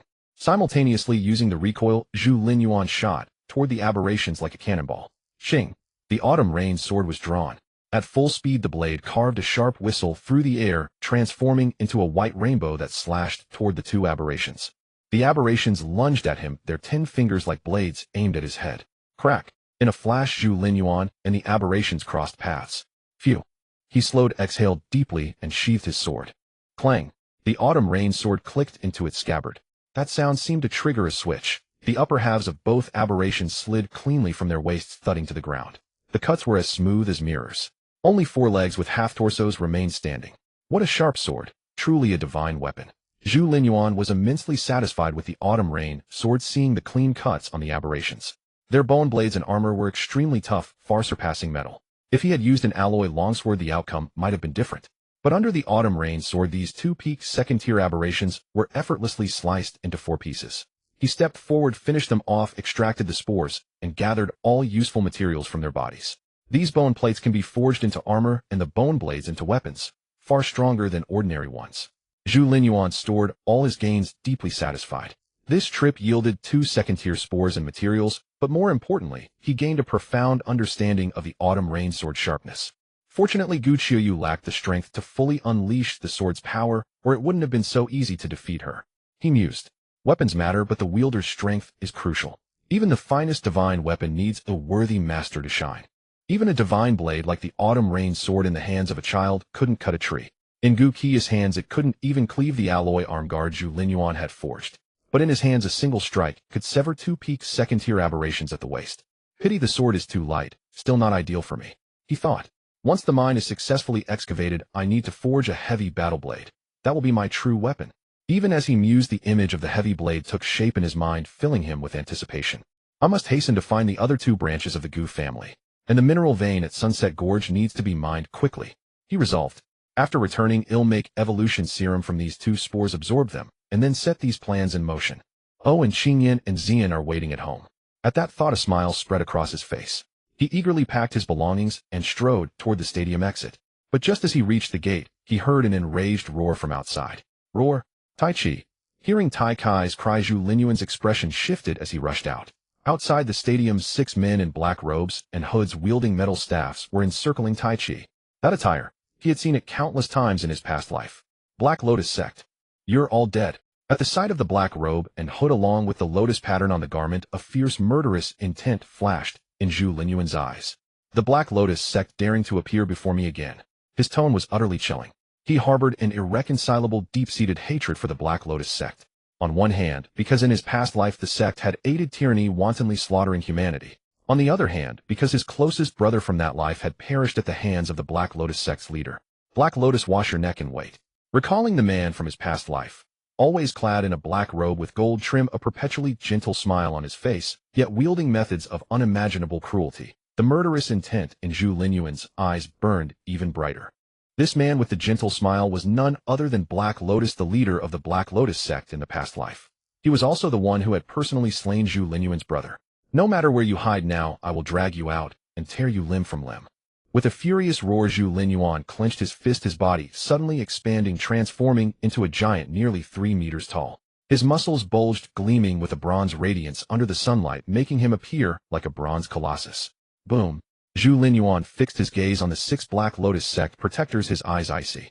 With a single step, the ground beneath him cracked, spiderweb-like fissures spreading outward. Witnessing this, the 6 protectors' pupils constricted. An evolver's strength and the ability to control your size. You are Zhu Linyuan. Since Zhu Linyuan's rise, every major faction in Nanxing had been seeking information about him, with the Black Lotus Sect being the swiftest and most precise. Zhu Linyuan's characteristics were no longer a secret within the Black Lotus Sect. As protectors, they were well aware of them. Realizing that the bronze giant before them was Zhu Linyuan, the 6 protectors actually breathed a sigh of relief. All this grand display, and I thought we were facing some monster. Thankfully, it's just a somewhat peculiar second-tier evolver. Peculiar. He's more than just a little peculiar. But what use is peculiarity? He's still just a second-tier evolver. We're all second-tier evolvers. Can he possibly defeat the 6 of us? The 6 protectors burst into laughter, utterly dismissing Zhu Linyuan. After breaking through to the second tier, they had all felt a superhuman surge in power. In their eyes, even a 3-meter turtle evolver or a larger mutated beast was nothing more than a one-hit kill. They believed themselves to be invincible in the world, save for a select few within the Black Lotus Sect. Hearing their words, Zhu Linyuan said nothing, simply walking towards them step by step. Brothers, who wants to take care of this big oaf? The 6 protectors chatted and laughed nonchalantly. He'll go. A man barely over a meter tall stepped forward, a cruel grin spreading across his face. I hate these big lugs the most. He'll saw him into pieces, let him feel what it's like to be treated like a dwarf. With that, the dwarf-like man charged straight at Zhu Linyuan, swinging his sword towards his knee. This strike will take your leg, he roared. As the man rushed towards him, Zhu Linyuan's eyes showed no emotion. He simply stomped down heavily. Despite his enormous size, his movements were astonishingly fast. This stomp landed first, crushing the dwarf-like man beneath his foot. Splat! The man was flattened instantly, not even a scream escaping his lips. Having killed a second-tier evolver, Zhu Linyuan's face remained impassive, as if he had just crushed an ant. Impossible! The remaining 5 protectors exchanged glances, seeing the disbelief in each other's eyes. According to their intelligence, they were all second-tier evolvers. The dwarf's strength was comparable to theirs, yet he was killed with a single stomp. Did that mean their opponent could kill them instantly? The intel was wrong. Retreat. Without hesitation, the 5 protectors turned and fled. At that moment, Zhu Linyuan suddenly pushed off the ground, unleashing an incredible burst of speed, instantly appearing before them. Boom! With a casual sweep of his left arm, Zhu Linyuan swatted all 5 of them to the ground, as if flicking away flies. Although he controlled his strength, the blow still shattered the bones throughout their bodies. Had it not been for the evolver's formidable vitality, these 5 would have died on the spot. Cockroaches that can't stand the light, daring to bluster. Zhu Linyuan looked with disgust at the paralyzed men on the ground and demanded directly, "Who told you about the evolvers?" What else do you know about this apocalypse? He had noted from their earlier conversation that these men were aware of evolvers. Moreover, they were all second-tier evolvers. In his past life, Zhu Linyuan had never heard of second-tier evolvers appearing before the Moon Calamity. Connecting this with the Black Lotus sect's various bizarre behaviors in his past life, Zhu Linyuan suddenly realized that a great secret must lie behind the sect. You won't get a word out of us. A protector started to speak, but Zhu Linyuan immediately stomped down. Splat! The blustering protector was instantly reduced to a pulp. The 4 protectors beside him were stunned with terror. They had been ripened by the Black Lotus sect using evolution fluid. Though powerful, their courage and experience were no different from ordinary people. This single stomp from Zhu Linyuan shattered their nerve. Think carefully before you speak. I don't have time for your nonsense. Saying this, Zhu Linyuan turned to the protector on the end. They'll talk. They'll tell you everything. Just don't kill me and ill. Splat. Zhu Linyuan's gaze swept over the remaining 3 protectors. They were all bewildered. One of them quickly blurted out, "It was the Holy Lord. The Holy Lord told us." The other 2, hearing their comrade already confessing, scrambled to speak. The Black Lotus sect existed before the apocalypse. The Holy Lord found the Saintess and gave her instructions to develop the church. The Saintess is merely the Holy Lord's avatar. He told her about the apocalypse and taught us how to confront it. He not only gave us evolution fluid to become evolvers, but also told us how to deal with zombies and aberrants. He is the omnipotent and omniscient God. On the night of the full moon, he will descend and lead us to overcome the apocalypse. Speaking of the Holy Lord, the 3 men's expressions grew fanatical, and they began to wildly praise him. Splat! Splat! Splat! Having obtained the information he needed, Zhu Linyuan had no patience to listen to these vermin prattle on any longer and finished off all 3. The Black Lotus sect, the Holy Lord descending on the night of the full moon. Sitting on Taiji's back, Zhu Linyuan murmured, a contemplative look flashing in his eyes. Meanwhile, at Zhu Linyuan's home, Wan Qingyan and Su Ziyan were secretly plotting. Will the boss get angry if we do this? Su Ziyan hesitated after hearing Wan Qingyan's plan. How could he?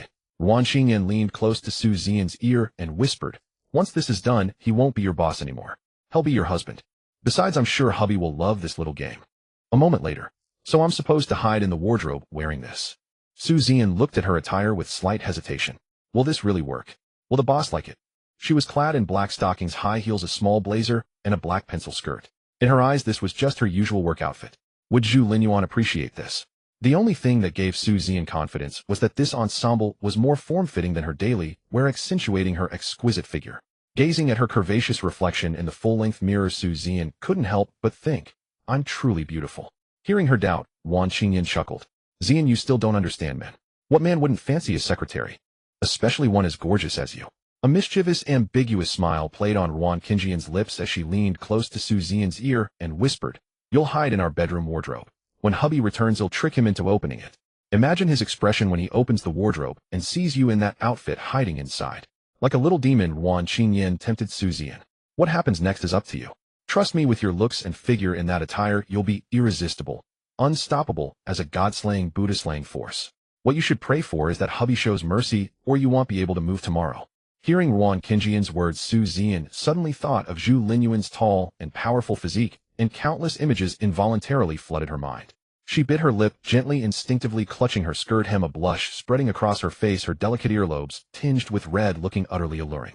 Seeing her reaction, Wan Qingyan breathed a sigh of relief, thinking to herself, "Hubby, I've lured Sister Ziyan for you. These next couple of days you can deal with her. I'm utterly exhausted." Recalling Zhu Linyuan's performance over the past 2 days, Wan Qingyan still felt a lingering fear. Zhu Linyuan's fighting prowess was terrifying. Meanwhile, unaware that the 2 women at home were conspiring to teach him a lesson, he was on his way back. Not far ahead, 2 groups were locked in a skirmish. Both sides were small, totaling less than 100 people. Such minor clashes didn't warrant Zhu Linyuan's attention. He simply urged Taiji forward.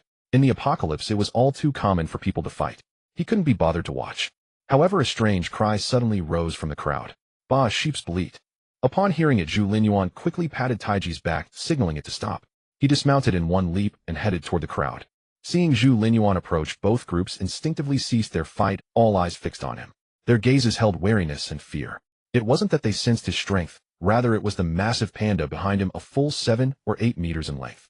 Though Taiji appeared cute and gentle, standing over 2 stories tall made it utterly terrifying. Such a monstrous beast was immensely intimidating to ordinary survivors. And these people weren't foolish. They had seen Zhu Linyuan riding Taiji earlier. Could an ordinary person tame such a fearsome beast as a mount? Thus, as Zhu Linyuan approached, both groups retreated several steps in unison. Among the smaller group, the leader was a man with a strikingly righteous appearance. The man around 30 had a square face and resolute features. His movements were crisp and efficient. Even while retreating, he leaned forward slightly, ready to strike at any moment. Zhu Linyuan's gaze lingered on him briefly. Despite the man's efforts to conceal it, Zhu Linyuan discerned that he had undergone some form of military training. Interesting, he mused, nodding slightly. But he didn't dwell on it, instead turning his attention to where the sheep's cry had come from. There a female sheep stood with a litter of lambs beneath her, 5 or 6 in total. Indeed, sheep. Zhu Linyuan's eyes lit up. In the apocalypse, animals like pigs, cattle, and sheep were the hardest to survive, yet they were also the most precious food source. They provided milk and meat. Especially this ewe, who had already given birth to several lambs. If raised well, they could eventually form a flock, allowing him to enjoy lamb regularly. Grilled lamb chops, roasted leg, and rich lamb soup. Just thinking about it made his mouth water. Typically, a ewe gives birth to 1 or 2 lambs. This one having 5 or 6 is incredible luck. Zhu Linyuan rejoiced inwardly. A litter of 5 or 6 lambs was as rare as a human giving birth to triplets or quadruplets. Just then, noticing Zhu Linyuan's gaze, the square-faced man stepped forward and said, "Brother, we stumbled upon this ewe and her lambs. If you're interested, take them, just leave us 1 lamb." Hearing this, the 20 or so people behind him clenched their fists, but none objected. Zhu Linyuan's estimation of the man rose. He's clearly reluctant to give up the sheep, yet he does so. Not greedy, rational, knowing when to step back. And his subordinates respect him, showing he's a capable leader. Moreover, with only 20-odd men against 50 or 60, they fought evenly, indicating superior individual strength. And this man has military training. He's a talent. Despite these thoughts, Zhu Linyuan shook his head slightly and said slowly, "I'm taking the ewe and all the lambs." At his words, everyone's expression shifted. The square-faced man clenched his fists. Just then, Zhu Linyuan looked at the man and asked, "What's your name?" The man hesitated briefly, but replied in a deep voice, "Jin Zhuang." Jin as in metal, Zhuang as in strong. "Good, Jin Zhuang. He'll remember that." Zhu Linyuan nodded. "You wanted a lamb to eat, right? Hey race, what well do go to the foot of Xianyang Mountain to the location of Shihu community. Find a man named Lu Bai. Tell him Zhu Linyuan sent you. He'll give you food equivalent to the value of these sheep." Originally, Zhu Linyuan had planned to simply take the lambs. After all, in the apocalypse with unequal power dynamics, fair exchange didn't exist. But this man Jin Zhuang had impressed him, sparking a desire to recruit talent. Though he had many subordinates, individuals like Jin Zhuang, capable of management and handling situations with grace, were scarce. If he could lure him to his side with some resources, it would be ideal. After all, having plundered the Extreme Path organization's warehouse, Zhu Linyuan lacked nothing in supplies. What he needed was talent. Having said this, Zhu Linyuan looked at Jin Zhuang. Upon hearing Zhu Linyuan's words, Jin Zhuang fell into contemplation, remaining silent. Behind him, someone couldn't help but speak, "Brother Jin." Hearing his comrade's hesitation, Jin Zhuang shook his head and said, "Do as Brother Zhu says. Tie up these sheep for him." As he spoke, Jin Zhuang turned to Zhu Linyuan, a faint flicker of lingering fear in his eyes. The men behind him had never encountered true experts, but he had. He could vaguely sense that Zhu Linyuan's strength was terrifying, and the giant panda beside him only confirmed this. To antagonize such a master over a few sheep was not worth it in Jin Zhuang's eyes. "Brother Zhu, take these sheep as a token of goodwill." Jin Zhuang clasped his fists and signaled his men to retreat. Zhu Linyuan nodded slightly. He had extended an olive branch. It was up to Jin Zhuang to accept it. Either way, he stood to lose nothing. Just then, from another group, a burly man suddenly roared, "Damn it, those sheep are partly mine. You think you can just take them without so much as a word? What do you take me for?" At the man's words, Zhu Linyuan frowned and looked at him. Seeing no reaction, the burly man grew bolder. "What are you staring at? Think riding a panda makes you special? I've hunted in the mountains before, even taken down a black bear. I've got 50 or 60 men here, and you dare spout nonsense with just one bear. Trying to take my sheep. Men attack. Chop this fool up and feed him to the zombies." With a furious roar, the burly man charged forward, swinging a blade at Zhu Linyuan's head. Facing the full-force strike, Zhu Linyuan shook his head slightly and casually reached out, snapping the man's sword-wielding hand. Then he seized the burly man by the neck, exerting upward force while pressing down on his shoulder with the other hand. He said slowly, "Fools like you are a waste of resources." As he spoke, he gradually increased his grip. Crack, crack. With each surge of force, the sound of splintering bones echoed from the burly man's body. The man felt his head being pulled upward, but his body was pinned, utterly immobile, stretched grotesquely. Suddenly, before the horrified gazes of the crowd, Zhu Linyuan yanked the burly man's head clean off, a bloody spinal column trailing beneath. The scene fell into dead silence. All were stunned, their eyes filled with terror and awe. They had never witnessed, nor even imagined, a man's head being torn off like that. Thud! The headless corpse crumpled to the ground. Zhu Linyuan casually discarded the head, picked up a few sheep, and mounted Taiji. Let's go, Taiji. Time to head home, Zhu Linyuan said calmly. To him, killing such a survivor was no different from crushing an ant. At his command, Taiji bolted toward home. Only after Taiji's figure vanished did the crowd stir. How is this possible? Jin Zhuang stared at the severed head on the ground, awestruck. Pulling a head off with bare hands. What monstrous strength does that take? Behind him, one man eagerly said, Brother Zhuang, didn't Brother Zhu say to mention his name when asking for supplies? Does that mean he's got our backs? Another chimed in, what if he's luring us in to kill us and take our stuff? Nonsense, Jin Zhuang shook his head. With Brother Zhu's strength, would he need to trick us to kill us? Pack up, brothers. We're heading to Xianyang mountain range, as Brother Zhu said. Behind him, the men were thrilled. This was a golden opportunity. If they could latch on to such a powerhouse, they'd have free reign in the apocalypse. Across from them, the 50-odd men watched them leave, frozen in fear, dreading Zhu Linyuan's return to tear their heads off too. By now, Zhu Linyuan had arrived at his building. He nodded approvingly as he surveyed the fields planted with seedlings where under the triplets' direction men were watering and fertilizing the crops. Things are getting on track, he mused. No need to worry about food for now. Next, expand the farmland and territory. As he pondered, Lu Bai spotted him and hurried over, bowing respectfully. Mr. Zhu. Zhu Linyuan nodded and handed the rope with the sheep to Lu Bai. Shall Lu assign a brother to care for these sheep? Keep them alive and healthy. Also tell the brothers to bring back any livestock they find during supply runs. Pigs, cattle, sheep, anything. Report any issues promptly. Oh, and if someone named Jin Zhuang comes looking, give him 10 crates of supplies and sound him out about working for us. Understood, Mr. Zhu. Lu Bai's eyes lit up at the sight of the sheep. He could envision these few sheep multiplying into a flock with proper care. What thrilled him most was Zhu Linyuan entrusting him with such an important task. He'll see this through, he vowed. Watching Zhu Linyuan's retreating figure, Lu Bai clenched his fists in determination. Meanwhile, Zhu Linyuan slowly ascended the stairs. The fields are ready and planted. Food secure for now. The sheep are with Xiao Lu. He'll handle it without my oversight. Got the land and air covered. Still missing the water, he murmured, his eyes lighting up. Silver scale fish. If I could set up a pond just for them, I'd have a steady supply of their meat. The more he thought about it, the more feasible it seemed. With their vitality, silver scale fish could definitely be farmed. And to build his own faction, he'd need resources. These fish, which could boost everyone's strength, were a strategic asset. I need to find a way to catch some live silver scale fish and bring them back. And figure out what they eat. The silver scale fish king like Taiji consumed raw but ordinary silver scale fish couldn't handle that. Zhu Linyuan grew curious about what these fish fed on to gain such miraculous restorative properties. Lost in thought, he reached his doorstep, unaware that 2 women had prepared a special surprise for him. Zhu Linyuan was about to push open the door when he suddenly remembered he was covered in blood and the spoils of this battle had yet to be dealt with. He'll handle the spores first, he thought, and those aberrant materials need to be disinfected too. With that in mind, he turned and strode toward the dissection room. Meanwhile, Wan Qingyan and Su Ziyan were quietly waiting in the room. Hasn't the boss come back yet? Su Ziyan glanced out the window, hesitating. It's almost dark. Could he have run into danger? No, he hasn't. Wan Qingyan, focused on practicing with her blade, wiped away sweat and said, My husband told me that in South City nothing can threaten him. Don't worry. We just need to do our part and not hold him back. All right. Su Ziyan nodded, then suddenly said, Then I should go out, coordinate, and assign tasks. That's my responsibility. Didn't you already arrange everything before coming up? I heard you myself, Wan Qingyan replied helplessly. Ziyan, don't be so tense. This was bound to happen sooner or later, Wan Qingyan said. All you need to do now is wait quietly in the bedroom for my husband to open the door and carry you out. Hearing this, Su Ziyan bit her lip and nodded gently. At that moment, in the Black Lotus sect. What? All dead? The Black Lotus Saintess frowned as she listened to her subordinate's report. Were the 6 protectors killed by those 2 aberrants? Are those aberrants really that powerful? Saintess, this subordinate is not sure who killed the 6 protectors, said the woman in a gauze dress, a trace of fear in her eyes. But when I rushed over after hearing the news, the 6 protectors had been smashed into a pulp. It doesn't seem like the work of aberrants. Smashed into a pulp, the Black Lotus Saintess murmured. If it were aberrants, they would have devoured the bodies. Since they were smashed into a pulp, it definitely wasn't aberrants.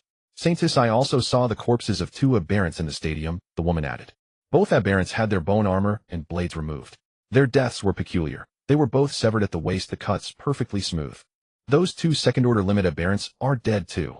A hint of anger crept into the Black Lotus Saintess' voice. She felt no rage at the death of the protectors. In fact, she was somewhat pleased, as they were loyal to the so-called Holy Lord, not to her. But the spores from those 2 aberrants were something she urgently needed, and their death truly enraged her.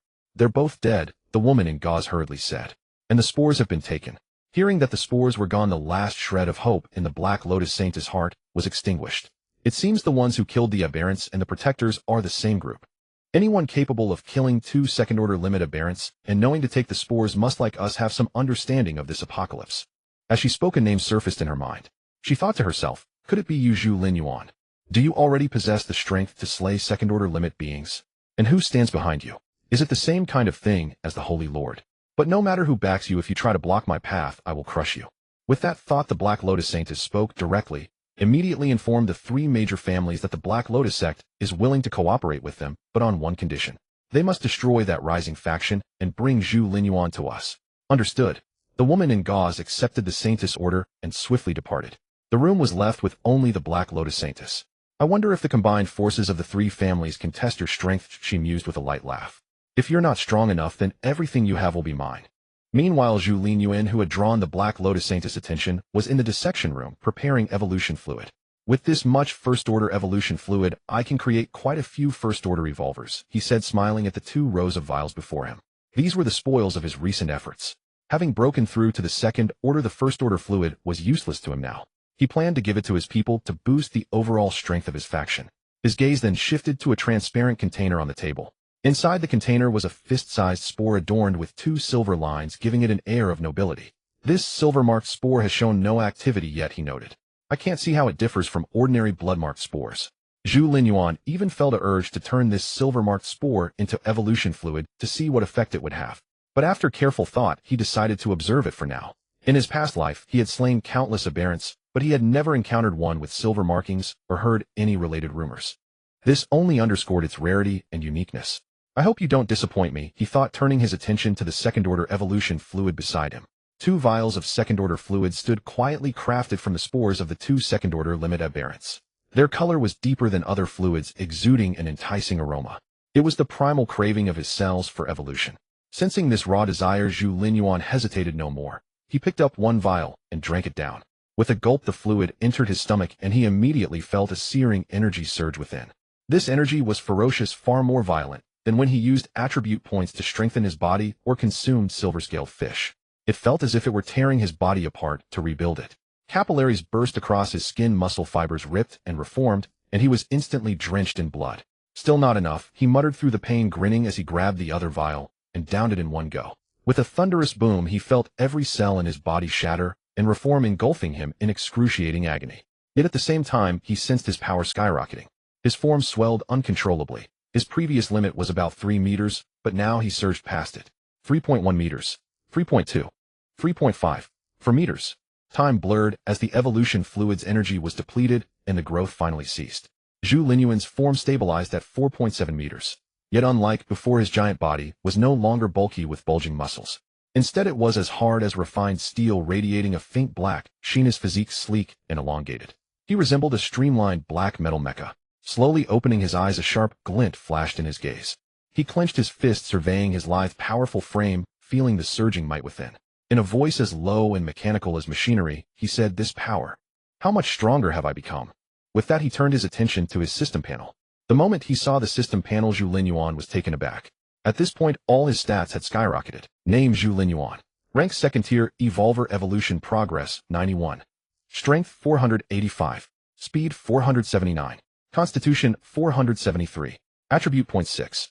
Daily tasks: complete 1,000 pull-ups for 1 attribute point, 11,000. Complete 1,000 squats for 1 attribute point, 000. Complete 1,000 push-ups for 1 attribute point, 000. Capture tasks: none. Prisoner count 4. My attribute points have increased by nearly 500. Zhu Linyuan exclaimed in shock. My evolution progress has reached 91%. Am not far from the 3rd tier. Despite being mentally prepared, he was still astounded by the magnitude of this enhancement. This surge in power was simply terrifying. Even his fully evolved form had undergone a transformation. Gazing at his streamlined mecha-like physique, a smile crept across Zhu Linyuan's face. With a mere thought, he willed his body back to its normal state, returning to his usual appearance like a model stepping out of a magazine. After swiftly processing the remains of the aberrant creatures, Zhu Linyuan took a shower, changed into fresh clothes, and headed toward his room.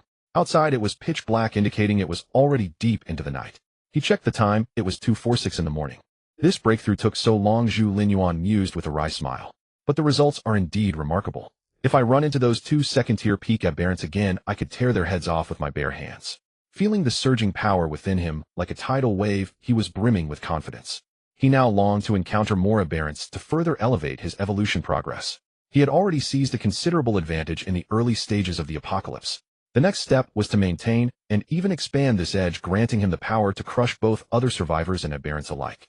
Only then can I stand a chance against the calamity and overcome this apocalypse. His stomach growled after the breakthrough. I wonder if Qin Yin left me any food. I still haven't done today's daily tasks. Even though the attribute points are meager, every little bit counts. As Zhu Linyuan pondered this and was about to return to his room, he suddenly halted. Wait, I don't think I've brought food to the prisoners in the last couple of days. With that thought, he quickly used the system's vision to check on the prison. Inside the prison, Gu Qiuyu was sitting cross-legged in meditation. The others were huddled on the floor, their faces pale and lips white. Having gone without food for 2 days, they were nearly starving. Seeing this, Zhu Linyuan shook his head with a smile, grabbed some food from the kitchen, and headed straight for the prison. After Luo Qingying left the prison, Zhu Linyuan had been busy with various matters and had completely forgotten about them. But they've been obedient, finishing their daily tasks. With that thought, he allocated the remaining 6 attribute points from the system panel to his strength. In the bedroom, Wan Xingyin, who was drowsy, jolted awake at the sound of the door opening. He's back. She listened carefully and recognized the familiar footsteps. It was Zhu Linyuan. My husband is finally back. Wan Xingyin thought, glancing at the wardrobe, and marveled silently. Sister Xian has been waiting in the wardrobe all night. She must be exhausted. He'll need to have my husband properly compensate her later. As for me, I should get a good rest tonight. With that in mind, she quickly tidied her hair and clothes, waiting obediently for Zhu Linyuan to come to the bedroom to rest. But after a moment, she heard a soft sound of a door closing and the footsteps faded away. Zhu Linyuan had left again. He left again. Wan Xingyin was startled, then looked at the wardrobe with sympathy. It seems Sister Xian will have to wait a bit longer. She felt a pang of apology in her heart. However, she knew that whatever Zhu Linyuan was doing was crucial, and she couldn't disturb him over such trivial matters. Her role was to handle her own duties and wait obediently for him at home. Meanwhile, Zhu Linyuan had already arrived at the prison. At the sound of his familiar footsteps, the beautiful women inside quickly propped themselves up to look at him. Even Gu Qiuyu slightly opened her eyes to gaze at Zhu Linyuan.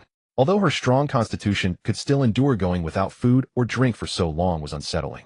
You've all behaved well these past 2 days. Go ahead and eat, Zhu Linyuan said as he handed a portion of food to each cell. It included rice, canned goods, and a bowl of silver-scaled fish soup.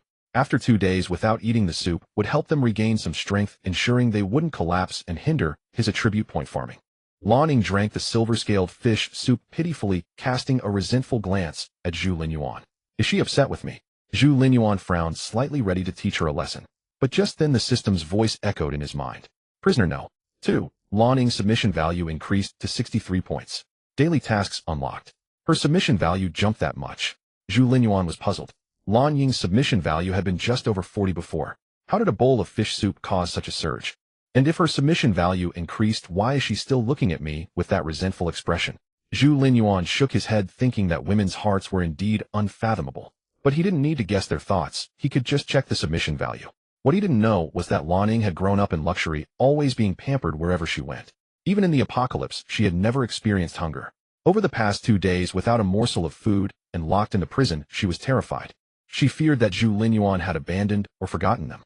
If that happened, they would soon die in this prison, reduced to bleached bones. So when Zhu Linyuan approached with food, Lan Ying felt a flutter in her heart. It was the first time in her life she had ever felt such a sensation. Even when he had treated her body before, it had only been physical, without any emotional stirring. But this time she truly experienced her heartbeat accelerating. That was why she felt wronged and resentful. It was a sign of her burgeoning feelings. Neither she nor Zhu Linyuan had realized this yet. Once you've finished drinking, lie down, Zhu Linyuan said, noticing she had emptied the bowl. You've been hungry for 2 days, let me check your condition.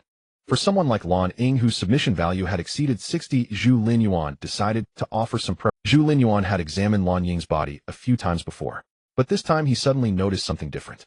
The body was the same, but Lan Ying's reaction was off. She was fidgeting awkwardly. What's wrong with her? Zhu Linyuan thought, growing impatient as he pressed harder, directly causing Lan Ying to cry out in pain. It hurts. Lan Ying bit her lip and turned to look at Zhu Linyuan, her big eyes glistening with tears, appearing pitiful and endearing. Most men would soften at the sight of a stunning beauty in such a pitiful state. But Zhu Linyuan was not swayed. Slap. He struck Lan Ying on the upper thigh. I'm conditioning your body, and you still have complaints. Shut up. After being struck, Lan Ying dared not make another sound. She clenched her fists and gritted her teeth, silently enduring it all. Moments later, Zhu Linyuan rose and left her cell. By then, Lan Ying had already fallen into a deep sleep on the blanket. Zhu Linyuan had just soothed the hidden injuries from her intense physical exertion. Next he walked toward Zhang Miao's cell. Seeing him approach, Zhang Miao immediately prostrated herself on the ground, looking up at him with a pitiful expression. "Big brother, can you go easy on me when you hit me?" Seeing Zhang Miao's innocent look, Zhu Linyuan paused and shook his head. "I'm not going to hit you. I want to check if your body has any strain to prevent hidden injuries." Zhang Miao sighed in relief, patted her chest, and grinned. "As long as you're not hitting me, go ahead and check, big brother. I won't make a sound." Zhu Linyuan then began his examination. Zhang Miao had a typical lowly figure, short in stature but exquisitely proportioned, especially her long fair legs like a girl from a manga. Now that she had lost her memory, she was like a blank slate, making her even more alluring. Zhu Linyuan quickly finished checking Zhang Miao and also conditioned her body. Throughout the process, she kept her small fists clenched without making a sound. Yet paired with her lowly face and figure, it was still quite enticing. After tending to Zhang Miao, he rose and entered Gu Qi's cell. "No need for your trouble. I know massage techniques myself." Seeing Zhu Linyuan enter, Gu Qiyu directly shook her head, her tone cold and distant. Zhu Linyuan frowned slightly, looking at her. The cell suddenly fell silent. Everyone was watching. At that moment, Zhu Linyuan suddenly reached out, grabbed Gu Qiyu by the collar, and lifted her entirely. "Do you think you're noble?" he said coldly. "Or do you think I'm easy to deal with?" As he spoke, Zhu Linyuan acted directly, tearing her pants from the thigh down bit by bit, revealing two flawless jade-white legs. "You." Gu Qi's eyes flashed with fierce, murderous intent, as if she wanted to tear Zhu Linyuan apart. Slap. Gu Qi's murderous intent was met with a slap from Zhu Linyuan. He struck her pretty face and said coldly, "I told you, you have no say here. You just do as I say, or it'll make you regret ever being born. You detest the opposite sex, don't you?" Zhu Linyuan said as his hand brushed over her fair, delicate arm. Sure enough, goosebumps rose on her arm. He shook his head and threw her to the ground. "Think before you speak next time." With that, Zhu Linyuan turned and left the cell. As he departed, the four women had varied expressions. Lan Ying's eyes held a hint of delight. She had always hated Gu Qiyu, and seeing her punished by Zhu Linyuan brought her great satisfaction. Zhang Miao, however, was terrified, huddling tightly in a corner. Gu Qiyu clenched her fists, gnashing her teeth, wishing she could tear Zhu Linyuan to pieces. At the same time, she felt immense humiliation. Once as a descendant of the Gu family, she commanded thousands in the apocalypse, wielding great power. But now she was a prisoner at Zhu Linyuan's mercy. Yet the one who felt most bewildered was not these three, but Bai Yuan. Why didn't he even glance at me? She found it unbelievable. Am I really that unattractive? Am I invisible? I do so many squats every day. Can't that catch his attention at all? Bai Yuan was utterly perplexed. She had been trying every way to stand out, even doing the most squats with gritted teeth. But Zhu Linyuan had never looked her way. Except for her and Gu Qiyu, everyone else had been examined by him. Even Gu Qiyu had been slapped a few times. Yet she had been completely ignored. Even a slap would be fine. Bai Yuan had never imagined that with her looks and figure always the center of attention, she could be treated like air. He must be testing me, she consoled herself.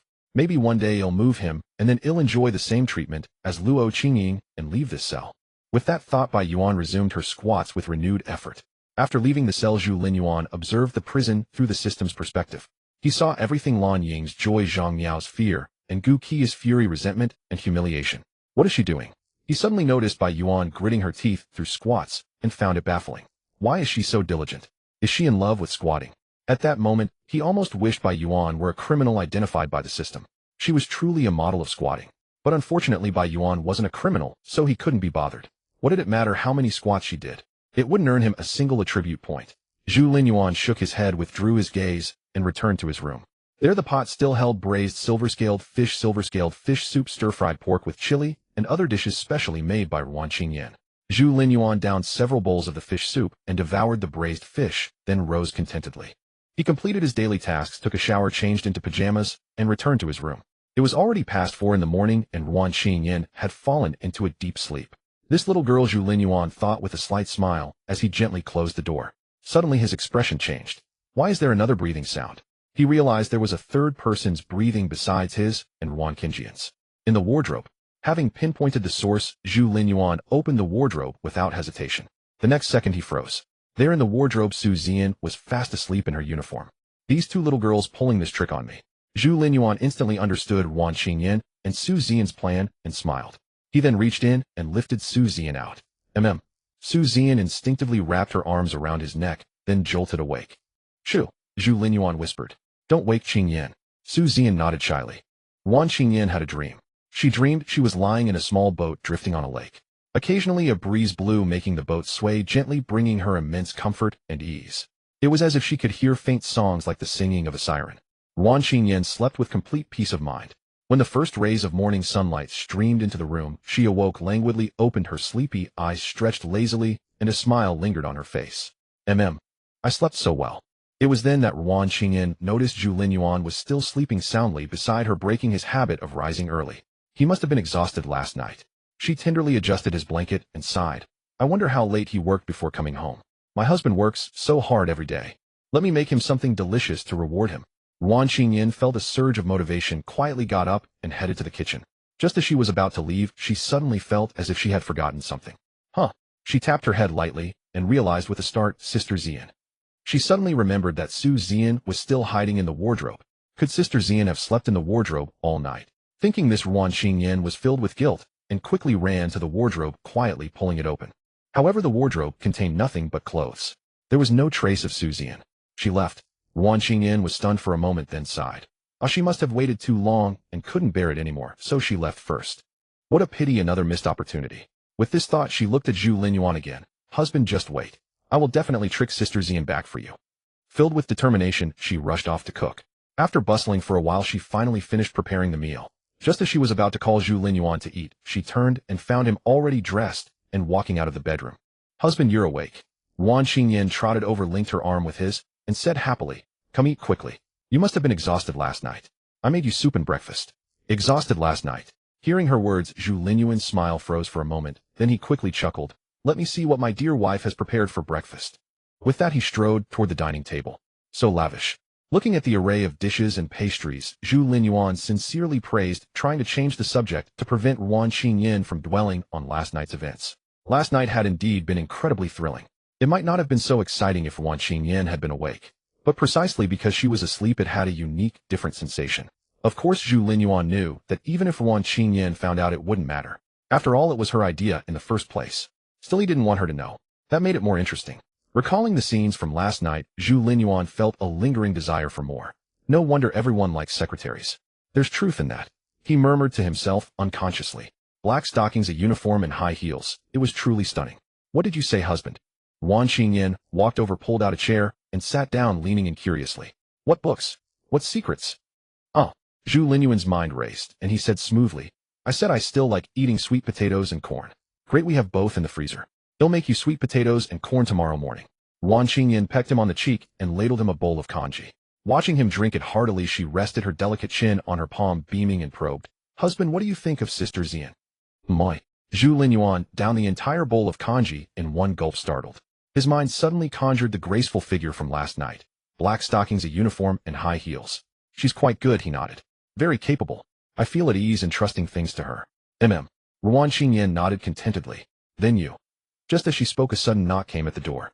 Boss Qingyan, it's me, Su Zian. Su Zian's voice came from outside. Sister Zian is here. Wan Qingyan happily ran to open the door. Sister Zian, come have breakfast. Qingyan. Su Zian, seeing her enthusiasm, felt a pang of guilt, and quickly lowered her head, pretending to change her shoes before walking into the room. Wan Qingyan noticed something odd about Su Zian's gait. Sister Zian, what's wrong? Well, Su Zian faced Zhu Linyuan, their eyes meeting for a moment before she quickly looked away. After a thought, she bit her lip and whispered in Wan Qingyan's ear, I was in the wardrobe too long last night. My legs are a bit stiff. Hearing this, Wan Qingyan felt a twinge of guilt. Then she whispered, Sister Zian, don't worry. Give me some time, and you'll find the perfect opportunity for us to win my husband over. She even shook her little fist at Su Zian, as if cheering her on. Su Zian was deeply embarrassed, quickly turned around, and shot a reproachful look at Zhu Linyuan. It was as if she were saying, it's all your fault for insisting on keeping it from Qingyan.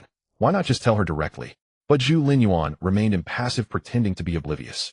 Of course. What fun would it be if everything were out in the open? It's definitely more thrilling this way. However, this minor incident soon passed. Su Zian sat beside Zhu Linyuan and began reporting on the gathering situation item by item. Boss, our gathering currently has a total of 1476 people. Among them, 1178 are male and 298 are female. The youngest is 16, the oldest is 41, and 90 are between the ages of 18 and 30. Zhu Linyuan nodded inwardly. After all, it had been over a month since the apocalypse began. People too young or too old would find it hard to survive until now. The gathering's demographic ratio was quite normal. Seeing his reaction, Su Zian continued. Among all members, 72 possess special skills such as medical care, nursing, cooking, combat, construction, farming, and breeding. Only 72. Zhu Linyuan frowned slightly. In the apocalypse, people with these special talents were precious.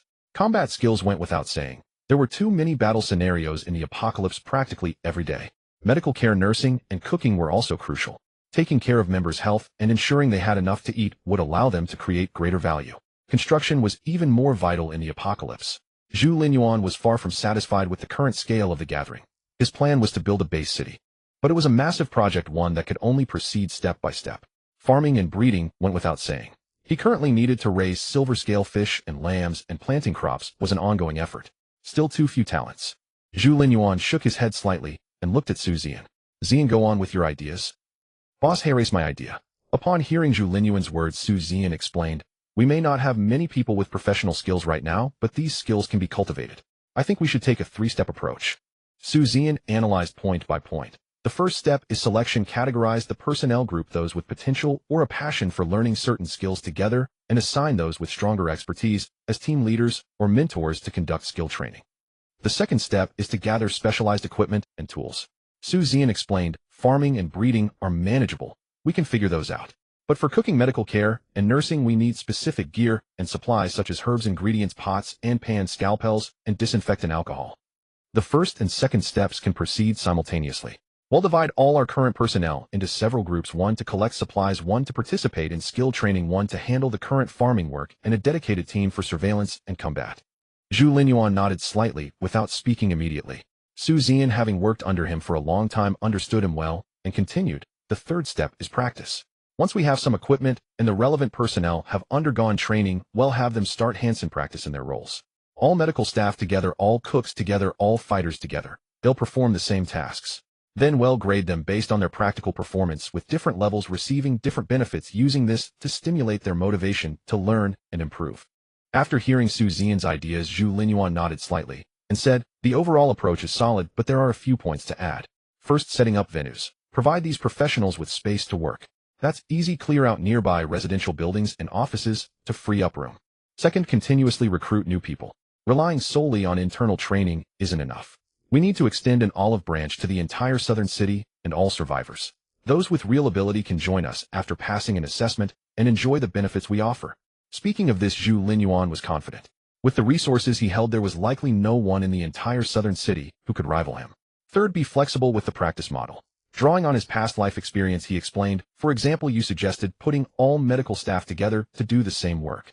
That's essentially like having them intern in a hospital performing identical tasks, and then using job grades and performance reviews to drive their work ethic. This worked in the old world, but it doesn't suit the reality of the apocalypse. Zhu Linyuan shook his head. We need to form mobile squads, each equipped with combat personnel and medics. Depending on the situation, some special squads can also include cooks and farmers. Combat personnel only need to learn fighting skills, build their strength, and focus solely on combat. Medics, cooks, and farmers, besides honing their professional skills, must also possess a certain level of combat capability to meet the requirements of mobile squads. Zian, you need to understand, this is the apocalypse. Even if we establish a base city, it won't be like the old world. Zhu Linyuan looked out the window. Though the sky was faintly brightening with his keen eyesight, he could still discern the pale shadow of the moon. Thinking of the impending lunar calamity, he said slowly, in the future, we'll set up a dedicated channel for issuing tasks. Accepting and completing tasks will be done on a mobile squad basis. Only then can talent truly shine and our base city develop rapidly. Su Zian was slightly stunned. She hadn't expected that from just her analysis, Zhu Linyuan could extrapolate so many ideas. Listening to him, she could vaguely envision what the future city would look like and what human life would be like then. This feeling stirred her heart, leaving her unable to calm down for a long time, and she inexplicably recalled last night's events. Seeing Su Zian's moist eyes and her legs sheathed in black stockings, Zhu Linyuan felt a stirring too. After a moment's thought, he said, Zian, handle the training of other personnel according to your plan combined with what I just mentioned. But combat talent development has its own special aspects. Combat skills can't be cultivated overnight. We need to take measures during the process. Zhu Linyuan stood up as he spoke. Zian, come upstairs with me. I'll give you some things. Nearby, Wan Xingyan listened to their conversation, her eyes sparkling like stars as she looked at Zhu Linyuan. She had seen him fight or train many times, but this was her first time seeing him work seriously. My husband is so handsome, Wan Xingyan thought in admiration. Hearing that Zhu Linyuan was taking Su Zian upstairs, she quickly said, Honey, I want to go too. I want to see upstairs. Silly girl, you stay put. Zhu Linyuan shook his head and said, Your responsibilities are different from Zian's. Your task is to master the blade techniques, lead the team well, and train a legion proficient in swordsmanship. As for these management tasks, Xian is more suited. Zhu Linyuan wasn't just saying this to take only Su Xian upstairs. After his rebirth, the reason he could build such a vast business empire was thanks to Su Xian. He had only put in effort in the early stages, or later, he was busy traveling across the country preparing for the apocalypse, laying down chess pieces everywhere to deal with future changes. As for business, he had barely been involved, merely giving Su Xian general directions and letting her take charge. And she had built him a massive commercial empire. This showed just how capable Su Xian was. Ruan Qingyan looked aggrieved, but obediently said, "All right, then you go ahead. He'll practice my blade at home." Seeing her pitiful expression, even Su Xian felt a twinge of sympathy. But when Zhu Linyuan got up and headed upstairs, she had no choice but to quickly change into her high heels and follow. Soon Su Xian followed Zhu Linyuan into the dissection room. "Boss, what is this place?" Seeing the neatly arranged skeletons, the various colorful potions, and the strange creatures soaked in peculiar solutions, she felt as if she had stepped into a mad scientist's laboratory. "This is a good place, of course." Zhu Linyuan suddenly embraced Su Xian from behind and whispered in her ear, "Don't call me boss now. Call me husband. High heels are truly splendid, especially Valentino's. No wonder they're called attack speed shoes. Black stockings are nice too. I wonder what white stockings feel like. A uniform is also exhilarating. Being called husband is pleasant, but boss has its own unique charm. All of it is good." This was how Zhu Linyuan felt at that moment. Stepping out of the bathroom, he was thoroughly satisfied and still savoring the moment. Meanwhile, Su Xian was completely drained, lying limp in his arms as he carried her out. "It's been so long, a Qingyan must be getting anxious, right?" Su Xian said weakly, "We need to go downstairs quickly." As she spoke, she struggled to get down, but her body was so exhausted she couldn't even stand steadily, truly worn out. "It's fine," Zhu Linyuan said, supporting her with a gentle shake of his head. "Xian, drink this, and your body will recover soon." With that, he handed Su Xian a bottle of physique-enhancing potion. Having given herself entirely to him, she didn't hesitate and drank it down. As the potion entered her stomach, her body immediately responded. "It's so warm." Su Xian touched her belly, astonished. "What is this? It feels so good, like drinking yellow wine, but much more pleasant." "This is something special," Zhu Linyuan smiled. "After drinking this, you won't feel so tired anymore." Hearing his words, Su Xian recalled the scene from moments ago, and her fair cheeks flushed crimson. Whether it was from the physique potion or something else, she couldn't tell. Soon the potion's effects fully manifested, and her physical constitution was significantly enhanced. Although Su Xian had no clear concept of this, she could distinctly feel that she had become much stronger. "Husband, was that potion you gave me something that makes people stronger?" she exclaimed joyfully. "I feel so much more powerful." Zhu Linyuan chuckled. "Don't rush, there's another bottle." He handed her another potion. Su Xian took it, noticing it was different from the previous one, and it emitted a fragrant aroma. Just smelling the fragrance made her body crave it intensely. Without hesitation, she drank it down. This time it was entirely different from the warm sensation before. Though still hot, it was a scorching heat, an agonizing pain, the excruciating tearing of every inch of skin and every muscle fiber. Su Xian couldn't help but cry out, clutching tightly to Zhu Linyuan's arm. He gently patted her back, saying nothing. To grow stronger, to survive in the apocalypse, this was a necessary ordeal. The pain now was for a better life later. In the apocalypse, strength ultimately spoke volumes. Without power, even Su Xian's exceptional organizational skills would struggle to command respect. Even as his woman, the zombies and aberrations wouldn't care about that. Zhu Linyuan didn't want to end up alone with everyone around him gone. The evolution liquid's effects soon passed. Su Xian let out a long breath, drenched in sweat, as if she had just been pulled from water. In truth, if he hadn't given her the physique potion first, the pain would have been far more intense. "Husband," Su Xian said, gazing at her own fair fist, in awe, "I feel so much stronger, like I'm invincible." Zhu Linyuan smiled. This was the brain's illusion after a sudden physical enhancement. Everyone goes through this phase. They get used to it. With that thought, he laughed and scooped Su Xian up, heading straight for the bathtub. "Invincible? Let me see just how invincible you really are." Sometime later, Zhu Linyuan led Su Xian back to the room. Her face still bore a faint blush, and she held the evolution and physique potions he had given her in her arms. Zhu Linyuan, refreshed and clear-headed, said in front of Ruan Qingyan, "Xian, I'm entrusting these evolution and physique potions to you. Pick suitable people and use them to quickly train a batch of combat-ready warriors. Remember, prioritize Qingyan Luo Qingying and Lu Bai, especially Qingyan, she's a rare prodigy in the way of the blade." Ruan Qingyan, who had been practicing her sword alone, perked up her ears at his words, a smug smile spreading across her face.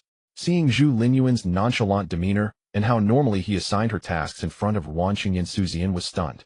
After a brief pause, she quickly replied, "Boss, I understand. He'll get on it right away." He'll draft detailed plans for training combat personnel, cultivating specialists, and handling the matters you just mentioned, then implement them simultaneously to establish our base's power structure as soon as possible. By the way, boss, what should we name our base? Hearing her question, Zhu Linyuan thought for a moment and said slowly, let's call it Ember. Ember Base. Ember, passing the flame from generation to generation, Su Xian murmured, her eyes lighting up. Great name. He'll go tell everyone right away that our faction is called Ember Base. With that, Su Xian fled the room. She was terrified, though perhaps not entirely by fear. After she left, Wan Qingyan quietly crept over her delicate little hand, grasping his larger one, looking up at him with admiration and sparkling eyes. Husband, you were so amazing just now. How do you know so much? She coquettishly hugged his arm. Do I know that much? Zhu Linyuan smiled at her adorable expression. I know quite a bit more, darling. Want to hear about it? Yes. Wan Qingyan exclaimed excitedly. Tell me. Then let me teach you properly, Zhu Linyuan said, leading her into the room to begin her lesson. Meanwhile, dozens of miles away in Maicheng, a group wielding fine weapons was confronting another faction. At this moment, the two opposing factions in the center of Maicheng were vastly outnumbered. One group, armed with fine equipment, but numbering only around 40 to 50 people, was led by an elderly man leaning on a cane. Behind the old man stood a crowd clad in black cloth garments. Each person wielded a weapon, and on the chest of their black cloth attire was emblazoned a golden character, Gu, suggesting they belonged to the same clan. Among this group, the most eye-catching were a young matron and a maiden. The matron and the maiden bore a striking resemblance to each other, both gripping finely forged steel longswords and wearing expressions of extreme indignation. Moreover, both were exceedingly beautiful. They appeared to be a pair of sisters, or perhaps a mother and daughter. The maiden seemed to be about 17 or 18 years old. If the matron were her mother, she should be around 40. Yet the matron looked only about 30, impeccably maintained with skin so delicate, it seemed it might break at a touch. Upon closer observation, one would notice that the two bore a certain resemblance to Gu Chuyu. Opposite the Gu clan, there was a massive contingent of about 200 people. Although their equipment was not as refined as that of the old man's side, they also brandished weapons, glaring menacingly at the elders group. Leading this contingent was a middle-aged man with thinning hair, but a robust build, his gaze constantly lingering on the mother-daughter pair, with undisguised greed. Old Gu, just hand over the weapons from your clan stockpile. The balding middle-aged man averted his gaze and looked at the elder leading the Gu clan, laughing heartily. Your Gu family has been forging weapons for years. You must have quite a stash. Old Gu, now that the world has ended, why hoard those weapons? Your Gu clan has only a few dozen people. What use do you have for so many weapons? Look, we are all survivors of humanity. It's no easy feat to stay alive. Out there are countless zombies and monsters. Oh, any day could be our last. In my opinion, Old Gu, you should hand over your stockpile to us and let us handle the zombies. Once we've cleared them out, your Gu clan will be safe too, won't it? You provide the weapons, we provide the muscle. Isn't that a win-win?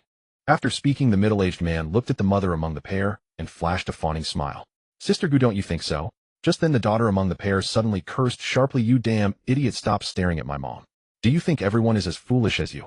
Our Gu family is already small in number. If we hand over our weapons, you'll do whatever you please, won't you?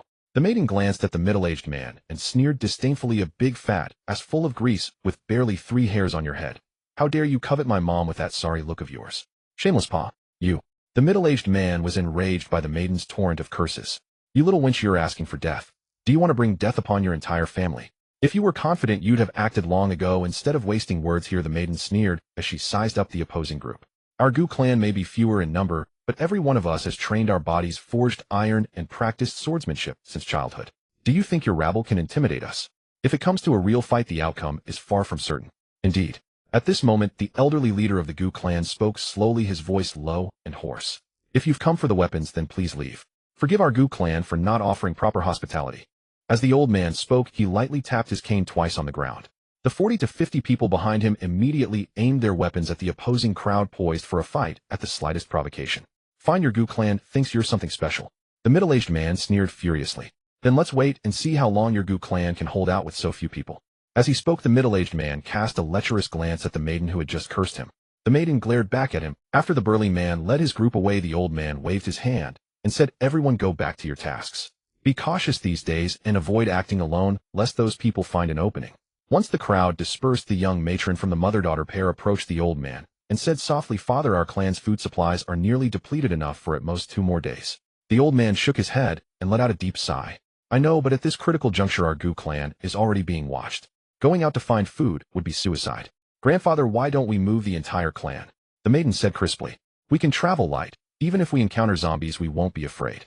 We can head to Nanxing or Iching to reunite with the other two branches of our clan. Nanxing and Iching aren't far. Once our three branches unite, we'll be a formidable force and won't have to fear these petty threats anymore. Besides, with the world ending, our branch has weapons and combat skills. We can forge arms, and the Nanxing branch possesses the divine weapon Qiuyu sword. This is the perfect time for our Gu clan to make its mark, grandfather. Hearing the maiden's words, the old man was somewhat tempted.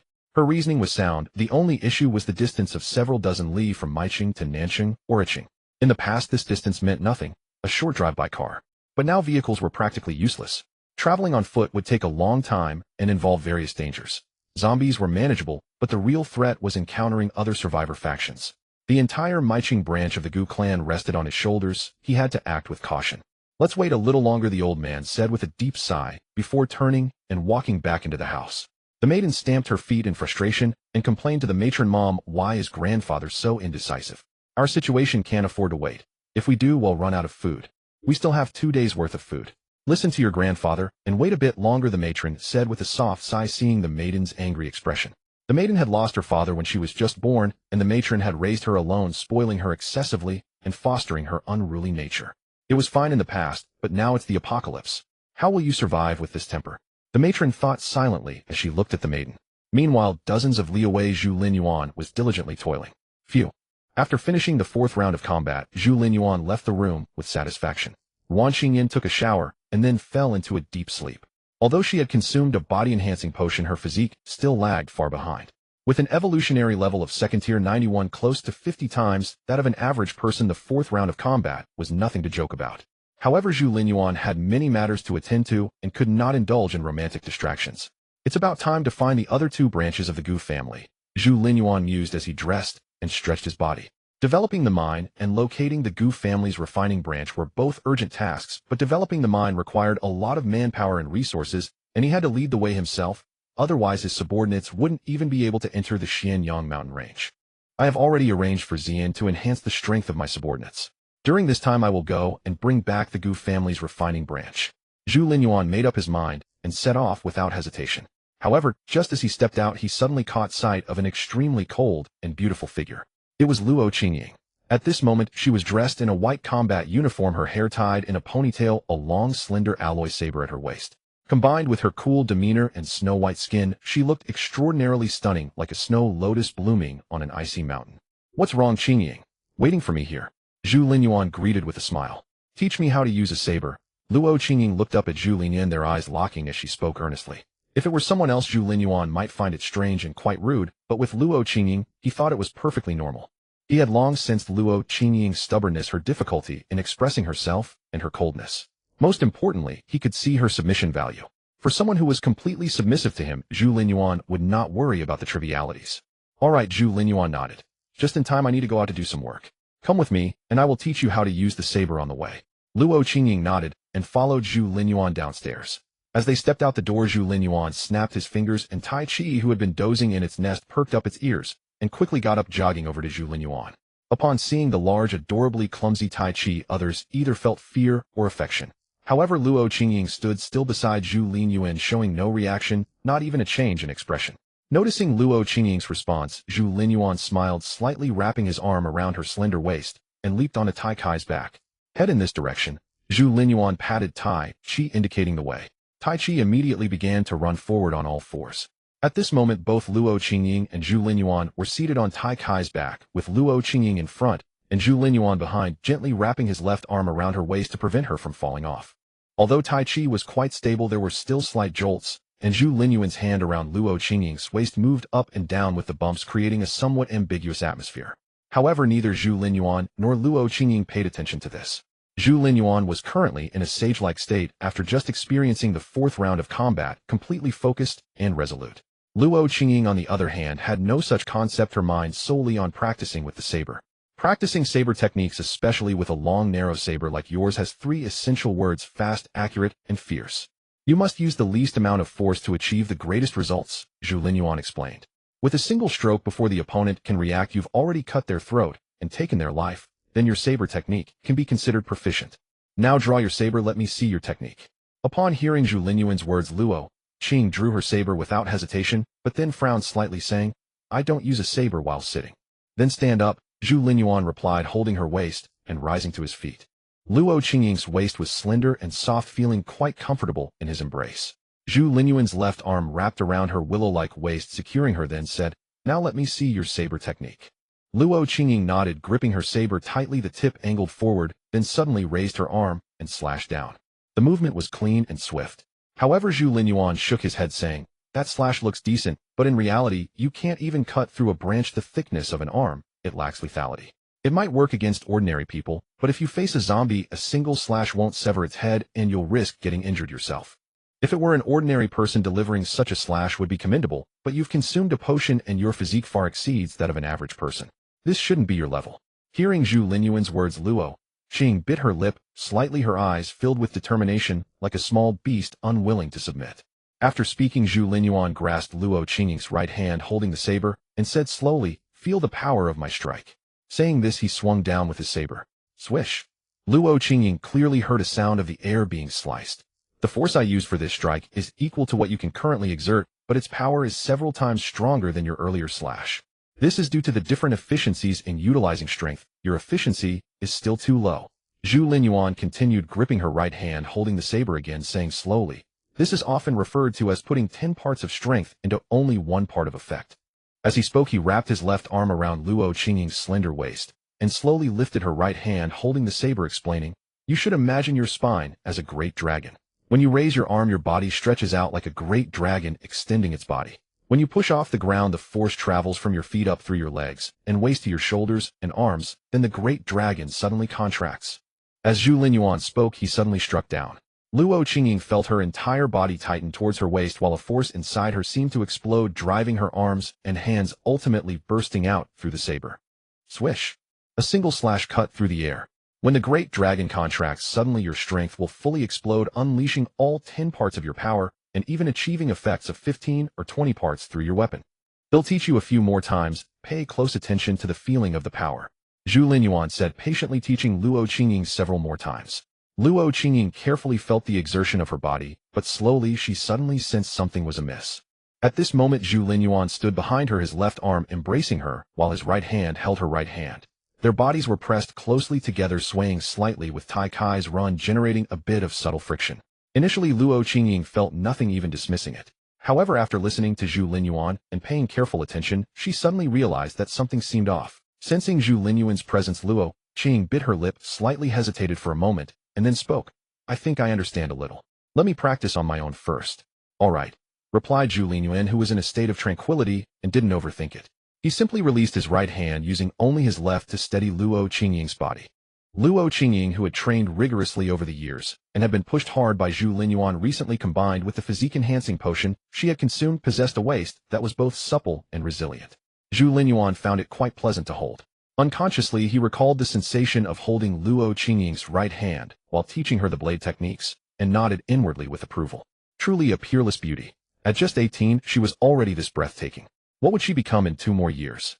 Zhu Linyuan suddenly found himself understanding King Yu of Zhou's actions, how he had toyed with the feudal lords for a smile from Bao Si, ultimately forfeiting his 300-year dynasty. But understanding was one thing. For him, enhancing his strength and conquering this apocalyptic world were paramount. No matter how stunning the woman, she had to take a back seat. Tai Kai's running speed was incredibly fast, even faster than when Zhu Linyuan had driven the behemoth vehicle. Before long, they arrived at the territory of Maiqing. Zhu Linyuan had previously extracted information from Gu Qiuyu about the Gu family's branch in Maiqing. Now he directed Tai Chi straight toward the Gu family's smithing lineage. Throughout the journey, Luo Qingying had been continuously practicing her blade techniques. Although her physique was exceptional, blade practice was indeed arduous, and she was now slightly sweaty. Seeing Luo Qingying relentlessly practicing, never once stopping, Zhu Linyuan nodded slightly. What he admired most about her was this stubborn determination. Once she set her mind on something, no matter how difficult, she would pursue it and see it through. He had noticed this trait when she was doing squats and crunches, and it became even more apparent now that she had taken up the blade. With this kind of spirit, she's indeed worth cultivating, Zhu Linyuan thought with great satisfaction, then looked ahead. There in the center of the city stood a cluster of ancient ornate buildings. A faint smile appeared on his face. That was his destination, the residence of the Gu family's smithing lineage. Just then his ears twitched, and he bellowed, "Get out here!" Simultaneously, he fixed his piercing gaze on a building slightly ahead and to the side. Clap, clap, clap. From the first floor of the building, the sound of applause emerged, followed by a large group of people filing out. Leading them was a middle-aged man with thinning hair and a robust build, his face bearing a mix of surprise and a hint of contemptuous sneer. It was he who had been clapping. "No wonder you can ride such a huge panda. You're certainly not ordinary," the middle-aged man remarked, sizing up Tai Chi with amazement. "I've heard of pig kings weighing thousands of gene, but this is my first time seeing a panda this big. Should we call it the Panda King?" After his quip, the middle-aged man laughed, thinking himself witty. The 200 or so men behind him joined in with hollow laughter. However, Zhu Linyuan and Luo Qingying remained expressionless, and Tai Chi curiously observed the group as if they were a bunch of monkeys. The atmosphere grew awkward. Ahem. The middle-aged man coughed dryly twice, then looked at Zhu Linyuan and the other. "My Qing is my turf. What are you two doing here?" As he spoke, he sized them up, his eyes instantly locking onto Luo Qingying with a predatory gleam. A top-tier beauty. The middle-aged man stared at Luo Qingying, who was clad in a crisp white outfit, her skin fair, her gaze cold, and her hair tied in a high ponytail. His eyes were filled with unbridled greed. "To think there's a woman of this caliber here. That aloof attitude. Oh, that's my favorite kind." The middle-aged man schemed internally, his eyes darting as he plotted how to get his hands on this stunning woman. Sure, that guy rides a panda, which is pretty intimidating, but there are only 2 of them, and one's a woman. We've got over 200 men here, all armed. Killing that guy would be a piece of cake. The only trouble is that giant panda. But the sight of Luo Qingying's peerless beauty steeled his resolve. Damn it, let's do it. Getting a woman like this would be worth dying for. With that, he waved his hand, and the 200 men swarmed out, surrounding Tai Chi in a tight circle. Meanwhile, not far away, a young girl from the Gu family who had been keeping watch saw this, and called out in a clear, urgent voice, "Grandpa! Mom! Everyone come quickly! Something's happening!" Hearing her shout, the dozens of Gu family members who were already prepared rushed out. The old man, leading them leaning on his cane, walked briskly. Seeing only the girl at the entrance, he asked anxiously, "What's wrong, granddaughter? What's happening?" "Grandpa, look." The girl pointed toward Tai Chi. "Those guys are fighting that panda. Can we launch a pincer attack and reap the benefits?" Fighting a panda? The others hurried out and looked in the direction she indicated. Heavens, that panda is enormous. If it stood up, it would be as tall as a 2-story building. Has it become a spirit? Look, are there people standing on its back? 2 of them, a man and a woman. Are they some kind of legendary couple riding such a giant panda? As the crowd buzzed with discussion, the old man stared fixedly at Tai Chi, his hand trembling on his cane as a tear rolled down his aged, clouded eyes. "Bear God. It's the bear god. Bear god." The others were confused, but the young woman and the girl showed thoughtful expressions. The girl exclaimed, "Right.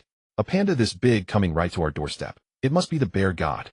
Seeing their puzzled looks, the girl quickly explained, "There's no time to explain. Just know that our ancestor was saved by the bear god. Remember our heirloom sword, the Choyu sword? The meteorite used to forge it was a gift from the bear god. Everything our Gu family has today we owe to the bear god." Saying this, she drew her long sword and rushed forward, shouting impatiently, "What are you waiting for? Let's go help the bear god kill those bastards." She charged ahead without hesitation. "Follow her," the old man urged, tapping his cane on the ground. "Protect the bear god." The crowd surged forward, racing toward the battlefield. But just then the giant panda suddenly swung a paw, sending the dozen or so men in front flying away. "Tai Chi, you're still too soft-hearted," Zhu Linyuan remarked, shaking his head as he watched the men writhing on the ground. He took a step forward, leaping from Tai Kai's back into the midst of the enemies, drawing his sword with lightning speed. Swoosh! With a single slash, an arc of snowy white sword light flashed around him.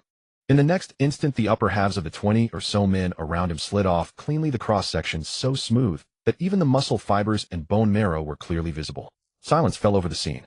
The middle-aged man's face was a mask of terror. The girl who had rushed over stared wide-eyed, utterly incredulous. Behind her, the other Gu family members were equally stunned. Zhu Linyuan, however, didn't even glance at the corpses. He walked slowly toward the middle-aged man. A gentle breeze blew by. On the pristine white blade of the Choyu sword in his hand, a single drop of crimson blood slid down and fell to the ground. Drip! Drip! The sound of blood was not loud.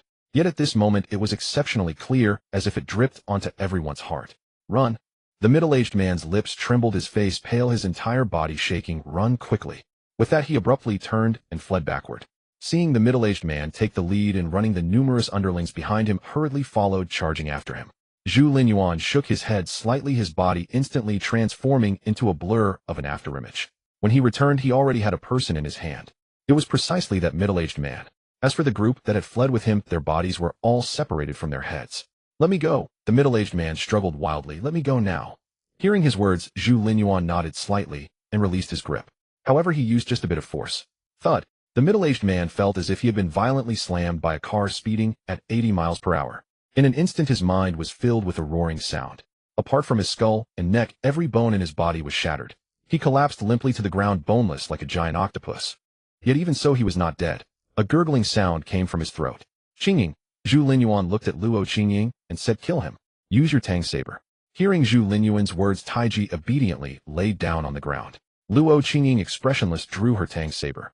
The narrow long blade reflected the sunlight, casting its gleam onto the middle-aged man's face. "No, don't." The middle-aged man pleaded feebly, "Don't kill me." Yet Luo Qingying's face remained impassive. She walked to his side and under his pleading, despairing gaze swung the blade directly down at his neck. SSSHH. Blood gushed from the middle-aged man's neck. His head lolled to one side, and the light completely faded from his eyes. Dead. Seeing the death of the middle-aged man, and then looking at those Zhu Linyuan had slain, Luo Qingying furrowed her brows slightly, as if somewhat dissatisfied with her own swordsmanship. Indeed, the power is still off. Zhu Linyuan perceived the doubt in Luo Qingying's eyes and shook his head. "You haven't yet linked your entire body. Your blade technique still needs practice." As he spoke, his body transformed into an afterimage. When he returned, he held several thugs in his hands. These thugs had their limbs broken. They collapsed to the ground, looking at Zhu Linyuan in despair, begging for mercy with wails that reached the heavens. However, Zhu Linyuan only said coldly, "Use these men to practice your blade. This way your skill can advance more quickly." He hadn't grabbed these men at random. They were the ones who had shouted the most fiercely and whose gazes at Luo Qingying had been the most lecherous. Zhu Linyuan had originally wanted to kill them directly, but after thinking it over he decided it was better to make use of the waste to help Luo Qingying practice her blade. He had her practice the blade not for self-strengthening or fitness, but to teach her how to kill men, and how to kill aberrations. How could one ever master the art of killing by merely slicing at air? Naturally, only by truly killing could one learn this blade technique faster. Hearing Zhu Linyuan's words, Luo Qingying did not hesitate. She swung the blade down one stroke after another. Each strike landed on a thug's neck. Moreover, after every cut she would pause to contemplate the force she had used in that stroke. The remaining living thugs were all terrified out of their wits. The other thugs scattered in panic, but Zhu Linyuan flashed and appeared ahead of their escape route. "All of you go back." Zhu Linyuan's gaze swept over the remaining 100+ thugs. His sword Qiyu suddenly left its sheath, carving a long, narrow trench into the ground. Then he said coldly, "Whoever crosses this line, I will break their limbs and use them for blade practice." The fleeing men hastily stopped in their tracks. They all stood within the line, exchanging glances, none daring to move. They had all witnessed Zhu Linyuan's strength. With a single sword stroke he had killed so many and even cleaved the ground. His power was simply beyond measure. They had also felt Zhu Linyuan's speed. He moved like a ghost, appearing and disappearing. With their eyesight they could only see a blurry afterimage, unable to discern where he was. These thugs were not foolish. In such a situation, who would still dare to run? At this moment, with Luo Qingying's final stroke, the several men Zhu Linyuan had captured for her practice were all dead by her hand. Glancing at the corpses of the thugs on the ground, Luo Qingying frowned slightly, then fixed her gaze on the 100 or so survivors. "Those who didn't cross the line won't be killed." Zhu Linyuan sensed her intent and shook his head. "We also need people. If we kill them, all who will work for us." Once he brought this branch of the Gu family back, Zhu Linyuan would begin arranging for manpower to mine the ores. Mining itself was underground work fraught with danger. Rockfalls and cave-ins were trivial matters for Zhu Linyuan, but for ordinary people, they were fatal. Not to mention that at the mine vein there was a group of silver-scaled fish and the terrifying silver-scaled fish king. The danger was immense.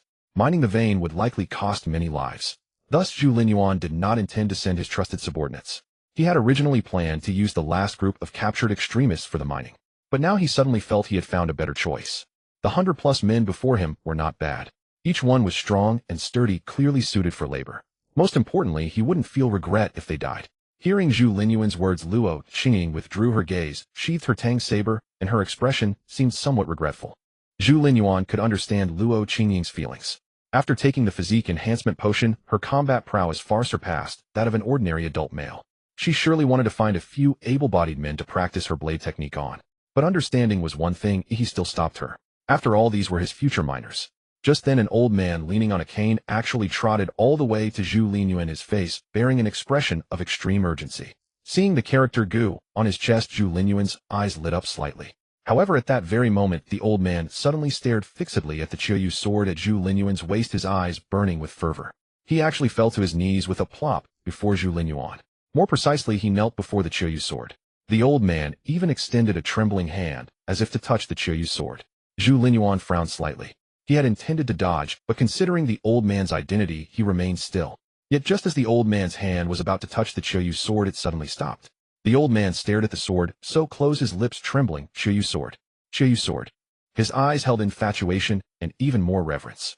With that he struck his cane on the ground and shouted to the Gu family members behind him, "Kneel before our family's ancestral divine weapon now." Thump, thump. Behind the old man, dozens of members of the Gu family upon hearing his words knelt down one after another. Even the girl who had been unruly and spewing vulgarities knelt as well. They all gazed at the autumn rain sword, their eyes filled with devout reverence. The old man's voice trembled as he spoke. "This is the divine weapon crafted by our Gu family's first patriarch with his life's blood, a blade so sharp it can cleave iron like mud, the autumn rain sword. As long as the autumn rain sword exists, our Gu family shall endure." Almost every member of the Gu family had grown up hearing the tales of the autumn rain sword. To them, it was a faith incarnate. Seeing the fervor of this group, Zhu Linyuan did not rush to state his purpose, but instead allowed them some time to calm their emotions. After a moment, as their excitement subsided, the old man slowly rose to his feet and turned to Zhu Linyuan asking, "You bear the bear god and wield the autumn rain sword. Who exactly are you?" The old man's expression was complex, for he knew that the current master of the autumn rain sword was Gu Qiuyu. Yet the man before him was clearly not Gu Qiuyu, and the sword was in his possession. Thus the answer was already quite evident. Zhu Linyuan did not conceal the truth, stating bluntly, "Gu Qiuyu has been imprisoned by me. I took the autumn rain sword from her." Hearing these words, the old man's face darkened.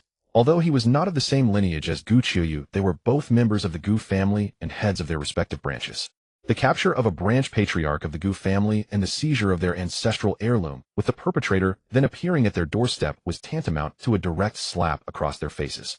Not only did the old man's expression sour, but the Gu family members behind him also wore grim looks. However, deterred by the strength they had just witnessed from Zhu Linyuan, they hesitated to act. After all, the corpses surrounding them were nearly all slain by him alone. He was clearly not a man of good temper. No one dared to be the first to stick their neck out at such a moment. As the group fell into a silence, Zhu Linyuan spoke again. "I came to see you about this." Saying this, he produced a piece of ore. It was a raw metal ore. The instant the old man saw the ore, his eyes flew wide open, and he leaned in to scrutinize it, as if it were a rare treasure. "Source stone." The old man stared at the raw ore, his voice quivering. "It's actually a source stone." Source stone. Zhu Linyuan furrowed his brow slightly. It was the first time he had heard this name. "That's right," the old man exclaimed excitedly. "This is the very raw material used to forge the autumn rain sword, the source stone." As he spoke, the old man looked at the giant panda Tai Chi, then at the source stone in Zhu Linyuan's hand, a flicker of understanding dawning in his eyes. According to the scrolls left by the Gu family's ancestor, the ancestor was once bestowed a source stone by the bear god. Back then, the Gu ancestor was at a loss with the source stone, unable to utilize it. Later, after scouring through court archives, he found only fragmented records that revealed the name of this mysterious or source stone. The ancient texts that mentioned Taoists smelt metals and stones as external elixirs originally referred to this very source stone, but later generations misinterpreted it, concocting a mess of so-called alchemical formulas. At the same time, the Gu ancestor also discovered the method to smelt the source stone from the ancient records. Using the ancient technique, he successfully forged his life's proudest creation from that source stone, the autumn rain sword. After hearing the old man's explanation, Zhu Linyuan wore a thoughtful expression. Behind the old man, the girl asked curiously, "So is this thing stone or metal?" The others also cast curious glances. It clearly looked like metal, so why was it called source stone? Even if it were an ore, it should be named after a specific metal like iron ore or copper ore. The name source stone seemed rather incongruous with its appearance. The old man shook his head at this. "I only learned about these matters from the ancestor scrolls. The depiction of the source stone was drawn in the ancient texts, and this is the first time in my life I have seen a real source stone." The girl nodded with some disappointment, and Zhu Linyuan also frowned slightly. He was also curious about the true purpose of this so-called source stone. From the old man's explanation, it seemed it was not only used for forging weapons, but also had some connection to ancient alchemy. Recalling that the giant panda Tai Chi and the silver-scaled fish king both directly consumed this source stone, and that they were far larger and more intelligent than their peers, Zhu Linyuan felt increasingly that this source stone was extraordinary. However, since the old man was also ignorant and could offer no further insights, Zhu Linyuan suppressed his curiosity and addressed the old man. "Would you be willing to come with me to the southern city and forge weapons for me?" He raised the source stone slightly and added, "I have a large quantity of these source stones, and I need weapons like the autumn rain sword." Hearing Zhu Linyuan's words, the people behind the old man hesitated. Firstly, the journey from here to the southern city was too far, and they were unfamiliar with Zhu Linyuan, uncertain of what might happen on the road. Secondly, he had seized their ancestral heirloom, and captured the patriarch of the Gu family's southern city branch. Working for him would be a blow to their pride. However, the old man agreed directly. Very well, our Gu family accepts. He then turned to the others and said, pack your things immediately. As this gentleman says, set out for the southern city as soon as possible. With that, leaning on his cane, he was the first to head toward the ancestral home. Zhu Linyuan had not expected the old man to agree so readily. He had already prepared to resort to force. After all, he only needed the smelting method, which he believed could be extracted through interrogation. But since he could save effort and gain a group of subordinates, he naturally had no objection. The Gu family members exchanged glances, but followed the old man back to the ancestral home. As soon as they entered, one of them immediately asked, Patriarch, why must we work for this man? The old man said nothing, merely shook his head with a sigh and silently walked toward the family's ancestral hall. The girl let out a cold laugh and said without mincing words, asking such a question, have you lost your mind? If we don't work for him, what else can we do? Refuse him and wait for him to make a move. Do you think he would spare the lives of everyone in our Gu family? The girl stated bluntly, it's obvious that all he needs is the method to smelt the source stone. If he killed every member of our Gu family right in front of the patriarch, do you think the patriarch would hand over the smelting method? What's more important, a smelting method or the survival of the Gu family? The man's face flushed red and he was left speechless. Another person then said, then why not just give him the smelting method? Why must we work for him? He stole our ancestral divine weapon and captured the patriarch of our southern city branch. Working for him would be a disgrace to the Gu family. The girl shook her head, wearing an expression of utter disdain for such foolishness. I don't know how your brains work. He only needs the smelting method. If you handed over, what use are you to him then? Your life or death would be at his mercy, wouldn't it? The crowd fell silent. The old man let out a faint sigh and said, don't forget, this is the apocalypse. Those who survive in such times either have strength or have value. What we must do now is demonstrate the value of our Gu family. As for face, the old man shook his head and continued, history is written by the victors. In this apocalypse, those who live to the end will have the most face. With that, he waved his hand and said, enough thinking. Pack your things immediately and travel light. The crowd quickly dispersed to gather their belongings.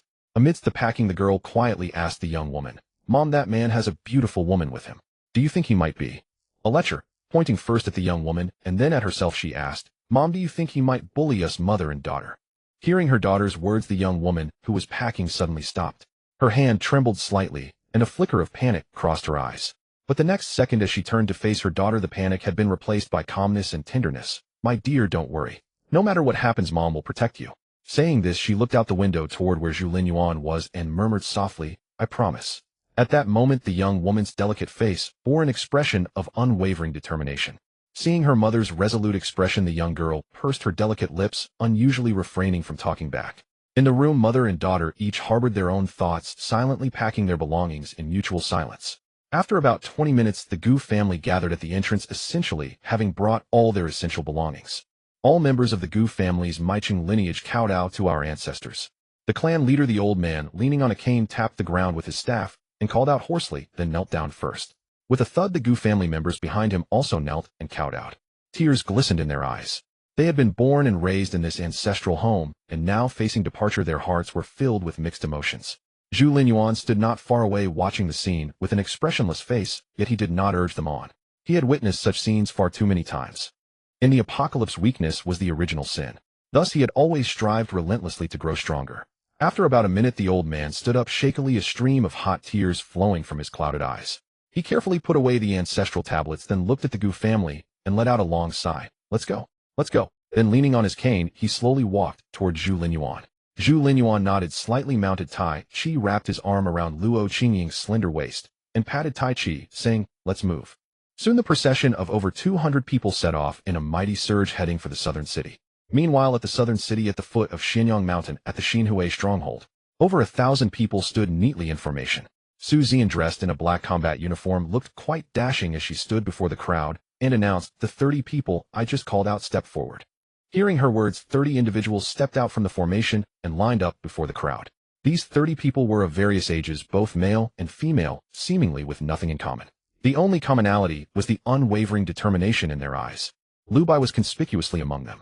Scanning the 30, Su Zian nodded and said, everyone has worked hard during this time. Mr. Zhu is very satisfied with your recent results and instructed me to deliver these potions to you. As she spoke, she pointed to the 3 rows of potions on the table behind her.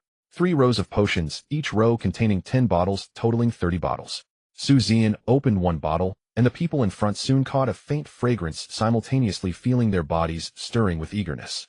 This potion was precisely the evolution liquid. Noticing the change in their expressions, Su Zian pointed at the potion and slowly said, "I believe everyone is curious about how Mr. Zhu became so powerful." Hearing this, the crowd pricked up their ears, afraid to miss any detail. No one present was not curious about Zhu Linyuan's strength. It was a power beyond human capability.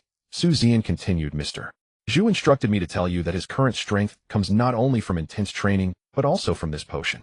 At her words, the crowd erupted. "Drinking this potion can make one as strong as Mr. Zhu. What kind of potion is this? When can we drink it?" Some more shrewd individuals eyed the potions on the table with slight hesitation, pondering if this might be some kind of manipulative trick. However, they quickly came to their senses. Given Zhu Linyuan's strength and temperament, he wouldn't need to go through such trouble to deal with them. Instantly, all attention focused on the evolution liquid on the table. Every gaze burned with fervor. Everyone wished they could be as powerful as Zhu Linyuan to dominate in this apocalypse. Seeing their reactions, Su Zian knew the moment was right, and said, "The 30 people I named are those who have contributed the most to our stronghold during this period and are the most deserving of these potions." Mr. Zhu named this potion the evolution liquid. It can make you stronger by triggering an evolution in your body. Of course, the process carries some risks, and you may choose not to drink it. She then looked at Lu Bai and said, "Starting with Lu Bai, come forward one by one to receive your evolution liquid. You must drink it on the spot, but you may also decline." Hearing this, Lu Bai smiled, stepped forward without hesitation, picked up a bottle, and drank it down. Gulp gulp. It was as if everyone could hear the sound of Lu Bai swallowing the evolution liquid. All eyes were fixed on him. Lu Yao clenched her fists, extremely worried, as Su Zian had just mentioned the process was not entirely safe. Sure enough, not long after drinking, Lu Bai's body turned crimson and blood began to burst from his skin, turning him into a blood-soaked figure. "Brother!" Lu Yao couldn't help but exclaim. "I am fine." Lu Bai forced a smile, his white teeth stained with blood, looking quite terrifying. He clenched his fists tightly, enduring the searing pain within. At the same time, he could feel his strength continuously increasing. The 1,000+ onlookers watched Lu Bai's condition intently. Finally, after a moment, the pain subsided. Lu Bai staggered, nearly falling, but his sister Lu Yao quickly reached out to support him, asking with concern, "Brother, are you okay?" "I." Lu Bai hesitated, clenched his fist, a glint of sharp light flashing in his eyes. He then looked at Su Zian and asked, "Sister Zian, may I test my current strength?" Of course, Su Zian smiled, and in the distance 2 people immediately carried over a slab of bluestone. This bluestone slab was about 2 fingers thick, quite tough, typically used for paving roads, and not easily crushed, even by vehicles. The 2 men held the slab in front of Lu Bai. Lu Bai lowered his stance, slightly drew his right fist back to his waist, and then punched out with all his might. With a bang, Lu Bai's full-force punch struck the bluestone slab squarely. The slab shattered with a crack. Everyone was stunned by the sight. If Zhu Linyuan had done it, they wouldn't be surprised, even if he shattered a slab as thick as a thigh. But they all knew Lu Bai's strength. He was just an ordinary person with decent physical fitness, at most having secretly learned a few moves recently. There was no way he could possess such formidable power. At this thought, their gaze toward the evolution liquid changed completely. It became intensely fervent. Meanwhile, at the center of the southern city, the patriarchs of the 3 great families gathered in a mansion, discussing whether to launch a campaign against Zhu Linyuan. "We cannot make a move." One of the elderly men with graying hair flatly refused. "The Black Lotus sect has ill intentions. They want to deal with this rising force themselves, but are unwilling to act, so they call upon us instead." "What logic is that? What do the Black Lotus sect think they are daring to ride roughshod over our 3 great families?" "Old Huang is right," another elder chimed in. "This rising force has wiped out the extreme organization and absorbed its members. Now is the time of their greatest strength. If we clash head-on with them now, it will only be a mutual loss, letting the Black Lotus sect reap the benefits. That's not worth it. Moreover, you all know the strength of that one named Zhu Linyuan, don't you?" The elder gestured. "Even that girl Gu Qiuyu from the extreme organization was no match for him. Captured in a single move. Do any of you have someone stronger than Gu Qiuyu under your command?" "The Wang family certainly doesn't. I oppose taking action against that rising organization." Zhang Qingyun, the Zhang family patriarch, seated at the lowest end, pondered for a moment, then furrowed his brows and spoke. Elder Huang, what you say is indeed reasonable.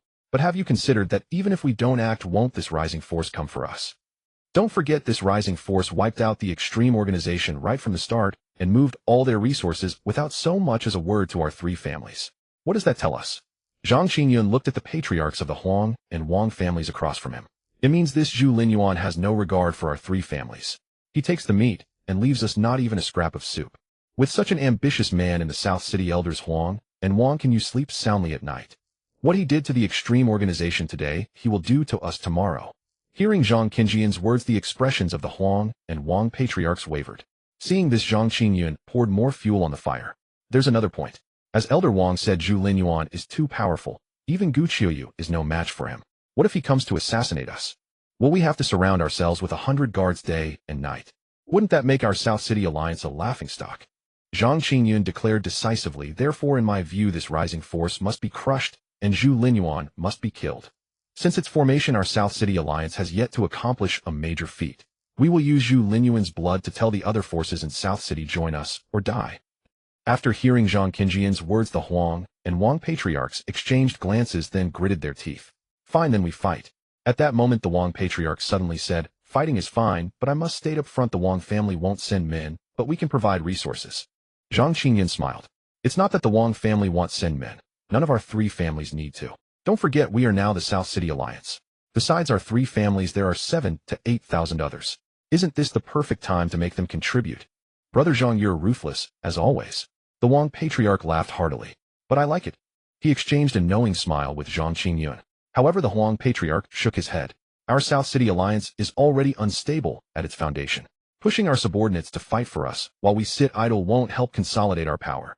Moreover, these people under us were hastily assembled. To put it nicely, they're scattered troops. Bluntly, they're a heap of loose sand. Though numerous, they lack cohesion and can't bring much strength to bear. Since we've decided to strike this rising force, we should break all resistance with overwhelming power and wage a crushing battle. Old Huang declared directly. For this fight, the Huang family will send 500 men, the Wang and Zhang families 300 each, and we'll pull another 1,900 from the South City Alliance. 3,000 in total will march straight and root them out and leave no future trouble. Since we've decided to act, I won't rest easy unless they're all dead. Good. Zhang Qingyun nodded repeatedly.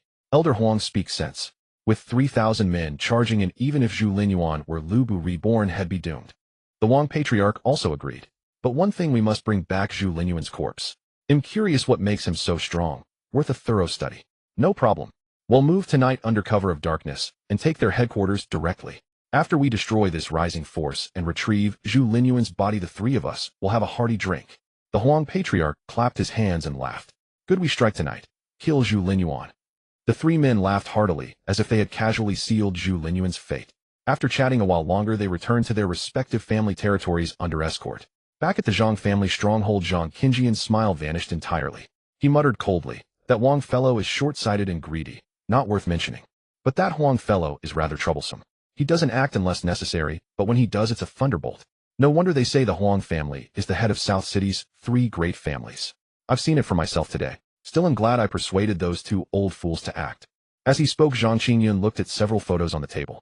The pictures showed a massive pitch-black off-road vehicle, imposing in appearance. In the photo, this vehicle was parked at the entrance of a building he knew well. That building was his daughter Zhang Miao's residence.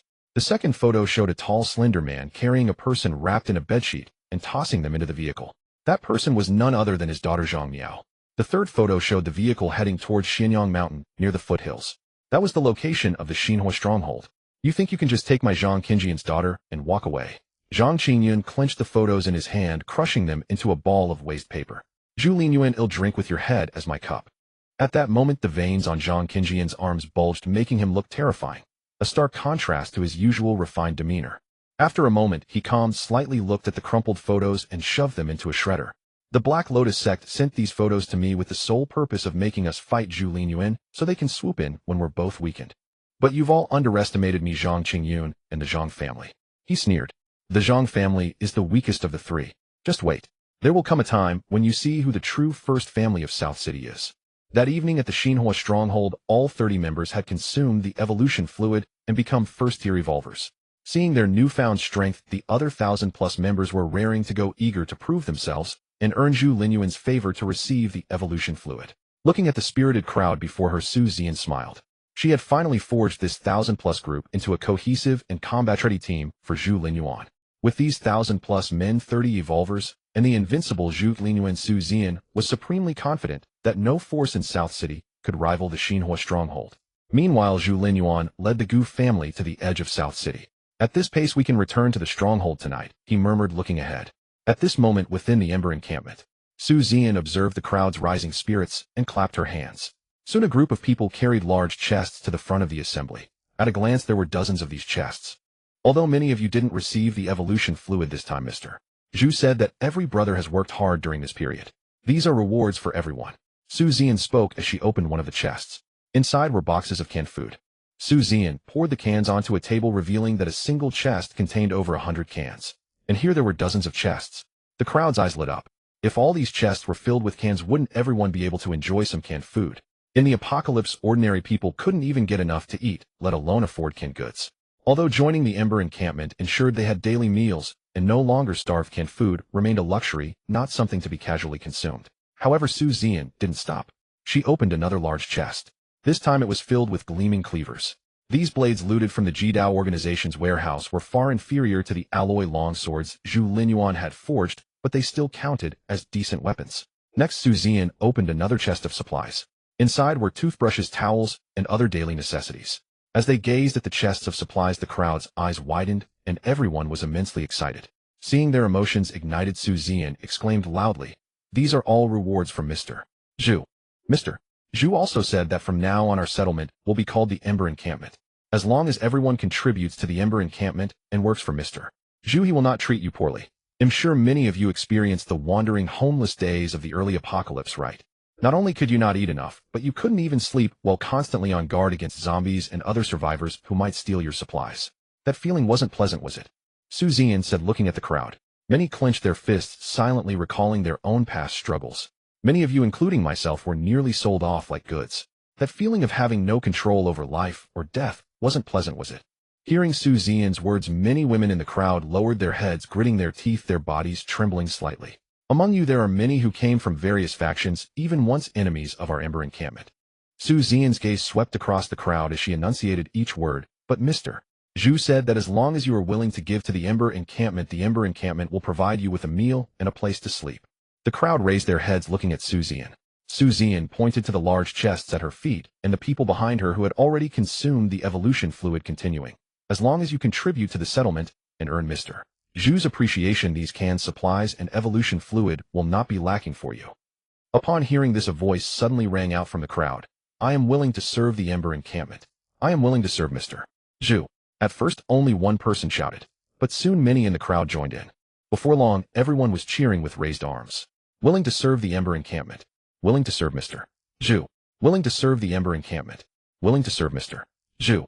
Seeing this, Su Zian smiled and glanced at her subordinates. They immediately understood and began carrying the chests to distribute supplies to the crowd. In the past, as soon as these supplies were brought out, the crowd would have descended into chaos, scrambling to grab everything. But at this moment, everyone stood in orderly ranks. No one broke the order. They all waited quietly for the supplies to reach them. Witnessing this, Su Zian felt a strange sensation.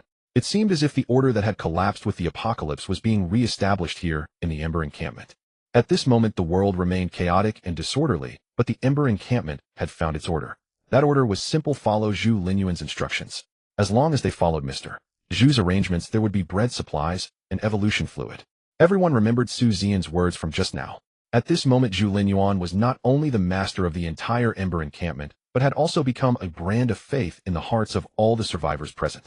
Seeing the crowd's reaction, Su Zian suddenly understood the concept of creating a god in religion. What is a god? A god should not only be a symbol of power, but also omnipotence. At this moment, Zhu Linyuan brought food, supplies, equipment, safety, and most importantly, hope to these survivors suffering from the apocalypse. Thus, in that instant, Zhu Linyuan briefly became a god in the hearts of the crowd. However, this faith would soon fade. To truly create a god, there was still a long way to go. But in that fleeting moment, Su Zian suddenly saw the direction of her future efforts. I will make the boss become the omnipotent god in the hearts of the survivors, Su Zian silently resolved. Only then will the survivors have hope, truly unite, unleash their strongest strength, and be able to resist this apocalypse. At this moment, the people of the Ember encampment quietly ate their canned food, while Su Zian envisioned her plan to create a god. The entire scene was peaceful. Just then a frantic shout came from not far away. Enemy attack! Enemy attack! There are many people approaching us. A huge number, at least 2,000 to 3,000. Hearing the scouts cry, Su Zian looked at the crowd before her. The 1,000-strong formation showed some signs of panic. Some faces bore killing intent, and some were expressionless, but not a single person made a sound. Everyone was watching her, waiting for her command. Su Zian smiled and said directly, "Brothers, it seems someone has come to deliver supplies to us again. Follow the formation we've practiced and prepare to meet the enemy." With that, Su Zian turned to look at Liu Bai and the others. These 30 had just become evolvers after drinking the evolution fluid and felt a surge of untapped energy. Hearing about the enemy, they were all eagerly rolling up their sleeves. Seeing their state, Su Zian smiled and opened the last 2 large chests.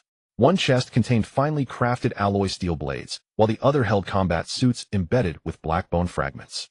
The 30 evolvers' eyes lit up instantly. Su Zian laughed and said, "Mr. Zhu said that brothers not only need strength, but also proper equipment. These are his gifts to you, 1 set per person.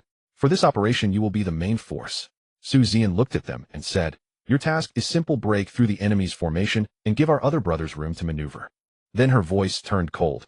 "This time, we will slaughter and terrify these reckless fools, making the name of the Ember Encampment known and feared. I want the entire South City to know that the Ember Encampment is not to be trifled with, that you cannot afford to provoke us. Whoever dares to reach out will cut off their hand." Upon hearing Su Zian's words, 30 newly advanced evolvers immediately picked up their respective equipment. Meanwhile, the military formation of over 1,000 people began to slowly change. The soldiers at the front raised the simple shields crafted during this time. These shields were made from trees they had cut down at the foot of the mountain. Although rudimentary, they were made with quality materials. Thick wooden boards were reinforced with circles of iron chains, making them extremely sturdy. Ordinary weapons could hardly damage them in a short time. Each shield stood about 1.5 meters tall, making it difficult for opponents to attack those hiding behind them. Moreover, there were arc-shaped grooves in the center of the upper part of these shields, which appeared quite peculiar at first glance. At this moment, the individuals standing behind the frontline shield bearers began to draw their weapons. It was not entirely accurate to call them weapons, as these were essentially steel pipes roughly 2 meters long. However, unlike ordinary steel pipes, these were affixed with black bone spikes at the front. These bone spikes were taken from the bodies of mutated beings by Zhu Linyuan and given to his subordinates to be fashioned into weapons. With the bone spikes attached to the steel pipes, they resembled long spears. The spear shafts could rest perfectly in the arc-shaped grooves of the shields, maximizing their efficiency. Additionally, there was a small distance between the spear bearers and the shield bearers, making it difficult for enemies to bypass the shield bearers and attack the second row of spear bearers. The spears in the hands of the spear bearers were 2 meters long, allowing them to easily strike at distant foes as long as enemies approached. Unless the opposition had heavy weaponry, it would be challenging to break through the combination of shield bearers and spear bearers. Furthermore, once the formation was established, it effectively blocked the entire road. The tall buildings on either side shielded the flanks of the formation, leaving enemies with no means for a flank attack. However, inexplicably, after the formation took shape, around 300 individuals quietly retreated, quickly disappearing into the night. The others showed no reaction. Su Zian observed this scene, but said nothing, instead focusing on the front of the formation. Shortly ahead, a massive group of people was hurrying towards them. It was the South City Alliance, led by the 3 great families. A total of 3,000 individuals, appearing formidable. 3,000 people. What a concept. In wartime, that would be equivalent to an entire independent regiment. In the darkness, the nearly 1,000 remaining individuals at the fire-gathering place remained motionless. Aside from their low, steady breaths, no one made a sound, and the whole unit was like a lurking tiger poised to unleash a thunderous strike. At this moment, the 3,000, under the leadership of the upper echelons of the 3 great families, charged fiercely into the fire-gathering place. "Brother Huang, won't it be inappropriate to charge straight in like this?" A man with a righteous appearance looked at the nearby plump figure and asked. The plump man, upon hearing the question, turned his head to reveal a deeply sunken face, laughing heartily. "Jean, you are just being overly cautious. Trust me, with over 3,000 of us, even if they have an ambush, what can they do? We call this the power to break through any tactic." The righteous man nodded repeatedly, saying, "What Brother Huang said is true. No wonder they let you lead this time. Truly insightful." He spoke while slightly lowering his head, but a trace of disdain flashed in his eyes. Yet no matter how dismissive he was, it held no weight. The plump man was the primary commander of this operation. After all, he was the only son of the Huang family patriarch, while he was merely a side branch of the Zhang family. The plump man, hearing the flattery from those beside him, laughed heartily. "Rest assured, Zhang, this time we will eliminate this pathetic force and bring back the body of that Zhu Linyuan. Your status in the Zhang family will surely rise. Don't say I didn't support you." "Thank you, Brother Huang, for the opportunity." The Zhang family member quickly expressed his gratitude. While they were conversing, the entire unit had already completely entered the territory of the fire-gathering place. Towering buildings lined both sides, and the road felt somewhat narrow, creating a slightly oppressive atmosphere in the dead of night. Suddenly, the Zhang family man felt that the atmosphere was off, hesitating whether to persuade the plump Huang again. Just then, a resounding crash came from the back of the formation. Everyone quickly turned to look, only to find a massive steel plate had inexplicably appeared.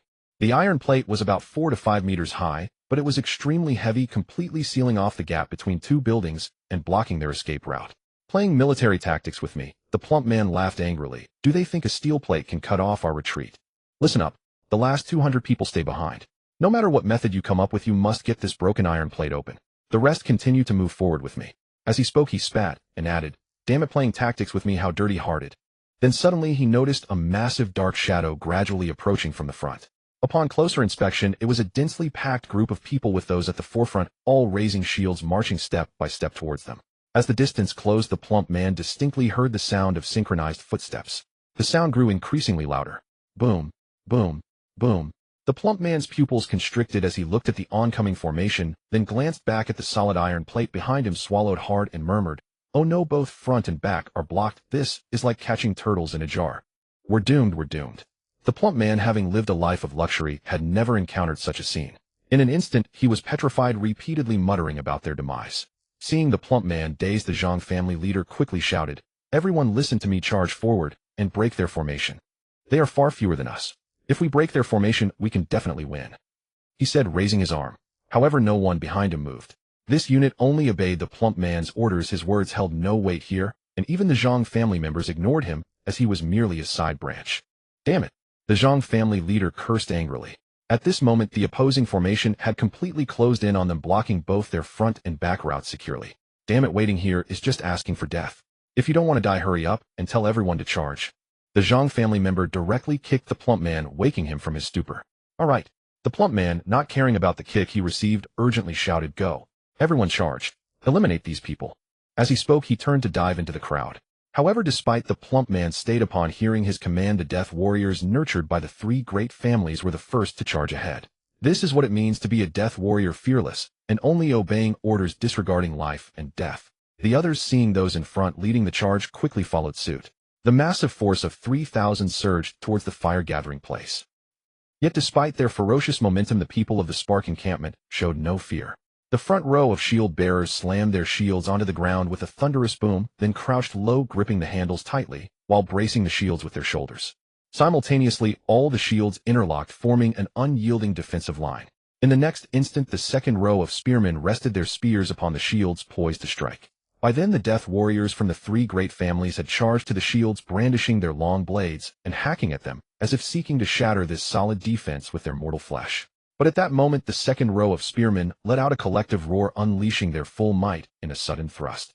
With a sharp chi, the spearheads crafted from mutated bone spikes pierced effortlessly through the bodies of the three families' death warriors, entering from the front and exiting from the back, completely skewering them in a single stroke. Yet even with their bodies impaled, these death warriors fearlessly swung their long blades at the shields. Clang!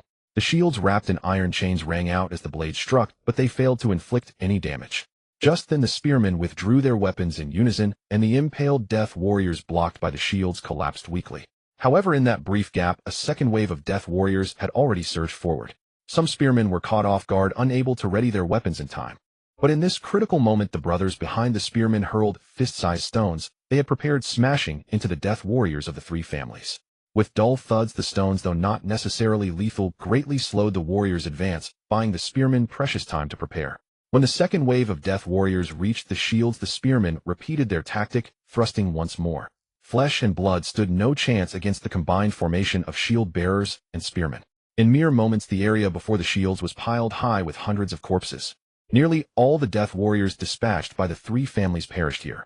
As for the other members of the Southern City Alliance, they sustained minimal losses, having retreated upon sensing danger rather than charging forward.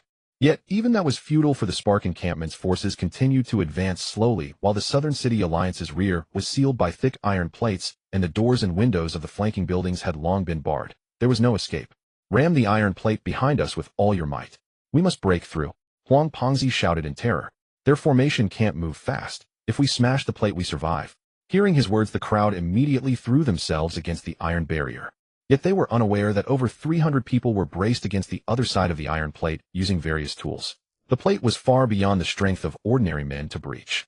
At the same time, 30 fully armed figures exchanged glances, leaped over the iron plate, and plunged into the ranks of the Southern City Alliance. They were 30 fully armed evolvers.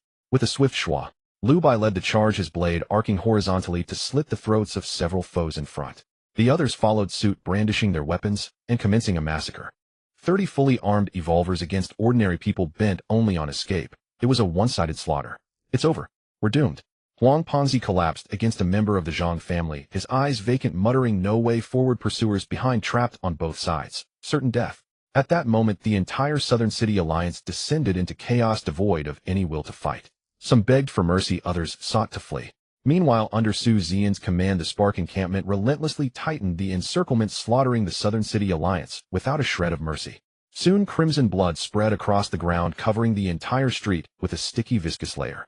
The sounds of battle and pleas for mercy echoed far and wide. Though the nearby zombies had been cleared, hordes in the distance still surged madly toward the Spark encampment like sharks drawn to the scent of blood. Meanwhile, not far from the Spark encampment, a group of over 200 people was heading toward the settlement. At the front was a massive panda carrying a man and a woman on its back. The woman, clad in white form-fitting attire, practiced her blade techniques with continuous swings. The man, dressed in black form-fitting clothes, sat cross-legged with his eyes closed in meditation. They were Luo Qingying and Zhu Linyuan. Just then, an elderly man, leaning on a cane supported by a young girl, approached from behind the panda and spoke weakly. "Mr. Zhu, how much longer do we have? We've traveled so far, and everyone is exhausted. If it's still a distance, how about we rest for 10 minutes, catch our breath, and have a bite?" Hearing this, Zhu Linyuan slowly opened his eyes and said firmly, "Ask everyone to hold on a little longer. We're almost at the Spark encampment. You can rest once we arrive." Seeing the elder's worried and hesitant expression, Zhu Linyuan shook his head and added, "Don't worry. Our brothers at the encampment are disciplined. They won't bully you just because you arrived late." As he spoke, his ears twitched slightly, and a glint of killing intent flashed in his eyes. "Something's happening at the encampment," Zhu Linyuan said coldly. "Everyone move at full speed." With that, he wrapped an arm around Luo Qingying's slender waist and patted Taiji's back. The panda understood, instantly surging forward with the speed of a fully loaded heavy truck. Reacting to Zhu Linyuan's urgency, the Gu family chief called out, "Everyone keep up. Don't fall behind." Several sturdy clansmen quickly helped the chief onto a cart and pushed him forward. By then, Zhu Linyuan had already arrived at the encampment. The smell of blood. Detecting the thick metallic scent, Zhu Linyuan frowned. With a single flash, he exploded into motion, moving at an incredible speed. He transformed into a blur, dashing straight into the heart of the battlefield. In one swift motion, he swung his sword. With a sharp schwa, the air resonated with a hurried sword cry. The autumn rain sword swept through the crowd. In an instant, flesh and blood flew everywhere, the sky filled with severed heads and limbs. Zhu Linyuan's furious strike carved a clearing in the midst of the battlefield. The battlefield, once filled with the clamor of combat, fell silent. Everyone stared at Zhu Linyuan with wide eyes. But the gazes differed. Those from the Spark encampment held reverence and respect, while the Southern City Alliance members were gripped by terror and disbelief. Zhu Linyuan's charging strike had just claimed at least dozens of lives. Bodies lay shattered across the ground. This single blow became the final straw that broke the Southern City Alliance. In the ensuing silence, a member of the Alliance threw down his weapon and wailed, "I surrender. No more fighting. I surrender." As he spoke, he dropped to his knees, hands clasped over his head, trembling uncontrollably. This act was like flipping a switch. The rest of the Southern City Alliance cast aside their weapons, one after another, kneeling and begging for mercy with their hands behind their heads. Seeing this and glancing at the spirited brothers in the distance, a slow smile spread across Zhu Linyuan's face. In that moment, he realized that these brothers of the encampment could truly handle matters on their own. The name Spark Encampment had finally lived up to its meaning. Soon the Gu clan's patriarch led his clansmen and finally arrived at the Spark gathering place. Upon witnessing the scene before them, every member of the Gu clan was utterly stunned. Although it was night, the gathering place was illuminated by numerous searchlights, casting a brilliant glow over the entire area. Beneath the lights stood a massive military formation of over 1,000 soldiers. These warriors were covered in blood and grime, yet they stood ramrod straight, their eyes blazing with reverence as they gazed ahead. All of them were fixated on a single towering figure. Every member of the Gu clan recognized this figure. It was Zhu Linyuan. "Heavens!" a Gu clansman exclaimed in awe. "Mr. Zhu commands so many people. There must be over 1,000. How did Mr. Zhu build such a colossal force in the apocalypse?" In the eyes of the Gu clan, although Zhu Linyuan was powerful, they believed he had only a few hundred followers at most. After all, the largest faction in Maiqing boasted merely 200 members. They never imagined the Spark gathering place would have so many people, each exuding a spirit utterly distinct from members of other factions. If other factions were ragtag militias, then the Spark gathering place's force was nothing short of an elite army. "Wait, look!" Someone in the Gu clan suddenly pointed into the distance. "Heavens, they're all corpses." The crowd quickly turned to see the nearby streets littered with countless bodies. At first glance, over 1,000 corpses. Some bodies bore a clean hole through them, as if pierced through, while others had their skulls crushed. But the most horrifying sight was at the center of the pile of bodies. It was a heap of shattered limbs and remains as if torn apart by machinery grotesque beyond measure. Not far from the corpses knelt a group of people, hands clasped behind their heads. This group was even larger than the formation before Zhu Linyuan, likely numbering nearly 2,000.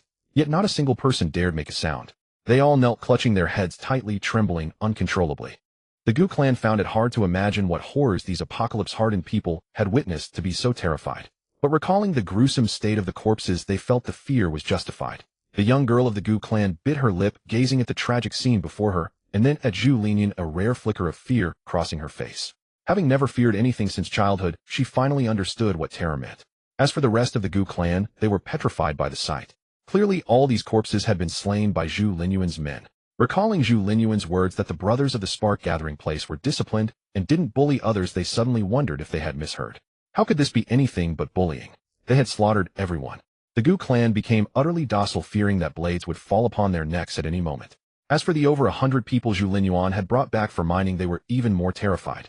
They had thought Zhu Linyuan's treatment of them was harsh enough, but now it seemed he had shown mercy.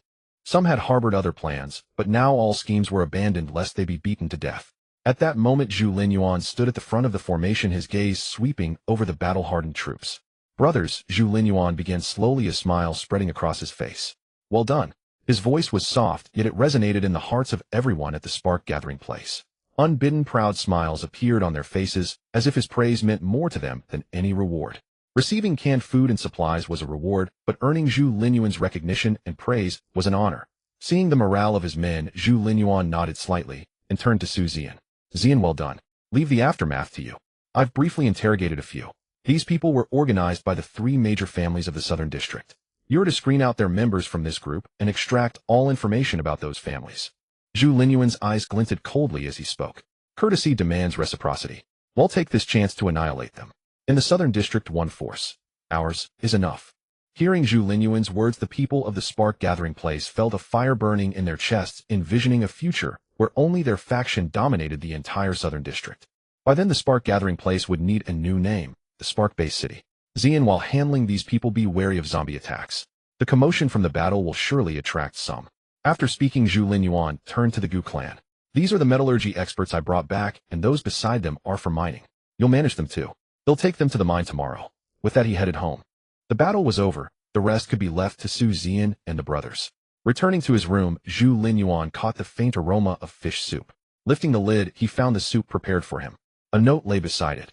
"Honey, Sister Zian asked me to lead the sisters to gather medical supplies near the gathering place. The zombies there have been cleared, so it's safe. I've taken the evolution fluid and am now an evolver, so don't worry. Also, the fish soup won't taste good cold. Heat it up before drinking." A simple smiley face was drawn below. Zhu Linyuan smiled at the note. He wasn't worried about Ruan Qingjian's safety. As an evolver with her blade skills, ordinary evolvers and aberrations would meet their end at her hands. The soup was still warm, so he poured some out and downed the rest, then devoured the deboned silver scale fish meat from the other pot. Feeling the warmth spreading through his body, Zhu Linyuan contentedly picked up the remaining soup and some food, heading for the door. With Ruan Qingyan away and Su Zian and Luo Qingying busy outside, he decided to visit the prisoners, loosening up those who had behaved well and supervising their exercise. With this thought, he opened the door and strode toward the prison. Meanwhile, in the prison, Bai Yuan stared at her now dirty white suit, frowning in frustration. Zhu Linyuan had provided clothes to others in the cells, but never to her or Gu Qiuyu. Thus she had only this one outfit. Now it was soiled, and Bai Yuan, a clean freak, couldn't bear to wear it.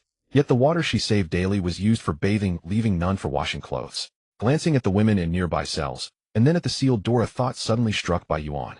"Since we're all women, I don't necessarily have to wear clothes, do I?" At this thought, Bai Yuan's eyes lit up, and without hesitation, she shed the blazer and shirt she was wearing. Then came the crisp white trousers. Her fair, smooth skin and long, rounded legs were revealed. Compared to the others, Bai Yuan's skin was the fairest, like milk, utterly alluring. Even the other women were captivated by her fair skin, unable to resist glancing over. At this moment, Bai Yuan felt both nervous and exhilarated. There was a thrill of breaking free from moral constraints. At the same time, freed from the confines of clothing, she truly felt comfortable and liberated. Should I try doing squats like this? A sudden thought sprouted in Bai Yuan's mind, growing stronger and stronger. Without hesitation, she parted her legs. Her delicate white feet pressed against the floor. Then she slowly crouched down. At that moment, she could even see the faint muscles in her legs shifting as she descended. This novel sensation amused her, and an involuntary smile graced her lips. Not far away, Lan Ying, who had just finished her daily tasks and was gently massaging her own shapely legs, saw this and shook her head, muttering helplessly, "Another one gone mad." At that moment, she suddenly missed Zhu Linyuan. Life in the cell was too dull. Her only anticipation was the brief time when Zhu Linyuan came. Gu Qiyu cast a glance at Bai Yuan, her expression unchanged. She closed her eyes again, sat cross-legged in the posture of the 5 hearts facing heaven, and began cultivating according to her ancestral method. This cultivation technique was indeed effective. Gu Qiyu's physical strength far exceeded ordinary limits, but compared to Zhu Linyuan, she was still far behind. Thus, when she had faced Zhu Linyuan before, she was utterly powerless. Even with the indestructible Qiyu sword in hand, she was defeated in a single move. Recalling Zhu Linyuan's terrifying strength during their battle, Gu Qiya's heart filled with despair. She could see no hope whatsoever of defeating Zhu Linyuan. Her daily diligent cultivation was merely a way to comfort herself, to give herself a reason to keep living. As for Zhang Miao, she sat alone in a corner, hugging her knees, staring blankly at the ground, lost in thought. Just then the cell door suddenly opened. A tall, slender figure stepped inside. It was Zhu Linyuan. The moment he entered, the first thing he saw was Bai Yuan completely unclothed doing squats. Her fair skin was simply too eye-catching. Zhu Linyuan took in the entire scene without changing his expression, then walked into Lan Ying's cell. "Eat," he said, setting down a bowl of fish soup and a bowl of rice before Lan Ying. A flicker of joy passed through Lan Ying's eyes, not because of the food, but because Zhu Linyuan had entered her cell first. Prisoner No. 2. Lan Ying's submission value increased to 66. Hearing the system notification, a smile appeared on Zhu Linyuan's face.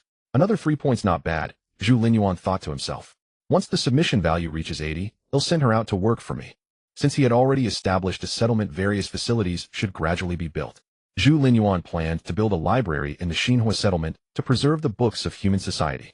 Xinhua meant the spark of human civilization.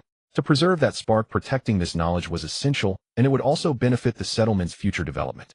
However, Zhu Linyuan had yet to find a suitable candidate for the position of librarian, as it was a unique and crucial role that required someone absolutely trustworthy. Now that Lan Ying's submission value was steadily increasing, once it reached 80, there would be no risk of betrayal. Moreover, she was highly experienced in this field, so Zhu Linyuan planned to have her serve as the librarian. Unaware of the arrangements Zhu Linyuan had made for her, Lan Ying was currently enjoying his routine physical examination. After a while, Lan Ying fell into a deep sleep, her cheeks flushed. Zhu Linyuan then rose and walked toward Zhang Miao's cell. "Big brother, you're here." Zhang Miao's innocent eyes lit up at the sight of him like a child seeing a beloved friend. She quickly got up and took his hand, saying, "I've been working hard on my exercises just like you told me to." As she spoke, Zhang Miao tilted her face up to look at Zhu Linyuan like a child awaiting praise. "Good," Zhu Linyuan said with a smile, ruffling her hair. "Big brother, that tickles." Zhang Miao's hair brushed against her face as he ruffled it, sending a tingling sensation. Seeing Zhang Miao acting coy like a child, a smile spread across Zhu Linyuan's face. After losing her memory, she had become like a little girl, obedient and sensible, which made things much easier for him. Just then the system's voice echoed in his mind. "Prisoner No. 3. Zhang Miao's submission value increased to 52. Zhu Linyuan nodded slightly, thinking that Zhang Miao's submission value was also growing quickly. She was now like a blank slate, and he could mold her into whatever he desired. However, he hadn't yet had the time to consider how to cultivate her. As he was thinking, he noticed Zhang Miao had obediently lain down in front of him, pointing at her own body with a pitiful expression. "Big brother, I'm so sore. Can you help me?" Zhu Linyuan smiled, applied some medicinal lotion to his hands, and gave Zhang Miao a physical checkup as well. Soon Zhang Miao's clenched fists slowly relaxed, and she drifted off to sleep with a soft snore. Zhu Linyuan left the food and rose to leave. He glanced at Gu Qiyu, but didn't pause, instead walking into Bai Yuan's cell. At that moment, Bai Yuan was still in the same state as before. She looked incredibly enticing. Seeing Zhu Linyuan enter her cell and leave food for her, Bai Yuan was utterly stunned. Every time before this, when Zhu Linyuan entered her cell, it had never been for anything good. Either he interrogated her or tortured her. He had never once looked at her when distributing supplies. This was the first time he had brought her supplies. A sudden thought struck Bai Yuan as she looked at her own fair body. Could it be because of this, she wondered. At this thought, excitement surged within her. She felt she had found a way out of this cell. If I just cater to his preferences and let him slowly accept me, sooner or later he'll be able to leave this cell, just like Luo Qingying. With this in mind, Bai Yuan was filled with determination. She resolved to start observing Zhu Linyuan's preferences carefully. For instance, the type he liked, the clothes he liked, the postures he liked, and so on. Thinking of the last point, she stole a glance at Zhu Linyuan's robust physique, and her fair skin began to flush a faint pink. Just then Zhu Linyuan suddenly walked toward her. As Zhu Linyuan approached, Bai Yuan's heart pounded wildly. She had no idea what awaited her. Gazing at his robust physique and chiseled handsome features, she felt a mix of nervousness and anticipation. Just then she heard Zhu Linyuan speak slowly. Your leg has a problem, let me examine it. Could it be a? Bai Yuan's heart skipped a beat. She studied his expression but detected nothing amiss, uncertain whether he was telling the truth. She clenched her small fists tightly, utterly tense, yet she complied with his instructions. She dared not resist, knowing full well resistance would be futile. Once Bai Yuan was seated, Zhu Linyuan examined her calf and shook his head slightly. It's not too serious. Bear with it. As he spoke, he applied gentle pressure. Bai Yuan instantly winced in pain, clenching her fists, but she endured without crying out. After a while, Zhu Linyuan rose and left the cell. Bai Yuan drifted into a deep sleep, a satisfied smile lingering on her face. Soon Zhu Linyuan returned to his bedroom. Recalling the earlier scene, he shook his head slightly. If I hadn't noticed in time, she would have been crippled before long. He hadn't expected Bai Yuan to train so relentlessly that her body was riddled with hidden injuries. Had he not detected the signs and treated her, both her legs would have been ruined soon. But now it was fine. He had already administered treatment. Ruan Qingyan had yet to return. Zhu Linyuan took a shower and retired to his room alone. Meanwhile, at the flame-gathering place, lights blazed as work continued into the night. Disposing of corpses, dealing with zombies, interrogating prisoners. Each task was carried out in an orderly manner under Su Xian's coordination. Despite the late hour, everyone remained brimming with energy. They had just won a splendid victory. They had just been praised by Zhu Linyuan. They knew their current efforts were building their future home. In stark contrast to the vibrant energy of the flame-gathering place, the Southern City Alliance headquarters was shrouded in lifeless gloom. No news yet. Elder Huang's voice rasped in the room where three men sat. His frame was now slightly hunched, a far cry from his earlier spirited demeanor, as if he had aged a decade overnight. After all, his only son was among the ranks.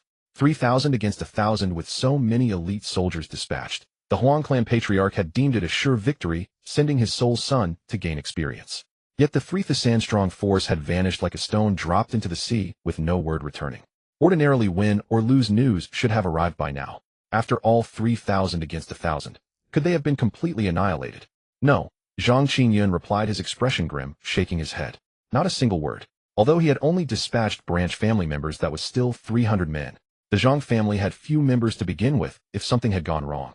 The loss of 300 already pained Zhang Qingyun. Moreover, his only daughter was still in that organization's hands. The Huang clan patriarch pointed accusingly at Zhang Qingyun, fuming. How dare you speak? Elder Huang, and I said not to act, but you kept persuading us. What are your true intentions? I've long seen you're no good. Seemingly refined but filled with wicked schemes. Enough. Zhang Qingyun was about to retort when Elder Huang slammed the table. What use is bickering now? It's been so long and not a word from 3,000 men, not a single scout has returned. We must prepare for the worst. Prepare for a decisive battle. Elder Huang said, turning to Zhang Qingyun and staring at him for a long moment. Brother Zhang, this campaign was proposed by the Black Lotus sect, and you strongly advocated for it. You can't deny that, can you? Zhang Qingyun remained silent, simply watching Elder Huang. Elder Huang shot him a penetrating glance. In this decisive battle, the Black Lotus sect must join forces. Brother Zhang, I'll leave the task of persuading them to you. Any objections? Zhang Qingyun was silent for a moment, then slowly nodded. Fine, I'll handle the liaison with the Black Lotus sect. With your word, I'm reassured. A faint, enigmatic smile crossed Elder Huang's aged face. Let bygones be bygones. Our only goal now is to win this decisive battle. Elder Huang, what's the strategy for this battle? Patriarch Huang asked hastily. Well, fight a war of attrition, Elder Huang declared. We have more people, more territory, and more resources. I control the food production chain, and raw materials are plentiful. We can definitely wear down this Zhu Linyuan. Elder Huang stated confidently. No matter what underhanded tactics he used to swallow our 3,000-strong force, the advantage remains ours. By sticking to our strategy and adapting to changes, we can sit tight and wait for victory. We'll slowly chip away at Zhu Linyuan's territory, and sooner or later we'll devour it all. With that, a fierce, murderous intent flickered in Elder Huang's murky eyes. When that day comes, I'll have him sliced to pieces and his bones ground to dust. As he spoke, Elder Huang's back gradually straightened, as if he had regained his former commanding presence. Then he slammed the table, rose, and strode out of the room. After he left, Patriarch Huang cast a contemptuous glance at Zhang Qingyun, snorted, and also departed. Only Zhang Qingyun remained in the room. Gazing at the empty space, he recalled the words of the other two. His right hand rested on the solid wood table beside him, his index finger unconsciously tapping the surface. 2 old foxes putting on an act for me. Zhang Qingyun murmured in a barely audible voice, a cold smirk curling on his lips. Let's see who laughs last. With that, he rose and left. On the solid wood table where his finger had tapped, a deep indentation was clearly visible. The next morning at daybreak, Though Zhu Linyuan had set no alarm, his eyes opened as the first light of dawn crept in, as if guided by an incredibly precise internal clock. Wan Qingyan had not yet returned. He felt no worry. Gathering supplies could take a day or two, as both travel and searching required time. Wan Qingyan had only been gone half a day, nothing to fuss over. Above all, he trusted her strength. After his morning exercise and adding the day's attribute points to strength, he ate a simple breakfast and headed downstairs. Outside, many were still busy. More zombie corpses littered the ground, interspersed with mutant remains, evidence of a fierce battle the previous night. The mutant skulls had been split open and their spores removed. Seeing this, Zhu Linyuan nodded slightly. Clearly Su Zian had carried out his orders. He had tasked her with collecting spores, instructing her to ensure the spore sacs were extracted from the mutants' brains after they were killed. Of course, he hadn't explained why, and Su Zian hadn't asked. Such was their unspoken understanding. Just then Su Zian, who was directing the crowd in the distance, spotted Zhu Linyuan and hurried over. "Boss, these are the spores we collected as you instructed." Su Zian directly produced a case filled with silver cylindrical containers. The top of each container was made of transparent special glass, revealing a single spore inside. At this moment, the case contained 26 cylindrical containers. That is 26 spores in total. A smile spread across Zhu Linyuan's face. Although these were all first-tier spores and useless to him, he could use them to cultivate his subordinates. This could directly double the number of evolvers under his command. Thinking of this, Zhu Linyuan suddenly recalled that he still had a special silver-patterned spore in his possession that he had not yet dealt with. He'll go check on it after this trip. Zhu Linyuan mused silently, then said, "Zian, keep these spores for now. Tell the brothers to keep an eye out for traces of aberrants, hunt them down with precision, and extract the spores from their craniums. But also pay attention to safety. If you encounter an aberrant you cannot handle, notify me immediately, and I will deal with it." At this point, the strength of the Xinhua settlement included over 30 first-tier evolvers, allowing them to handle ordinary aberrants with ease. If even they could not deal with one, it would mean the aberrant was at least second-tier. And second-tier aberrants were precisely what Zhu Linyuan needed now. After all, his evolution had not yet reached 100%.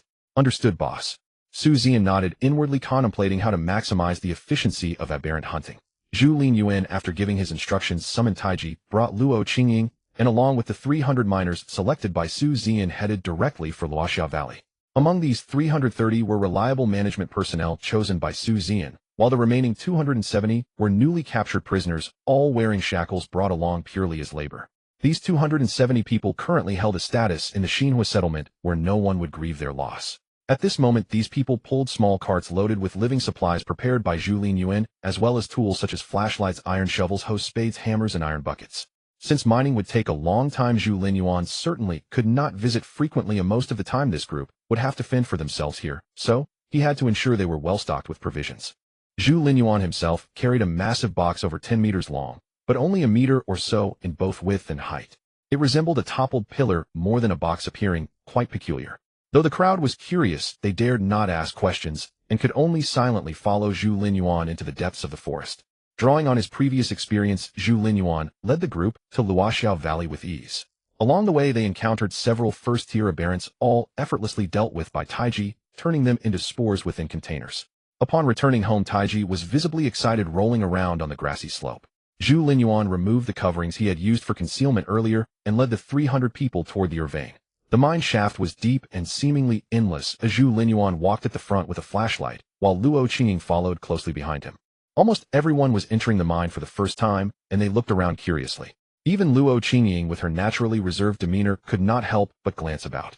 It was an instinctive human curiosity toward the unfamiliar.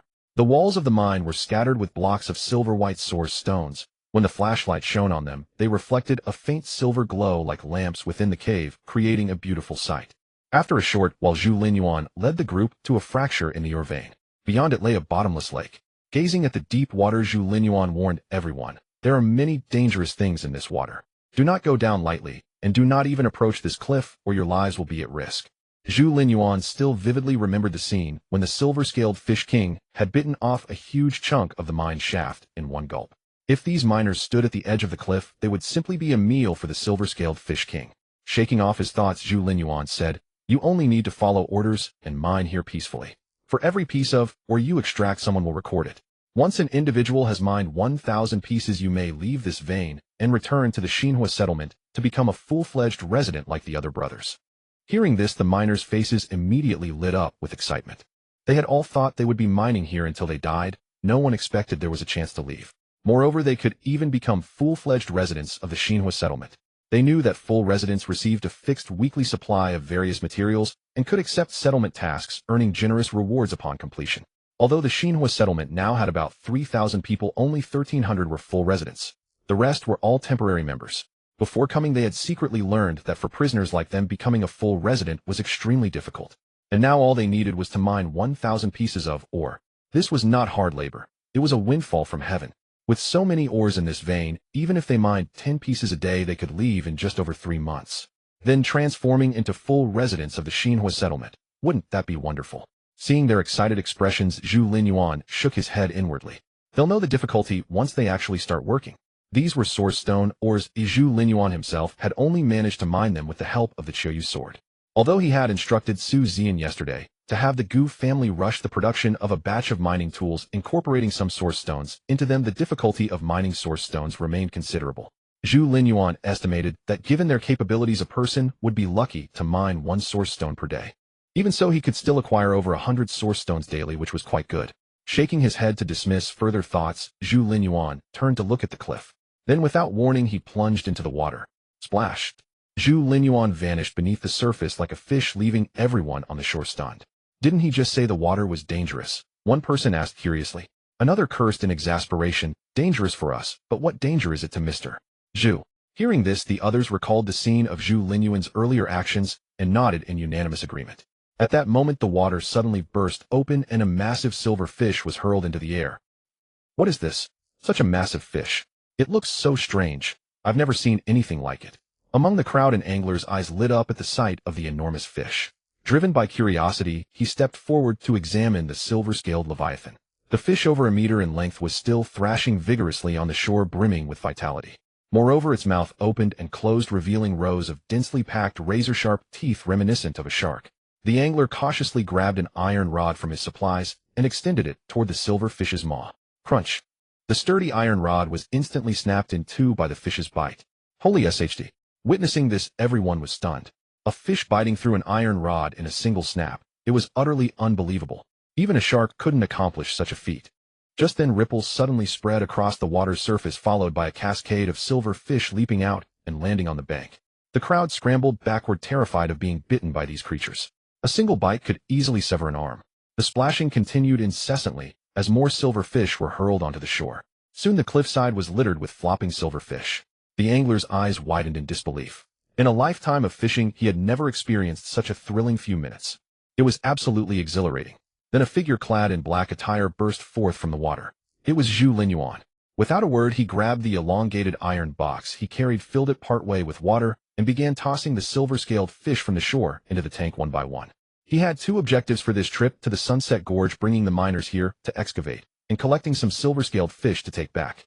This time, he deliberately kept them alive, hoping to raise them and see if they could survive in captivity. After all, consuming just 1 silver-scaled fish could increase one's attributes by dozens or even hundreds of points. If he could cultivate a whole pond of these fish, it would greatly benefit his cultivation and prove to be a remarkable opportunity for the entire Ember Haven settlement.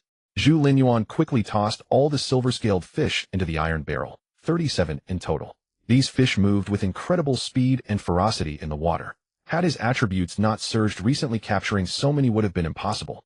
No sooner had he deposited the fish into the tank than his ears twitched. Fall back! He barked, urgently grabbing the tank and sprinting deeper into the mine. In the very next instant, a colossal shadow erupted from the water, its jaws clamping down on the cliff edge and shattering the solid ore into fragments. In that moment of terror, the crowd finally saw it. A gigantic silver fish, its head alone immense in size. Zhu Linyuan coldly eyed the silver-scaled fish king, which had missed its attack, a flicker of killing intent in his gaze. He could also sense the creature's murderous rage. Both parties were consumed by a burning desire to annihilate the other. The Fish King's hatred was simple. Zhu Linyuan had seized its mineral vein and was capturing its offspring, threatening its very lineage. Zhu Linyuan's motive was even simpler. He wanted to eat it. A silver-scaled fish of such size and strength. How nourishing would it be to consume? Wouldn't it propel him to new heights instantly? However, the Fish King's power was formidable, and Zhu Linyuan was uncertain he could defeat it. Other methods were impractical, as the lake was unfathomably deep and the Fish King could even devour source stones, making it resistant to conventional attacks. Moreover, Zhu Linyuan was reluctant to damage the source stone vein for the sake of a single fish. He was in no hurry, knowing the Fish King couldn't escape and would eventually become his meal. After a long, meaningful stare at the silver-scaled fish king, Zhu Linyuan turned and left with Luo Qingying and the tank, leaving the miners to extract the source stones. Along the way, he casually mined a backpack full of source stones, intending to hand them over to the Gu clan leader to forge a heavy long blade. Swords just didn't feel right in his hands. After leaving the mine, Zhu Linyuan fed 2 source stones to Taiji, then the trio, accompanied by the bear, set off with the tank of silver-scaled fish back to Ember Haven. Earlier, Zhu Linyuan had instructed Su Zian to have a fish pond built within the settlement. Upon his return, he poured the silver-scaled fish into the pond and tossed in a few source stones. Although these fish couldn't consume the stones, he suspected their formidable growth was intrinsically linked to them. He planned to observe this hypothesis. The busy settlers, curious about the silver fish he had brought, stole glances at the pond. But when they saw one of the fish bite a chunk out of the concrete edge, they quickly averted their eyes and returned to work. Truly, these are fish brought by Mr. Zhu, so ferocious. Only he could tame them, they thought to themselves. After settling matters, Zhu Linyuan collected the spores gathered by the settlement and headed toward the dissection room. Soon those spores were transformed into vials of first-tier evolution liquid, each emitting an enticing aroma. But he didn't stop there. His gaze fell upon a special container on the table, inside which lay a spore with silver veins. At this moment, it felt to him as though the spore had lost much of its vitality. It probably won't last until the moon calamity, Zhu Linyuan mused with a shake of his head. Making a swift decision, he resolved to turn this spore into evolution liquid as well. He injected a dose of ember potion into the silver vein spore. Whether it was an illusion or not, Zhu Linyuan sensed a faint aura of fear emanating from the silver vein spore, as if it dreaded the ember potion. This had never occurred during his previous spore processing. Nevertheless, he unhesitatingly processed the silver vein spore into evolution liquid. Unlike ordinary evolution liquid, the resulting concoction was itself silver. It possessed an inexplicable air of nobility. Even its scent was more alluring than that of regular evolution liquid. Feeling his bodhi's craving, Zhu Linyuan wasted no time and downed the special vial. The moment the liquid entered his stomach, his expression shifted. He sensed a completely different energy surging within him. A small amount, yet incredibly pure, surpassing any energy he had absorbed before. As this pure energy erupted, his body uncontrollably expanded, transforming into a formidable combat form. His streamlined physique turned pitch black and iron-hard, resembling a mecha. But then the tips of his right fingers began to turn silver. The silver hue gradually spread from his fingertips to his hand and eventually engulfed his entire arm. When the pure energy subsided, Zhu Linyuan's arm had become entirely silver. It looked extraordinarily noble. Witnessing the transformation of his right arm, Zhu Linyuan's eyes sparkled with a strange light as he exclaimed in awe, "Silver state." Then the awe in his gaze swiftly turned into ecstasy. So this is how the silver state is achieved. So it requires this kind of silver-spored fungus. This change in his arm felt both familiar and foreign to Zhu Linyuan. Familiar because he had witnessed someone unleash this very technique in his past life. That man was named Silver Tiger Rog, the foremost fierce general of the southern city base city Lord's Mansion, in his previous life a renowned powerhouse across all base cities. And this silver state was Rog's ultimate trump card. Countless survivors, including Zhu Linyuan, were intensely curious about how Rog had mastered this technique, but Rog never revealed a single hint. It seems Rog must have also chanced upon a mutated creature, obtained the silver spores, and fortuitously cultivated this silver state. Zhu Linyuan gazed at his silverized arm, then suddenly clenched his fist tightly. Boom! In an instant he felt as if the air in his palm was about to be crushed. Such power! This is indeed the silver state. Looking at his silverized arm, his eyes burned with fervor. Now only one arm is in the silver state. It should be possible to continue evolving. Zhu Linyuan clearly remembered that in his past life, he had seen Rog transform half his body into the silver state. Moreover, entering the silver state granted not only immense strength, but also invulnerability to blades and bullets. This invulnerability was no ordinary one. In fact, given Zhu Linyuan's current physique, he was already impervious to ordinary weapons. After all, his physical constitution was already nearly 50 times that of an ordinary person. A single sheet of paper can be easily pierced. But what about 50 sheets stacked together? By the same logic, enhancing one's body by 50 times is terrifyingly formidable. Zhu Linyuan's current body was already far tougher than steel. Yet compared to the enhancement of the silver state, it was still vastly inferior. In his past life, he had witnessed Rog, then an 8th rank evolver, withstand a fatal blow from a 9th rank aberrant using the silver state. Zhu Linyuan had been a 9th rank evolver in his previous life, and understood the gap between the 8th and 9th ranks perfectly. It was a chasm as vast as heaven and earth. But Rog, relying on the silver state, managed to cross ranks, not only surviving the 9th rank aberrant's attack, but also tearing apart its body with his silverized physique. The terror of the silver state was thus evident. Based on Rog's enhancement in the past life, if the entire body entered the silver state, it could boost combat power by at least 3 to 5 times. Zhu Linyuan speculated inwardly. However, he couldn't be certain as Rog in his past life had never achieved a complete silver state. But what he couldn't achieve in the past life, I can accomplish in this one. A smile spread across Zhu Linyuan's face. Now it seems that perfecting the silver state requires aberrants with silver spores within their bodies. Although I've never heard of such spores in the past life, I can now confirm they are not unique. They simply exist in extremely limited numbers and hold special value, so no one who obtains them would make it public. Combining his experiences from the past life with the process of acquiring the silver spores in this one, Zhu Linyuan's thoughts gradually became clearer. The silver spores I obtained this time came from the serpent aberrant that had surpassed the aberrant limit in the past life. Considering that after Rog broke through to the 9th rank in the past life, he constantly hunted powerful 9th rank aberrants, it can be inferred that aberrants with the potential to transcend the limit might harbor silver spores within them. Though he lacked absolute certainty about this speculation, Zhu Linyuan felt in his heart that it was correct, and it was well worth attempting. In the past life, information about those aberrants that broke through their limits was a mandatory lesson for every high-rank evolver.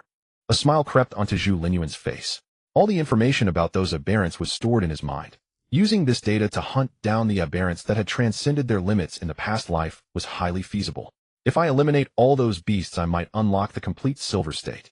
Zhu Linyuan murmured, looking at his silverized right hand, then turned his attention to the attribute panel. At this moment, with the unlocking of the silver state, his attribute panel had undergone some changes.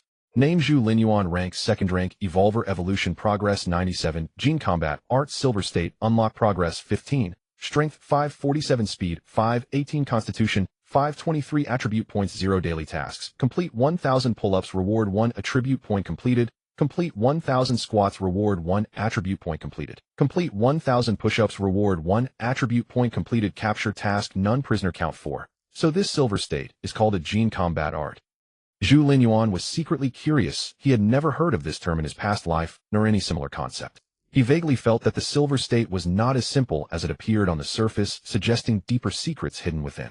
Moreover, since the silver state originated from the silver spores, Zhu Linyuan suddenly sensed that it might be connected to the truth behind the apocalypse.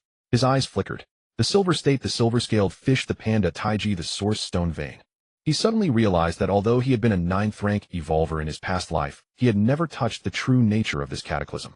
Perhaps in the past life, human society as a whole was annihilated before ever uncovering the truth. But with my start in this life, maybe I can bring about some change. Zhu Linyuan clenched his fist slightly. Now I have 2 clues from the past life: the silver state and silver spores, and the source stone vein, along with Taiji and the silver-scaled fish. Besides, the fact that the Black Lotus cult has already nurtured 2nd rank evolvers at this moment is also very suspicious. After all, the blazing fire potion for turning spores into evolution fluid hasn't been invented yet. Where did the Black Lotus cult get their evolution fluid? Who is that so-called sacred lord? The Black Lotus cult must hold some unknown secrets. Zhu Linyuan murmured to himself. However, since he knew nothing about this sacred lord for now, he was in no hurry to act. After all, this was a period of rapid power growth for him. There was no need to rush into battles. For now, by delving deeper into these 2 clues about the silver state, I'm bound to uncover something. As this thought crossed his mind, he suddenly remembered that the Gu clan leader had mentioned that their ancestors had seen fragments about source stones in ancient texts. His eyes lit up. Right, Zhu Linyuan said excitedly. I can start gathering all the ancient texts in Southern City now, or they might contain relevant information. The places with the most ancient texts in Southern City should be the City Library and the City Museum. Zhu Linyuan murmured, a smile spreading across his face. And if I remember correctly, during the Moon Calamity period in the past life, the City Library caused quite a stir. By the way, wasn't that the incident where Rog first made a name for himself? As all the clues connected in an instant, a sharp light flashed through Zhu Linyuan's eyes. He immediately rose and strode out with large steps. At that moment, within the headquarters of the Black Lotus sect, the veiled saintess, clad in a flowing white gauze dress, listened to her subordinate's report and furrowed her brows slightly. 3,000 men against a little over 1,000, yet the Southern City Alliance was utterly annihilated without even a whisper of news escaping. Who exactly is this Zhu Linyuan? How has he managed to fully absorb the power of the extreme organization in such a short time and elevate the overall combat strength of his forces to such a level? Moreover, he himself is a 2nd-tier evolver. As this thought crossed her mind, a sudden idea surfaced within the Black Lotus Saintess. Could I ally with him? To fight against the Sacred Lord together?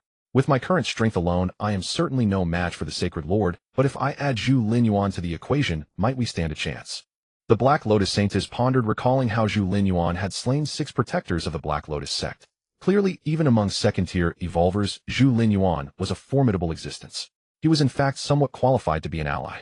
The most crucial point is that behind Zhu Linyuan there must also be an entity similar to the Sacred Lord. The Black Lotus Saintess calculated inwardly. I can use this very reason to have him help me deal with the Sacred Lord first, and then I will assist him in dealing with the entity behind him. The day of descent has not yet arrived, so the Sacred Lord's power cannot be fully unleashed. This is the perfect opportunity to deal with such beings. Otherwise, once these creatures fully activate their strength, trying to fight them would be nothing short of a fool's errand. However, before that I must first probe his capabilities. If his strength is insufficient, having him along would only be a burden. With this in mind, the Black Lotus Saintess began to silently calculate her plan of action. Meanwhile, Zhu Linyuan had already arrived at the entrance of the Nanjing City Library. Tai Chi, wait for me at the door. Anything that dares to enter the library, crush it without hesitation. Zhu Linyuan patted Tai Kai's head, gave his instructions, then leaped down and headed straight for the library. Inside the library was eerily silent, devoid of any sound. Zhu Linyuan looked around and found nothing but scattered bloodstains, books strewn everywhere, and some remains. No living creatures, not even a single zombie. Yet upon seeing this scene, a smile spread across Zhu Linyuan's face. So many remains, but not a single zombie. They must have been devoured cleanly, he murmured softly. As the largest library in Nanjing, how many people must have been here when the apocalypse broke out? And now all of them have been eaten. Could it be the work of that infamous aberrant from my past life? With this thought, Zhu Linyuan remained cautious as he searched for ancient texts, ensuring he could unleash his full power at any moment. In his past life, during the moon calamity, that aberrant had caused tremendous destruction. One must know that by then the Xinhua serum had already been developed and many factions in Nanchang had obtained its formula, giving rise to a number of evolvers. Yet even so, they were utterly helpless against that aberrant. In his past life, Zhu Linyuan did not participate in that battle. However, he heard that hundreds of evolvers had fought with 70 to 80% perishing, including several second-tier evolvers. One could say that battle completely reshuffled the power structure of Nanjing. Many faction leaders and formidable experts from his past life rose to prominence during that conflict. Silver Tiger Rog was one such representative. Zhu Linyuan speculated that the reason he had never heard of the major factions of Nanchang in his past life was likely because that battle had wiped out all the experts, leaving them to be gradually consumed by other forces. In the apocalypse, the rise and fall of factions were incredibly swift. Fallen factions were merely fleeting clouds with no one bothering to record their existence. However, what concerned Zhu Linyuan was not this, but the strength of that aberrant. Later generations deduced that it was at least a third-tier aberrant, and a formidable one at that. Faced with such an entity of unknown power, Zhu Linyuan remained vigilant at all times. Ideally, he'll find the storage location of the ancient texts and eliminate that aberrant in one go. He envisioned the perfect outcome as he searched everywhere for the texts. Generally, libraries housed mostly contemporary books, but as the largest and most prestigious library, the city library possessed a collection of ancient texts as its prized treasures. During peacetime, ordinary people had no access to these texts. They were only brought out when high-ranking officials came for inspections. Now in the apocalypse, these treasures belonged to those strong enough to claim them. Zhu Linyuan searched room after room until he finally found these treasured ancient texts in a highly secretive and well-secured chamber. The texts were well-preserved, untouched by the apocalypse. On the yellowed pages were various scripts. Zhu Linyuan gave them a cursory glance before gathering them all, intending to take them back for his subordinates to study. However, just as he had finished packing the texts, a faint sound came from below. Swoosh! Instantly, every hair on Zhu Linyuan's body stood on end, and he lunged sideways, clutching the bundle of ancient texts. Boom! The moment he leaped away, the spot where he had been standing exploded violently, filling the entire room with smoke and dust. Zhu Linyuan instantly drew his autumn rain sword, pressed his back against the wall, and stared intently ahead. With his enhanced physique, Zhu Linyuan's eyesight was exceptionally sharp, allowing him to clearly see the figure of the intruder through the thick smoke. It was an upright figure about 4 or 5 meters tall, incredibly robust, resembling a giant. But what set it apart was a tail behind this giant. It was unmistakably a monkey. Yet this monkey was far taller and more muscular than a gorilla like the King Kong from films. So it is you beast. Upon seeing the towering monkey aberrant, a smile flickered across Zhu Linyuan's face as he unhesitatingly entered his combat state. His entire figure instantly swelled to about 5 meters, his form streamlined, appearing elongated and graceful, yet brimming with surging energy. Seeing Zhu Linyuan's size increase, the massive monkey aberrant seemed momentarily stunned, showing a glimmer of intelligence before it lunged directly at him. The monkey aberrant was incredibly fast, closing the distance in an instant and throwing a punch at Zhu Linyuan's head almost like a human. Its punch produced a sharp, piercing sound of air being torn, as if the very air had exploded, its momentum overwhelmingly fierce. Facing such a blow, Zhu Linyuan slightly lowered his stance, a glint of killing intent flashing in his eyes. His entire right arm instantly turned silver as he met the monkey aberrant's punch with a ferocious strike of his own. Boom! A thunderous crash resounded within the room, and a colossal figure was sent flying backward. This figure was immense with bulging muscles and a tail behind it. It was unmistakably the aberrant creature. At that moment, the ferocious aberrant was hurled backward, crashing into the wall and creating a massive hole in the thick reinforced concrete, its entire body embedded in the wall. At the same time, its right arm hung limply at its side, swaying back and forth, clearly broken. It had been shattered by a single punch from Zhu Linyuan. Still alive, Zhu Linyuan mused as he observed the aberrant embedded in the wall, now in his silver state. He nodded inwardly, as expected of a third-tier aberrant tough enough to survive a punch from me in silver state. It was worth noting that although Zhu Linyuan was currently a second-tier evolver, his attributes had far exceeded the second-tier limit of 300 points per stat, reaching over 500 points, equivalent to a third-tier evolver. Moreover, he was not weak even among third-tier evolvers. Most crucially, he had activated the silver state. The destructive force of his punch had at least doubled. Yet the aberrant still hadn't died from that blow.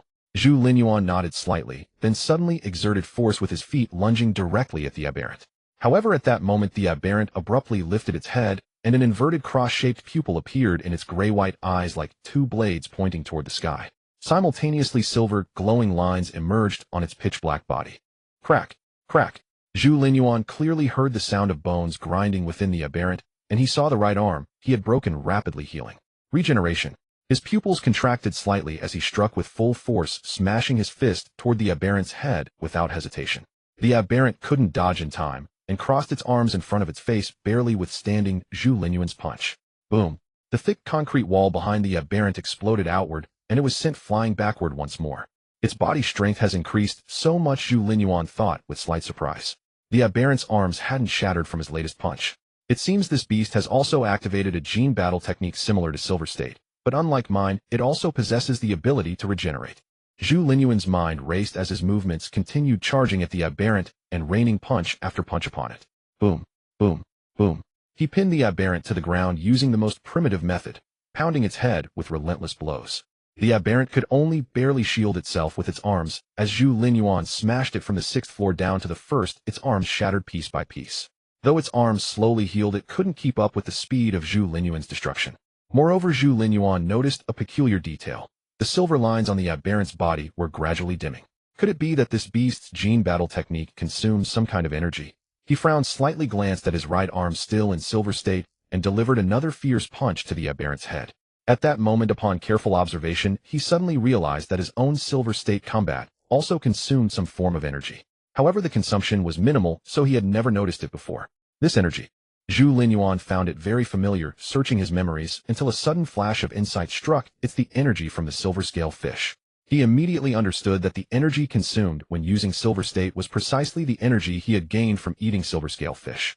Silver state gene battle technique, silver scale fish source stones. A spark of inspiration flashed through Zhu Linyuan's mind, as if he had pieced something together.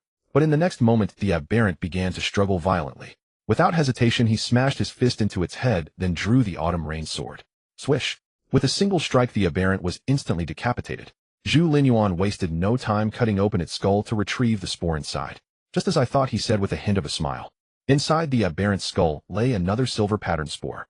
Moreover, it bore 3 distinct silver lines. A third-tier silver pattern spore, Zhu Linyuan chuckled. Breaking through to third-tier evolver and further unlocking silver state. I can handle both tasks at once. With that, he retrieved the backpack containing the ancient text, then took the spore and the aberrant's corpse. Mounting Taiji, he eagerly headed toward the Xinhua settlement. Shortly after he left, a canine aberrant suddenly burst into the city library.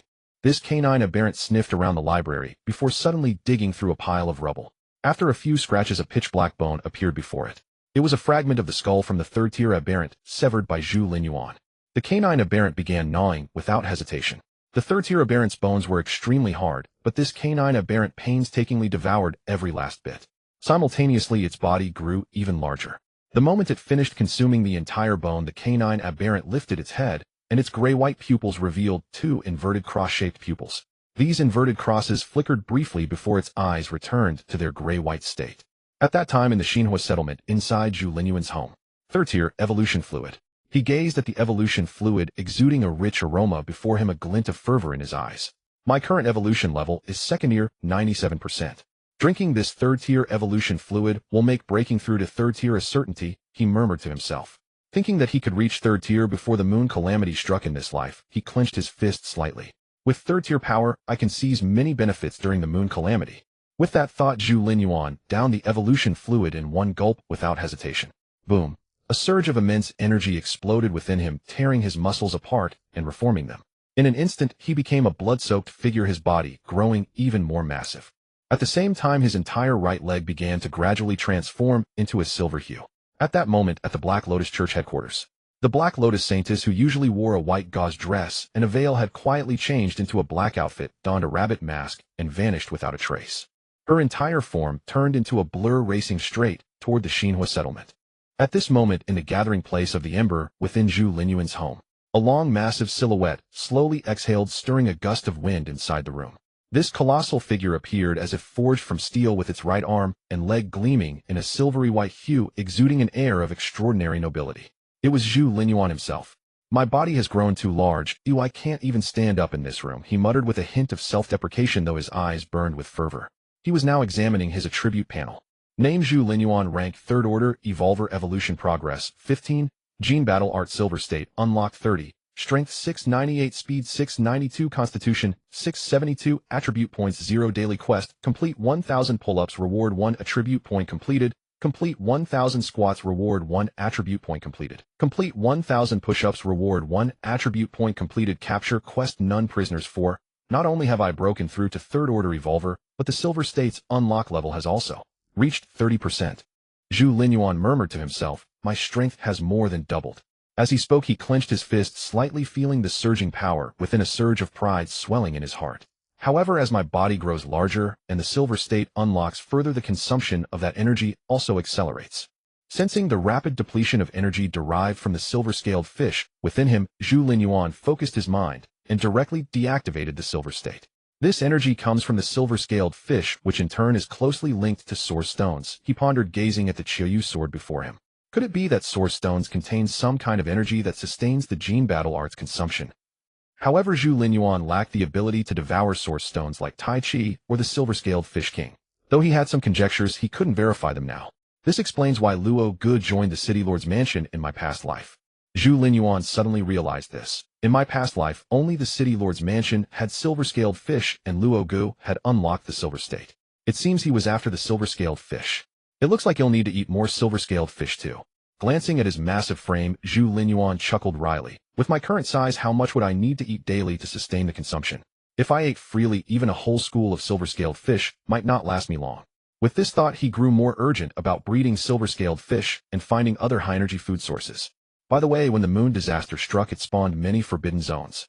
Aside from forbidden beings, those zones also contain various edible special creatures, some of which might serve as my future food. Moreover, there is a forbidden zone near the southern district. Recalling the forbidden zone near the southern district from his past life, a glint of battle intent flashed in Zhu Linyuan's eyes. I wonder if I'm now qualified to challenge the forbidden beings within those forbidden zones. Zhu Linyuan clearly remembered that in his past life those forbidden beings were symbols of invincibility. Though intelligent, none were willing to communicate with humans. To their eyes, humans seemed as insignificant as dust or ants. I recall that even forbidden beings weren't invincible from the start. They gradually gained overwhelming power by controlling the forbidden zones. Zhu Linyuan said, a cold glint flashing in his eyes. So perhaps in this life I can negotiate with these forbidden beings. With that, Zhu Linyuan looked at his fist, a cold smirk forming on his face. Though he was only a 3rd order Evolver now, with his attributes and the Silver State as a trump card, he should be able to contend even with a 4th order. He'll strive to enhance my strength before the moon disaster strikes. If I can seize a forbidden zone and capture a forbidden being, many puzzles about this apocalypse might be resolved. After all, this cataclysm is inextricably linked to these forbidden beings. Muttering to himself, Zhu Linyuan ceased his ruminations, restored his body to normal size, took a shower, and headed toward the room. As he pushed open the door, a rich aroma greeted him. The scent of silver-scaled fish. In the kitchen, a slender figure in a pink spaghetti-strap nightgown was bustling about. It was Ruan Qingyan. Hearing the door, she turned around, her face lighting up with joy at the sight of Zhu Linyuan. Honey, you're back. She dropped the spatula and rushed over. Seeing this, Zhu Linyuan smiled and embraced her. How was the supply run? Zhu Linyuan asked with a smile. It was fun. Wan Qingyan pecked him on the cheek and boasted, we had a great haul this time. Sister Xian even praised me. We not only brought back supplies, but also captured many prisoners, all of whom are skilled in medicine and nursing, she said cheerfully. Oh, Zhu Linyuan's interest was piqued. So you raided the stronghold of a faction composed of former doctors and nurses? Honey, how did you guess? Wan Qingyan pressed against him, listening to his heartbeat. Not bad bringing back so many supplies and talents. My darling has done a great service. Zhu Linyuan laughed. Looks like I need to reward my darling properly today. With that he carried her toward the room. Honey, stop. The fish is still simmering in the pot. Wan Qingyan giggled. It's fine, we don't need to eat the fish right away, Zhu Linyuan insisted. A long while later Zhu Linyuan emerged from the room refreshed and energetic. Wan Qingyan, exhausted, had fallen into a deep sleep. This little girl skipped dinner, he chuckled, shaking his head. He set aside a portion for her and devoured the rest. After consuming an entire silver-scaled fish over a meter long, Zhu Linyuan indeed felt the familiar energy surging within him. Just as I thought, this is the energy consumed by the Silver State. At the rate the Silver State depletes energy, this fish should sustain me for about 10 minutes. However, in intense combat the consumption rate would be faster, it might only last 3 to 5 minutes. Even so, Zhu Linyuan was satisfied. After all, he still had many silver-scaled fish and, crucially, an entire vein of source stones. Just then the system's voice echoed in his mind, detected target Lin Xian harboring hostility toward the host. Apprehend immediately. Warning, target Lin Xian is a second-order evolver, evolution progress 99, with an alien life form backing her. Reward for successful capture, 9th order source energy battle blade, 500 attribute points. Lin Xian. Second-tier limit. Zhu Linyuan's eyes flickered with a hint of surprise. Could there be another one at the second-tier limit at this moment? Is she from the Black Lotus cult as well? So far, aside from his own men, the only evolvers Zhu Linyuan had encountered were from the Black Lotus cult. I planned to set this lead aside for now, but it seems fate has brought it right into my mission. A faint smile curled on Zhu Linyuan's lips. Let's see what secrets the Black Lotus cult holds. It's also a good chance to gauge the strength of another second-tier limiter. With that, Zhu Linyuan turned his gaze to the system map. There the red dot representing the mission target, Lin Xian, was rapidly approaching the Xinhua settlement. Oh, before I could seek her out, she delivers herself to my doorstep. A glint of curiosity flashed in Zhu Linyuan's eyes. He rose, donned a specially made combat suit, and with a flicker of his silhouette vanished into the night. At that moment, under the cover of darkness, a lithe figure in black was darting with incredible speed. Whenever she encountered zombies, the black-clad figure would pause briefly to annihilate them all. This was Lin Xian, the saintess of the Black Lotus. The density of zombies is increasing, Lin Xian frowned. Though I've ordered the cultists to clear them out, the virus is too infectious. Our pace of elimination can't keep up with the rate of new infections. And now the number of mutants is also growing. Ordinary people can hardly deal with them. They either die or get infected upon encounter. Her tone turned somber. It's the same in the southern city. Other cities must be in a similar, if not worse, state. After all, other cities may not even have evolvers. How much longer can humanity endure this? Lin Xian decapitated a mutant before her extracting the spore from its body. She sighed. The method to produce the evolution fluid is held by that damned sacred lord. We can only trade these spores for the fluid, making it impossible to break free from his control. I hope this Zhu Linyuan is worth cooperating with, and can help me take down the sacred lord. As she spoke, Lin Xian pressed on towards the Xinhua settlement, her movements swift as a phantom. After she left, a tall figure emerged from the dark alley beside her. It was Zhu Linyuan. Join forces to take down the sacred lord. A flash of insight crossed his eyes. It seems the Black Lotus cult isn't a monolith after all. This makes things much more interesting. With that, his form vanished, instantly moving even faster than Lin Xian. By now, Lin Xian had entered the territory of the Xinhua settlement. Observing the orderly scene around her with figures diligently working under lamplight, she was slightly taken aback. This fledgling faction has developed so well already, eh? And women dare to walk alone at night. Lin Xian exclaimed in surprise. Such a sight was impossible outside, even in the other major factions of the southern city. Those factions had weak control over their members, essentially being a loose gathering of people huddling together for warmth. For instance, the Southern City Alliance, despite claiming 10,000 members, had less than half as true core members. The rest were coerced or lured into joining. This faction absorbed people from other groups, so how did they manage to organize them to this degree? Lin Xian was intensely curious, as it offered valuable insights for her management of the Black Lotus cult. Though she was the saintess, many followers, especially the Guardians, saw her merely as the Sacred Lord's spokesperson. There was only one Sacred Lord, but spokespersons could be replaced at will. Consequently, they paid her only lip service. Her previous use of a borrowed knife to kill was precisely for this reason. Let me first scout this faction and find this Zhu Linyuan. In Lin Xin's eyes, Zhu Linyuan had become much more enigmatic. With that thought, Lin Xin concealed her presence and began observing the Xinhua settlement. Come, all official members, collect today's supplies. At a warehouse, several women were distributing resources. Behind them, the warehouse was stacked with large crates. At their call, a long queue quickly formed. Everyone lined up voluntarily, with no one cutting in line. The young man at the front cheerfully handed over a silver card. Lin Xin's sharp eyes caught the rows of text and numbers engraved on it, resembling a peacetime ID card. The woman distributing supplies took the card and read, Zhan Ziqing, official resident of Xinhua settlement, ID number 0216, contribution level 1.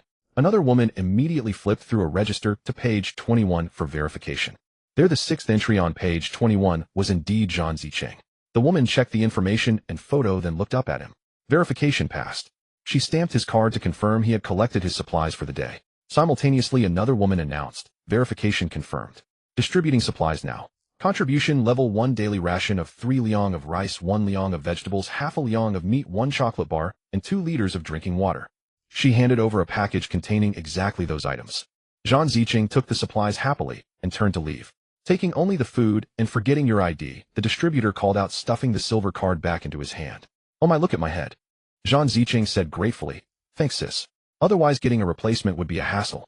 I don't even have enough contribution points for a new one. Alright. Next. The woman waved her hand and called for the next person. The entire distribution process was swift, taking only about half a minute per person. Lin Xin looked around and noticed there were 10 such distribution points, each with about 20 people in line. As those at the front collected their supplies, others would join the queue. Each person waited roughly 10 minutes, causing no disruption to other activities. Everything was remarkably orderly. Recalling the supplies Zhan Ziqing had received, Lin Xin was stunned. How many supplies does this Xinhua settlement have? One person gets this much per day? I recall this settlement had over 1,000 people before, and now it must be even more. Is this Zhu Linyuan insane, giving out so many supplies to his people? Lin Xin was pondering when she suddenly heard voices coming from where supplies had just been distributed. Hello, can I exchange some contribution points for a can of food and an apple? A middle-aged woman said somewhat timidly. Let me check. The woman in charge of distribution checked and said with a smile, a can costs 10 contribution points and an apple costs 30. You have enough points, so I'll make the exchange for you. Yes, please, the middle-aged woman exclaimed excitedly. Today is my daughter's birthday, and I want to get her something nice to eat. Haha, then happy birthday to your daughter, the woman said, handing over the daily ration along with the can and apple. At the same time, someone beside her deducted 40 contribution points from the woman's account. Good heavens, they even have apples. Lin Xin was stunned. In the apocalypse, fruit was extremely precious. Even a protector of the Black Lotus sect couldn't guarantee fruit every day. Yet here in this ember-gathering place, an ordinary member could exchange contribution points for an apple. This ember-gathering place is far too wealthy. Lin Xin suddenly recalled the information the 3 great families had provided her, and she felt a surge of frustration. Now it seemed that data was completely fabricated. The 3 families probably had never even conducted an on-site investigation of this place. As Lin Xin continued exploring, she soon arrived in front of a fish pond. There's even a fish pond. This Zhu Linyuan certainly knows how to enjoy life. He can eat fresh fish every day. She moved closer to see if there were any fish inside. The moment she approached the pond, a massive silver figure suddenly leaped out, lunging toward her with its jaws wide open. A mutant. Lin Xin dodged instantly and turned to see that the attacker was a fish over a meter long. The huge fish, having missed its target, flopped on the shore. As if venting its frustration, it bit down on a stone by the pond's edge, shattering it into pieces. What in the world is that? Lin Xin stared in disbelief. Even a shark couldn't be this ferocious. Just then a rumbling sound came from the distance. Lin Xin quickly hid to the side and peered out. The next second she froze on the spot. A giant panda, she gasped in awe. A giant panda this huge. What came running from afar was indeed a colossal panda, 7 or 8 meters in length. A veritable prehistoric creature. The panda reached the shore and nudged the silver fish that had leaped onto land back into the water. During the process, the silver fish bit the panda, but its teeth, which could easily shatter stone, failed to even pierce the panda's fur. What exactly is this? Lin Xin exclaimed in shock. Just then she noticed the panda was staring directly at her. Moreover, it blinked its eyes as if acting cute and begging. It's acting cute with me, Lin Xin murmured. No, a low voice suddenly came from behind her. Tai Chi is looking at me. In an instant, Lin Xin's hair stood on end. She felt as though she had fallen into an icy abyss, every pore screaming danger. Even when facing the sacred lord, she had never sensed such peril. She subtly gathered strength in her legs, preparing to flee. But then the man's voice came again from behind. As long as I still have the patience to talk with you, you'd better not pull any tricks. Lin Xin felt him casually pat her shoulder twice, as if chatting with a friend. Yet those two pats made her feel as if her arm was dislocated and half her body went numb. Is he a third tier? A look of horror flashed in Lin Xin's eyes. No, a third tier couldn't be this strong. Could he be a fourth tier evolver? Lin Xin couldn't believe it. With the resources provided by the Sacred Lord, she had only reached the second tier, yet someone else had already advanced to the fourth. Could he be the one backing Zhu Linyuan? A sudden insight struck her. Just then the man behind her spoke again. You came looking for me, didn't you? I forgot to introduce myself. My name is Zhu Linyuan. Upon hearing this name, the Black Lotus Saintess Lin Xin was utterly bewildered. Zhu Linyuan. He's a fourth tier.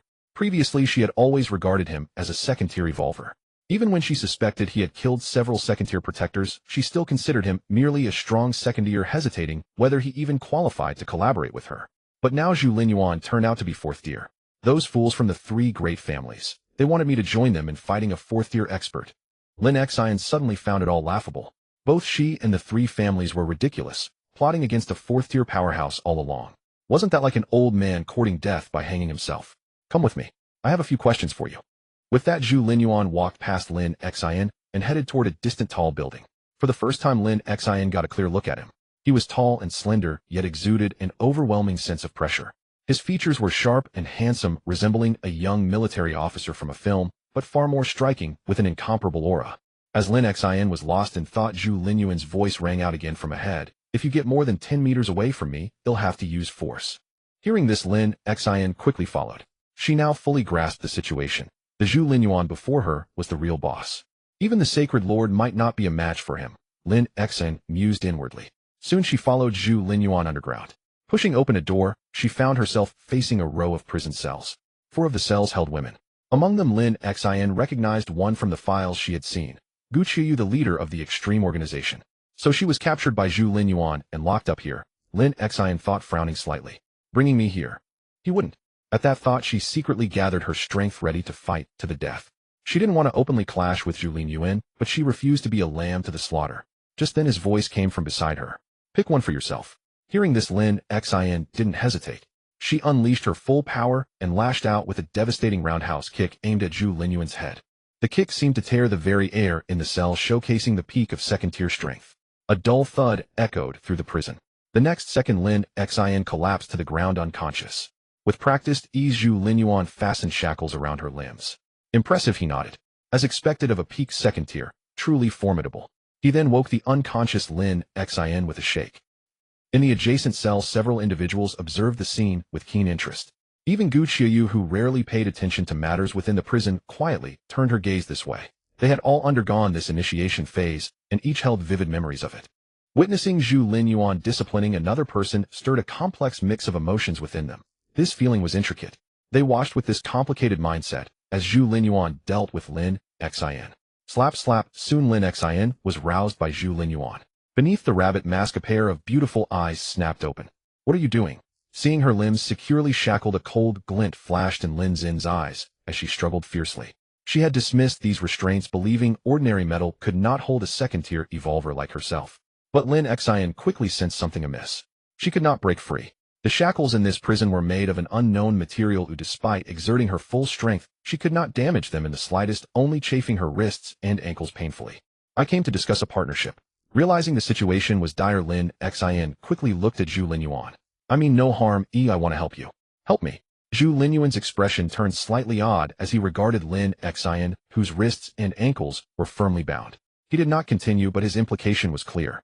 With such limited strength, and now imprisoned, how could she possibly assist him? Lin Xin caught his unspoken meaning and hastily added, I possess information, valuable information. I am the Saintess of the Black Lotus sect, and I also have an alien life form backing me. As she spoke, she stared into Zhu Linyuan's eyes, trying to gauge his reaction. Yet Zhu Linyuan remained utterly impassive. He had already learned from the system that Lin Xin was backed by an alien life form, so this revelation held no surprise for him. Seeing no response from Zhu Linyuan, Lin Xin pressed on, what I mean is I have an alien life form behind me. You must have one too to have grown this strong. Surely you don't want to remain subordinate forever like a puppet on strings. Lin Xin stared intently at Zhu Linyuan, convinced she had voiced his innermost thoughts. Zhu Linyuan, however, felt a flicker of confusion, wondering when he had acquired an alien life form backing him. He himself was unaware, yet Lin Xin seemed so certain. subordinate a puppet. Zhu Linyuan found it somewhat amusing. But after a moment's thought he decided it was best to let Lin Xian harbor her misconceptions. Without clarifying he asked instead, then how do you propose we cooperate? Lin Xian had already formulated a plan. Without hesitation, she replied, the alien life form backing me is relatively weak. Let's join forces and eliminate it together. Its lair is bound to contain plenty of good things along with information about these alien life forms. Once we kill it, those resources and intelligence will fall into our hands. These alien life forms come from civilizations far more advanced than ours. Their resources and knowledge are undoubtedly of immense value. After we digest them, our strength will surely increase. Then we can team up again to take down the alien life form backing you. What do you think? Lin Xian finished speaking and fixed her gaze on Zhu Linyuan. Still devoid of any emotional fluctuation, he said, tell me about the alien life form behind you. Lin Xian gave him a long searching look, suddenly finding it difficult to read this man before her. She realized that no matter what she said, he showed no emotional response, as if he cared little about her revelations. This made it hard for her to gauge the value of the card she was playing. After a moment's hesitation, Lin Xian began, the first time I encountered that alien life form was before the apocalypse struck. At the time I was an extreme sports enthusiast. While exploring the wilderness, I stumbled upon a cave. Inside that cave I discovered an elliptical metallic structure which I deduced to be an alien spacecraft. As Lin Xian recounted her tale, Zhu Linyuan recalled certain secrets about the apocalypse uncovered by human civilization in his past life. He nodded inwardly, but remained silent, letting her continue. The others in the prison listened with rapt curiosity, for these were secrets they had never encountered before. So alien civilizations really exist, and there are alien spacecraft on Earth. Everyone was profoundly shaken. Lin Xian pressed on. That spacecraft had an artificial intelligence. It detected me the moment I entered the cave. But instead of instantly eradicating me as I had imagined, it proposed a deal. It instructed me to deliver a batch of living beings to the cave every 10 days. In exchange it provided me with evolution fluid. When mentioning the evolution fluid, Lin Xian deliberately watched Zhu Linyuan's expression, but found it unchanged. She continued, at first, every 10 days I would bring chickens and ducks to the cave. The AI would give me first-tier evolution fluid in return. By the time the apocalypse arrived, I had reached the peak of the first-tier evolver rank. Lin Xian shook her head as she spoke. Then the apocalypse suddenly struck. But with my first-tier evolver abilities, I managed fairly well in this new world. Later the AI changed its demands. It no longer wanted living creatures, instead it required spores. Lin Xian explained, zombies can evolve just like humans. Evolved zombies are called aberrants. Inside their brains there's a cocoon-like object which the AI referred to as a spore. Having said this, she again observed Zhu Linyuan's reaction.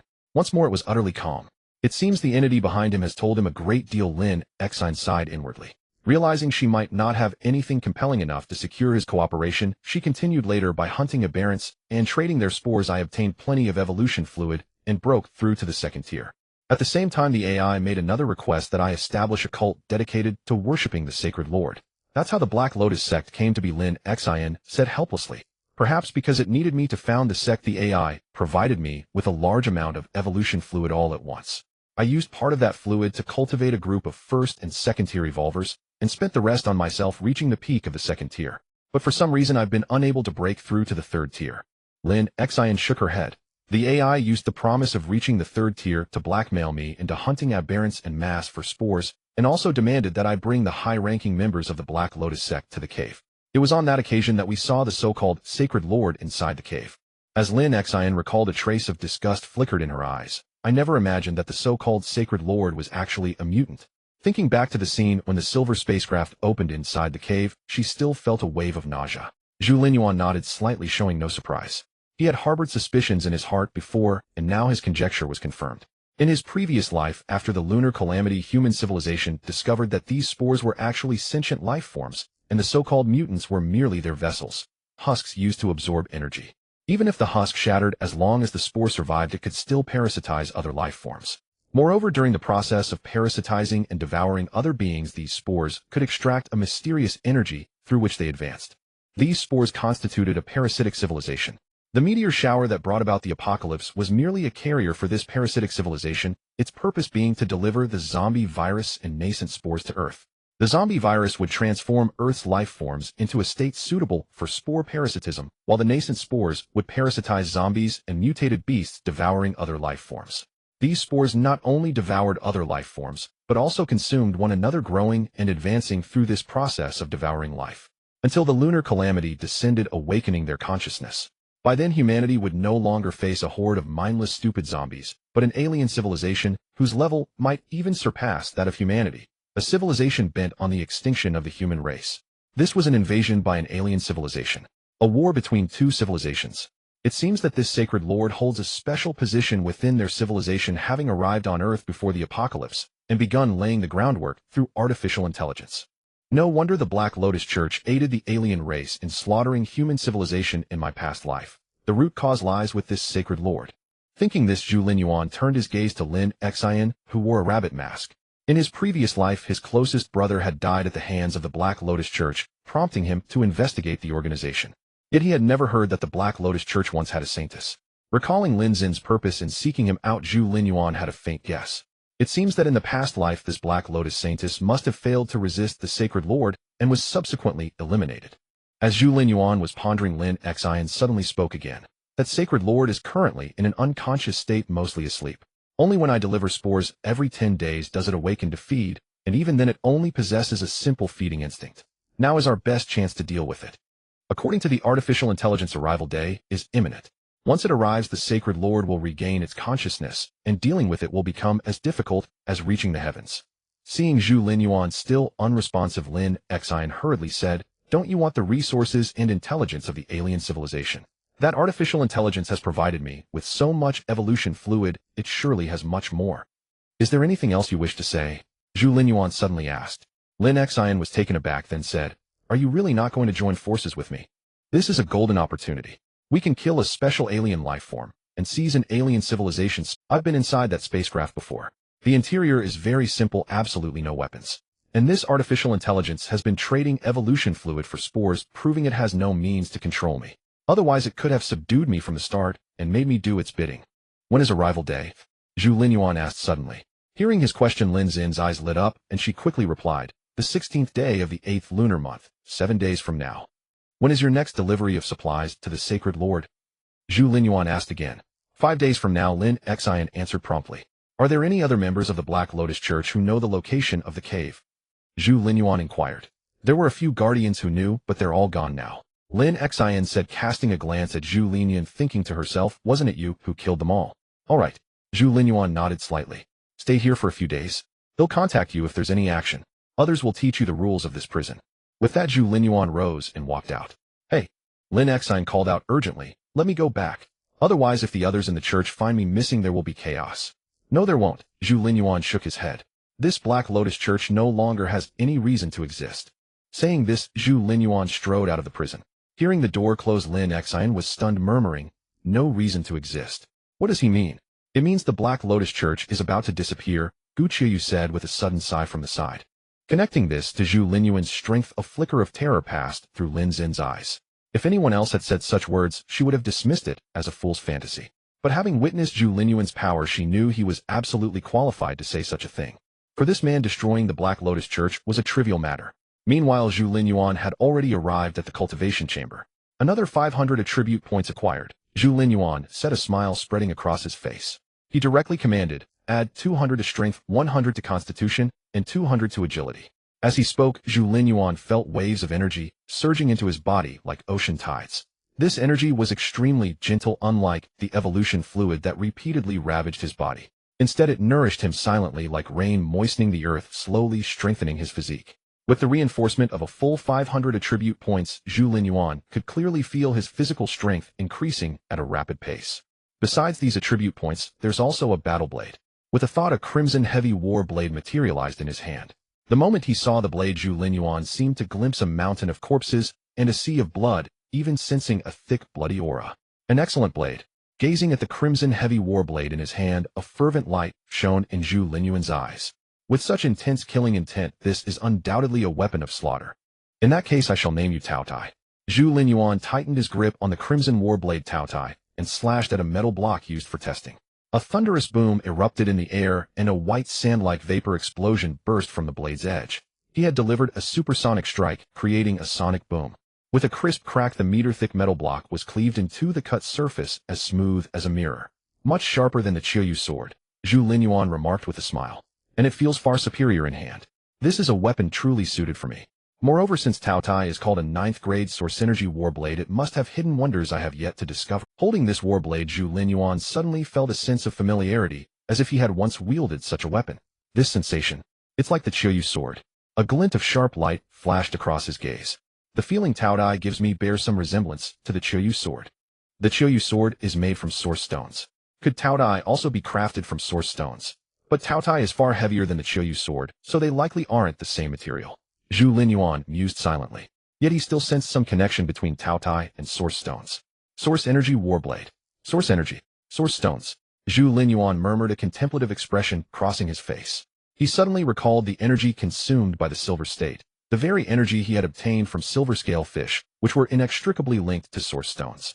If that's the case, perhaps I can try this. As he pondered, a silvery glow emanated from his right fingertip, spreading to his entire arm as he activated the Silver State.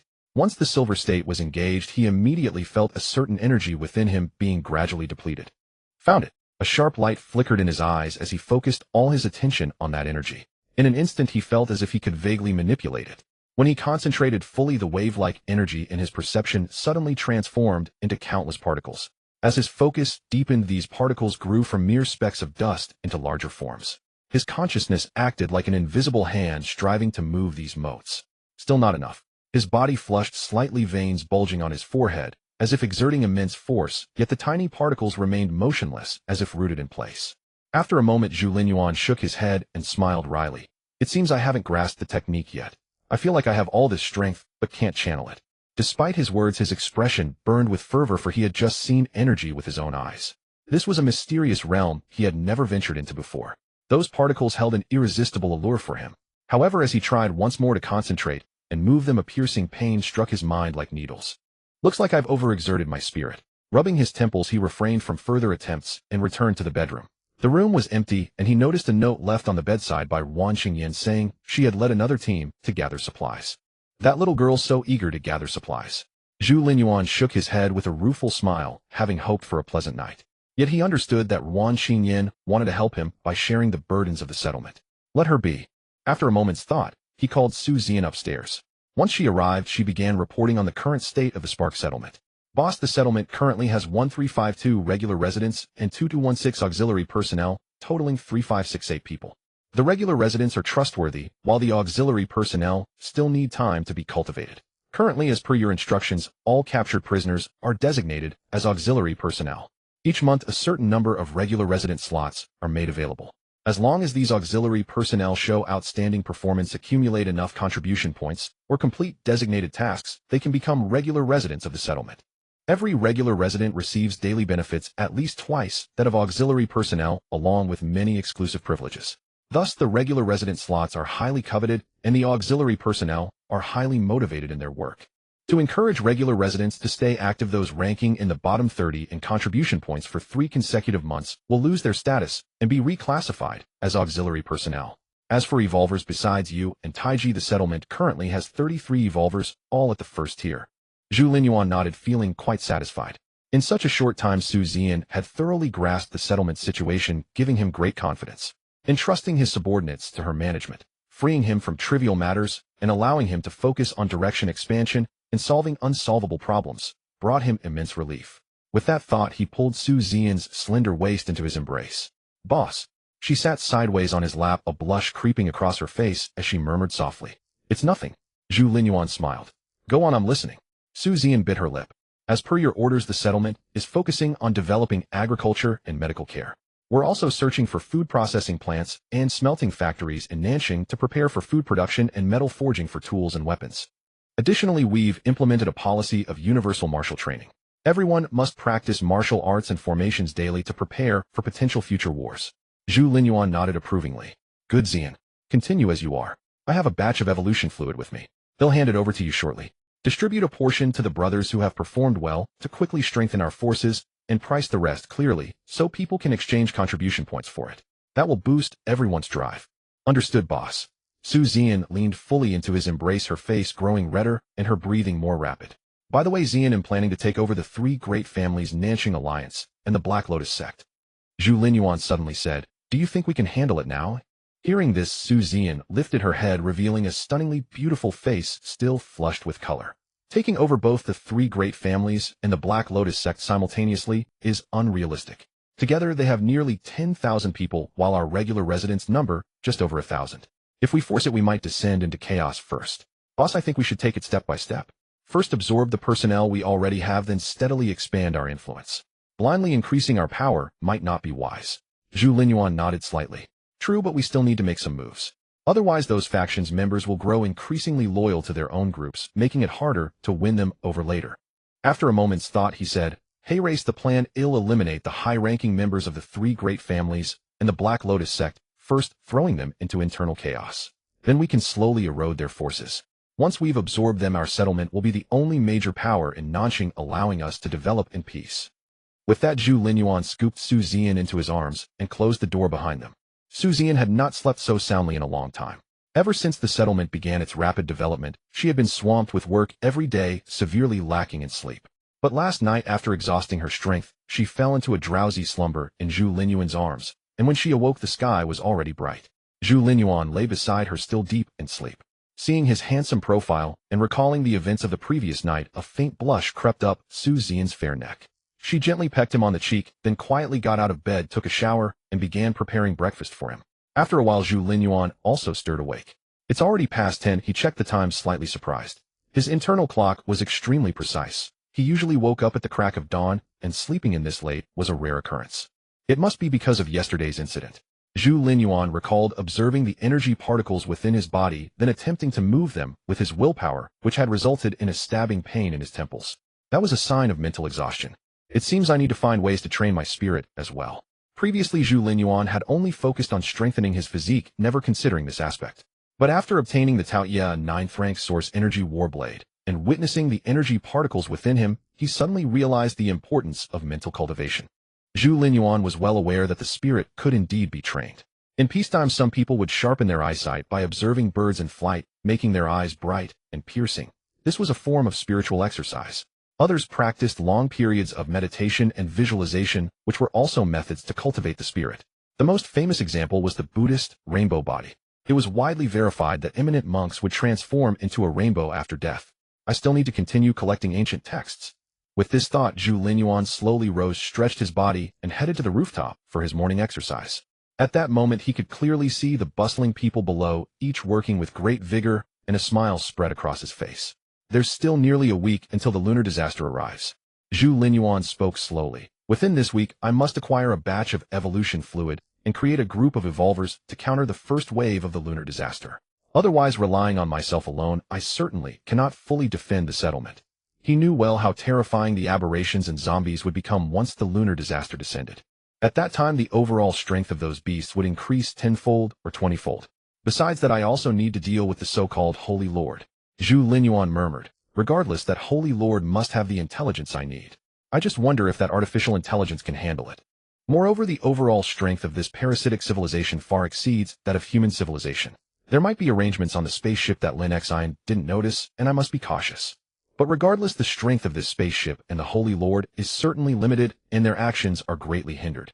Otherwise, they wouldn't go through all this trouble cultivating a Black Lotus cult to collect living beings and spores for them.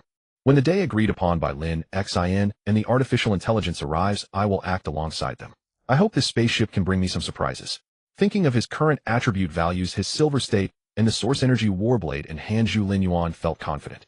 Furthermore, I need to find time to go to Sunset Valley and retrieve the source stones mined by my workers, forging them into weapons and tools in advance to equip my brothers. I also need to bring back the last branch of the Gu family. I could assign this task to my subordinates. Zhu Linyuan pondered for a moment and said, "They'll leave it to Xiao Lu. His character and strength are suitable, and it will be a good opportunity to temper him. Also, I need to deal with the high-ranking members of the Black Lotus cult and the three major families." Zhu Linyuan said, "Before the lunar disaster strikes, I must ensure that only my Xinhui settlement's voice is heard in this southern city. This is a golden opportunity.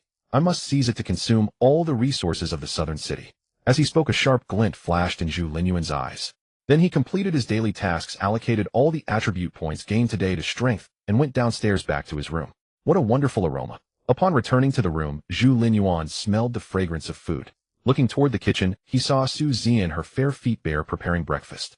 Su Zian's delicate feet were small, easily held in one hand, with a beautiful shape. Well-proportioned bones and flesh fair soles tinged with a hint of pink, and toes like pearls fair and round utterly captivating. Especially when she wore high heels, the allure was irresistible. Boss, you're back. Su Zian turned to look at Zhu Linyuan and smiled radiantly. Perfect timing, breakfast is ready. Let's eat first. She then set the dishes on the table. It's fine, no rush. Zhu Linyuan walked over to Su Zian with a smile, embracing her, and whispered, "Why aren't you wearing shoes? Aren't you afraid of catching a cold?" As he spoke, he held her small feet. Feeling Zhu Linyuan's warm breath and strong heartbeat, Su Zian instantly understood his intentions and quickly pleaded, "Let's eat first or the food will get cold." "It's okay, it'll still taste good cold." Zhu Linyuan laughed, picked her up, and strode toward the room. The door slammed shut. Sometime later, Zhu Linyuan emerged from the room looking refreshed. Su Zian, exhausted, had fallen fast asleep. By then the food on the table had long gone cold, but Zhu Linyuan didn't mind. He left some food warming in the pot for Su Zian and devoured the rest in one go. He could clearly feel that the food was digested and absorbed almost instantly upon entering his stomach, turning into strands of energy that replenished his stamina. However, this amount of energy was negligible for him now. "It seems I either need to eat a massive amount of food or consume energy-rich ingredients like silver-scaled fish." Zhu Linyuan shook his head slightly. "Ordinary food can hardly meet my daily needs. Oh right, those in the prison haven't eaten yet."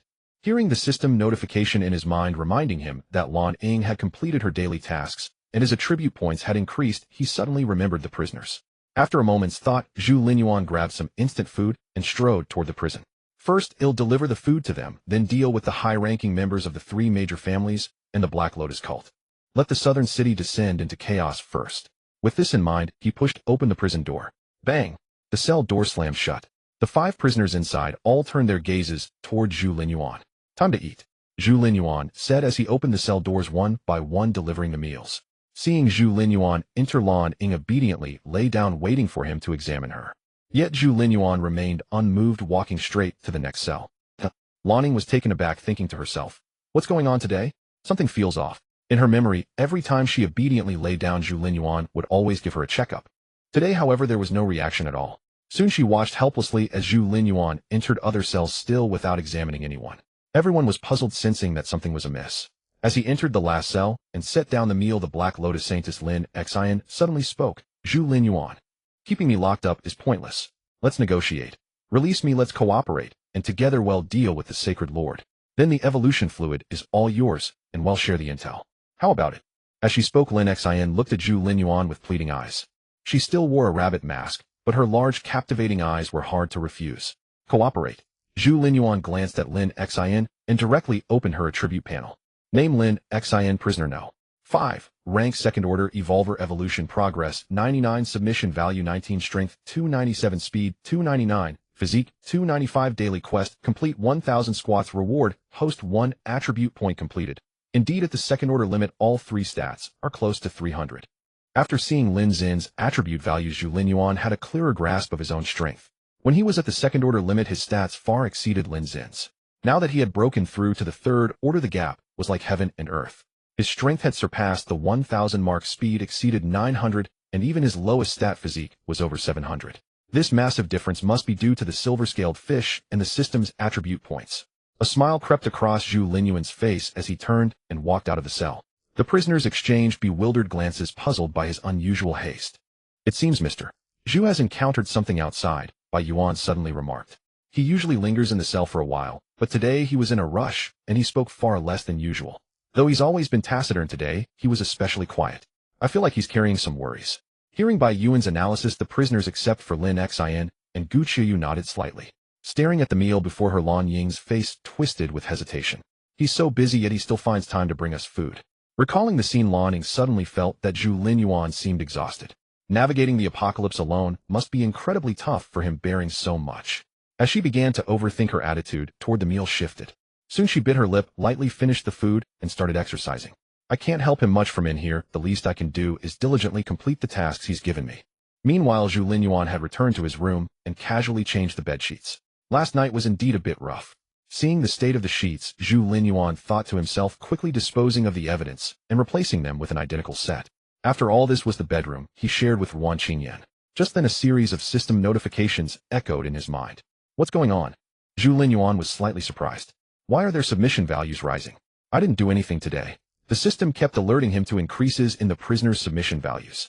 Lan Ying, who had the highest increase, had gained a full 7 points, leaving Zhu Linyuan astonished. I only delivered their meals today. Why such a surge? Through the system's vision, he peered into the cells and saw the prisoners training with unprecedented focus. What's gotten into them? Has the sun risen from the west? Zhu Linyuan was baffled. Little did he know it all stemmed from the women's overthinking. Lan Ying's submission value is already 75. Once it reaches 80, I can release her to work for me. At this thought, a smile played on Zhu Linyuan's lips. He changed into a black combat suit, picked up his source energy battle blade, Taoya, and strode out. Downstairs he called for Luo Qingying, who was practicing with her blade, and Lu Bai. Gather 500 men, bring the carts, and follow me to haul some supplies. Understood. Lu Bai snapped to attention and quickly mustered 500 men. They followed Zhu Linyuan, a vast procession marching out of the settlement. Once outside, Lu Bai asked curiously, Mr.